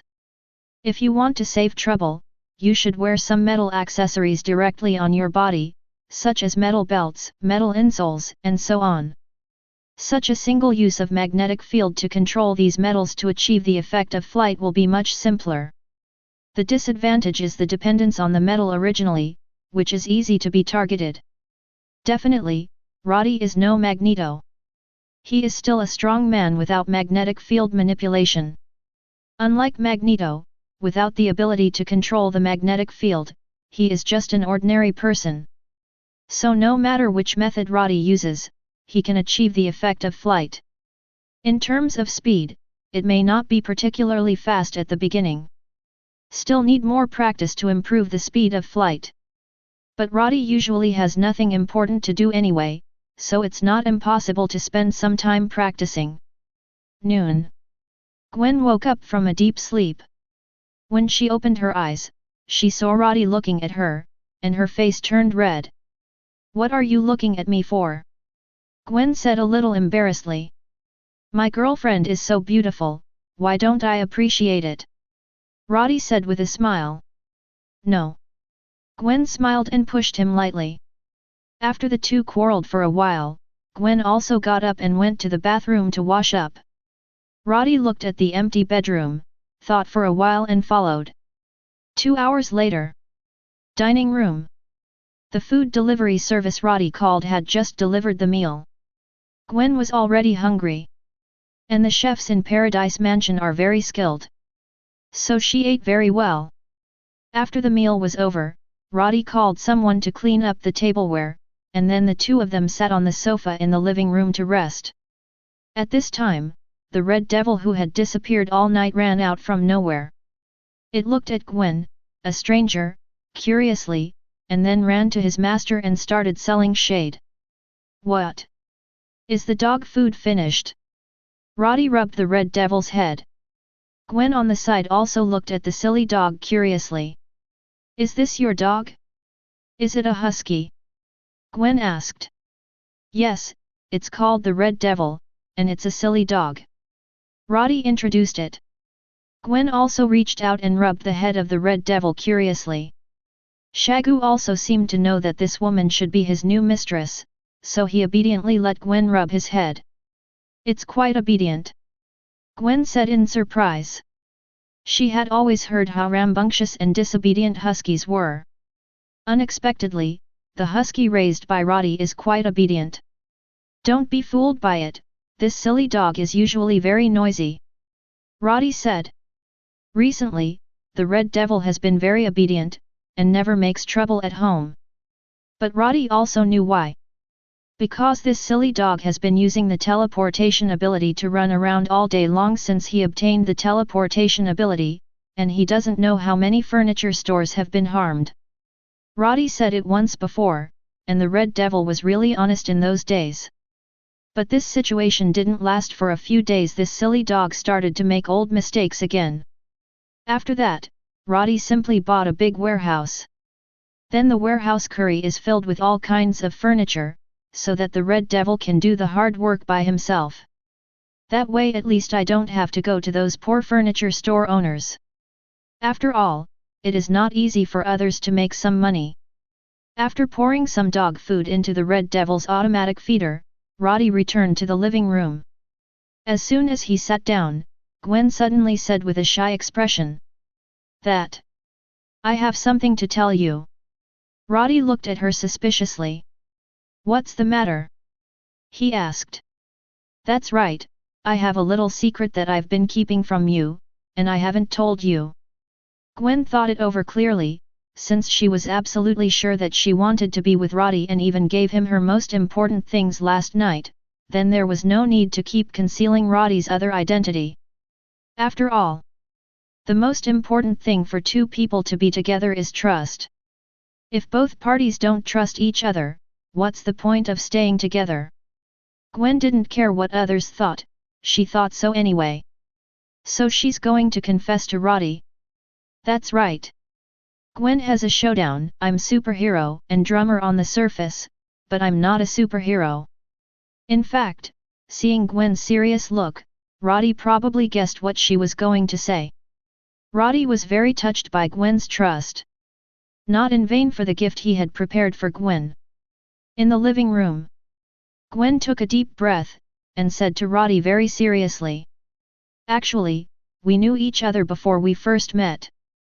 Roddy watched her, waiting for her to continue. Gwen didn't keep him waiting too long, and immediately revealed her hidden identity. "I'm actually Spider-Woman." Gwen brought her backpack, and after opening it, there was her Spider-Woman battlesuit hidden in a compartment inside, which she secretly replaced after she came to Roddy's house last night. She usually wears it on her body. "Sorry. I kept it from you for so long," Gwen said with a look of embarrassment. Originally, she thought Roddy would be surprised, or maybe a little angry or something. But after waiting for a while, Gwen found that there was no surprise on Roddy's face. As for getting angry or something, it doesn't even exist. "Aren't you surprised?" Gwen asked, puzzled. "Not surprised." Roddy smiled. "I already knew," he said. "Gwen. You already knew?" She couldn't help exclaiming. Roddy nodded, and the clothes on his body changed quickly. In the blink of an eye, the pajamas he was wearing transformed into a Batman everyday battlesuit. "Yes, I already knew," he imitated Batman and said in a hoarse voice. This time Gwen was completely stunned. Obviously she was going to surprise Roddy at the beginning, but now she is the one who is really surprised. "You are Batman." "No. You're that transvestite." "Roddy. So is your boyfriend really good?" With a thought, Roddy's clothes quickly changed back to pajamas. This made Gwen amazed, and couldn't help pulling the pajamas on him, wanting to see what was so special about it. "Don't look at it, it's just an ordinary pajamas, that's my ability," Roddy said. "Your ability is cross-dressing."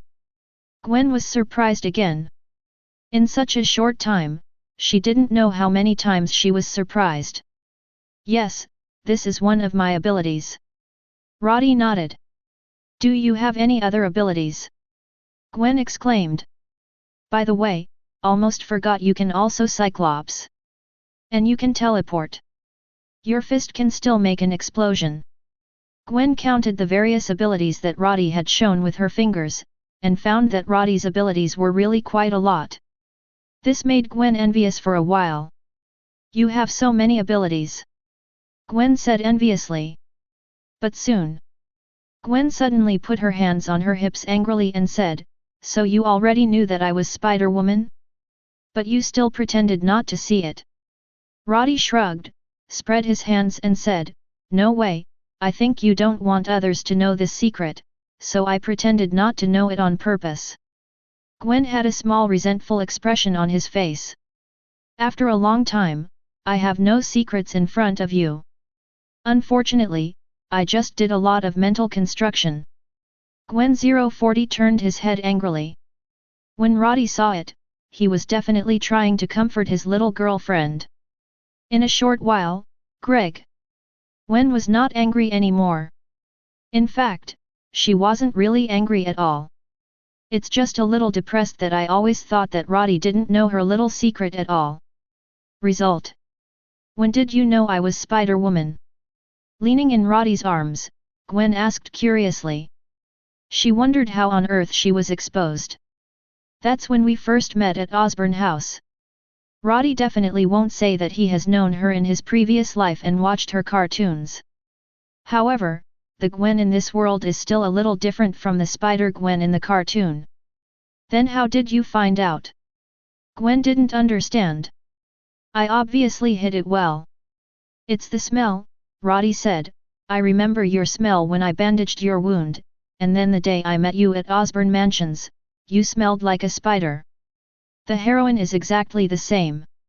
"Odor." Gwen sniffed herself. "It is fragrant and has no special taste. I have a better nose," Roddy explained. "The truth is definitely not what it is, but sometimes white lies are necessary. Better than making Gwen doubt life, right? What a dog's nose." Gwen wrinkled her nose cutely and said. Roddy smiled and scratched her nose. "How about you?"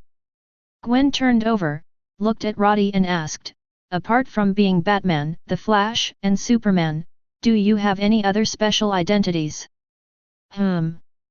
Does a killer count?" Roddy thought for a while and said. "Killer." Gwen was even more surprised. After all, she was already familiar with superheroes and the like. Killer. To be honest, she really hadn't touched it. That circle is too far away from her. "Why do you want to be a killer?" Gwen asked curiously. She wasn't mad that Roddy had been a killer. On the one hand, it is to earn some pocket money, and on the other hand, it is mainly to enrich the boring life. Roddy thought for a while and said. "Are you short of money?" Gwen looked around. In an instant, every piece of decoration in this house was much more than her pocket money in the past few years. "That's it, Roddy actually said he was short of money?" Gwen said that she couldn't understand the thinking of rich people. Chapter 64. I spent a lot of money, and I was not a shareholder of Osborne at that time. To be honest, the cash I could control every year was not that much at that time. Roddy explained. "Not so much as how much?" Gwen asked curiously. 80 million. Roddy said. Gwen. I shouldn't have asked. 80 million a year is not enough for you to spend? The world of the rich is indeed beyond the comprehension of ordinary people. Then are you still a killer? After being shocked by the consumption ability of the rich for a while, Gwen asked again. There is none left. Roddy shook his head. Although I'm not officially retired, I'm not originally affiliated with any organization, so I can accept the task as soon as I want, and if I don't want to take it, even if I take a break for a few years, no one will make irresponsible remarks. This is the benefit of free people, unlike those killers who are attached to organizations. How dare you believe that there are performance indicators? If there is another last elimination or something, it will be 2-6. The main thing is that I am not short of money now. Roddy said, the shares in Osborne are enough for me to spend whatever I want, and the annual dividend alone is several hundred million. How many billions are there in dividends? Although Gwen knew that Roddy was rich. But she didn't expect Roddy to be so rich. Her father's annual salary is only more than $90,000, and her mother's income is even lower, only more than $60,000 per year. Definitely. In addition to the fixed income, Director George also has various bonuses and social benefits. If you calculate it, you can get about 150,000 a year. This is because Director George is clean. If he is willing, doubling this income 10 times is trivial. If you are a little greedy, it will not matter if you double it dozens of times. But it is precisely because Director George is honest that his income is so low. So the family lived in an ordinary apartment building. Although the community is very safe because there are many policemen living there, the housing prices are actually not expensive. Not to mention comparing it with sky-high prices like Paradise Building, even the housing prices in ordinary high-end communities are 2 or 3 times more expensive than there. Although Gwen doesn't worship money, but after hearing that Roddy has so much money, she still can't help but feel a little staggered. At the same time, I silently calculated how long it would take to spend so much money.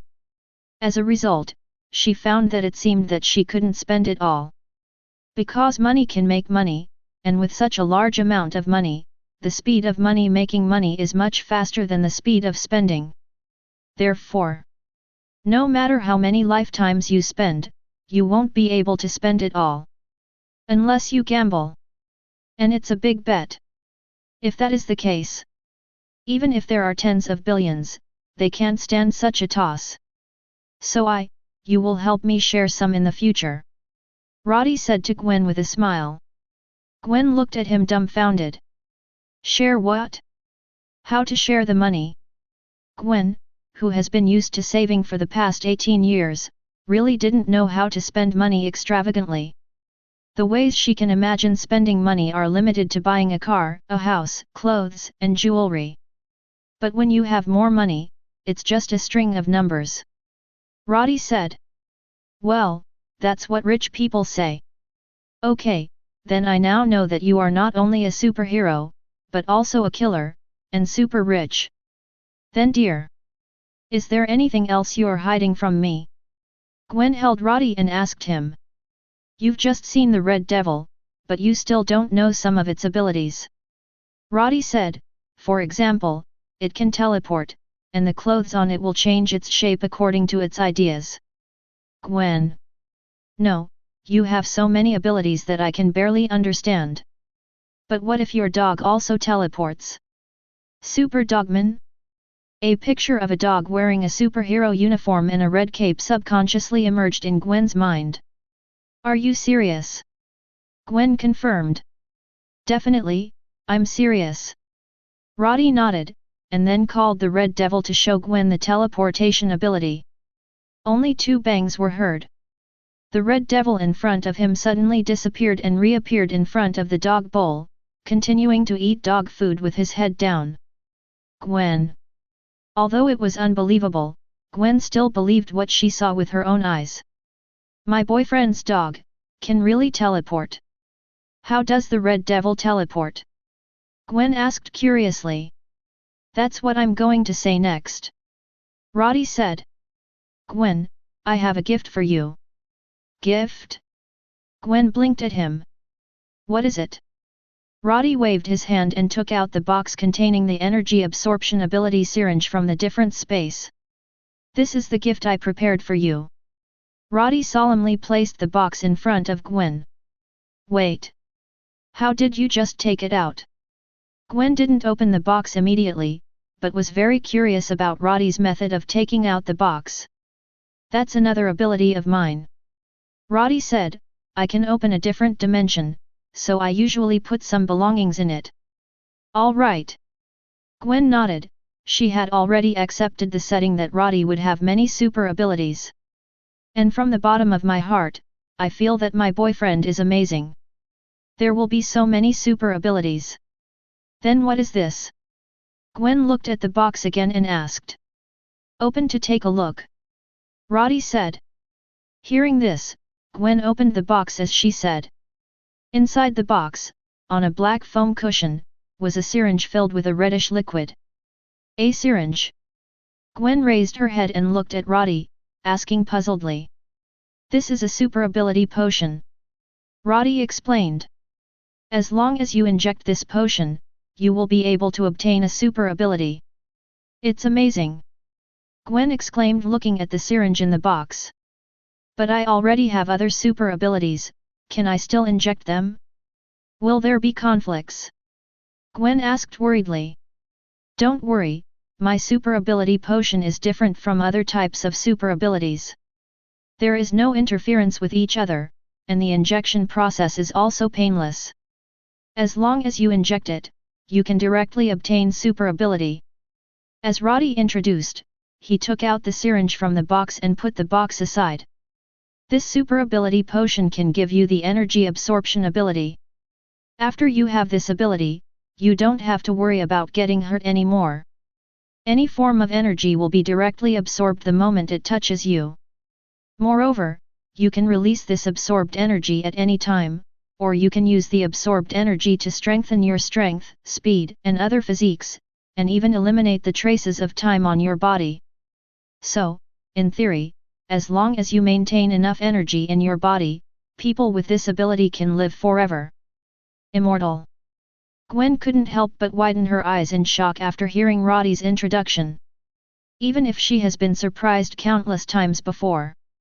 But it was about a miraculous thing like immortality, and Gwen couldn't help but be shocked.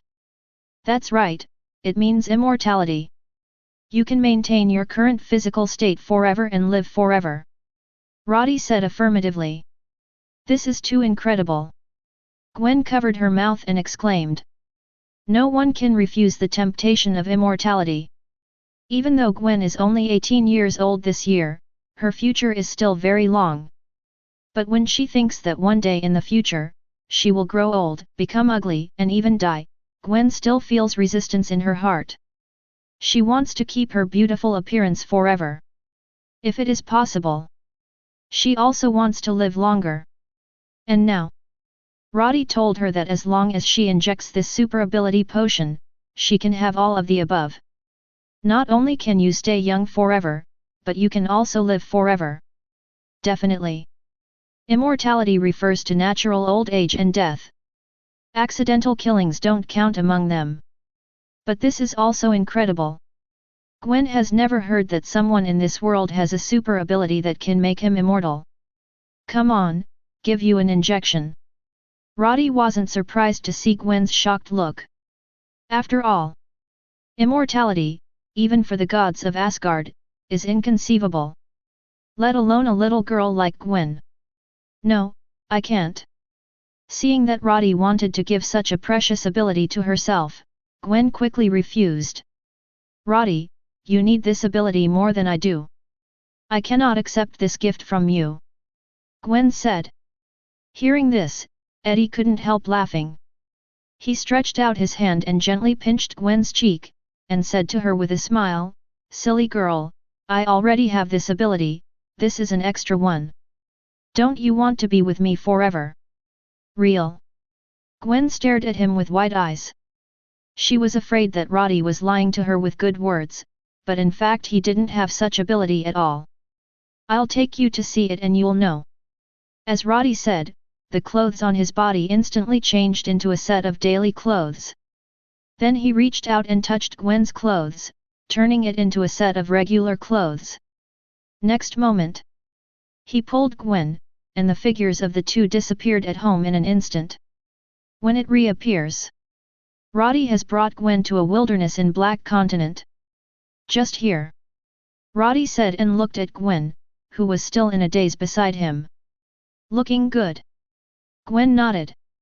Keep your eyes open and watch carefully. Next second, Roddy stomped his foot on the ground lightly, followed by an orange fire that spread forward along the ground under his feet, until it spread tens of meters before the huge amounts of explosion occurred.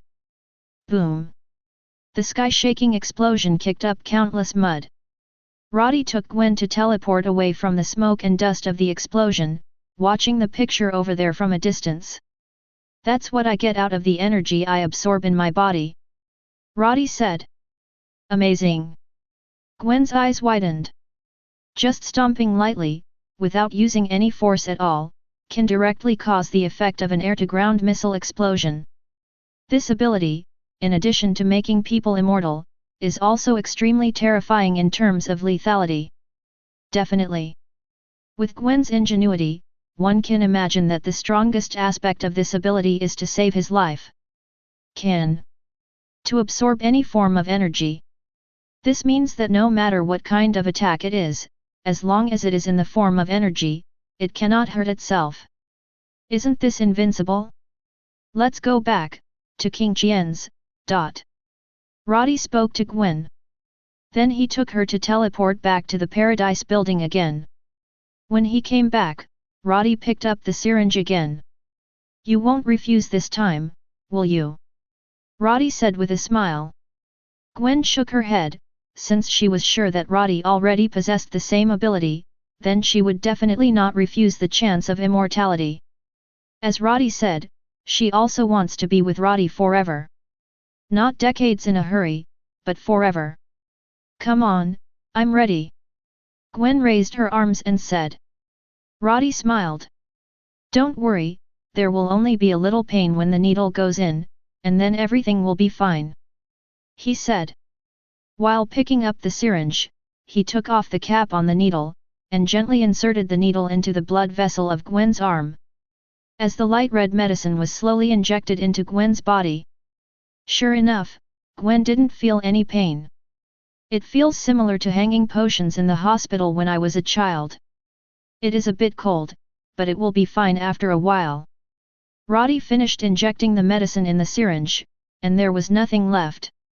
Then the needle is pulled out. A red light flashed in the hand, and the syringe instantly turned into powder under the release of energy in the body. Then Roddy waved his hand, and a corpse destroyer came directly. How do you feel? After doing all this, Roddy looked at Gwen and asked. I feel a little bit, I will try. Gwen said, and then raised his fist and punched himself. This action is exactly the same as when Roddy got the energy absorption ability. Chapter 65. After testing, Gwen was sure to have fully obtained the energy absorption ability. Just like Roddy, she can absorb all forms of energy and release it at her will.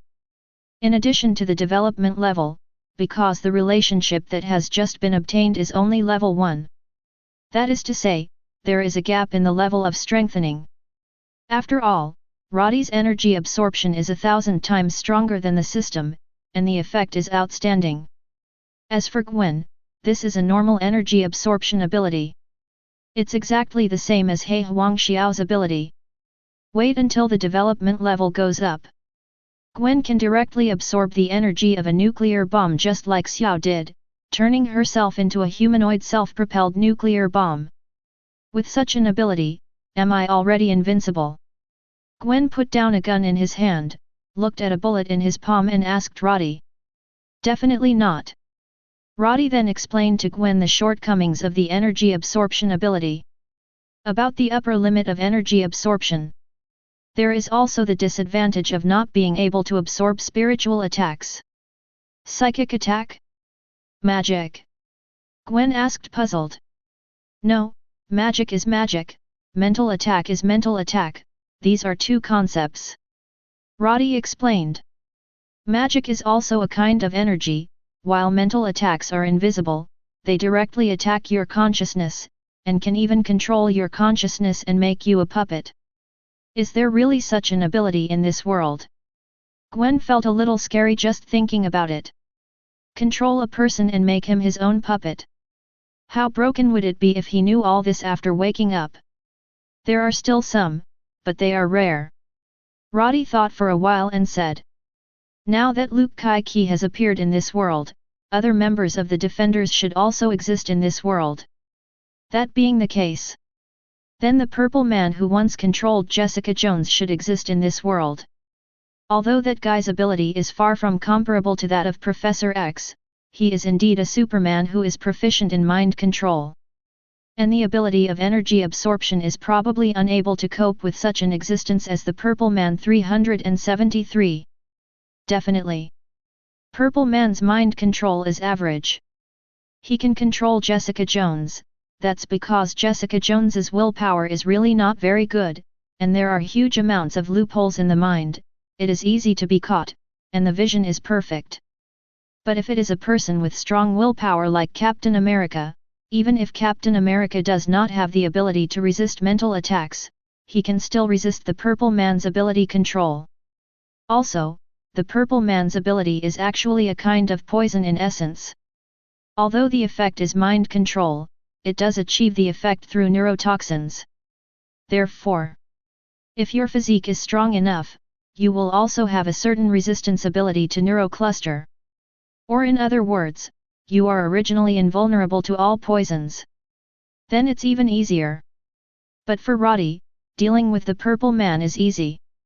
So that guy won't be Roddy's weakness either. Gwen needs to be more careful. Although her physique has been strengthened by the gene spider, it has surpassed ordinary people by a large margin, and can temporarily resist the influence of neurotoxins. But this time will not be very long. So once you encounter an enemy like the Purple Man, it's best to get rid of it quickly. Otherwise it will be troublesome. Definitely, if enough energy is accumulated in the body in advance, it can also effectively resist the effects of neurotoxins. As long as there is enough energy, ignoring neurotoxins is not a problem at all. To put it bluntly, the existence of the Purple Man who does not control people purely with spiritual power has various scientific methods to deal with it. In contrast, if it is the real mind control ability of Professor X, that's almost impossible. There is a counter-equipment. Or your original spiritual power is so huge that even Professor X can't do anything to you. Otherwise, you can only pray that Professor X is merciful. Hell's Kitchen, in a safe house. As the saying goes, the most dangerous place is the safest place.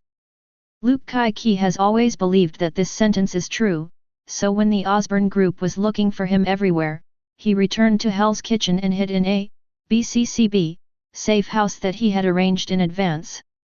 Here he has prepared in advance enough food to last him for more than a month. He didn't have to go anywhere for more than a month, he just needed to stay in the house. Until the limelight passes. It's a pity that Luke Kai-Ki's phone was broken when he escaped from the laboratory. So much so that he couldn't publish the photos he had taken before. If that's the case, it can cause a lot of trouble for the Osborne group.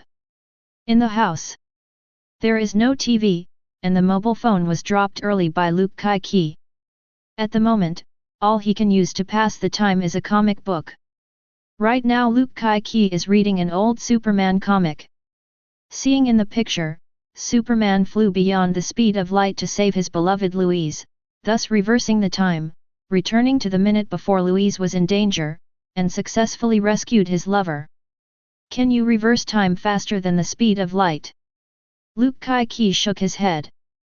Although he hasn't studied for a few years, he still thinks this setting is a bit nonsense. Just when Luke Kai-Ki was about to switch to another comic and continue reading, there was a knock on the door of his safe house. Luke Kai-Ki instantly stood up like a carp, looking at the door with vigilant eyes. Boom boom boom. The knocking on the door didn't stop. People outside seem to know there are people inside. Luke Kai-Ki, we know you are inside, please open the door, we mean no harm. A woman's voice came from outside the door. Luke Kai-Ki didn't remember hearing this voice, but the other party had revealed his identity, obviously knowing that he was here. After hesitation, Baek stepped forward and opened the door. Outside the door is a woman wearing a peaked cap. The woman raised her head, and Luke Kai-Ki couldn't help showing a surprised expression on his face. It's you. Luke Kai-Ki didn't expect that the person who came to find him would be the person in front of him. To be precise, Luke Kai-Ki did not know each other. But in the United States, I'm afraid there are very few people who don't know the woman in front of them. Black Widow. One of the Avengers. Luke Kai-Ki didn't know the other person's name, only this nickname. The other party's popularity on the internet has remained high, and even a star athlete threatened to drink her bath water. But Luke Kai-Ki is not a big fan of the other side. Naturally, he would not look at her differently. What did the Avengers come to me for? Luke Kai-Ki stood at the door and asked. Would you like me to come in and have a seat? Natasha Romanoff said with a smile. Hearing this, Luke Kai-ki looked around and made sure there was no one else before stepping aside and letting Natasha Romanoff walk in. Click. Closing the door, Luke Kai-ki turned to look at Natasha Romanoff, who had been looking around since entering the house. Tell me, what did the Avengers want me for? He asked bluntly. Turning around, Natasha Romanoff looked at the tall black man in front of her. The opponent was exposed to their s.h.i.e.l.ds site because of an action with Spider-Man. But he wasn't originally Natasha Romanoff's target. But right now they are in urgent need of talents, otherwise the whole world will fall into an unprecedented crisis, so Natasha Romanoff thought of Luke Kai-ki. Although this guy is not a hero in the conventional sense, he has also sacrificed himself for others. And he has a heart of justice. Although he may be a little negative because he has experienced too many things, he has not shown his face like other superheroes. But once something really happened, he would never stand by and watch. The laboratory in Osborne had nothing to do with him before, but Luke Kai-ki went to investigate at the risk of breaking his peaceful life. His peaceful life was really broken. He himself had to find a place to hide. As for how Natasha Romanoff found him, knew he was here? Hee. Never underestimate the ability of a real elite agent. Finding people, Natasha Romanoff is professional. I came to you because the world needs you to save it. Natasha Romanoff opened her mouth with the great goal of saving the world. However, Luke Kai-ki is no longer a young man, and naturally he will not be simply fooled by Natasha Romanoff's save the world. Isn't saving the world your Avengers business? Why are you looking for me? Luke Kai-ki frowned, obviously not wanting to meddle in other people's business anymore. And Natasha Romanoff didn't talk nonsense with him, and directly threw out a document that he had prepared in advance. Let's have a look, and then give me an answer after reading. She pulled up a chair and sat down, waiting for Luke Kai-ki to finish the document. This confident look bluffed Luke Kai-ki. So he picked up the document and looked through it. The more you watch, the more shocking Luke Kai-ki becomes. After he finished reading, Luke Kai was already grimacing. So S.H.I.E.L.D is Hydra? He demanded. I just found out. Natasha Romanoff nodded, definitely, not entirely. There are still good people inside S.H.I.E.L.D, but most of them are Hydra. Before coming here, Natasha Romanoff and Steve had already seen Nick Fury in suspended animation. It was also from Nick Fury that they got how bad things were going on inside SHIELD. While at the same time, they must also take responsibility for stopping Hydra. It's not just about saving the world. Also for a redemption. Natasha Romanoff doesn't know how many of the missions she has performed in the past are truly righteous. How many of them were assigned to her by Hydra. She used to think that after leaving the Red House, she would start a new life. It turned out that the Red House was replaced by Hydra. This can no longer be said to be changing the soup without changing the medicine. Instead, stepping from one quagmire into another, bigger and more poisonous quagmire. So, Natasha Romanoff wants to atone. What are you going to do? Luke Kai-ki asked. He has decided to help. After all, this is about the lives of countless people. Once Hydra's plan is really realized, how many people in the world will die because of it? Destroy their plans. Natasha Romanoff stood up and said, chop off all their heads. I joined. Luke Kai-ki reached out and handed the file to Natasha Romanoff. Welcome. Natasha Romanoff took the file and nodded. She wasn't surprised that Luke Kai-ki would agree so simply. In fact, all of this was within her expectations. From the moment Luke Kai-ki took over this material, the result was already doomed. In a secret base. Luke Kai-ki came here with Natasha Romanoff in a car. This is one of the secret bases that Nick Fury embezzled from public funds during his time as S.H.I.E.L.D. director. There are many bases like this all over the world. It is conceivable how much public money was embezzled by this black stewed egg. Luke Kai-ki, who entered the base, found that he was not the only one who was invited. At the same time, a man named Sam Wilson was also invited. "Bro, how are you?" Sam is a very enthusiastic black man, and he offered to say hello to Luke Kai-ki. The two parted ways after a hug, and introduced themselves to each other. It seems that the atmosphere is quite harmonious. I still have a goal that needs to be invited in the past, and we will act immediately after I come back, Natasha Romanoff said to Steve and the others. When Steve heard her words, his face changed, and he continued, "Natasha Romanoff, I thought we had already reached an agreement, and that was a child. He shouldn't be involved in this kind of mission." "I know, Captain," Natasha Romanoff said lightly, "so my target is not him, but another one." "Another?" Steve froze for a moment. He thought Natasha Romanoff was talking about Spider-Man. Didn't realize there was another one. "What are you guys saying?" Luke Kai-ki, who just arrived, is not very familiar with everyone present, so he can't understand what the two of them are talking about.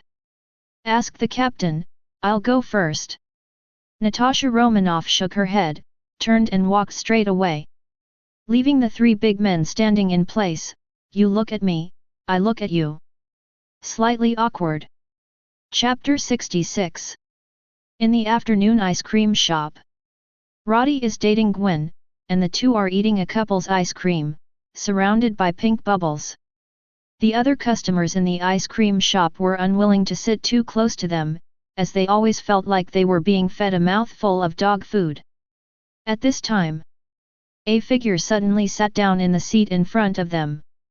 "Sorry, there's someone here," Gwen said politely to the visitor. "I know, I'm here to find you." The visitor raised his head as he spoke, revealing a face that few people in the United States don't recognize. Black Widow. Gwen looked at Natasha Romanoff in surprise. On the other hand, Roddy was looking at this woman curiously.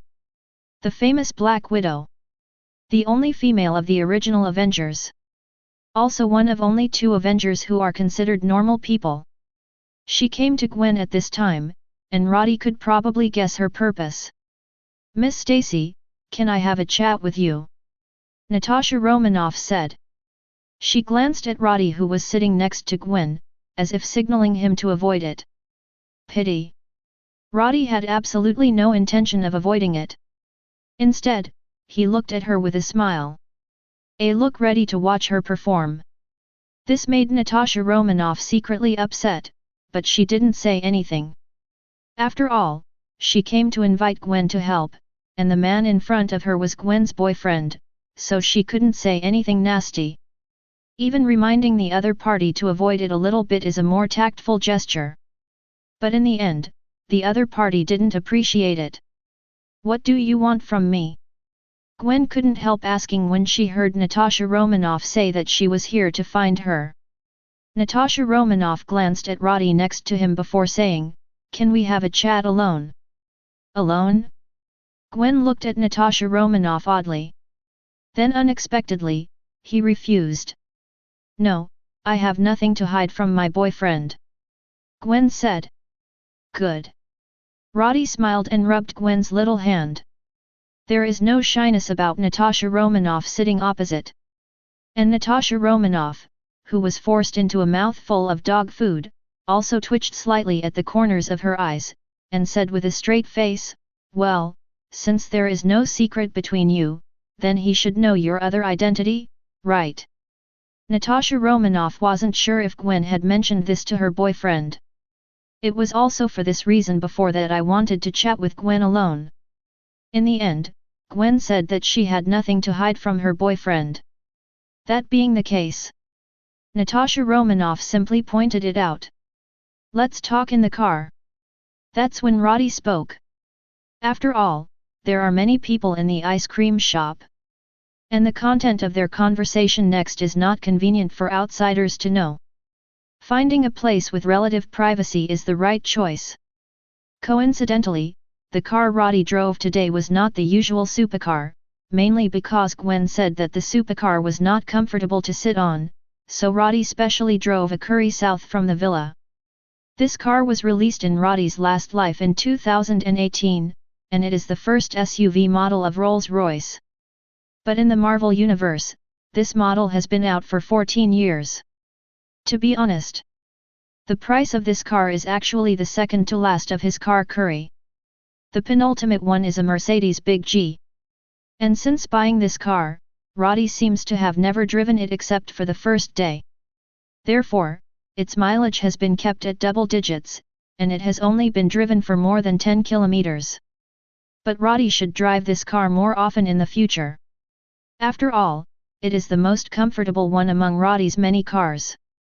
In the car, after the door is closed, the sound inside and outside is almost completely isolated.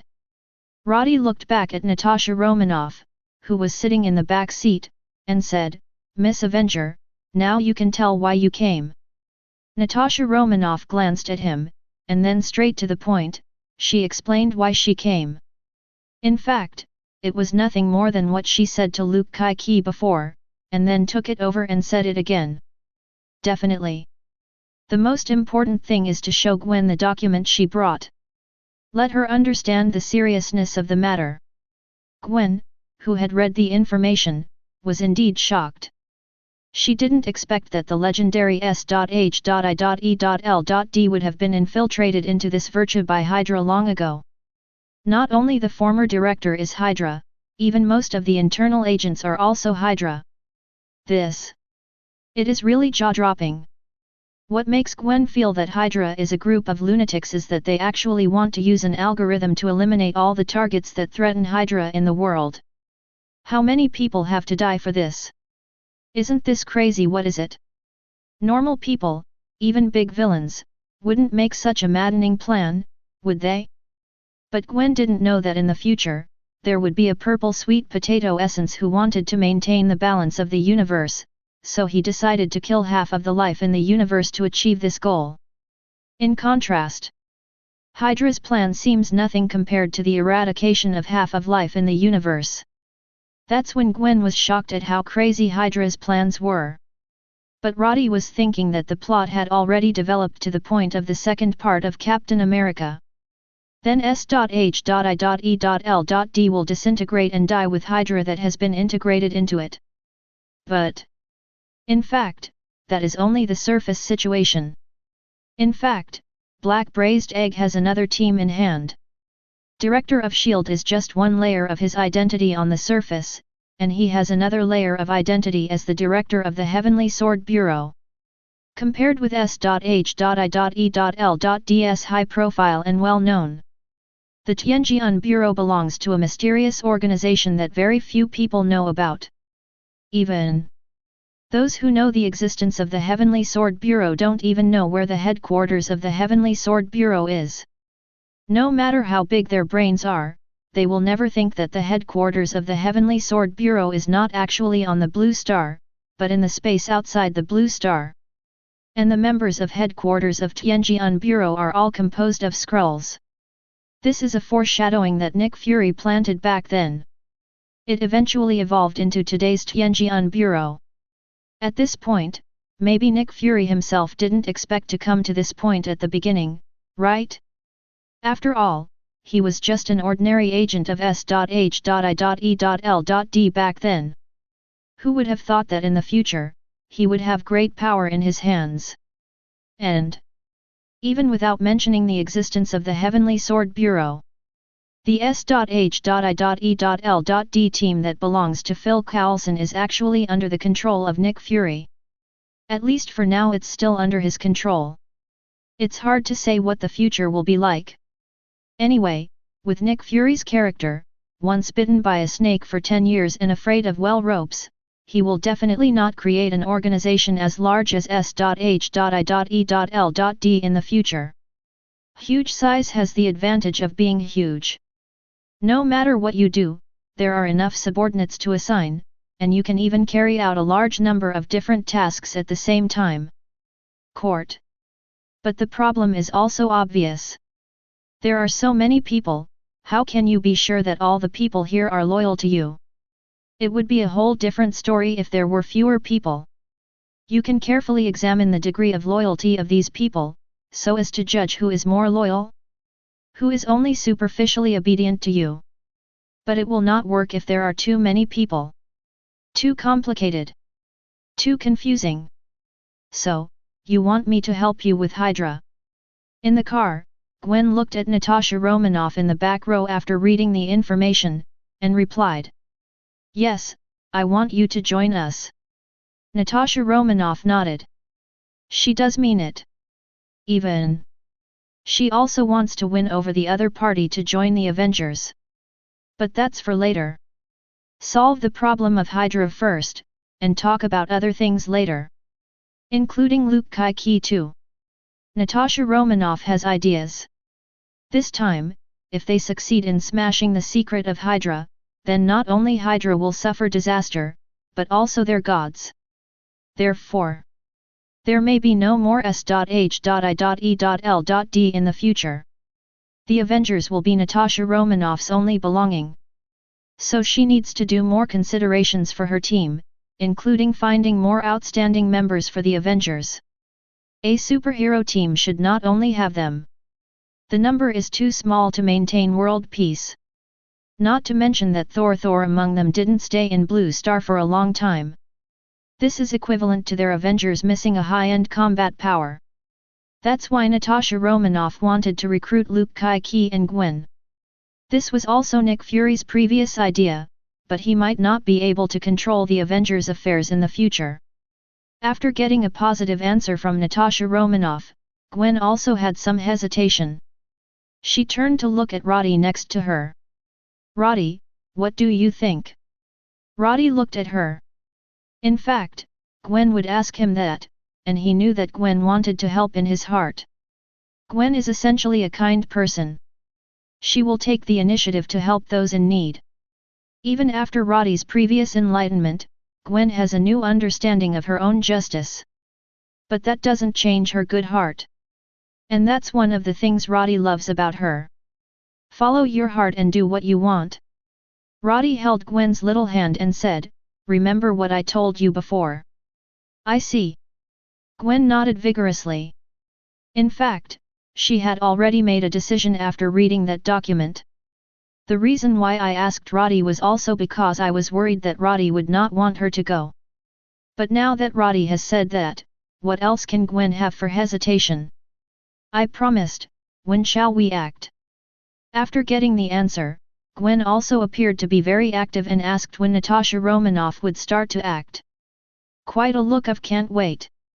In fact, Gwen, who has just obtained a new ability, has long wanted to find some villains to test the actual combat effect of her new ability. The arrival of Natasha Romanoff can be said to be in the arms of Gwen.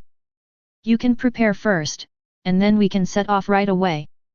Natasha Romanoff said. Then wait a moment, I need to get my battlesuit. Gwen nodded, then looked at Roddy in the driver's seat. 10 minutes.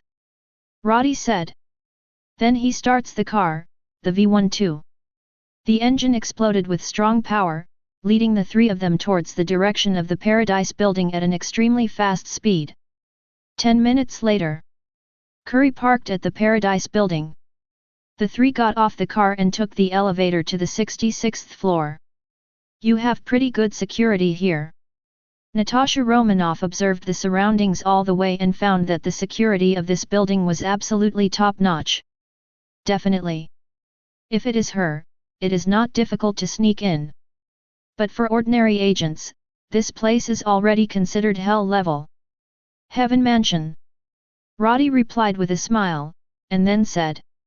Sit whatever you want, just wait for a while. Natasha Romanoff nodded. He saw the Red Devil who was sleeping on his stomach, and walked over curiously. In the bedroom. Roddy put a bracelet on Gwen's hand. You can wear this suit from now on. As he said, his finger slid across the surface of the bracelet, followed by about 3 seconds, the original small bracelet turned into a metallic spider battlesuit. The style of this spider battlesuit is similar to Gwen's original one, except that the surface is made of metal. I really envy your ability. If I also have this ability, I won't need to buy new clothes in the future. Gwen looked at Roddy enviously and said. Isn't it fun to buy new clothes? Roddy laughed. But that costs money. Gwen said. Fool. Isn't my money your money? Roddy tapped Gwen's forehead lightly, making a clanging sound. I'm not used to it yet. Gwen said. While talking, Gwen also moved his hands and feet, and found that although this battlesuit is made of metal, it does not feel jerky at all when moving. On the contrary, it is quite flexible. Should I change my name to Iron Spider-Woman? Gwen said with a smile. If you're happy, you can call me Hammer. Roddy laughed. Gwen couldn't help rolling her eyes. Hammer or something, that's too ugly. Chapter 67. Okay, go, I will see you when the time comes. Good performance. Roddy patted Gwen on the shoulders, and the two of them came out of the bedroom. In the living room, Natasha Romanoff is playing with the Red Devils. This silly dog also knows how to avoid people. He didn't behave like a normal dog in front of Natasha Romanoff. He didn't show the teleportation ability, and he didn't randomly change the shape of the clothes he was wearing. He was quite obedient. Natasha Romanoff, let's go. Gwen couldn't wait to try out her new ability. And Natasha Romanoff, who saw the two coming out of the bedroom, also stopped playing with the Red Devil. She turned to look at Gwen's new outfit, and couldn't help but praise it. The new battlesuit is pretty good. Gwen nodded with a smile, and turned to look at Roddy beside her. Natasha Romanoff, who noticed this scene, couldn't help turning her eyes to Roddy. In fact, Natasha Romanoff checked this Roddy when she found out that Gwen was Spider-Woman. But the identity of the other party is very simple. A rich second generation whose parents died and inherited a large amount of inheritance spends his days drinking and drinking, surrounded by a lot of women. She didn't know why Gwen fell in love with such a playboy. But judging from her observation today, the two are quite affectionate. Maybe it's playboy's exchange. After all, being able to make a superhero girlfriend should be something worth showing off for a rich second generation like him, right? Definitely. It's possible that Natasha Romanoff was thinking too lowly about Roddy. But she has seen too many rich second generations with this kind of virtue, and what Roddy did in the past is not any different from the rich second generations she is familiar with in 240. So it's no wonder that Natasha Romanoff sees Roddy with colored glasses. But there's one thing that's weird. That's how Roddy somehow became a shareholder in the Osborne group. Although it was said to the outside world that Harry had found a helper. But as far as Natasha Romanoff knows, this Roddy has not been to the company a few times in total. Such a helper. Are you sure it's not here to help? And just do me a favor and give shares worth billions directly? This Mr. Osborne is quite proud. Let's go, our plane is already waiting outside. Natasha Romanoff nodded at Gwen, then turned and opened the door to the patio outside the house. At this moment, there was a surge of air in the sky. Immediately following the place where there was obviously nothing in front of him, suddenly an entrance to the engine room slowly opened. Natasha Romanoff walked in front, looked back at Gwen who hadn't followed and said, "Let's go, the others are already waiting for us." Gwen nodded.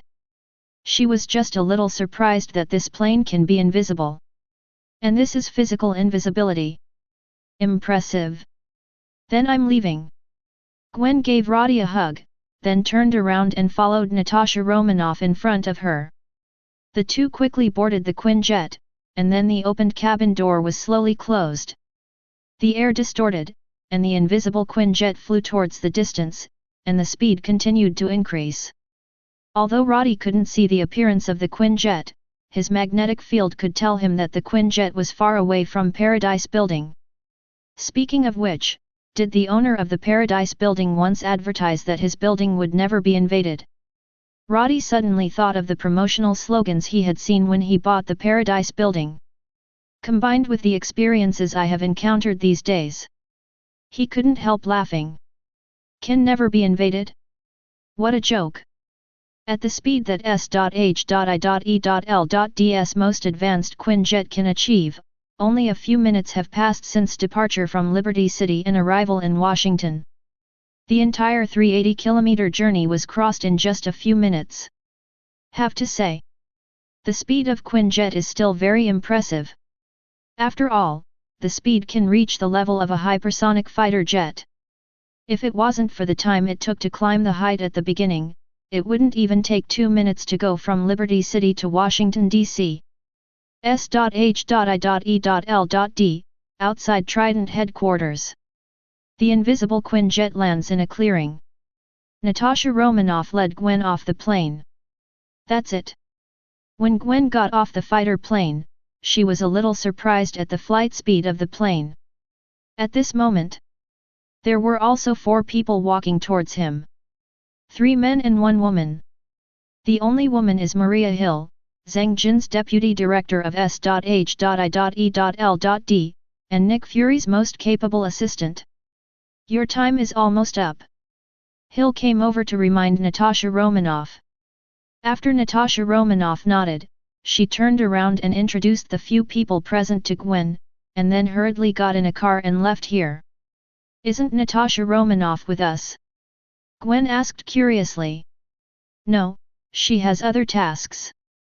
Hill said. Hello, Spider-Woman, we meet again. Luke Kai-Ki also greeted Gwen at this time. It's you again, you also joined the Avengers. Gwen was a little surprised to see Luke Kai-Ki here, and also wondered why he didn't see that Spider-Man. Just like you, I was brought in to help. Luke Kai-Ki said. Hello, Spider-Woman. Steve said at this moment, you will act with us later, and the Hydra people will definitely counterattack crazily. Your task is to eliminate all enemies that hinder us. I thought you'd say knock down. Gwen looked at Captain America in front of her, and felt very strange. After all, since she was in elementary school, those teachers always liked to show them the promotional video of Captain America. To be honest, Gwen has a stereotype about Captain America, that Captain America is always just, and he always forgives those people. That's why she said that she thought Captain America would say down, rather than solve this relatively more violent vocabulary. We're up against Hydra this time, trust me, those villains deserve no mercy. Steve said seriously. As the person who once smashed Hydra's world destruction conspiracy, Steve knows the virtues of these guys too well. So, his forgiveness will not apply to Hydra. It seems that you are not as old-fashioned as I thought. Gwen said. Steve smiled wryly. He seems to be used to old antiques. What about you? Do you have any super abilities? At this time, Gwen looked at Sam, who was not talking much, and asked him curiously. No, I'm just an ordinary person. Sam shook his head and said. This guy is an eagle. Luke Kai-Ki on the side seems to be familiar with Sam, he said with a smile and put his arm around Sam's shoulder. Eagle. Gwen subconsciously looked behind Sam. He has a weird device on his back, so are those eagle wings? Guys, it's time for us to move. At this moment, Hill looked at the time on his watch and said to the 4 of them. Follow me. Steve nodded, and then called on the others to run quickly towards the Trident headquarters building. Last time, he rushed out from here alone, and he ran in a mess. This time, he brought his teammates with him, and he will never be as embarrassed as he was last time. While running, Gwen looked around curiously. Why didn't I see the other Avengers? She asked as she ran. At this time, Hill on the side pointed to the sky. Gwen looked up. Just in time to see a flame flying across the sky. That is Iron Man. Steve also looked up at Tony, who was flying across the sky. In fact, Tony was invited by him himself. He was also taunted by Tony at the time. Worse yet was fury. He was scolded directly by Tony, and laughed at him as a man with only one eye, so he couldn't even tell that all the people under him were Hydra. And Fury was so scolded by Tony that he didn't know how to refute. After all, what happened this time really hurt him. Even he himself almost died. So being scolded by Tony or something, it's actually nothing. After all, this guy has always been poisonous. If you expect to hear something good from him, then the sun will really come out from the west. On the horizon, under a cloud. The bright cloak fluttered behind Roddy, and the bright red S on his chest was poured like blood. He stands in the air. The strong magnetic field around him allows him to rely on the gravity of the planet, and he can fly in the air. And his gaze at the moment was looking at the building in the distance. There are also Gwen and others who have already clashed with the Hydra people below the building. The ability of farsightedness allows Roddy to see all details clearly. Including Captain America's A. Is it because of the lifting effect of tight pants? Roddy couldn't help thinking. And at the moment, the group below has entered the Trident building. Then they split into two groups. Hill took Gwen straight to the control room. And Steve went straight to the broadcasting room with Sam and Luke Kai-Ki. Before fighting, he has to figure out who is his own? Who is Hydra? Roddy can't see what's going on inside the building. After all, he doesn't know how to see through. But he can see what's going on outside the building. Especially the river outside the Trident building. The originally calm water surface suddenly boiled after a while. Following the separation of the water surface, 3 helicopter carriers with huge amounts of lift off slowly. Here we go. Roddy folded his hands and watched the shocking scene live. At the same time, Tony, who was wearing a steel armor in the sky, was also heading towards the 3 helicopter carriers, trying to stop them. But at this moment, a group of soldiers riding strange motorcycles suddenly appeared behind him. This motorcycle has no wheels, and the 2 ends are luminous power units. Looks similar to the Quinjet power plant, but much smaller. The soldiers on the flight motorcycle were all wearing full coverage black battle armor. When the button was pressed, blue laser beams were shot from the head of the motorcycle and blasted towards the Iron Man in front. Sir! There are enemies approaching from behind. J.A.R.V.I.S reminded Tony at the right time, and controlled the armor to evade, successfully dodging the sneak attack from behind. These are also Hydra. Tony turned to look at the group of soldiers on flight bikes. It should be, sir. J.A.R.V.I.S replied. Well, it looks like we'll have to deal with these troublesome guys before we can get any closer to that. 3 big guys. After Tony finished speaking, he immediately rushed towards these soldiers. Facing the sky full of blue lasers, Tony's steel armor directly staged various difficult aerial skills. Definitely. 90% of these aerial skills are the credit of JARVIS. Tony is primarily responsible for ordering the fire. Aim? Feel sorry. That's the job of J.A.R.V.I.S too. Looks like Iron Man is in trouble. Roddy looked to the other side and saw the group of Hydra soldiers riding flight motorcycles. His eyes were a little strange. If he remembers correctly, these flight bikes seem to be developed by the Osborne group, right? But doesn't it mean that this thing is still in the experimental stage? How did it run to Hydra in the blink of an eye? Is this Hydra hacking Osborne? Or is there a secret cooperation between 4.8 Osborne Group and Hydra? But no matter what. At this moment Iron Man was indeed in trouble. Although the final result has a high probability that Iron Man will win, the delay in the middle is enough for the 3 helicopter carriers to fly to an altitude of more than 10,000 meters. Steve, I'm in trouble here, what's going on with yours? The entangled Tony had no choice but to contact Steve and the others. Otherwise, if these 3 helicopter carriers reach the predetermined altitude, it only takes 1 minute. They can kill millions of people. Almost there. Steve responded quickly. While on the other side, in a special cell in the basement of the Trident building, Barton, who was bound and unable to move, was looking at the strange figure in front of him. I knew you would come to my rescue. Barton had paint on his face, but at this moment he was smiling. Although the person in front of him looked completely unknown, Barton knew that she was his good friend Natasha Romanoff. Barton was unlucky to say that he was still at headquarters when Steve defected. As a result, Steve ran away, messing with Pierce's rage. Following Pierce, he ordered the removal of Fury's henchmen, and the first to bear the brunt was Barton. So outnumbered, he was arrested. But Pierce didn't kill him. Instead, they locked him up, as if trying to brainwash him into being a killer like the Winter Soldier. Chapter 68. Pity. Pierce couldn't wait for that moment to come. In fact, Pierce has no future. Because he can't survive today. Outside the cell, Natasha Romanoff, disguised as another picture, opened the door of the old room, then walked in and unchained Barton. How is it? Can you still walk by yourself? She asked. Barton gritted his teeth and stood up. A man can't say he can't. I'm okay. He moved his hands and feet, although Hydra had tortured him in the morning. But who is Barton?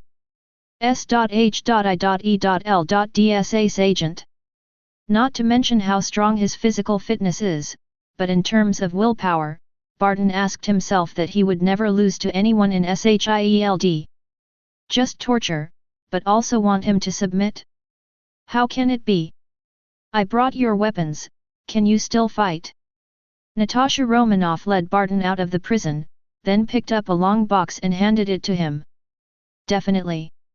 Without any hesitation, Barton reached out and took the box and opened it. Inside was the bow he was used to and the matching arrows. That's good. I have other tasks. The captain and the others are outside. Now Hydra should have discovered their invasion, so you have to hurry up.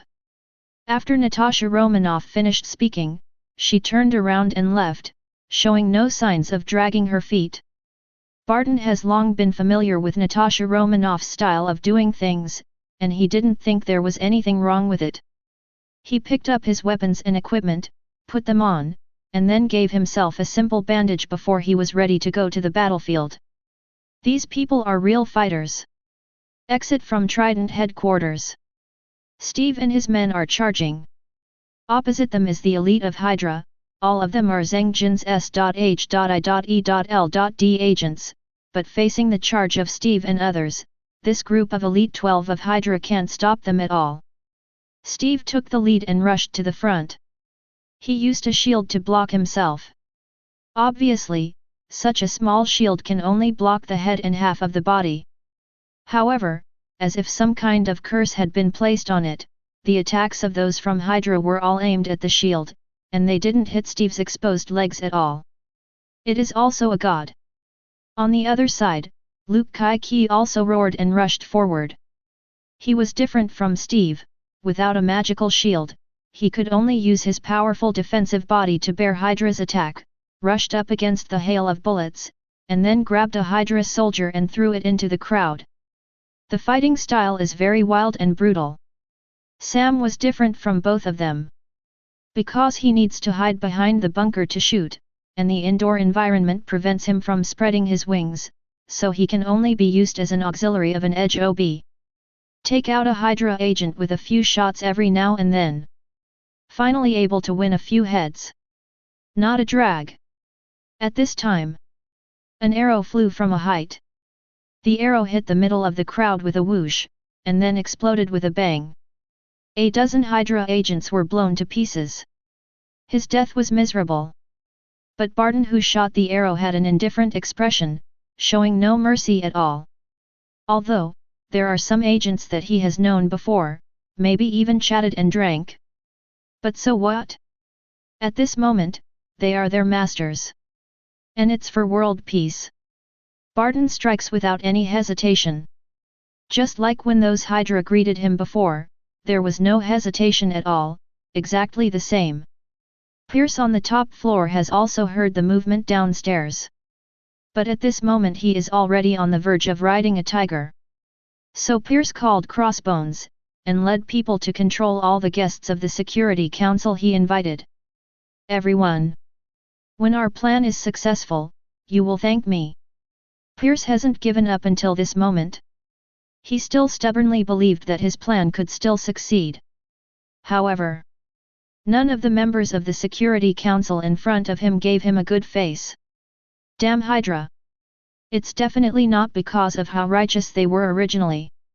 In fact, if Pierce's plan worked in their favor, they could even turn a blind eye and act as if they didn't know anything. Pity. Pierce's plan is only good for Hydra. God knows if any of them have been judged to be a threat to Hydra? Even if not, the power and status they have now will be wiped out by this damn plan of Hydra. That's why they hated Pierce so much and cursed at each other. Not for justice, just for myself. At the moment Pierce, who was talking eloquently, didn't notice that there was a guy with strange eyes standing behind the group of Hydra soldiers brought by Crossbones. Just when he thought he had taken control of the situation, this weird soldier suddenly turned his gun and shot the heads of these Hydra soldiers. Crossbones was lucky and only got a shot in the shoulder. After all, he is not an ordinary Hydra agent, and his strength is not weak. But even so, facing the muzzle pointed at himself again, Crossbones is sitting on wax. Boom! Another shot. Crossbones instantly fell to the ground, motionless. At this time, the Hydra soldier also reached out to wipe her face, and then took off a light and shadow mask, revealing her original face. Natasha Romanoff, it's you. Pierce looked angrily at Natasha Romanoff, who was pointing the gun at him. He was already sure of winning, but in the end he ran out of this woman. Damn it! If he knew earlier, he would have secretly dealt with this hateful woman long ago. However, Pierce had no chance of changing that. Being pointed at gunpoint, he could only pretend to be calm and fool Natasha Romanoff, hoping that this would be effective. Pierce obviously underestimated Natasha Romanoff's determination to atone for his sins, and Natasha Romanoff was simply unmoved by Pierce's tricks. Soon, she called up the core database on the central computer of SHIELD. It's just that the database requires 2 agents with 10th level permissions to open, and Natasha Romanoff does not have this permission. Pierce has it, but he alone can't open it. It's useless, the encryption technology of this database can't even be broken by Stark, you are useless. Pierce smiled smugly. At this time, the sound of a helicopter's propeller suddenly came from outside. Then Pierce turned around and looked over, his face darkened instantly. But the person who walked in had a much darker complexion than him. Long time no see, it looks like you're doing well. Fury looked at the old friend and old boss in front of him. To be honest, he was heartbroken. Each other betrayed their friendship. Although friendship is a bit ridiculous for an agent. But Fury really sees Pierce as his friend. Pity. He did not cherish this friendship. I sent you flowers, did you receive them? Pierce mocked with a cold face. Suspended animation. This NR faked his death. Pierce roared inwardly. Then Natasha Romanoff pressed on the screen, and aimed one eye at the scanning port. On the other side, Fury also took off his blindfold, revealing the blind one eye. I have clearly cancelled your permission. Pierce growled when he saw it. He struggled hard, but his strength was far inferior to that of Natasha Romanoff. So I made a backup. Fury said flatly. In fact, he alone has 2 10th level permissions. Pierce just cancelled one of them. Who would have thought that his blind eye actually had field level authority? This is also Fury's backup preparation based on the idea of keeping everything in one hand. Didn't expect it to come in handy today. It didn't matter how much Pierce yelled. The database was opened, and all confidential information in S.H.I.E.L.D was released. It's over. S.H.I.E.L.D is over. Pierce's Hydra is over too. Just when Natasha Romanoff and Fury had already settled Pierce, the battle downstairs had just entered a heated stage. Hydra is still desperately resisting. They dispatched all the power they could use, trying to prevent Steve and others from rushing out of the building. Even, 6 strengthening people were included. 3 centipede warriors. 3 desperate fighters. These are the last remaining strengthening members of Pierce's Hydra team.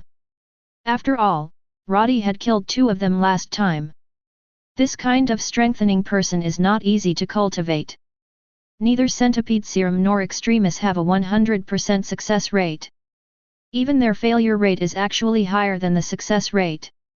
So, even though Hydra wanted to cultivate more strengthening people regardless of the cost, in fact, only 8 people were successfully cultivated in the end. And at the moment, the 6 strengthening people did cause a lot of trouble for Steve and the others. Just when Steve and the others were blocked, Gwen, who had been acting with Hill before, finally arrived at the scene. Let me. As soon as Gwen arrived, she couldn't wait to rush to a strengthening man. Her cobweb stuck to the ceiling, and she jumped down from the 2nd floor, swinging on the swing at an extremely fast speed, kicking a desperate soldier flying. Go help others, leave this to me. Gwen said to the back without looking back. Barton, who was hiding behind a bunker, glanced at her, wondering why this Spider-Woman changed into a battlesuit. But now is obviously not the time to ask these questions. He nodded and turned to help the others. Don't even think about leaving. Your opponent is me. Gwen dodges to stop the hopeless warrior on the opposite side, and punches him, and instantly a magma-like energy flow appears in the hit part. The desperate soldier was blown away by Gwen's punch. He slid backwards and slid 6 or 7 meters before stopping, then shook the neighbor next door, and looked at Gwen on the opposite side with a sneer. Did you not eat? Extremis started talking 690 trash. And Gwen didn't bother to talk to him at all, so he just rushed up and was beaten up. Extremis also fought back frantically. However, all his attacks were blocked by Gwen's arm, and the fist hit Gwen's arm, but it seemed to be weak, and he couldn't even shake it a little bit. How weak? Is your strength only at this level? Gwen shook her head disappointed. The strength of this hopeless warrior is too weak, and there is no way for her to absorb much energy when attacking. At this time, in the distance, a Hydra soldier took out a new bazooka from a box. As the button was pressed, a rocket with blue flames blasted towards Gwen and the desperate soldier with a bang. Fuck! Do you even want to kill me? The desperate warrior let out a desperate roar. If it is an ordinary rocket, he is naturally not afraid. With Extremis, he can quickly grow back even if his limbs are broken. But the problem is that this rocket is developed by S.H.I.E.L.D with reference to Cheetori's technology. It is amazingly powerful and has a strong tearing effect. If this shot is hit, it will definitely be blown to pieces by him, turning it into a jigsaw puzzle on the spot. Even if he has the recovery ability of Extremis. But it was all blasted into pieces, what a fart it was to recover. Just when the hopeless soldier was feeling desperate, he was surprised to find that the Spider-Woman in front of him actually ran towards the rocket on his own initiative. Let me! Gwen yelled and stood in front. Extremis! Is this the superhero? That's great! For a moment, he even wanted to turn his back on the dark. But the next second the rocket exploded. Even though Gwen stood in front, the hopeless soldier was not spared, and was blown to pieces on the spot. Fortunately, because of Gwen blocking him in front, at least he wasn't blown to pieces. Even barely alive. But not long to live. But he was still touched by Spider-Woman's dedication to self-sacrifice. Just when he was moved to tears, he saw a mass of blue energy shrinking in front of Spider-Woman, and was finally absorbed into her body directly by her. What's the situation? What about dedication? That's it. This hopeless soldier looked dumbfounded. Then I didn't come up in one breath, and I burped on the spot. Chapter 69. As soon as Gwen turned her head, she found that the extremist soldier had already belched. He shook his head regretfully. No matter how small the mosquito legs are, they are still meat. At least one that provides a little energy. At the same time, the Hydra soldier who fired the rocket was also dumbfounded. He looked down at the launcher in his hand, wondering if there was false propaganda in this thing. Otherwise, how could a weapon that claimed to be able to blast and kill strengthening people be blocked by this Spider-Woman without injury? And it's not just as simple as blocking it. This trademark was directly absorbed. Hydra soldiers do not believe in evil. He picked up another rocket and loaded it, then aimed it. There was at least 5 or 6 seconds in between. In fact, if Gwen wanted to, he could stop the opponent from continuing to reload ammunition in a second. But Gwen didn't do that. She even watched the other party aiming at herself expectantly. Is she hurt? Seeing Spider-Woman who didn't try to stop him, the Hydra soldier couldn't help thinking about it. It seems that he blocked the attack without injury, but in fact he has suffered internal injuries and cannot move? Good. That's for sure right. The Hydra soldiers who succeeded in brain supplementation couldn't help being a little excited. Because he's going to kill a superhero with his own hands soon. What a great honor this is. Even the Winter Soldier couldn't do it. And he, an ordinary Hydra soldier, did it. Does this mean he's stronger than the Winter Soldier? What is this guy doing? Gwen looked at the Hydra soldiers who suddenly became dazed, and couldn't help feeling a little dissatisfied. Hurry up! I was still in a hurry to help others. Fortunately, this Hydra soldier did not keep Gwen waiting too long. Next second, another rocket hit Gwen with a blue tail flame. Careful! Not far away, Luke Kai-ki, who happened to see this scene, shouted loudly. Don't come here! Gwen was afraid that Luke Kai-ki would come to get in the way, so she yelled at Luke Kai-ki and took the initiative to meet the rocket. Luke Kai-ki! Did Spider-Woman suffer a head injury? He who hadn't seen the previous scene couldn't understand the logic of this behavior at all. Barton, who is an archer in the distance, has actually noticed Gwen's abnormal behavior just now, and also saw the scene where she seemed to absorb the energy of the rocket explosion. When did Spider-Woman have this new ability? Barton was curiously thinking while drawing the bow and shooting the arrow. Bang! Huge amounts of explosions sounded. The blue flame spreads towards the surroundings like the fire of hell, forming a huge amounts of ball. And Gwen, who was in the center of the sphere, most intuitively withstood the power of the explosion. However, not only did she not feel any discomfort and pain at this moment, but she showed a smile on the contrary. Definitely.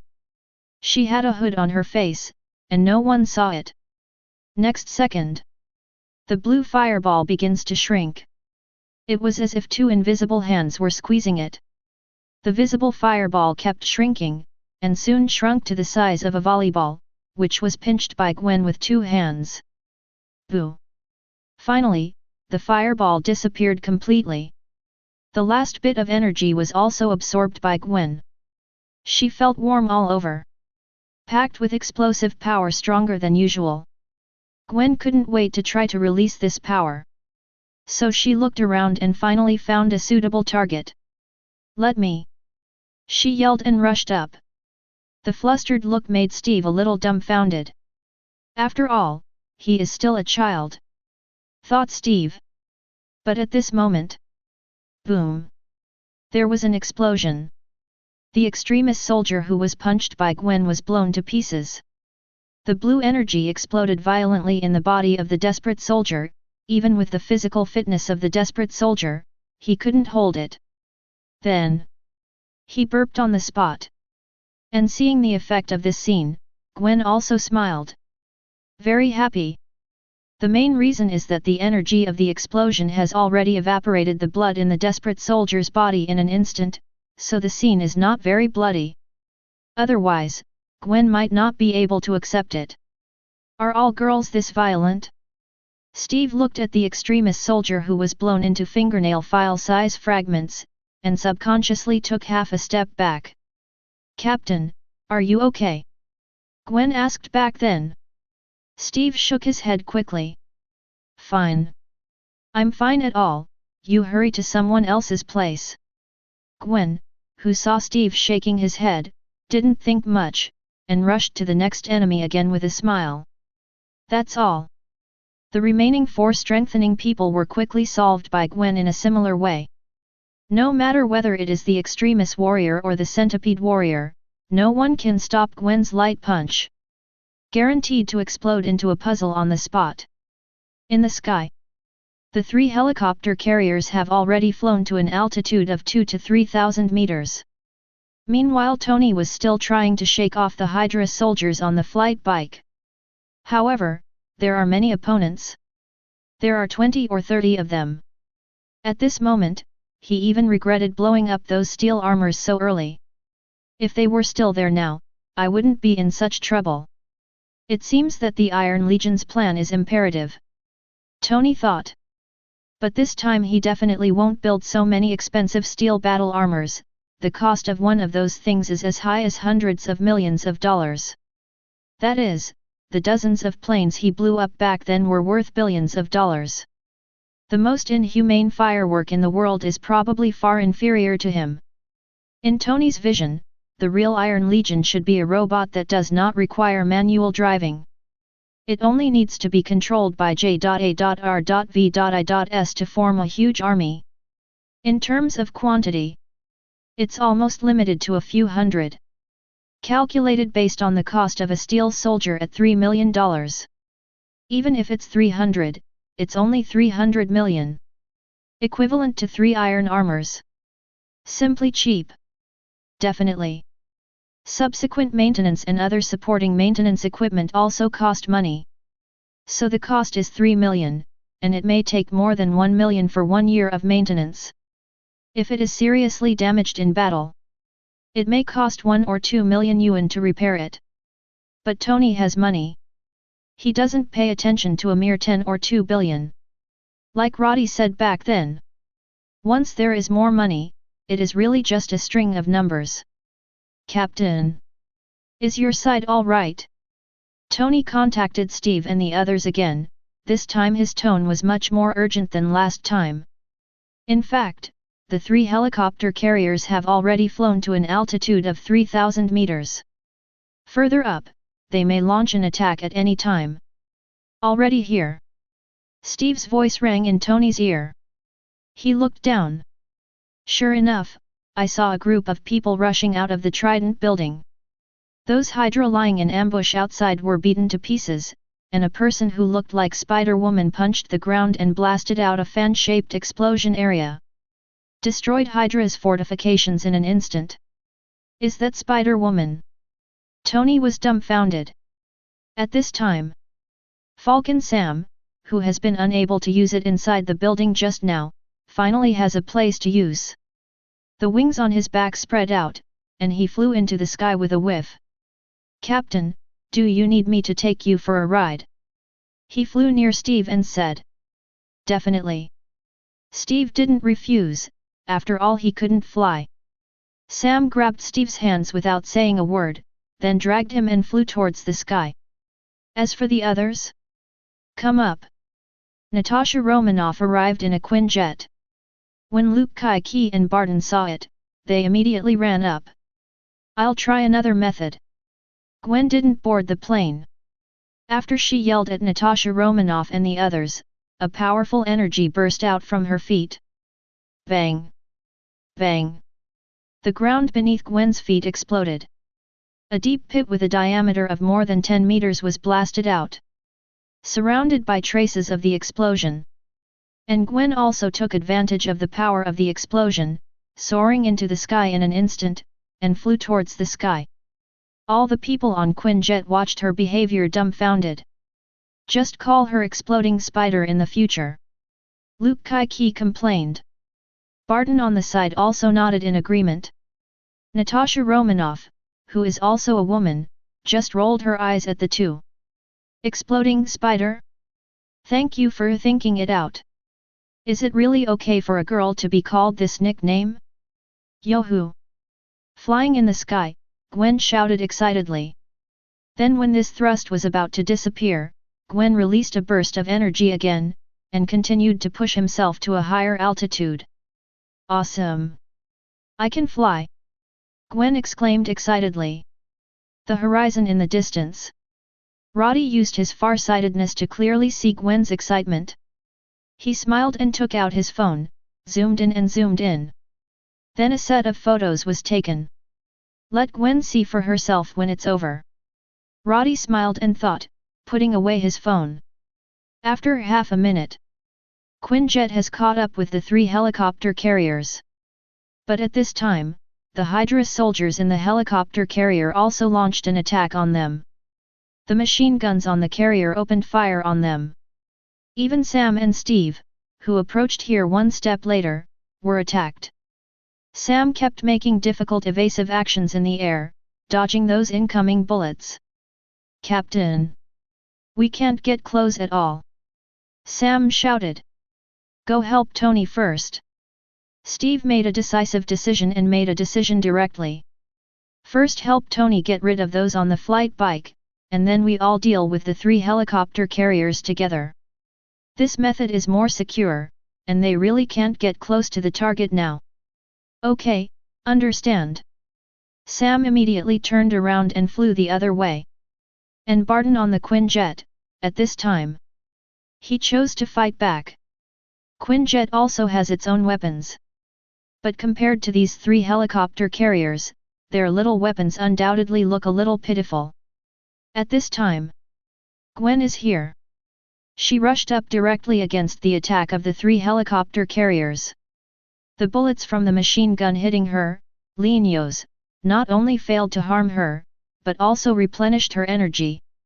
Then, Gwen rushed onto a helicopter carrier without any hindrance. A direct punch blows up an area at the bottom of the helicopter carrier, and then rushes in. Spider-Woman successfully broke in. Barton, who noticed the scene, said. Very well, it seems that we only need to care about the remaining 2 ships. Natasha Romanoff nodded.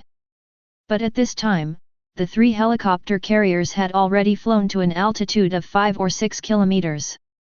Although less than 10,000 meters. But at this distance, they can already attack the city below.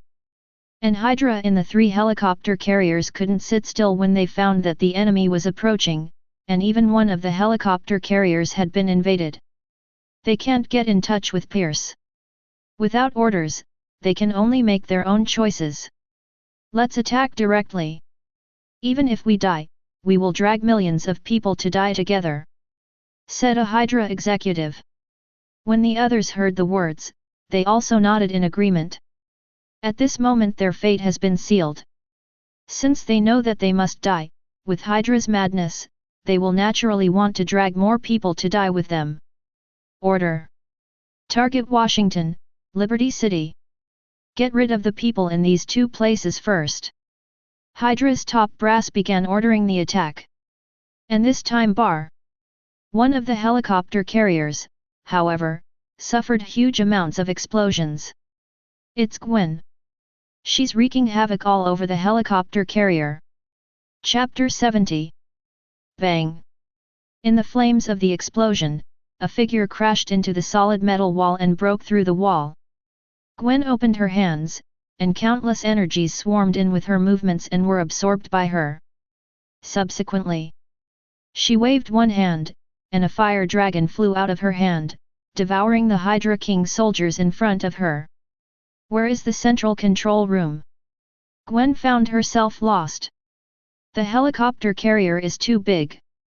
The division of internal regions is complex. She has been on a rampage since she came in, and she didn't know where she was for a long time. But although he couldn't find the direction of the central control room, Gwen also had a way to prevent the helicopter carrier from taking off. Since you can't find it, then just destroy the entire aircraft carrier. Gwen's solution is simple. If you can't find a place to solve the problem, then directly solve the problem originally.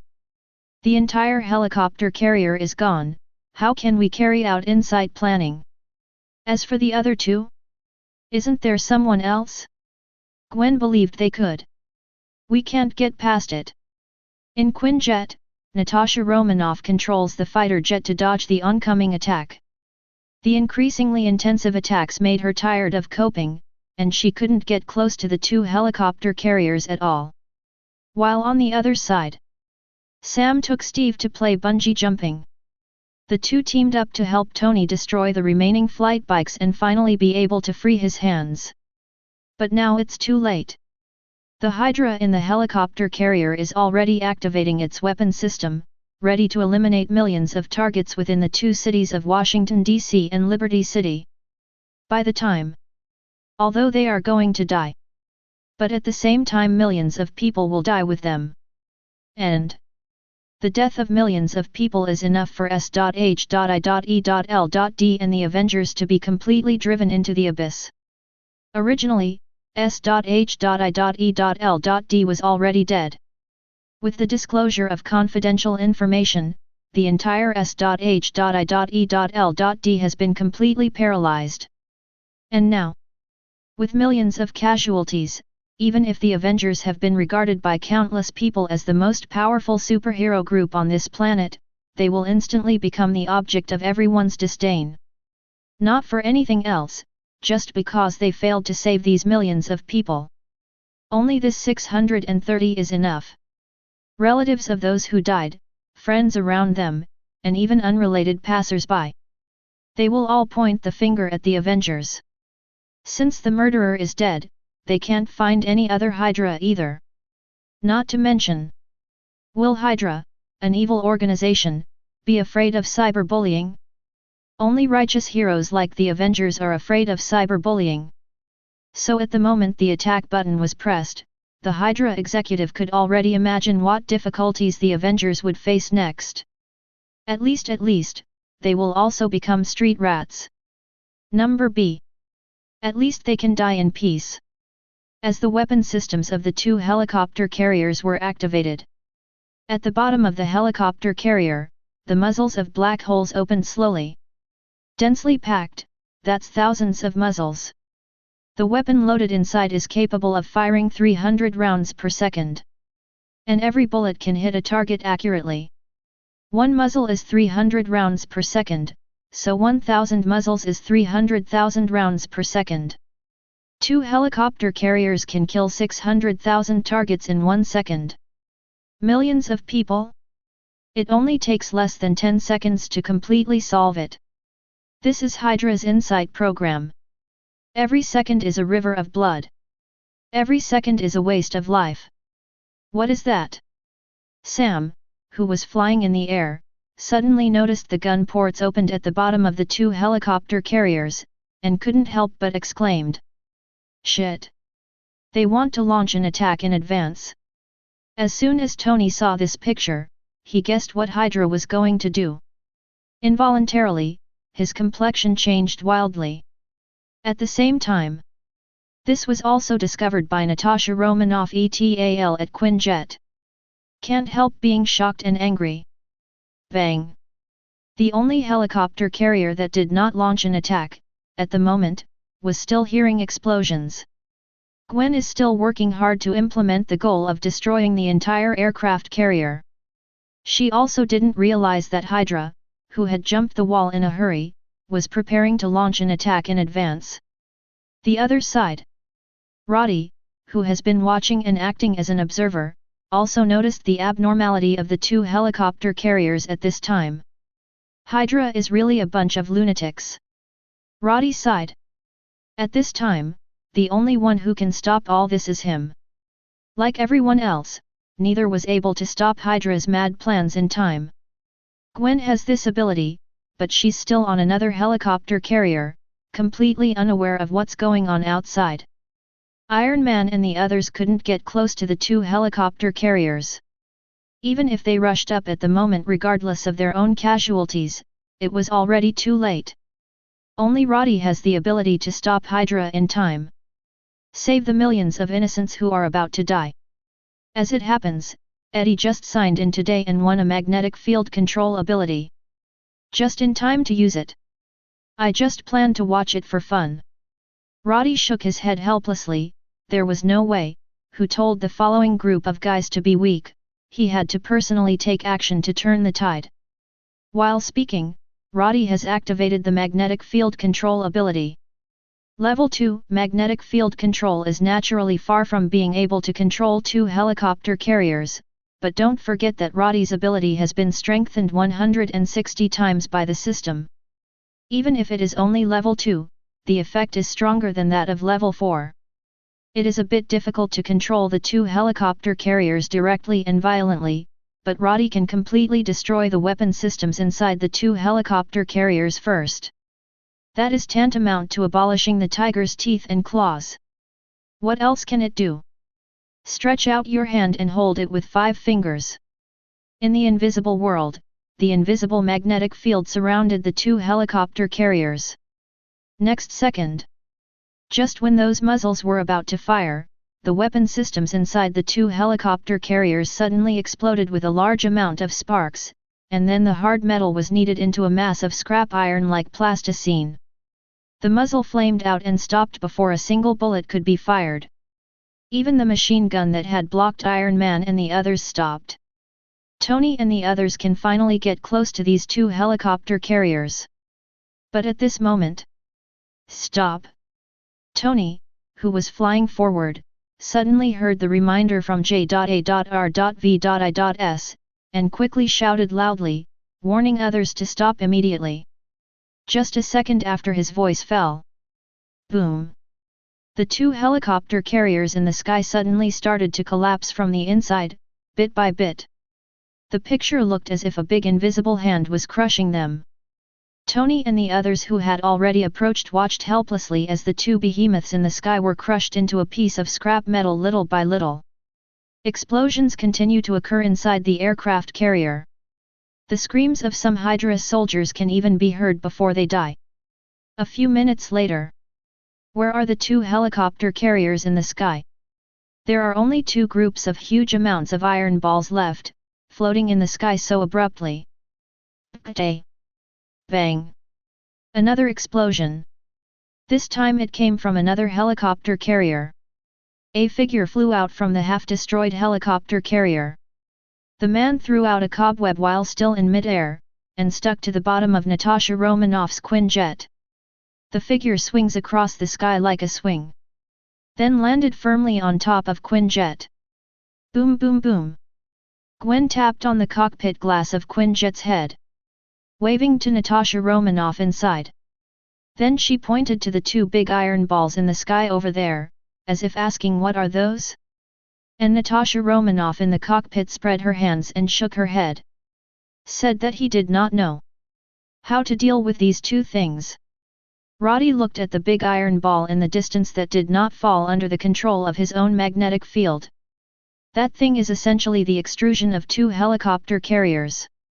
Maybe if you dig it, you can dig out something valuable from it. But Roddy doesn't need to be. Forget it, throw it into the sea. Roddy didn't think of any good solution, so he just chose to throw it into the sea. Anyway, the sea is so big, sinking 2 big iron balls can only be regarded as a drop in the ocean. Think about it. Roddy manipulated the magnetic field and threw the 2 big iron balls into the sea. Definitely. You can't drop it directly from such a height. Don't look at these 2 big iron balls from a distance, they don't seem very big, but in fact, the diameter of each of these things exceeds hundreds of meters. The weight of one is as high as more than 200,000 tons. If you really throw these 2 things into the sea from an altitude of 5 or 6 kilometers, that must not cause a tsunami. So, Roddy first transported them to a position about 10 meters above the sea, and then let them fall freely. Row is so. There was still a stormy sea. But it won't trigger a tsunami. See here. Roddy, who felt that the task was completed, also clapped his hands, then turned around and disappeared in place in an instant. The other side. Just when Roddy was dealing with these two big iron balls, Tony and the others also dealt with another dilapidated helicopter carrier that was smashed by Gwen. The interior of this thing is almost the same as the Syrian battlefield. In other words, the flight system is still operating normally. Otherwise, it will fall directly from the sky. In the end, Tony let J.A.R.V.I.S take over the helicopter carrier, hacked the internal network inside the carrier, and then drove it away. So far, Hydra's Insight program is completely bankrupt. And at the same time, the entire S.H.I.E.L.D went bankrupt. Subsequent developments. Roddy didn't care anymore. He went back after dealing with the two big iron balls. After a while, Gwen was also sent back by Natasha Romanoff, still in that Quinjet, and the security system of Paradise Building still found no abnormality. Thank you this time, I will treat you to dinner next time. Before leaving, Natasha Romanoff also expressed her gratitude to Gwen. After all, Gwen solved the 3 straight tops today. As for the other 2, to be honest, up to now, Natasha Romanoff and the others have not sorted out a clue. Only know it was a mysterious person who helped them.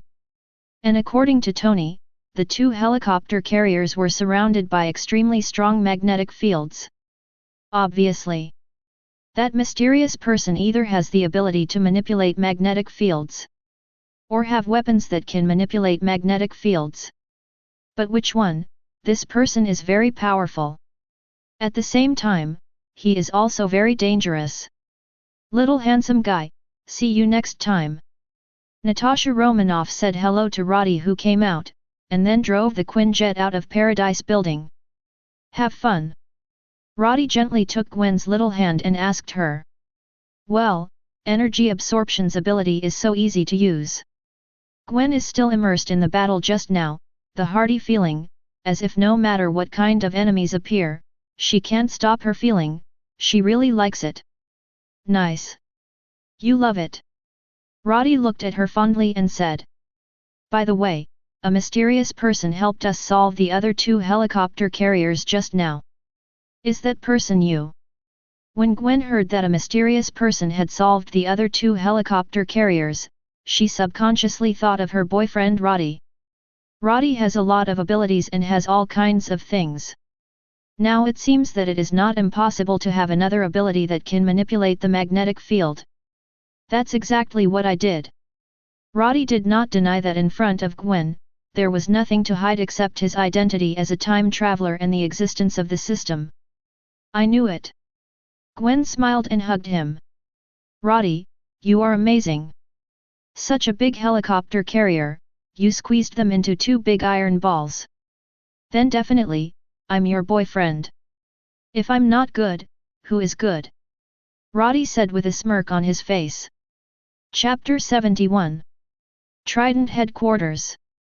In Nick Fury's office. How many people are left?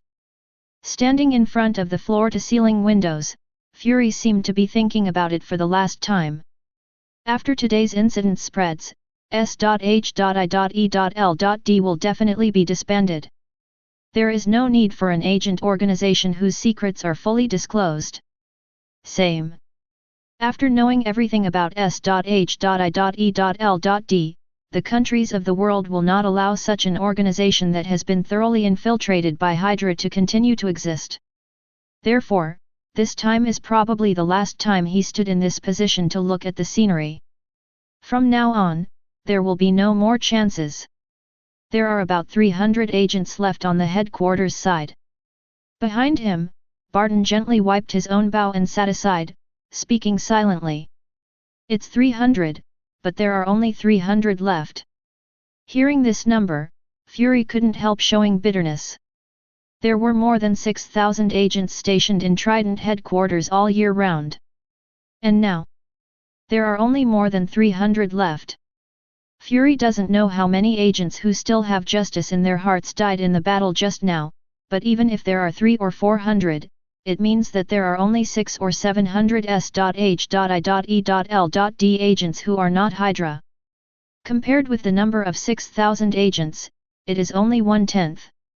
In the dignified Trident headquarters, 9 out of 10 agents are Hydra.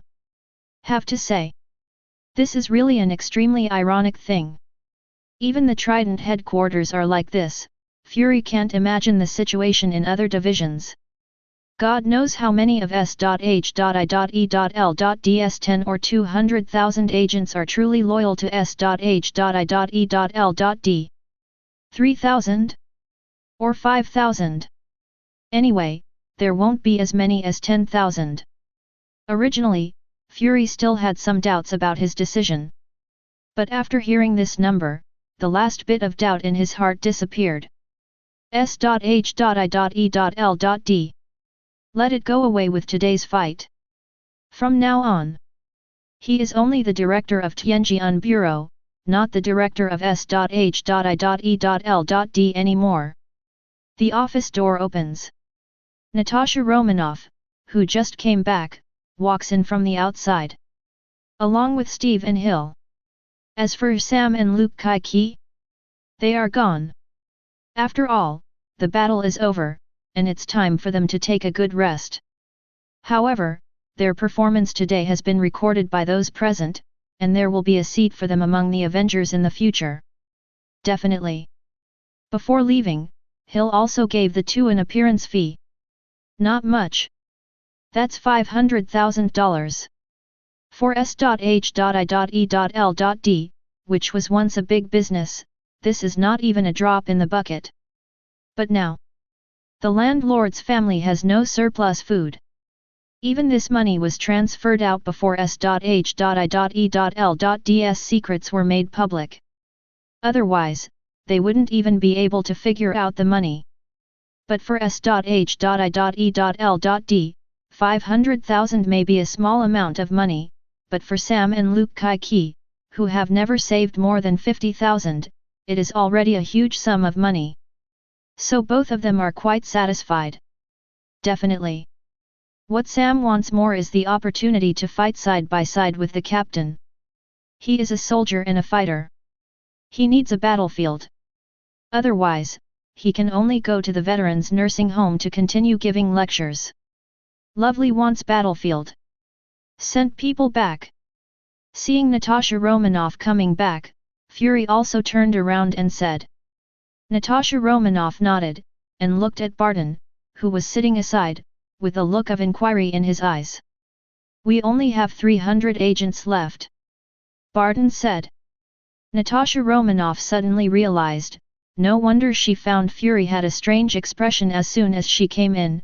He seemed very angry, but also a little lonely. Let's all sit down and talk, we're leaving here soon, and we won't be coming back in the future. Fury sat down first, and asked everyone to sit down as well. He will not be the director of S.H.I.E.L.D. in the future, so these people in front of him will naturally no longer be his subordinates. Definitely. The friendship between Zheng and Jin is still there. I believe that if he needs help in the future, they will not refuse him. Everyone sat down. What do you guys think about that Spider-Woman? Asked Fury. The strength is very strong, but he is still a child. Steve spoke first. She seems to have a new skill, I haven't seen her use it last time. Barton said. He had seen Spider-Woman in the battle against the lizard monster before, and at that time the opponent was still the strength that Yuan Zi showed today. If she had such strength back then, she wouldn't need that Superman to make a move. She is a kind little girl, but she has some little secrets of her own. Natasha Romanoff concluded. As for Hill, he made no comments at all. The nature of her original work is different from that of Natasha Romanoff and the others, and Hill also knew that Fury didn't mean to ask her to answer the question just now. So she just listened and didn't speak. What the hell are you trying to say, Fury? At this time, Steve couldn't help asking. He was originally the kind of person who likes to go straight to the point. He really can't adapt to guys like Fury who like to talk around the corner.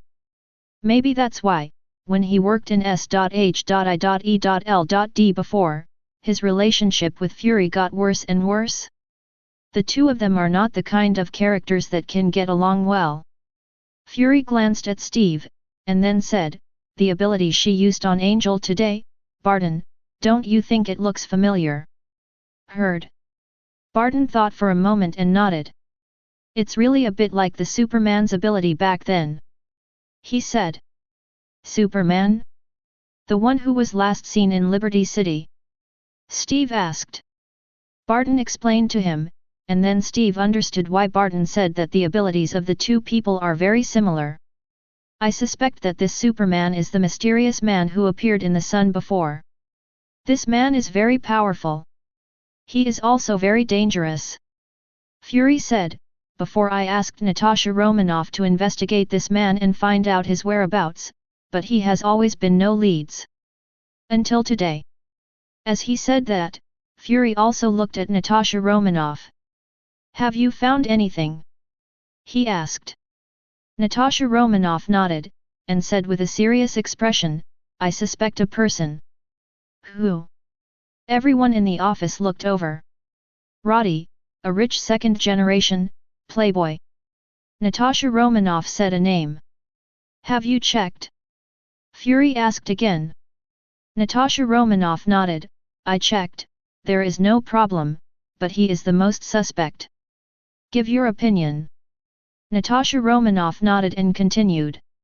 "This person is Spider-Woman's boyfriend." The two officially confirmed their relationship last night. There was a music festival in Liberty City last night, and Spider-Woman also had a show. This Roddy confessed to her at the music festival. Yes, and then the two went back to Roddy's place that night. While Spider-Woman has never shown any ability similar to what she has today, and she is very excited today, obviously getting this new ability for the first time. So I suspect that Roddy has something to do with her getting this new ability. It's very possible that Roddy gave her this ability." Natasha Romanoff finished quickly. "But these are just her own guesses. There is no real evidence."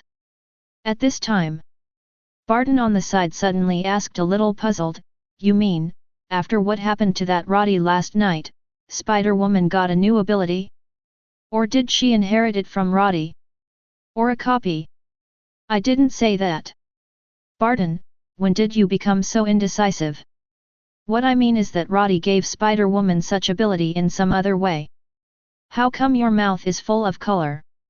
Others in the office also looked at Barton with strange expressions on their faces.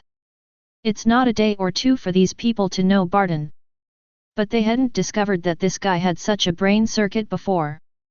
Is it because there is no constraint on the position? So let yourself go? Is there something wrong with what I said? Barton looked at them with a puzzled expression.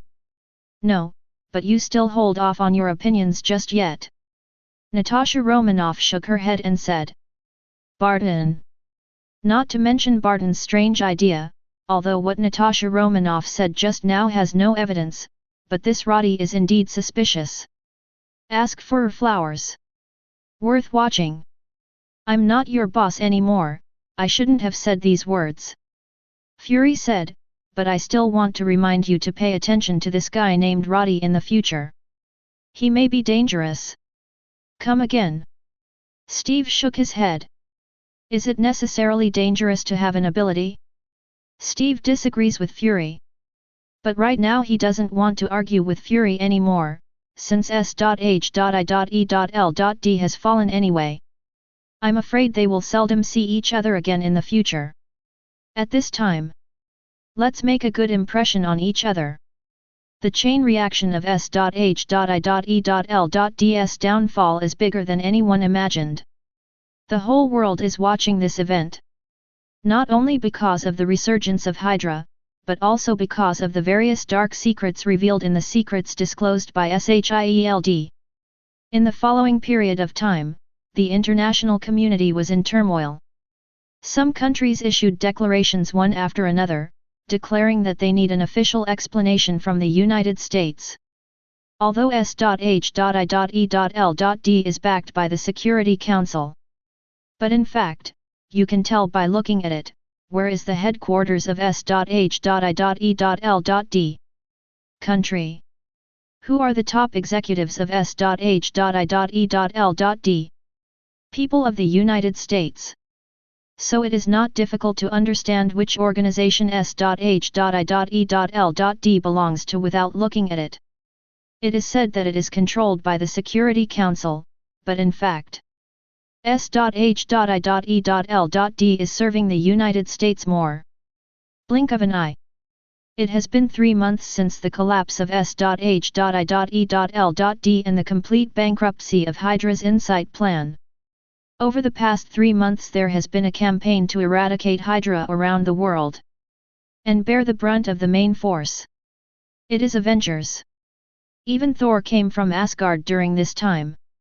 Definitely Thor came not only because the Avengers needed him, but also because he wanted to visit his girlfriend. Compared with Thor and Jane Foster, those so-called long-distance relationships on Blue Star are really childish. From Blue Star to Asgard, how far is the distance between the two? Let's put it this way. If it weren't for Bifrost, the two of them would never see each other in this lifetime. After all, Jane Foster is just an ordinary human being, and her lifespan is only so long. And there are no spaceships capable of space jumps on the Blue Star. As for Asgard? To be honest, the development of this civilization is really strange. Obviously the technological development in the universe is not low, and Asgard is a well-known civilization in the entire universe. But Asgard doesn't have its own spaceship. It seems that without Bifrost, they would not be able to run out of their 1-acre 3-point land. It's really weird. Not to mention Hydra's misfortune over the past 3 months, and how the Avengers have rallied together. The past 3 months have been full of little surprises for Roddy. On the one hand, the relationship between him and Gwen developed very smoothly. Gwen would come to Roddy's house to stay for a few days from time to time, and occasionally Roddy would go to Gwen's house for a sit-down. Gwen's mother has always been happy with him. It's just that director George never smiled at him. But the attitude is also much better than at the beginning, which can be regarded as an improvement. On the other hand, Roddy checks in the system every day, and also obtains many interesting variant abilities. Most of them were broken down by him, and used to improve those useful mutant abilities. But there are also some individual ones that he kept. It includes an alpha-level variant ability, and 2 beta-level variants ability. A total of 3, not too many, not too few. The main reason is that although some abilities look good, there are side effects of one kind or another. Roddy didn't look like he'd become weird. So I gave up those abilities and decomposed them. But what he can keep? Or it's alpha level that doesn't have any side effects. Or there are only some minor flaws. Chapter 72. The Strongest Mutant System. Character, Roddy. S*X, male. Age, 23 years old. Activated ability. Quick Self-Healing LV2 Delta level. Teleportation LV4. Alpha level. 100 times strengthening. Julie LV2 Delta level. 8 times strengthening. Hyperopia LV2 Delta level. 5 times strengthening. Cross-dressing LV2 Delta level. 50 times strengthening. Microspace LV2 Delta level 120 times strengthening. Energy absorption LV4. Alpha level. 1000 times strengthening. Cyclops LV4. Beta level. 80 times strengthening. Magnetic field manipulation LV4 Omega level. 160 times strengthening. Fast movement LV3 Alpha level. 300 times strengthening. Mechanical strengthening LV3. Beta level. 70 times strengthening. Mechanical activation LV3 beta level. 700 times strengthening. Ability not activated. None. After 3 months of accumulation, Roddy's strength has undergone an earth-shaking change compared to 3 months ago. Among them, the development level has reached level 4 ability, and Roddy already has 4. The Cyclops with beta level potential has also reached level 4, and level 4 is the limit of Cyclops. There is no way to rise. Besides, including the ability of Omega level potential such as magnetic field manipulation, it has also been upgraded to a level 4 development level, as well as the teleportation ability that Roddy first obtained, and the same alpha level energy absorption ability.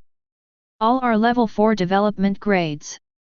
If level 5 was not too difficult to upgrade, Roddy would have ordered them to the height of 053 at level 5. But it's coming soon. Give him another 2 or 3 months, and Roddy will definitely be able to upgrade one or both of them to a level 5 development level. In addition, Roddy's newly acquired 3 abilities, among which the fast movement comes from the Mutant snapshot. Not the Big Brother snapshot of Wanda in the Avengers, but the snapshot in X-Men. Alpha level potential can be developed up to level 9. The fastest speed can reach 3000 times the speed of sound. Amazing speed of 1020 km per second. And Roddy was lucky enough to randomly get a strengthening level of 300 times, which means that if Roddy develops this ability to the limit, his speed can reach 306,000 km per second. The speed of light is only 300,000 km per second. This means that after Roddy develops the ability of fast movement to the extreme, the speed will exceed the speed of light. Although there are not many, let's talk about whether there is any surpassing? Definitely. Right now Roddy's fast movement has only been developed to level 3. The speed is not very fast. About 1020 meters per second. That's 3 times the speed of sound. But after 300 times strengthening, Eddie's speed can reach 900 times the speed of sound. 3000 times is the ultimate effect of developing to level 5. Normally, just reaching level 5 is more than 300 times the speed of sound. Therefore, Roddy's fast movement ability has reached a cool effect in terms of actual effect. Although the other 2 variants of ability are both beta level, they have some minor flaws. But they are so small that they can be ignored. The most important is, these 2 variants of ability can cooperate with each other. It's amazing. Mechanical strengthening ability can strengthen the functional effect of mechanical. Any mechanism will do. As big as a spaceship, as small as a small pistol. All can be strengthening. That is, the strengthening effect will be different. The simpler the mechanical structure, the better the strengthening effect. Vice versa. Roddy has tested that level 3 mechanical strengthening ability, if it is strengthening a small pistol, can make this small pistol play the effect of Gatling. The premise is that there are enough bullets. But don't worry about the structure of the gun body, this ability will strengthen the mechanical structure at the same time, making it strong enough to support the powerful function after strengthening. For example, if you strengthen a car, you can directly make a classic car run faster than F1, and it will not fall apart. However, the strengthening multiple of the mechanical strengthening ability is not high. Only 70 times. Coupled with the limitation of ability originally, there are not many occasions where Roddy can be used. The most is to use it to strengthen your own car. Whether it is to increase the power of the car or to increase the defense ability. All in all very useful. Ordinary car window glass can be strengthened dozens of times stronger than bulletproof glass, not to mention the attacks of weapons such as pistols and rifles, even the machine guns on the plane can block it. But, if combined with another ability, mechanical activation, that's completely different. It is interesting to mechanically activate this ability. Its effect is literally meaning that it can activate mechanical items. As big as a spaceship, as small as an old cell phone. They can all be activated and become anthropomorphic mechanical creatures. This got Roddy thinking about shape-shifting King Kong. However, unlike shape-shifting King Kong, these animated mechanical objects do not change in nature. For example, no matter how activated the old mobile phone is, its casing is still plastic. If you drop it, you will lose a piece. And it doesn't have any intelligence yet, it can only perform some simple tasks according to some instructions. Roddy tried to activate a smartphone. Then he tested the intelligence of the activated little robot, and found that it was not as intelligent as the original smartphone assistant. Even some of the original functions are gone. Very tasteless. But combined with the mechanical strengthening ability, which is also somewhat tasteless, these two abilities produce a magical chemical effect in an instant. Roddy tried to activate the machine first, and then strengthen the activated machine. In this way, even a small robot activated by an ordinary smartphone has the combat effectiveness comparable to that of a steel soldier, but it does not have the weapon system of a steel soldier. After all, it is a smartphone. Does your smartphone have a weapon system? But melee ability is very strong. The body structure is also very strong, and ordinary bullet attacks can't leave marks on it at all. The key is, it's so easy to activate a simple mechanism like this. Originally, a level 3 mechanical activation ability can activate hundreds of targets at once, and the coverage can reach an area with a radius of 100 meters centered on itself. And after strengthening 700 times, this range directly increased to a radius of 70 kilometers. The number of targets that can be activated at one time has also reached 70,000.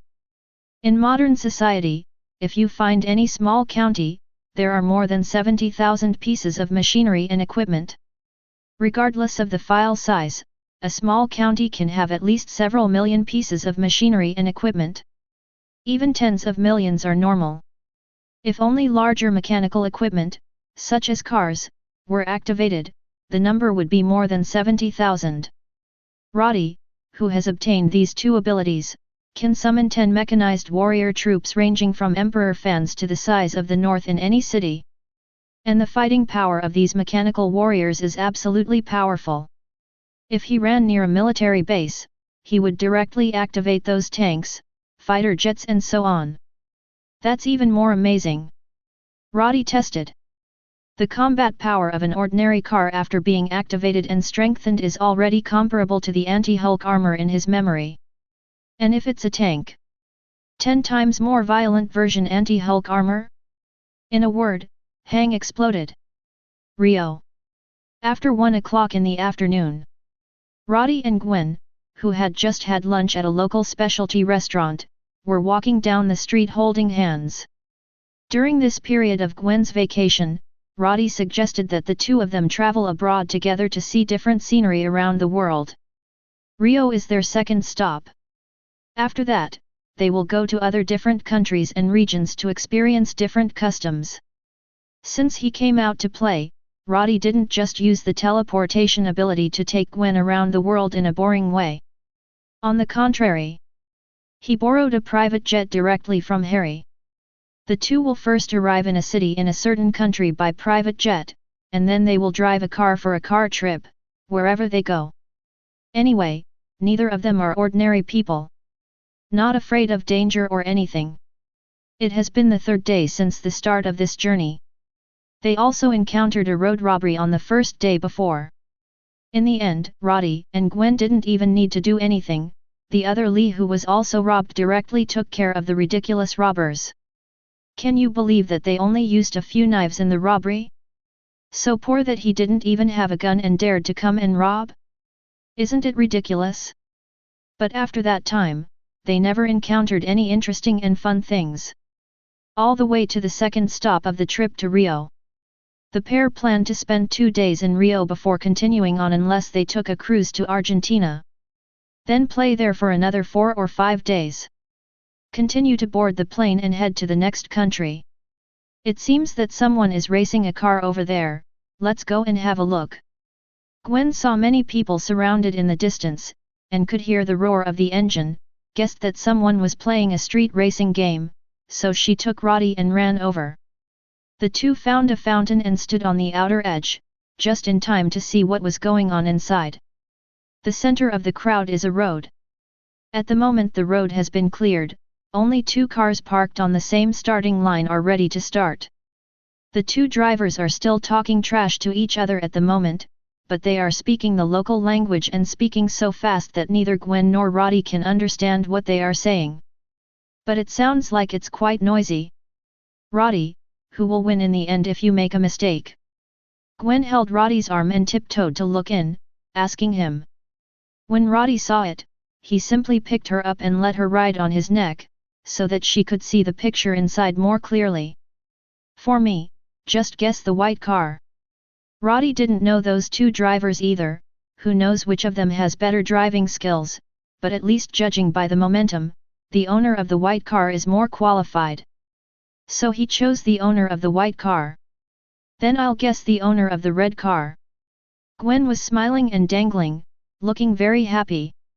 At this time, the game also started.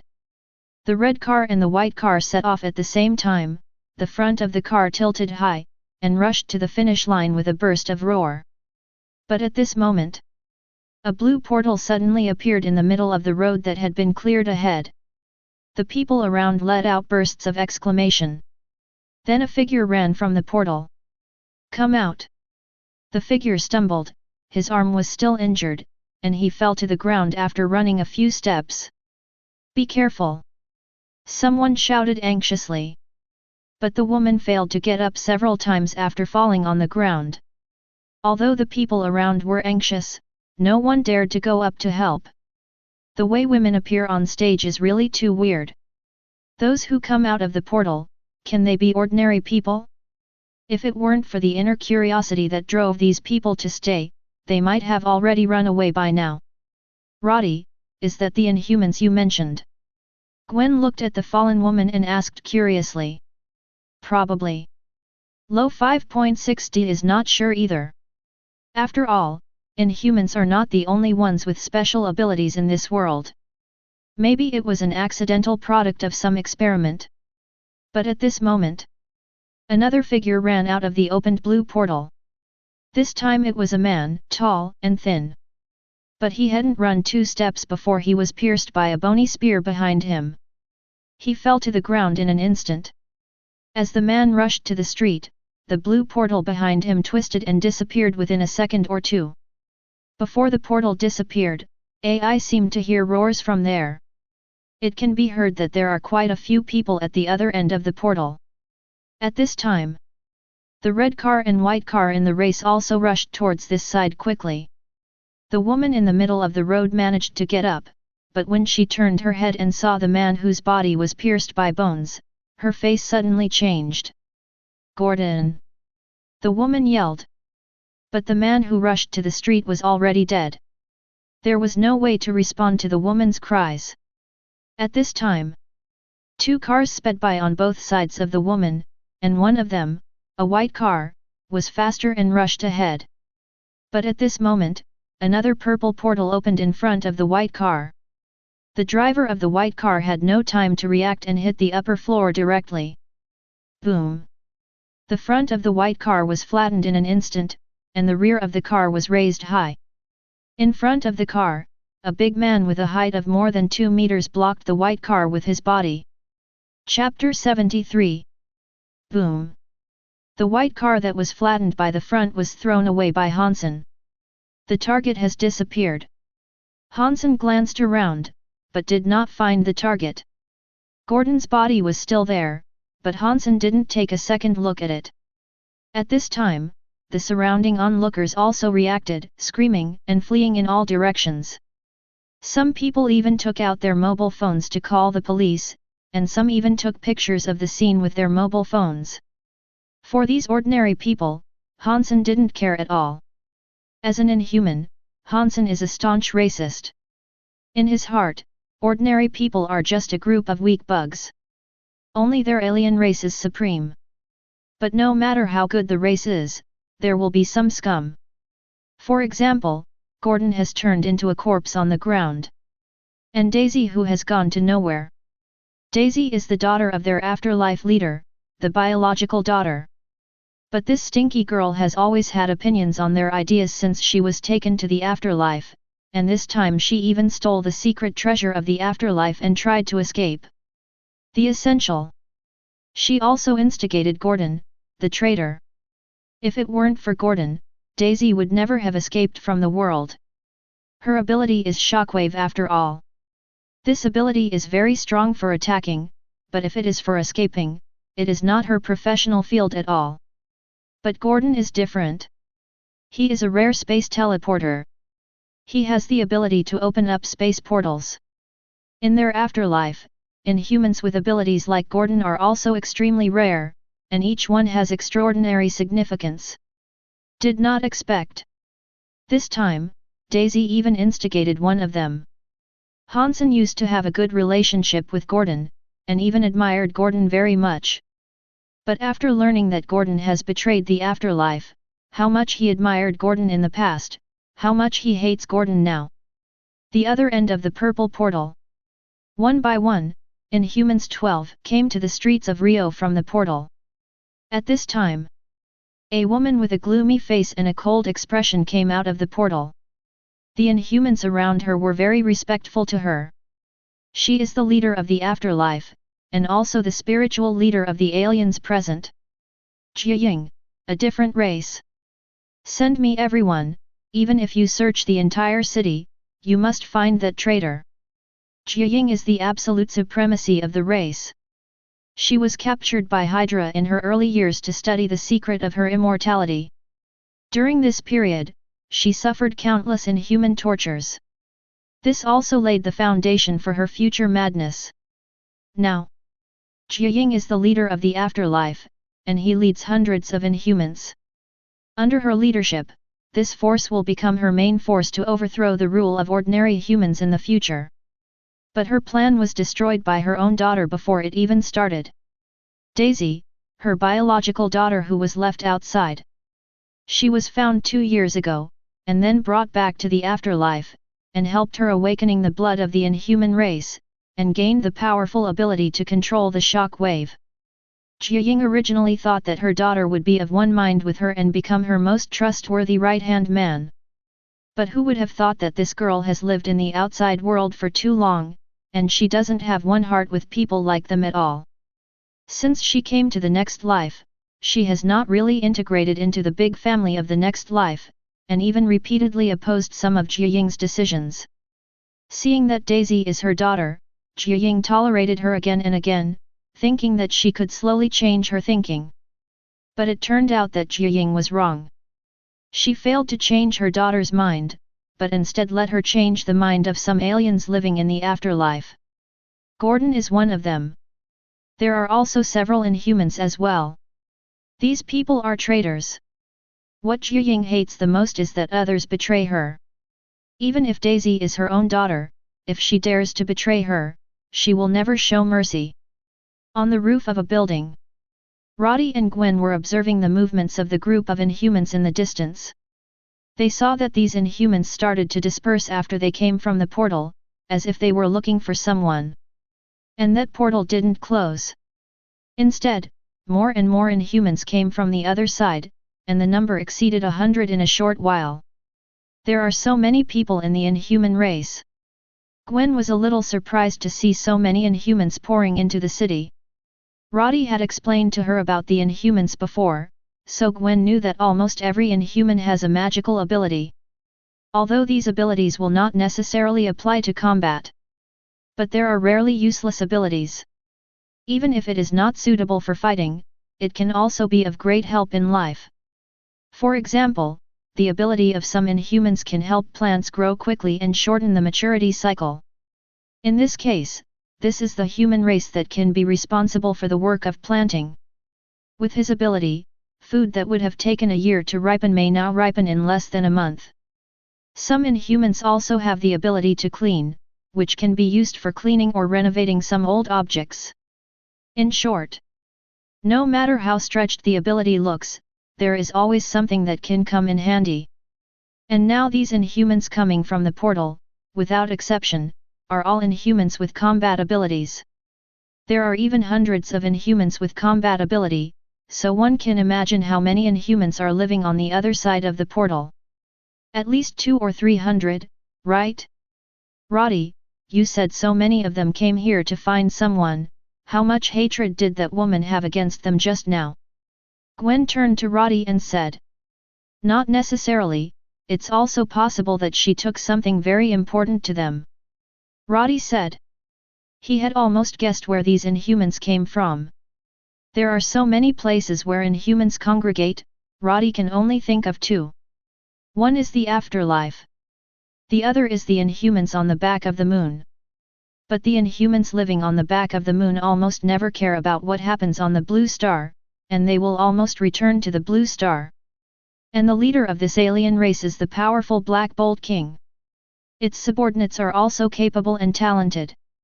If someone could steal something right under his nose, then this Inhuman was really capable. So, Roddy was more inclined that these people were Inhumans from the afterlife. Especially since he had just seen a woman giving orders to other Inhumans. The leader of the Inhuman race in the afterlife, he just knew a woman named Jiaying, if nothing else, it should be the one just now. At this time, Gwen tugged suddenly and hard on Roddy's arm. After Roddy looked over, she pointed to an alley not far away. I seem to have seen that woman just now, and she went into that alley. Shall we go and see? Gwen looked curious. Then go and have a look. Roddy nodded. Since this group of aliens came from the afterlife, the woman just now is likely to be Jiaying's daughter, Daisy, whose alias is Sky and nicknamed Thunderbolt Girl. In an alley, Daisy, who had finally escaped, was picking the lock. She put her hand on the door of a car, and a shock wave in her palm was transmitted to the inside of the door, locking the car. Immediately, she opened the door and sat in the driver's seat, bent down and skillfully pulled out a handful of wires from under the center console. Just when she was about to ignite and start the car, the rear door suddenly opened and closed. Following Daisy and turning her head, she saw two strange men and women sitting in the back of the car looking at her. Is this car yours? Daisy thought that the other party was the owner of the car, so she hurriedly said embarrassedly, sorry. I'm in a hurry, can you borrow me to drive for a while? I promise. Hearing her words, Roddy and Gwen looked at each other, then nodded with a smile, and stretched out their hands to signal her to continue. Daisy thought the two agreed. So he quickly ignited and started the car. Aren't you getting out of the car? Daisy, who started the car, looked back at the two people who were still sitting behind. We're afraid you'll run away. Roddy said. Daisy was stunned for a moment, and then felt that what Roddy said was quite reasonable. After all, if you lend your car to someone who looks like a car thief, you would be worried that the person will run away and never come back, right? But Daisy ignored a problem. That is, it is impossible for a normal person to lend a car to a person who looks like a car thief. She didn't think about it, so she thought Roddy was right. But now a group of very dangerous people are looking for me. If you follow me, you will be in danger. I don't want to hurt you. Daisy said. She didn't want to implicate innocent passers-by because of herself. The driver of the previous white car had already suffered an accident because of her. And Gordon. Oh, and those who ran away to cover her and Gordon. I don't know what happened to them. It's okay, we are not afraid of danger, you can continue, don't worry about us, just pretend that we don't exist. Roddy said with a smile. Daisy stared blankly at the two of them. No matter how flustered she was, she realized that something was wrong at this moment. So, she tentatively said, is this car really yours? Gwen smiled and shook her head. No. She said. Daisy. So what did you nod just now? Get off. Daisy said sternly. However, Roddy and Gwen came here just to watch the fun and show, how could they get off the car? Seeing that the two were unmoved, Daisy also became anxious. I'm not kidding you, I'm really in danger. A group of terrible people are hunting me down, and they all kill without blinking an eye. Daisy tried her best to describe those people as scarier, but she didn't have a lot of vocabulary in this area, so she could only use words like killing people without blinking an eye to describe them. It's okay, I kill people without blinking an eye. Roddy said kindly. Actually, the 660 in my hand also has a lot of lives, although they are not really good people. Gwen followed up and added. Now it was Daisy's turn to be dumbfounded. She really wanted to know what kind of strange pair she had met. Did they think they were joking? Is my expression not fierce enough? Or am I not acting anxious enough? Daisy. The more I think about it, the more annoying I get, and finally I don't think about anything at all. Stay as long as you like. Daisy planned to ignore these two guys with brain problems. She put on her seat belt, put the gear on and kicked the accelerator, and the car immediately drove towards the exit in front of the alley. Drive away. To be honest, Daisy's driving skills are pretty good. After all, she has supported herself outside since she was a child. In the past, in order to find her parents, she often drove a car from city to city to look for them. In the end, although she found it, she couldn't get her wish in the end. She always thought that after she found her family, the family would live happily together. Although there are occasional quarrels, when I wake up in the morning, it will be as if nothing happened. However, the reality gave her a slap in the face. What she thought was a beautiful family, turned out that her father was a perverted murderer.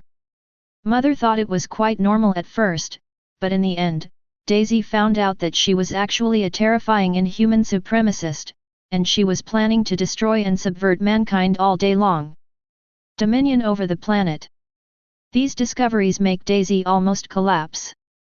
This is completely contrary to her ideal family. If she knew this earlier, she would rather not find her biological parents. It is better not to know for a lifetime than to lose faith. Thinking of this, Daisy couldn't help turning the steering wheel a few times angrily. Do you have any troubles? At this time, Gwen, who was sitting in the back row, asked her. Daisy glanced at Gwen through the rearview mirror of the car, followed by a moment of silence before speaking.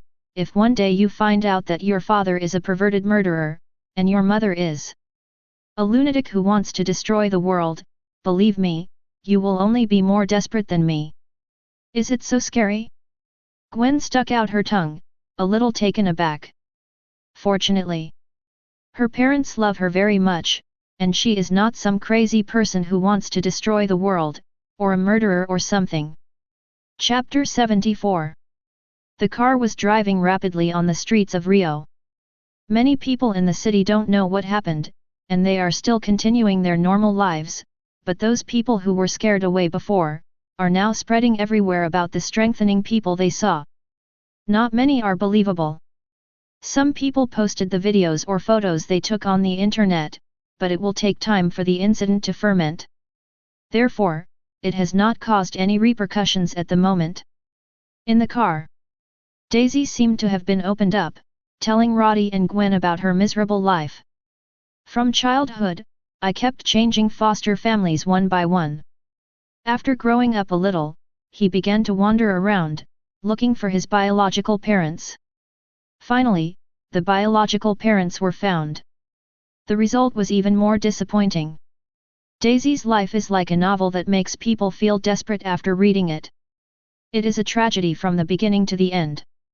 And through Daisy's narration, Roddy also found that she was not invited by Phil Coulson to join Phil Coulson's special team, nor did she participate in any high-tide organization, but was met by her father, Mr. Hyde, before that. Then he found his mother, Jiying, through Mr. Hyde. The process was clearly going much smoother than Roddy knew. But the result didn't change at all. Still miserable. Sister Daisy is too pitiful. Women are all emotional, and now after hearing Daisy's story, Gwen's eyes were already red with emotion. She took Roddy's hand and secretly wiped away tears. Roddy hugged her comfortingly, stroking her soft hair gently. But Daisy, who saw this scene through the rearview mirror of the car, felt even more uncomfortable. Love. She wants it too. Daisy just turned 20 this year. People of the same age as her are still in college at the moment, which is the best time to fall in love. But Daisy had no time to think about these things because she wanted to find her biological parents and find her ideal family since she was a child. So Daisy, who had never been in a relationship before, couldn't help feeling envious and uncomfortable when she saw this scene in the back row of the car. It felt like my heart had been stabbed several times with a knife. Too painful. WWW. At this time, a light curtain suddenly appeared in the sky outside the car. The light curtain formed an arc and enveloped half of the city. Daisy, who was fleeing the city in her car, immediately slammed on the brakes and stopped after seeing this scene. Up. Gwen moved away from Roddy and asked. It's Sheldon. Daisy spoke with a serious face. Sheldon? Roddy feels as if he has heard of this name somewhere. Is it some little genius? But the Sheldon Daisy was talking about was certainly not the one Roddy knew. Sheldon? What did he do? Gwen asked. Daisy then opened the door and got out of the car. Gwen and Roddy also got out of the car afterward. The two followed Daisy's gaze to the sky, and saw a colorful light curtain playing a certain cartoon covering the entire sky, and descending in a circular arc, as if connected to somewhere in the city. It's hanging over here. That's a cartoon. Gwen blinked in surprise, and found that what was playing on the light curtain was a cartoon. That's Sheldon's ability. Daisy frowned and said with a gloomy expression, at the earliest, he could only form an indestructible screen in front of his eyes to play cartoons. This was originally a useless ability, but with Sheldon's continuous development, this ability gradually becomes stronger. Just like it is now, Sheldon has formed the screen into a pot lid, covering the city. The screen is indestructible, so people trapped inside can't leave here at all. Indestructible. Roddy doesn't quite believe that there are really indestructible things in this world. As strong as Vibranium, can't it be destroyed? So the screen made by Sheldon should also be destructible, but the energy required is too high. Then what are you going to do now? Gwen didn't care much about whether the screen was really indestructible, she cared about how Daisy would escape from here. No way, if Gordon was here, I could leave here with his help, but now Gordon has been killed by them, and I can't escape. Daisy shook her head, she too was in despair. They have already escaped from the world, yet they still have to face such a situation. Gwen, who heard Daisy's words, looked at Roddy. That Gordon is the tall and thin man who was killed without accident, and his ability is to open a portal. This ability is very similar to Roddy's ability. It's just that instead of opening the portal, Roddy teleport directly, without so many traces of performance. But essentially the same. Therefore, Roddy can also leave with Daisy. Those inhuman races can't trap them at all. Roddy, who saw Gwen's eyes, also nodded slightly, indicating that he can leave here easily and will not be trapped here. Seeing this, Gwen also secretly breathed a sigh of relief. When Daisy just heard what she said, she really thought they were going to be trapped here. Now it seems that this is not a catch in a urn at all. The most is to close the door and let the dogs go, but the door can be opened. Here she is. At this time, an inhuman spotted Daisy standing on the road. Immediately yelled to attract other inhuman companions to come over. Oops! Let's run! As soon as Daisy saw the inhuman, she realized that something was wrong. She quickly yelled at Roddy and Gwen, then turned and started to run away. When the inhuman saw that Daisy was about to run, he immediately chased after her. The ability of this inhuman race is very interesting. He can create various cold weapons from his hands and smash them at the opponent. The power of this smash does not depend on his own original strength but on the quality of the cold soldier crystal he created. The higher the quality of the cold weapon, the greater the force of the smash. But the distance it hits is fixed. The farthest is only 100 meters. And the cold weapons he makes are also random. Belongs to uncontrollable manufacturing.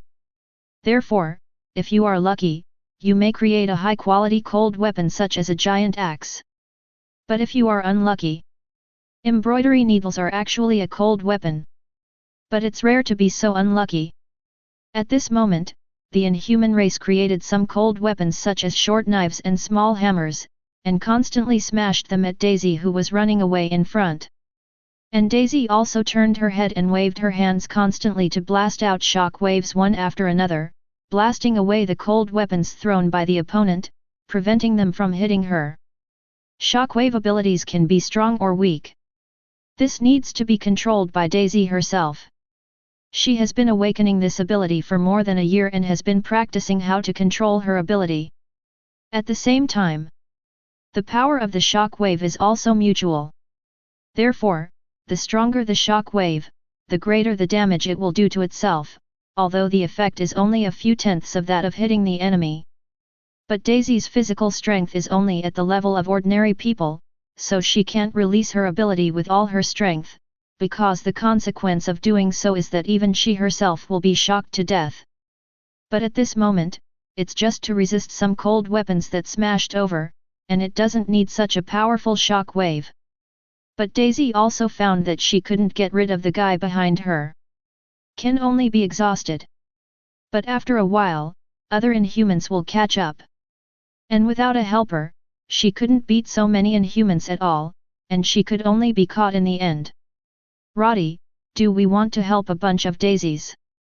Behind her, Gwen looked at Daisy, who was hunted down and fled in embarrassment, and couldn't help feeling pity in her heart. Ah! Roddy nodded. Just in time. The car that Daisy drove over just now was still there, so he reached out and patted on this car, instantly using the mechanically activated ability on it. Next second. In a few seconds, the 1-ton family car turned into a 4 to 5 meter tall mechanical warrior. It's just that this mechanical warrior looks a little shabby. No matter how you look at it, it doesn't look like it has much fighting power. But it's okay, Roddy still has the ability of mechanical strengthening. He used the mechanical strengthening ability on this mechanical warrior, and a burst of light flashed across the mechanical warrior in an instant, and then the dilapidated mechanical warrior suddenly became a brand new future technological style mechanical warrior. The image changed instantly. Go ahead and kill that guy who litters everywhere. Roddy patted the mechanical warrior's leg, and gave instructions to it. Next second, the activated mechanical warrior rushed up quickly. It runs like flying, and its speed is more than 10 times faster than ordinary people running at full speed. It took only a while to catch up with the Inhuman who was chasing and killing Daisy in front. The latter also looked back when he heard the movement, but saw a fist that reflected the metallic luster in the sun constantly enlarged in his sight. Next second. Boom! A figure flew out. After flying more than 20 meters, it landed on the ground. The ground was instantly infested with blood. Daisy, who was running away, was stunned when she saw this scene, and stopped involuntarily, staring blankly at the tall and mighty robot behind her. This robot is very powerful. Gwen smiled as she hugged Roddy's arm. Roddy had already shown her his 2 new abilities, so Gwen wasn't surprised. But this is indeed the first time Roddy has used these 2 new abilities against enemies. No matter how specific the previous estimate of the strength of the mechanical warrior was, it was just an estimate. Without the test of actual combat, Roddy himself has no confidence in himself. It's just that he has too many abilities, and the 2 mechanical abilities can at most enrich his means, and get himself a group of obedient thugs along the way. Even if it doesn't work, Roddy doesn't really care. But judging from the current situation, this mechanical warrior is indeed pretty good. A mechanical warrior activated from just a broken car already has such combat effectiveness. If you find some better cars, or even tanks and planes, that must be even more amazing. This is what you did. Daisy is no fool either. It is impossible for a fool to wander for so many years but protect himself well. So she quickly guessed that this robot is the masterpiece of Roddy and Gwen, and these 2 people are not ordinary people as she thought. You are also aliens? Daisy asked. Roddy shook his head. No, They are mutants. Roddy said. Mutant? What is that? Daisy has never, Zhao, heard of this term. Express do not understand. It doesn't matter, anyway, all you need to know is that we are not ordinary people. Roddy said. Hearing this, Daisy also felt that this was indeed the case. Anyway, whether it is mutant or inhumans, all of them are existences with extraordinary abilities in the eyes of ordinary people. Definitely. Unlike Jiaying and the inhumans who regard ordinary people as ants, Daisy has no sense of racial superiority, nor does she think who should have a level and who should be the first level. Isn't everyone equal? Daisy couldn't understand what her mother was thinking. Just as Jiaying can't understand her thoughts, it's a reason. At this moment, the shout before the dead inhuman just now has attracted many inhumans to come here. When these inhumans arrived, they first saw the tall mechanical warrior. After all, it is hard not to attract the attention of others for a mechanical warrior with a height of 4 or 5 meters. After a brief surprise, the inhumans found Daisy and the corpse of one of their companions. Traitor! These inhumans looked at Daisy with hostility. Although Daisy is the daughter of their leader, even their leader himself said that after finding someone, he will not care about life or death. Even other people's mothers don't care. How could they care about a group of outsiders? Moreover, in their eyes, Daisy is a traitor who has betrayed their beliefs. This kind of person should be executed. Chapter 75. More and more inhumans gathered around. They surrounded both ends of the street with water, and the owners of the houses on both sides of the road hid at home one after another after seeing this situation, and they didn't even dare to stick their heads out to watch the excitement. As for the local police, right now, I am busy dealing with the light curtain that suddenly appeared and covered half of the city. Where else is the police force sent here? Where is that traitor? Just then, a loud voice suddenly came from behind the crowd. Followed by a burly figure came from behind the crowd. Hansen, she's over there. Someone gave Hansen the direction. And the burly Hansen also walked to this side step by step. Daisy, who saw the other party, couldn't help swallowing. Hansen, among the many inhumans in the afterlife, his strength can be ranked in the top 3. Although Hansen's ability seems to be very ordinary. It's just physical strengthening. But when this strengthening reaches the extreme, the owner's strength will become extremely powerful. Hansen is one such example. Although his ability is only for physical strengthening, Hansen can lift hundreds of tons of boulders with one hand, and when he usually exercises in the afterlife, he can always make big movements like earth shaking and mountains shaking. Therefore, Hansen also has a nickname, called Earthquake Man. It's just that Hansen doesn't like this nickname, so other people will only call him that behind his back. In person, few people would dare to call him this nickname.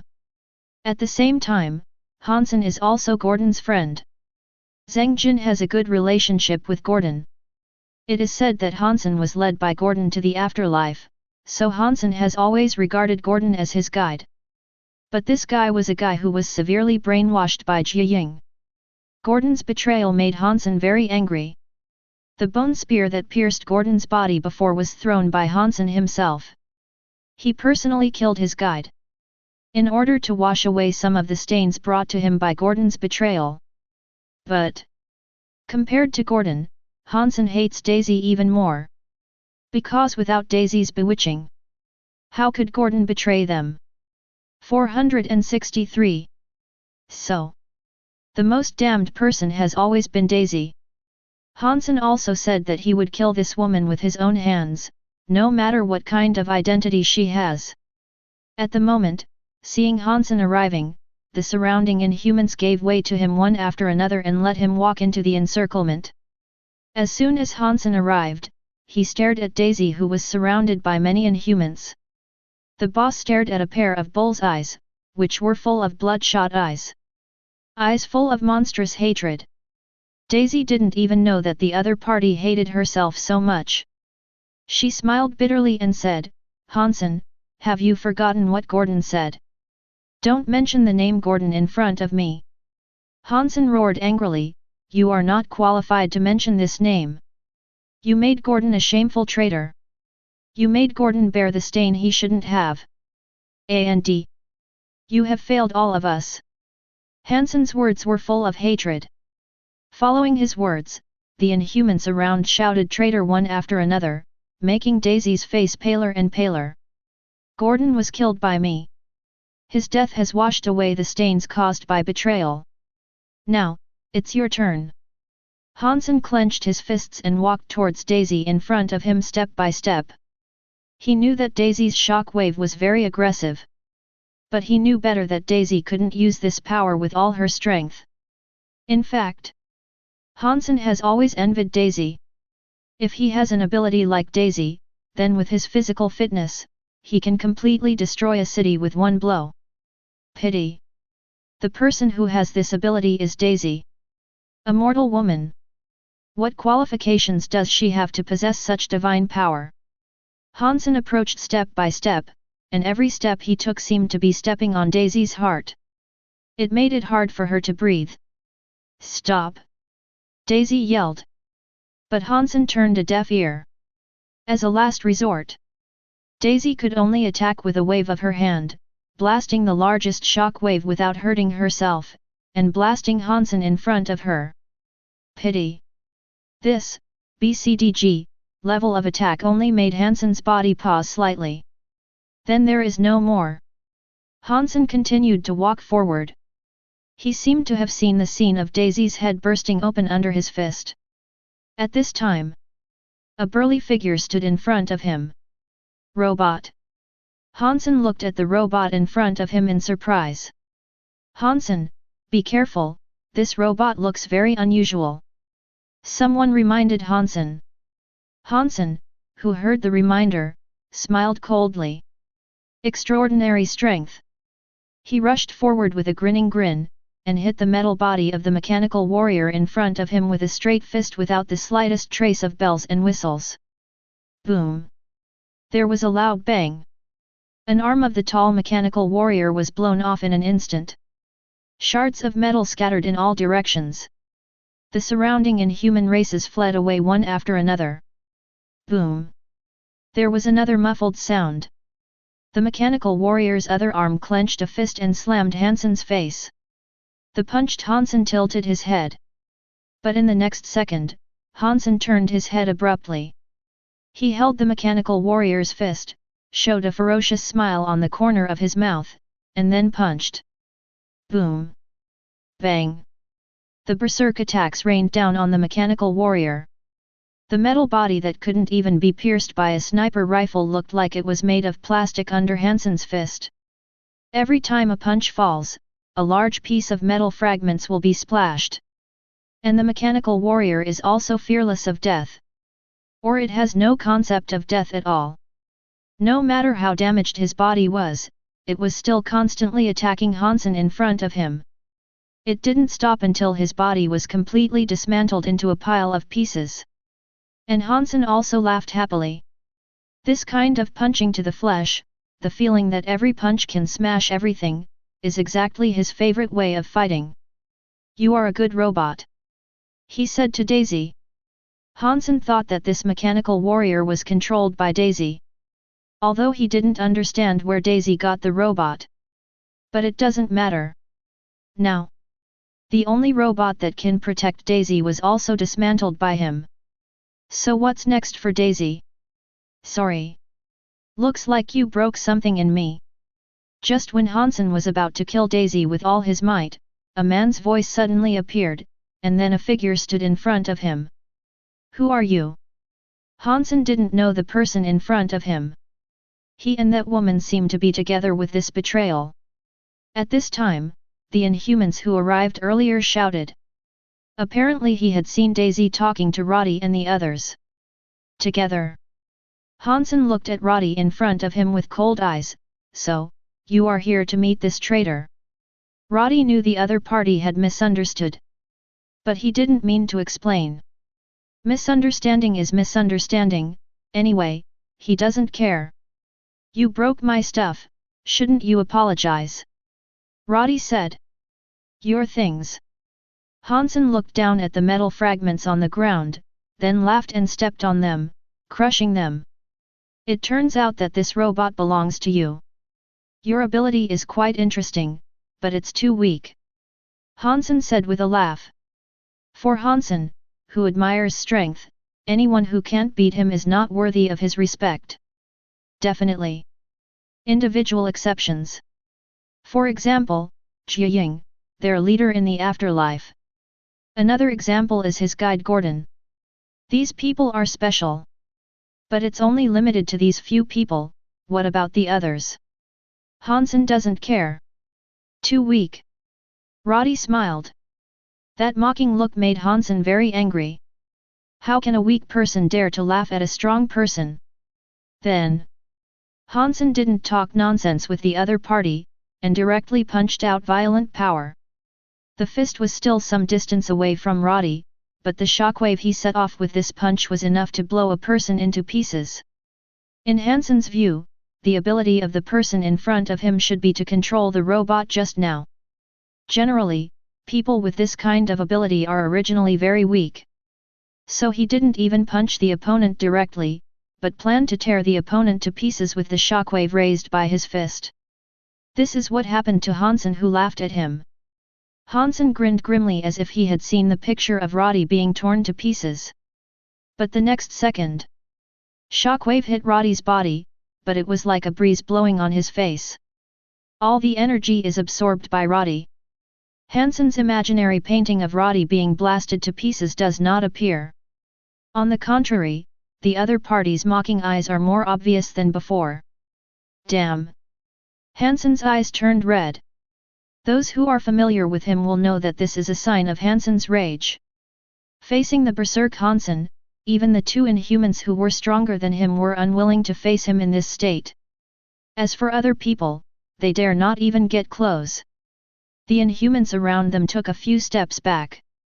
For fear of being disliked by rage's Hansen. No one can laugh at me.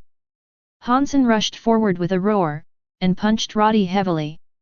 However, the fists with terrifying power hit Roddy's body and couldn't even make him take a step back. Instead, Roddy was even laughing. Continue. He said. These two words deeply stimulated Hansen. He punches wildly. The punch hit Roddy harder than the punch. However, no matter how hard he tried, his fists were like cotton, unable to do any damage at all. Hansen was tired. He started panting. But that wasn't what hurt him the most.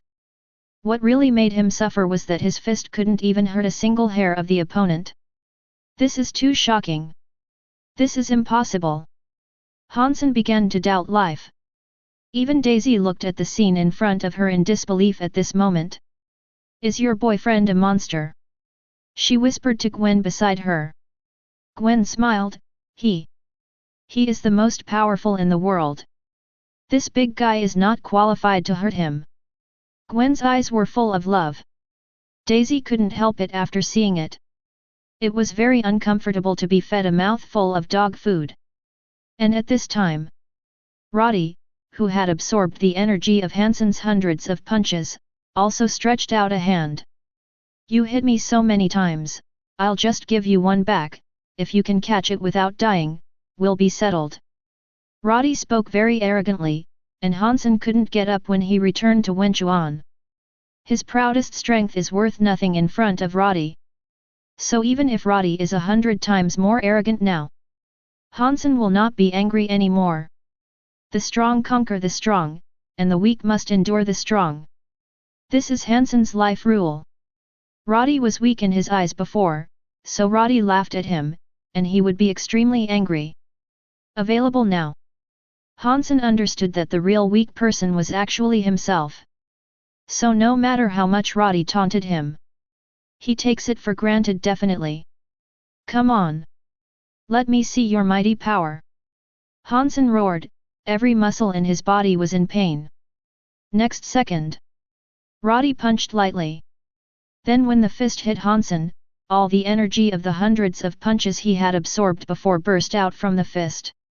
This moment, it was as if Hansen had been hit by hundreds of punches he had integrated. His indestructible and powerful body was torn to pieces in an instant. Flesh and blood collapse. The bones wailed at first, and then fell apart. Bang! The sky-shaking roar then sounded. The entire street was cleared of a large area by this punch.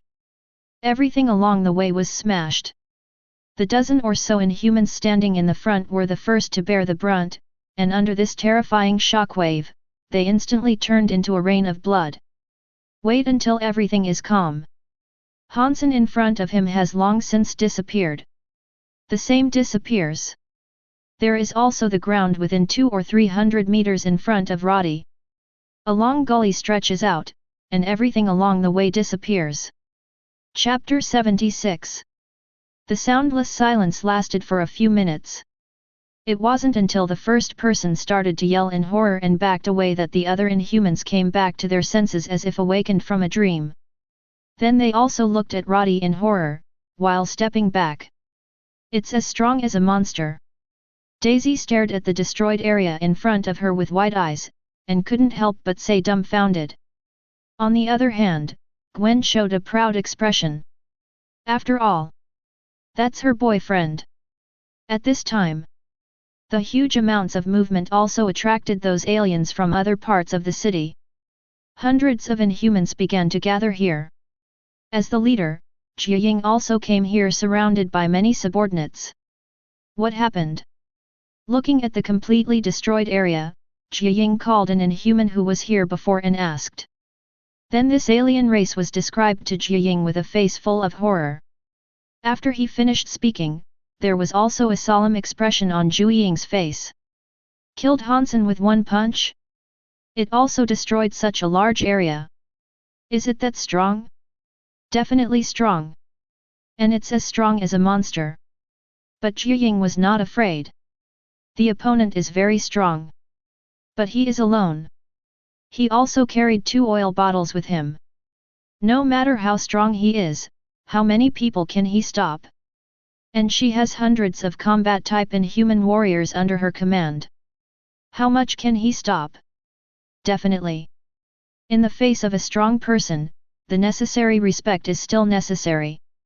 Except that Jiaying is a little crazy about human beings, she is actually quite smart at other times.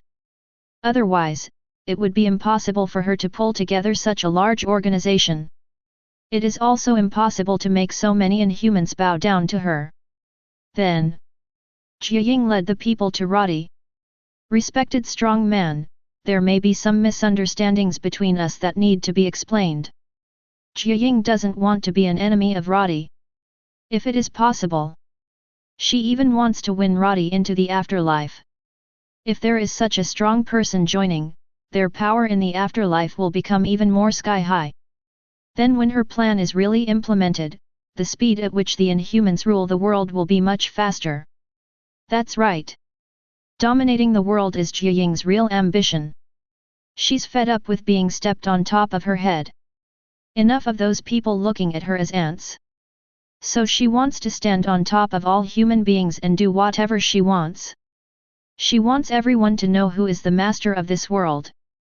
Not the frail human beings. But their mighty Inhumans. Humanity? What can they do? Misunderstand. Roddy looked at the woman in front of him. He knew in his heart that the crazy idea of the other party could not be realized. The so-called dominance was just the limitation of the structure. How did Jiaying know that the composition of this planet is so complicated? Her so-called ambition. It is doomed to be impossible to achieve. As for the misunderstanding in Jiaying's mouth, Roddy can probably understand her thoughts, but he just thinks that he is strong enough and wants to win him over. Pity. Jiaying's wishful thinking will come to nothing after all. Roddy will not join any faction. It is even more impossible to join a force ruled by a mad woman.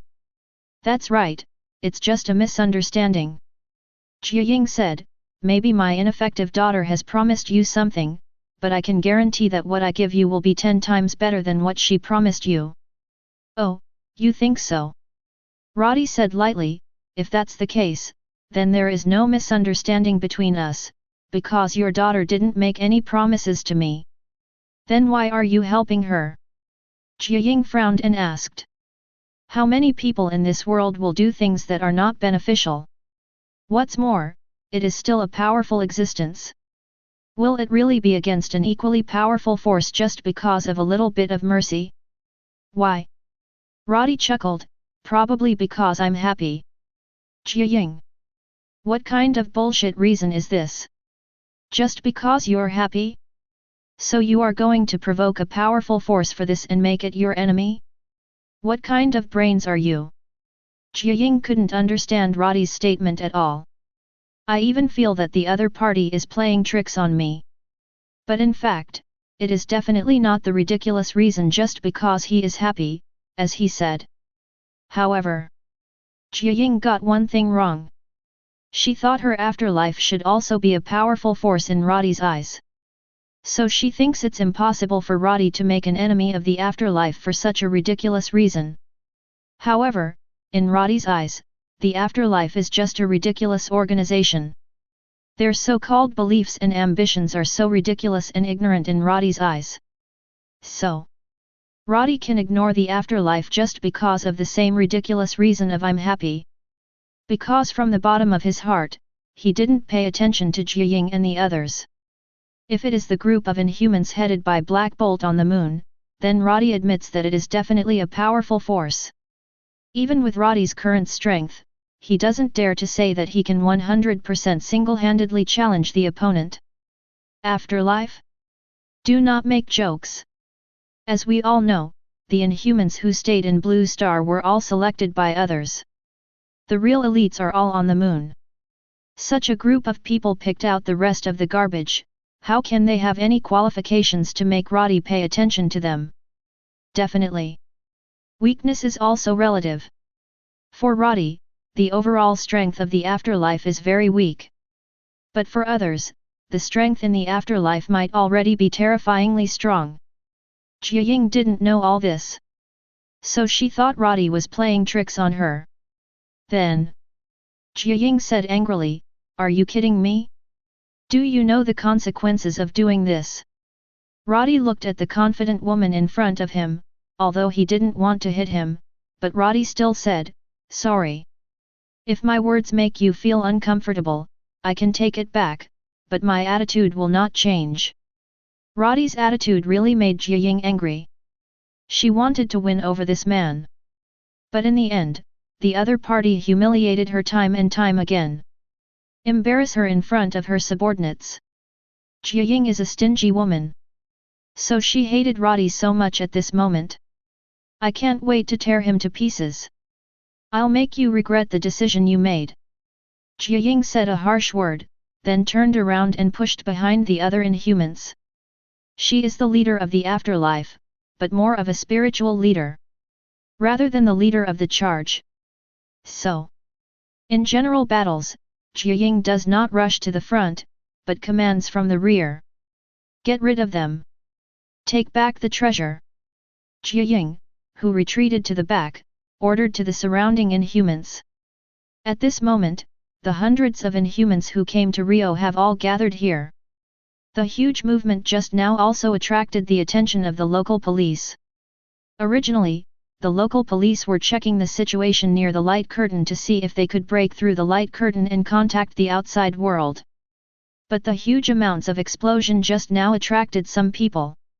Just as they approached this side, they suddenly saw abnormal natural phenomena such as lightning, flames, and snowstorms appearing in the sky. The local police officers who drove here were dumbfounded. When had they seen such a bizarre scene? Definitely. The light curtain in the sky that has been playing cartoons is not counted, it is much more bizarre than this. They have just used all conceivable means to break through the lack of light curtain. But it turned out to be useless. That light curtain seemed indestructible. Not even explosives. In contrast, the lightning, flames, and so on in front of me can be seen in daily life, but I have never seen one appearing, and it is so large. Hold on to me. I saw hundreds of Inhumans on the opposite side launching an attack. Gwen also grabbed Daisy beside her, and led her out of here quickly. She knows Roddy's strength, so she doesn't worry about his safety at all, but Daisy is different, except for the ability of Sasser, she is just an ordinary person in other respects. Ask for her flowers. If it is hit by lightning flames or something, it will lose half of its life if it is not dead. Gwen is kind-hearted and can't bear to see poor Daisy get hurt. That's why he chose to take her away first. Wait. Aren't we staying to help? Daisy was led by Gwen all the way away from the battlefield. Seeing that the left Roddy had to deal with so many enemies alone, Daisy couldn't help but asked worriedly. Don't worry, Roddy is the strongest. Gwen is full of confidence in her boyfriend. Let alone hundreds of Inhumans, even if a nuclear bomb flies over, she doesn't worry that Roddy will get hurt. Although Daisy didn't understand why Gwen was so confident, Daisy was also relieved seeing Roddy, who was still able to handle countless attacks. It looks like he can really handle it. At the same time, facing a large group of incoming Inhumans, Roddy couldn't help but had no choice to run away, but rushed forward instead. Oncoming attacks are absorbed the instant they touch him. Then Roddy waved his hand, and instantly a burst of violent energy blasted out, returning all the absorbed energy back. Back to you. A burst of violent energy blasted an Inhuman. This guy can control fire, ability is a bit like Pyro in Mutant. After absorbing the flame he released, Roddy directly bombarded him with the compressed flame energy. This guy was originally just a mortal body, how could he stop such a violent bombardment? Just a face-to-face, the Inhumans with this ability, which is very similar to Pyroman, was blown to pieces. John. His companion rushed forward, shouting angrily. Roddy looked at it, and with a finger, a different space entrance with a diameter of more than 1 meter opened in front of him. The guy didn't have time to break and hit it directly. Then the moment his upper body entered, Roddy closed the entrance to the different space. Moment. Only half of the corpse with extremely neat cuts was left in place. The corpse was sizzling with blood. Roddy waved his hand again, and the upper half of the corpse. The body was thrown out and hit an Inhuman who could spit water. The latter let out a terrified scream. Among the crowd, Roddy was having a great time. The attacks of these alien races are nourishment for him. And his attack. No matter how random a blow is, it can take away the life of an Inhuman race. Cyclops. Different dimensions. Even cross-dressing abilities. All played by Roddy. He disappeared in an instant and appeared again. Reach out and grab an Inhuman. Then he teleported directly into a wall with him. Roddy himself was outside, but the Inhuman he caught was embedded in the wall. Immediately another one died. And these Inhumans who saw Roddy's terrifying strength also learned to be smart. They finally stopped being stupid and continued to rush towards Roddy. Instead, he chose to hunt down Gwen and Daisy. When Roddy saw it, he punched the ground directly. Boom! A dazzling white light spread instantly, covering a large area around it, until it coincided with the light curtain in the sky. And the tens of thousands of mechanical items within this area were suddenly accompanied by the sound of mechanical friction at the moment the white light swept across them, and in just a few seconds, they turned into mechanical battles one by one. Mechanical activation. Mechanical strengthening. The two abilities were combined into one by Roddy's synthesis, and the strengthening of 70,000 mechanical warriors was completed in an instant. Mechanical Legion, give it to me. Roddy yelled, and after the secret order was issued, 70,000 mechanical warriors rushed towards those Inhuman races in an instant. 70,000 versus dozens? That scene. The Inhumans, who had just returned to a large number of people, suddenly became a minority who were bullied. On average, each Inhuman has to deal with the siege of dozens of mechanical warriors. Even the stronger ones among them couldn't cope with the besieging of dozens of mechanical warriors, let alone those Inhumans who were already of average strength. It was even torn to pieces in one encounter. Chapter 77.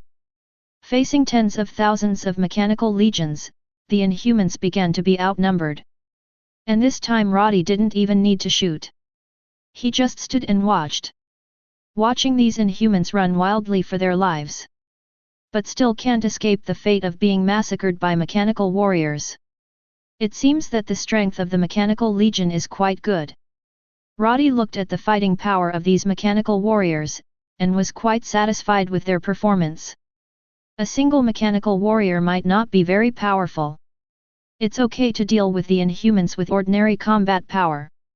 If you really encounter some powerful Inhumans, like the Hansen before, it will not be enough. But if the number of mechanical warriors is large enough, the effect will be completely different. And some mechanical warriors born from the activation of machines also have some pretty good abilities. For example, the mechanical warrior born after the activation of the chainsaw has its own double-armed chainsaw weapon. Roddy just saw a mechanical warrior whose arms are chainsaws. It looks less than 1 meter tall, but it was chasing two Inhumans and hacking. The two alien races did not dare to resist at all and could only run away. There are also mechanical warriors transformed from hydraulic presses. The two arms are hydraulic devices, grabbing a target and clamping it directly in the middle, it can be crushed to pieces in an instant. These mechanical warriors all have their own characteristics. Although the level of intelligence is 205. But it can't stand to inherit some structures of the original machinery. If this is replaced by tanks, fighter jets and so on, that must have the long-range killing ability. Direct long-distance firing, the power after strengthening must be much stronger than the original tank. At that time, any shell will be the power of a small ballistic missile. Picture that picture. Absolute violence. Under the pursuit of the 70,000 mechanical legion, the Inhuman race was quickly killed, leaving less than a dozen people. The rest of these people also opened the portal in a panic and ran away. As the leader of the afterlife, Jiaying is also protected by his subordinates at the moment and escorted into the portal. Before leaving, she turned her head and gave Roddy a nasty look. Can Roddy get used to her? Just staring, a laser beam smashed Jiaying's upper body. Those aliens protecting Jiaying didn't have time to block the leader's attack, and just watched their leader being blasted into half a corpse. Let's just go, why hate? Roddy shook his head. This kind of person deserves to be killed. If you want to go, go quickly, and I don't even want to stop you. In the end, you still stared at me, acting as if you will take revenge on me in the future. Then can I bear your temper? Regenerative ability, right? Can't kill him? I'll blow half of your body into pieces, let's see how you can regenerate. Roddy pouted, watching the remaining Inhumans rush into the portal in a panic and escape from the scene. Followed by the rapid closure of the portal. It seemed that he was afraid that Roddy would send them a laser beam again. As these alien races left, the light curtain in the sky also disappeared. The barriers that prevented the entry of troops from outside disappeared. The army that had been assembled outside for a long time could finally come in at this time. But at this moment, the enemy had already run away. When they came here, at most they collected corpses for some Inhuman races. Gone. Roddy's figure appeared beside Gwen and Daisy in an instant, and he said to them. Where are you going? I'll take you there. He looked at Daisy beside him. The latter thought for a while and said, You don't know where to go for the time being, so you can send me to any place first. Roddy nodded when he heard the words, then grabbed one of them with one hand, and disappeared in place with the two of them in an instant. Afterlife. This is a paradise isolated from the world. At the moment, these Inhumans who had just escaped from the portal were looking at the remaining half of the corpse on the ground with ugly expressions. What should I do? Can the leader survive like this? Are you FG blind? You can't see for yourself. It's over. The afterlife is over. The leader is dead, and the enemy is so strong, we can't take revenge. Then what should we do? Are we going to continue living here? I have nowhere to go.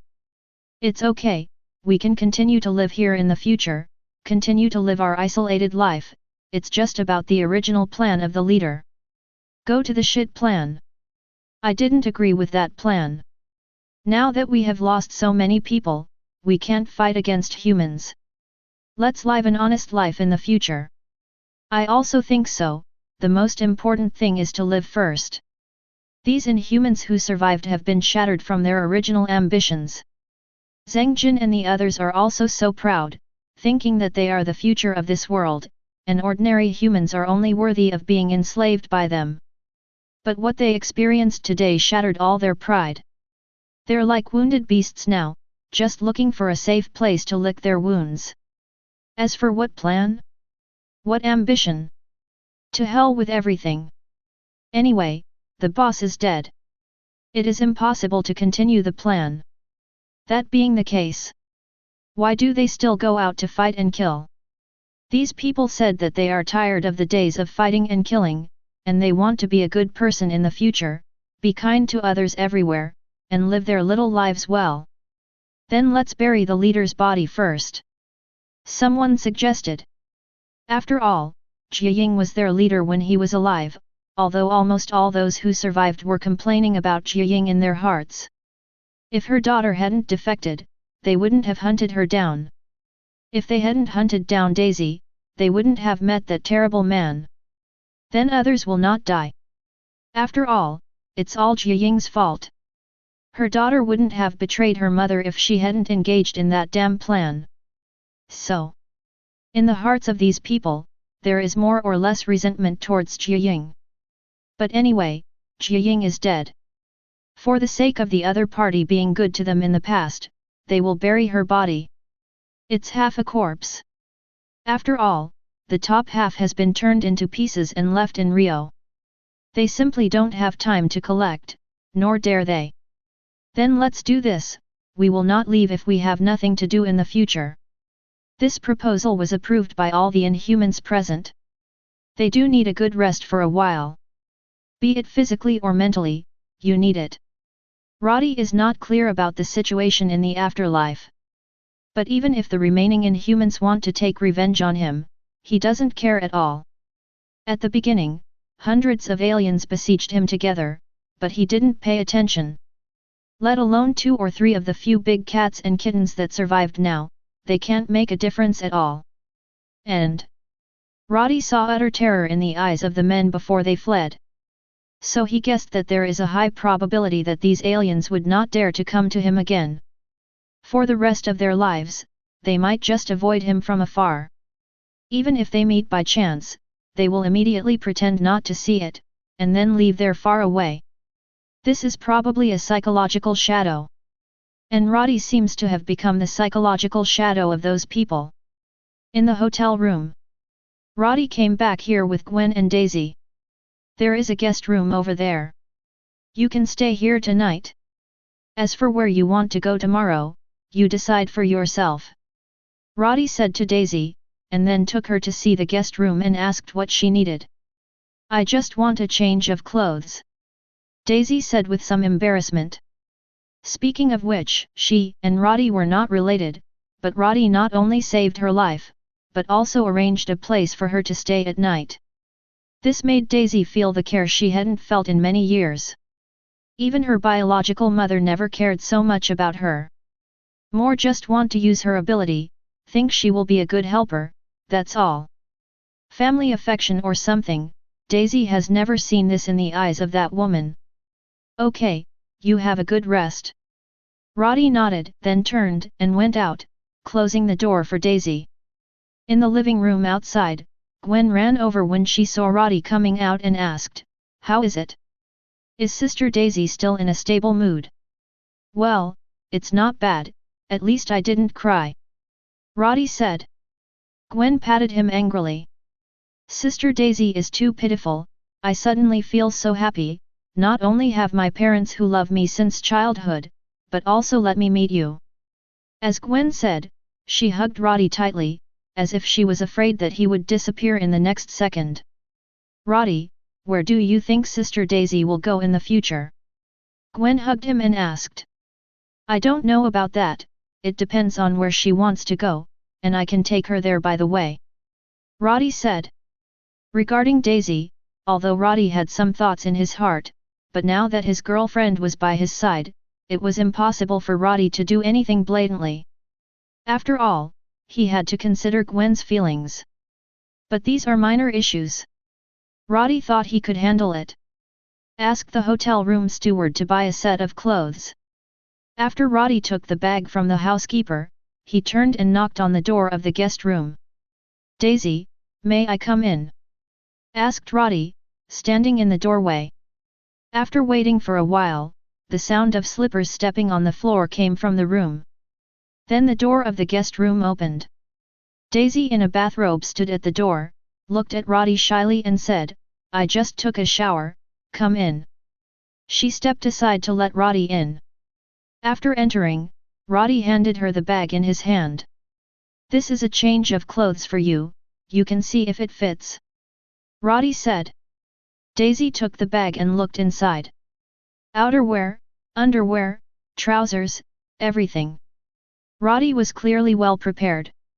Then sit down for a while, I'll be fine soon. After Daisy finished speaking, she took the bag and ran to the bathroom. About 10 minutes passed. After changing her clothes, Daisy came out of the bathroom. She was wearing the newly bought clothes, which looked quite fit. It fits well, thank you. Daisy walked up to Roddy and said thank you again. You don't have to be so polite, it's just a set of clothes. Roddy said, we're going out for dinner later, do you want to go together? Daisy just wanted to say she wasn't hungry, but she didn't say anything. My stomach growled first. This made Daisy blush instantly. It's not the right time for you to bark this unbelievable stomach, right? Daisy was depressed. Roddy didn't think there was anything wrong, he said directly, then we are going to set off to call you later, you should rest for a while, we will set off in about a quarter of an hour. Okay, all right. Daisy responded softly, she lowered her head, afraid that Roddy would see her blushing cheeks. After Roddy left, Daisy dared to raise her head. It's so embarrassing. She rubbed her hair annoyed, feeling ashamed for what she had just done. After a while, Daisy 0.4 suddenly looked down at the clothes on her body, with a puzzled expression on her face. How did he know my size? Thinking about it, Daisy couldn't help but blushed again. Evening. Roddy and Gwen called Daisy in the past, and the three of them went out for dinner together. Daytime events don't seem to have much of an impact on the city. Most people are still living normally and have not been affected by the previous turmoil. Even after Roddy and the others came out after eating, they saw a lot of people in a nearby square doing some celebration-like program. There is a big bonfire in the center of the square, and many people are singing and dancing around the bonfire. It doesn't appear at all that the city has only been terribly attacked during the day. These people really have big hearts. Roddy thought. Seeing the performance on the square, the three of Roddy also stopped to appreciate it. Standing in the crowd, Daisy subconsciously glanced at Roddy beside her. She couldn't remember how long it had been since she felt so secure. But now that Roddy was by her side, Daisy felt as if she didn't have to think about anything. Just follow him quietly, eat, drink, play, and be a happy girl, that's enough. Don't have to think about those fights. No need to think about where to go tomorrow. Daisy liked this feeling very much, she even wanted to sink in it. But when she saw Roddy holding his Gwen on the other side, Daisy woke up instantly. Chapter 78. After 9 o'clock in the evening. The activities on the square just ended, and Roddy and the three of them also left here and returned to the hotel after the end.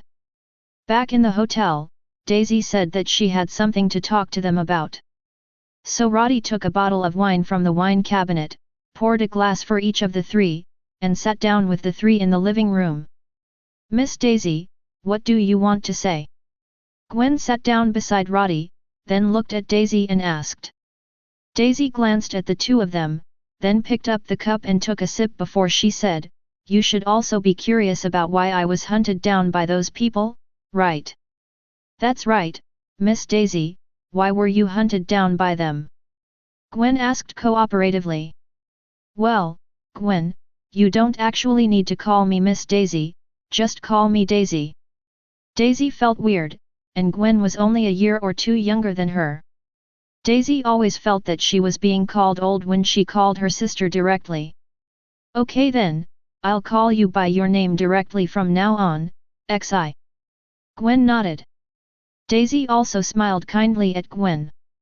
Afterwards, Daisy turned serious and said, "The reason why I was hunted down by those people is because I stole one of their things."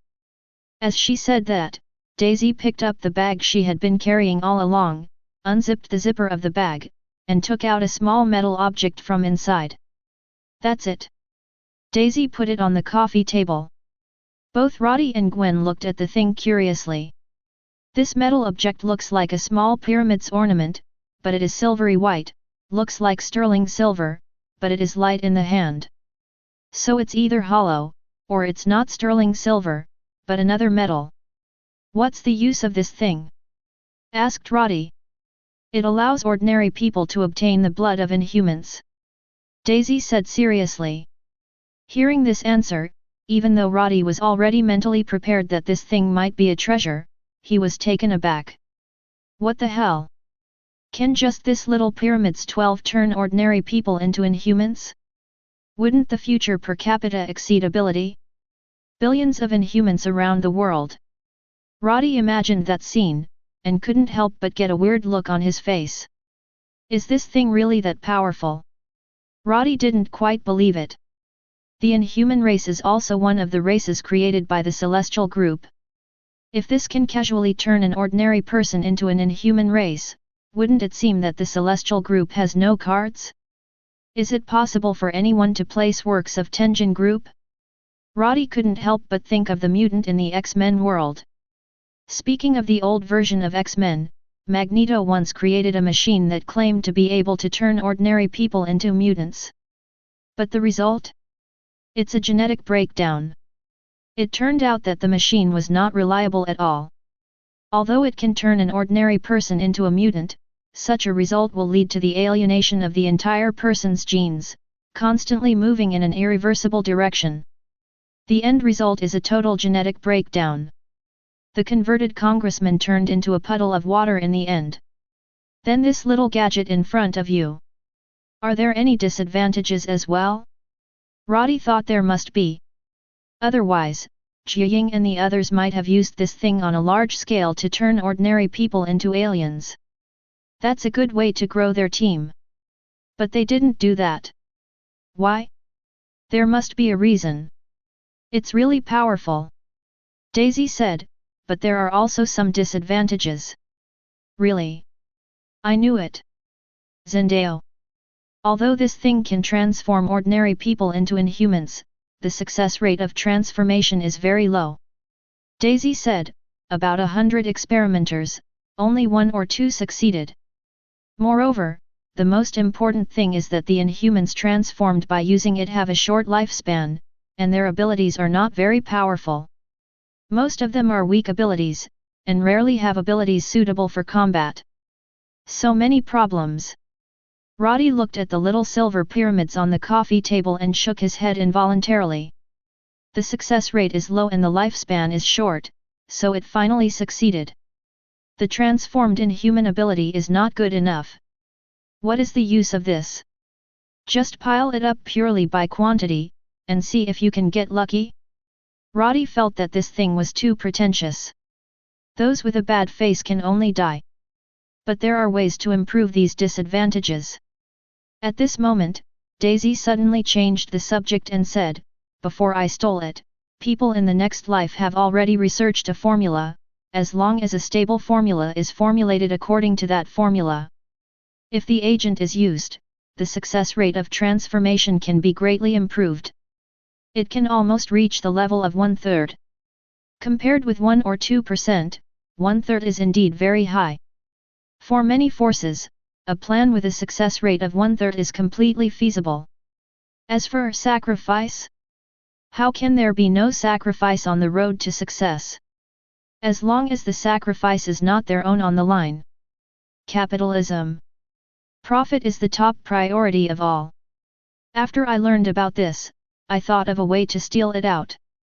Daisy continued, I know they are looking for someone to cooperate with, they have looked for Hydra before, but then something happened to Hydra, so they changed their target again. Who is it? Roddy asked curiously. But Daisy shook her head and said she didn't know either. She just heard that there is such a cooperation intention, but which organization is it with? She doesn't know either. But now that Jiaying is dead again, there is almost no high-end combat power in the entire afterlife. In addition, this treasure that is said to be irreproducible has not been taken back. Therefore, their plan has completely failed. It doesn't matter which force is going to cooperate with them. This cooperation has been completely yellow. After Daisy told Roddy and the others the reason why she was hunted down, she decided to give the little silver pyramids to Roddy. To be honest, Roddy was also surprised. After all, this thing matters a lot. If a bad one falls into the hands of some conspirators, it is very likely that they will try to transform a large number of inhumans in batches. Although the formula of the stabilizer Daisy did not say. But if those inhumans in the afterlife can deduce it, there will naturally be other people who can deduce it. Never underestimate the creative ability of human beings. As long as they are given a firm enough goal, they can create miracles. At this point, Roddy had no doubts. Daisy should know it too. So she decided to give this thing to Roddy, which really shows how much her trust in Roddy has reached. But Daisy was right. Roddy had absolutely no idea about mass-producing a large number of inhumans. What's the use of a group of inhumans with a high probability of having rubbish abilities? Are the elite inhuman races from the previous life powerful enough? But Roddy's mechanical army killed them indiscriminately. The opponent had no power to fight back at all. As for the inhumans transformed with the little gadget in front of them, how many would have to be produced to produce one in order to achieve that level of combat effectiveness? At least hundreds or thousands. So if you want to create an inhuman team with similar strength to the afterlife, wouldn't it be necessary to transform hundreds of thousands of inhumans? Even if there is a stabilizer, more than 400,000 subjects are needed for a 1/3 success rate. How crazy is Roddy? To capture more than 400,000 experimental subjects to do this kind of thing? The result is a group of garbage that was randomly killed by the Mechanical Legion? Why should he? So, it's really useless to Roddy. But if it falls into the hands of a nefarious group like Hydra, then this thing could come in handy. Coupled with Hydra's professional brainwashing technology, it is possible to directly create an army of millions of inhumans. So Roddy doesn't like this stuff, but others are very envious. Including previous afterlife. If Roddy hadn't tried it and found that he couldn't destroy the thing himself, Roddy would have destroyed it immediately. Anyway, it's useless to him, and it's so dangerous. What are you keeping? But it can't be destroyed. So Roddy can only temporarily put it in a different space. No one can get it anyway. It's no different than being destroyed. Tell the whole thing, and hand things over to Roddy who can let him live with peace of mind. Daisy felt a lot more relaxed. Then, she had a good night's sleep. In the past year or so, she hasn't slept so soundly for a long time. It was only a few days before she found her biological mother that Daisy could sleep so peacefully. Later, she gradually discovered Jiaying's true face. I've never had such a good night's sleep again. Nothing to say all night. After waking up the next day, Daisy found that Roddy and Gwen in the master bedroom next door hadn't woken up yet, so she went to the restaurant of the hotel to have breakfast alone, and when she came back, Roddy and the others brought two back. When Daisy came back from breakfast, Roddy and Gwen were already up. I brought you breakfast. Daisy shook the bag in her hand and put it on the dining table for them. It's still hot, eat quickly, she said. What is delicious? Gwen trotted over to take a look. I ate this yesterday, it was delicious. Gwen took out a box from the bag, which contained some crystal shrimp dumplings. She likes to eat these things. For Roddy, he had eaten too much in his previous life. I don't think it's so delicious. After breakfast, Daisy was about to say goodbye to the two of them. She heard from Gwen yesterday that they came here because Gwen's school was on holiday, so they came to travel. And Daisy felt that if she followed the two of them, she would undoubtedly be like a big light bulb. So even though I feel a little reluctant. 057 but Daisy still chose to say goodbye. Daisy, are you leaving? Hearing that Daisy said that she was leaving, Gwen also looked a little bit reluctant. So she turned her head to look at Roddy at the side, signaling him to keep Daisy with her eyes. And that's exactly what Roddy wanted. He didn't want Daisy to run away.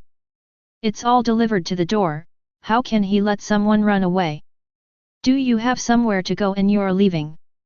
Roddy said. Okay, you follow us for now. Let's play around together for a few days, and when we return to the United States, I will take you with me, and then I will arrange a place for you to live. Gwen just asked Roddy to keep Daisy for a while, but Roddy made all the arrangements for her directly. Even the place to live in the future has been arranged. Isn't that good? Daisy was a little embarrassed. After all, she ate Roddy's and lived Roddy's without doing anything. This makes her seem like the kind of person who likes to take advantage of others. Is it a friend? Roddy deliberately said with a straight face, if you treat us as friends, don't refuse. Don't worry, I don't have anything else, I have more money so you can stay at ease. Hearing this, Daisy couldn't help but rolled her eyes. But she also knew in her heart that Roddy said that on purpose. The purpose is to let her stay at ease. For Roddy's kindness, Daisy did not refuse again. This is also her obedience to her own heart. She didn't really want to leave at first, but she was too embarrassed to continue to be a light bulb, so she proposed the idea of leaving. Now both Roddy and Gwen want her to stay. What else is there to say about Daisy? Daisy, are you really not leaving? Gwen asked. Daisy nodded and said, well, I won't go. Great. Gwen happily took her hand and said, in this way, I will have someone to accompany me to go shopping for 10 yuan in the future. Hearing this, Daisy looked at Roddy curiously, and asked, what's the matter? Roddy doesn't usually go shopping with you.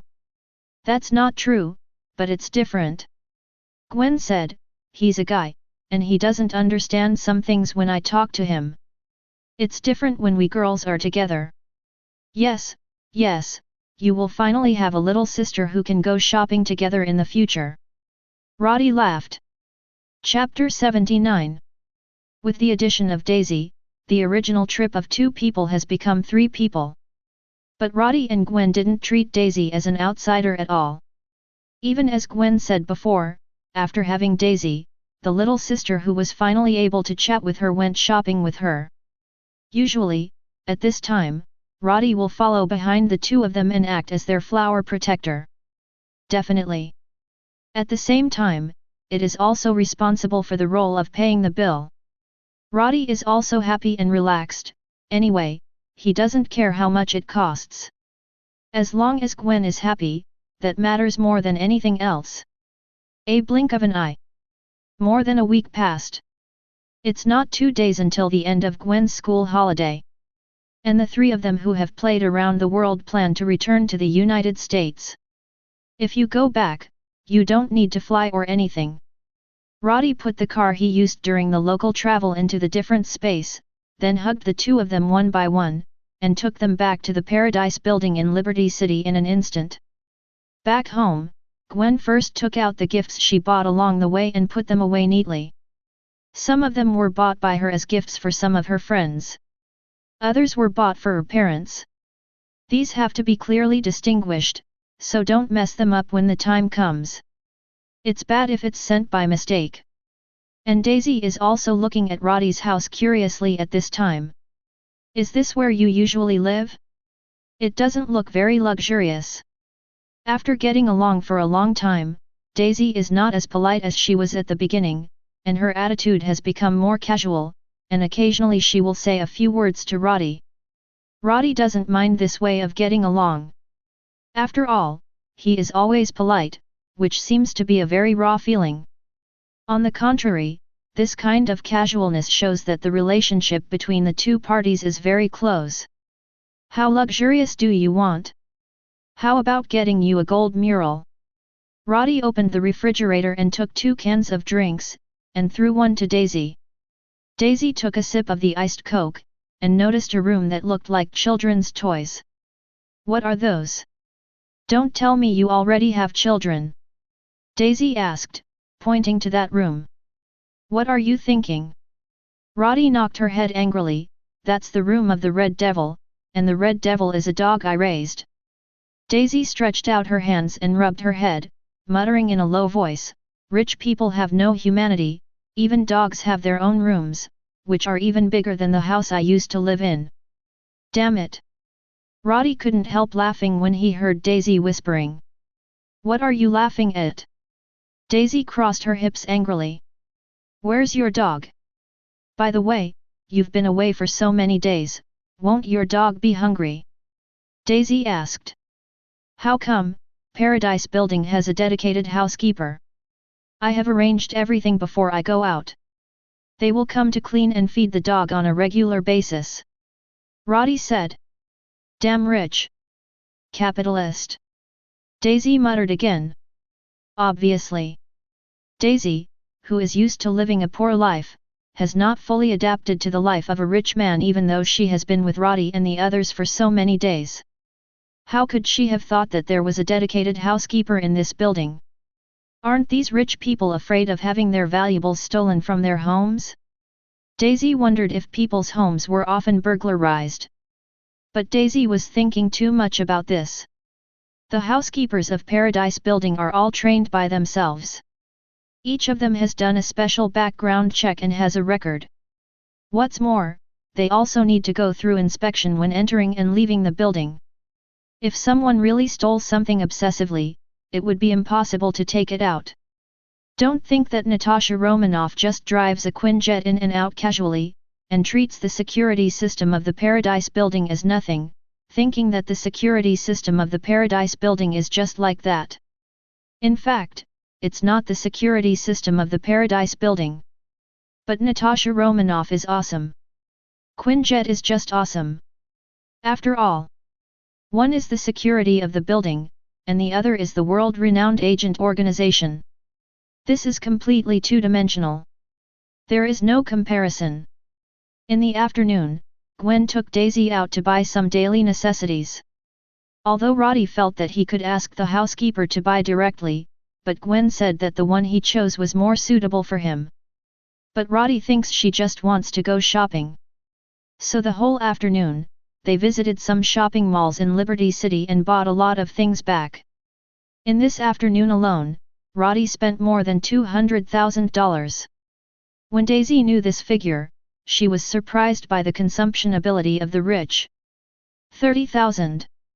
The sum of money she spent in the past 20 years is far less than this amount. As a result, I spent so much this afternoon. God knows those clothes are obviously made of a pile of fabrics. Why dare to sell them so expensive? Are famous brands great? Daisy is ashamed to spend so much money. Even if Roddy had told her more than once that he didn't need to save him money. But after spending so much all at once, Daisy still felt that she should take it easy in the future, even if Roddy said it was okay, but Daisy herself would have some concerns. After all, Gwen is Roddy's girlfriend, and it doesn't matter how much she spends. Because they are a couple. But what about Daisy herself?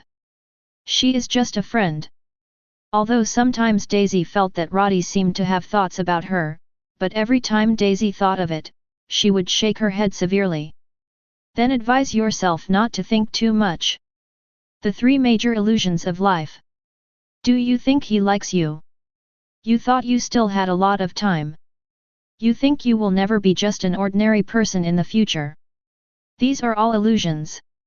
Daisy warned herself. Don't be self-defeating when the time comes, you don't even have friends. And Gwen treats her so well, but she still thinks that Gwen's boyfriend likes her? God!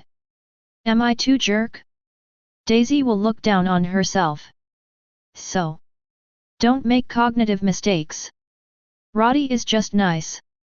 He doesn't really like me. Daisy would say this to herself in the dead of night for several nights. Then she starts having insomnia. Back to the second day in Liberty City. Gwen went back to her home with the gift, and Roddy followed her. But when he came back, Roddy was the only one left. No way. Gwen's parents haven't seen Gwen for a long time, and they miss her very much. So Gwen decided to stay at her own home tonight and come back tomorrow. Before leaving, Roddy also saw Director George's eyes looking at him, which was like a victor's eyes. Roddy was speechless. I wonder if every father is like this? TB. Chief George, how old are you? Why are you still acting like a child? When he got back to Paradise Building, Roddy saw Daisy playing frisbee with the Red Devil as soon as he entered the door. Daisy threw the frisbee out, and then the Red Devil teleported to bite the frisbee, and teleport back to Daisy. It's a lot of fun playing alone. Speaking of which, Daisy was taken aback when she first learned that the Red Devil could teleport. Can a dog teleport? Her expression was almost exactly the same as that of Gwen back then. Roddy really wanted to take a photo of Daisy as a souvenir if it weren't for the fact that he couldn't take pictures secretly. So that she can relieve her shocked expression in the future. Why did you come back alone? Where's Gwen? Seeing Roddy coming back alone, Daisy still had a surprised expression. She's staying at home tonight and will come back tomorrow. Roddy said, then waved at the Red Devil, let the silly dog run over, and patted the silly dog's head. After a while, Roddy found that Daisy was not moving, so he couldn't help turning his head to look at her. He found that she was still standing there in a daze. I don't know what I'm thinking. Why are you so dazed? Roddy went over and waved in front of her. Only then did Daisy come to her senses, blushed inexplicably, and ran away with an excuse that she was going to the bathroom. This guy, isn't he thinking of something to do with color? Roddy looked at Daisy's back with a strange expression. That night, there were only Roddy and Daisy in the house. Roddy wasn't out fooling around either. Although Gwen is not here tonight, it is not good for him to leave Daisy alone at home. I'm going to swim for a while, do you want to come together? Roddy stood up suddenly and said. Ah! Daisy was stunned for a moment, then saw that Roddy had taken off his shirt. She immediately blushed and shook her head. No, I can't swim. Cannot swim?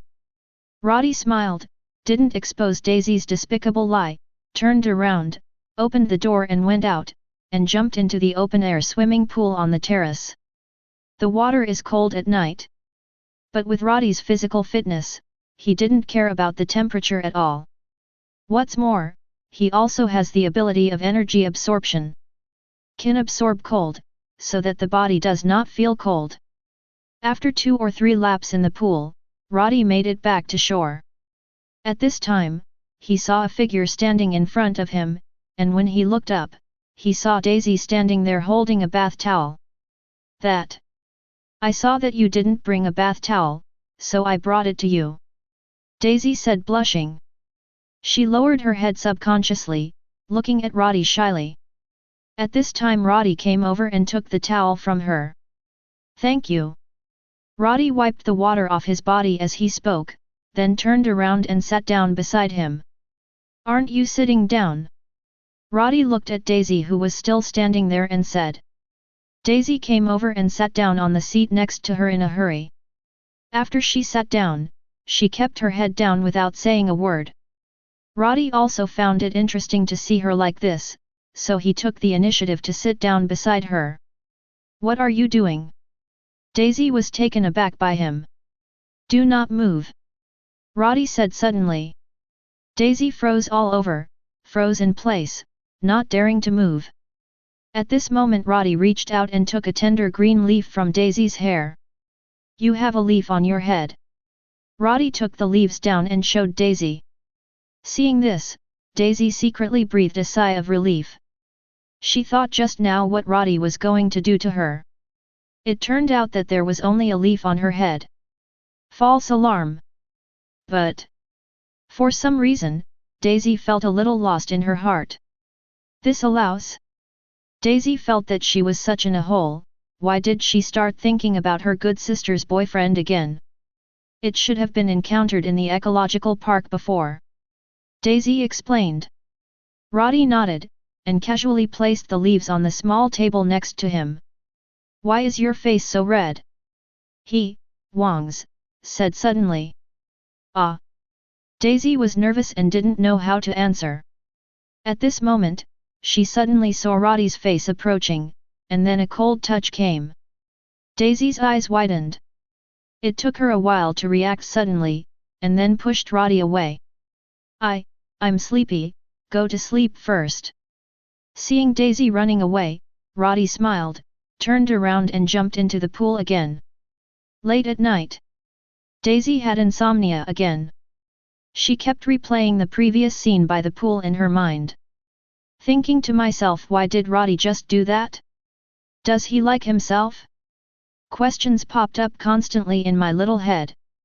Daisy felt like she was going crazy. While on the other side, in the other room, Roddy, at the moment, was chatting with Gwen.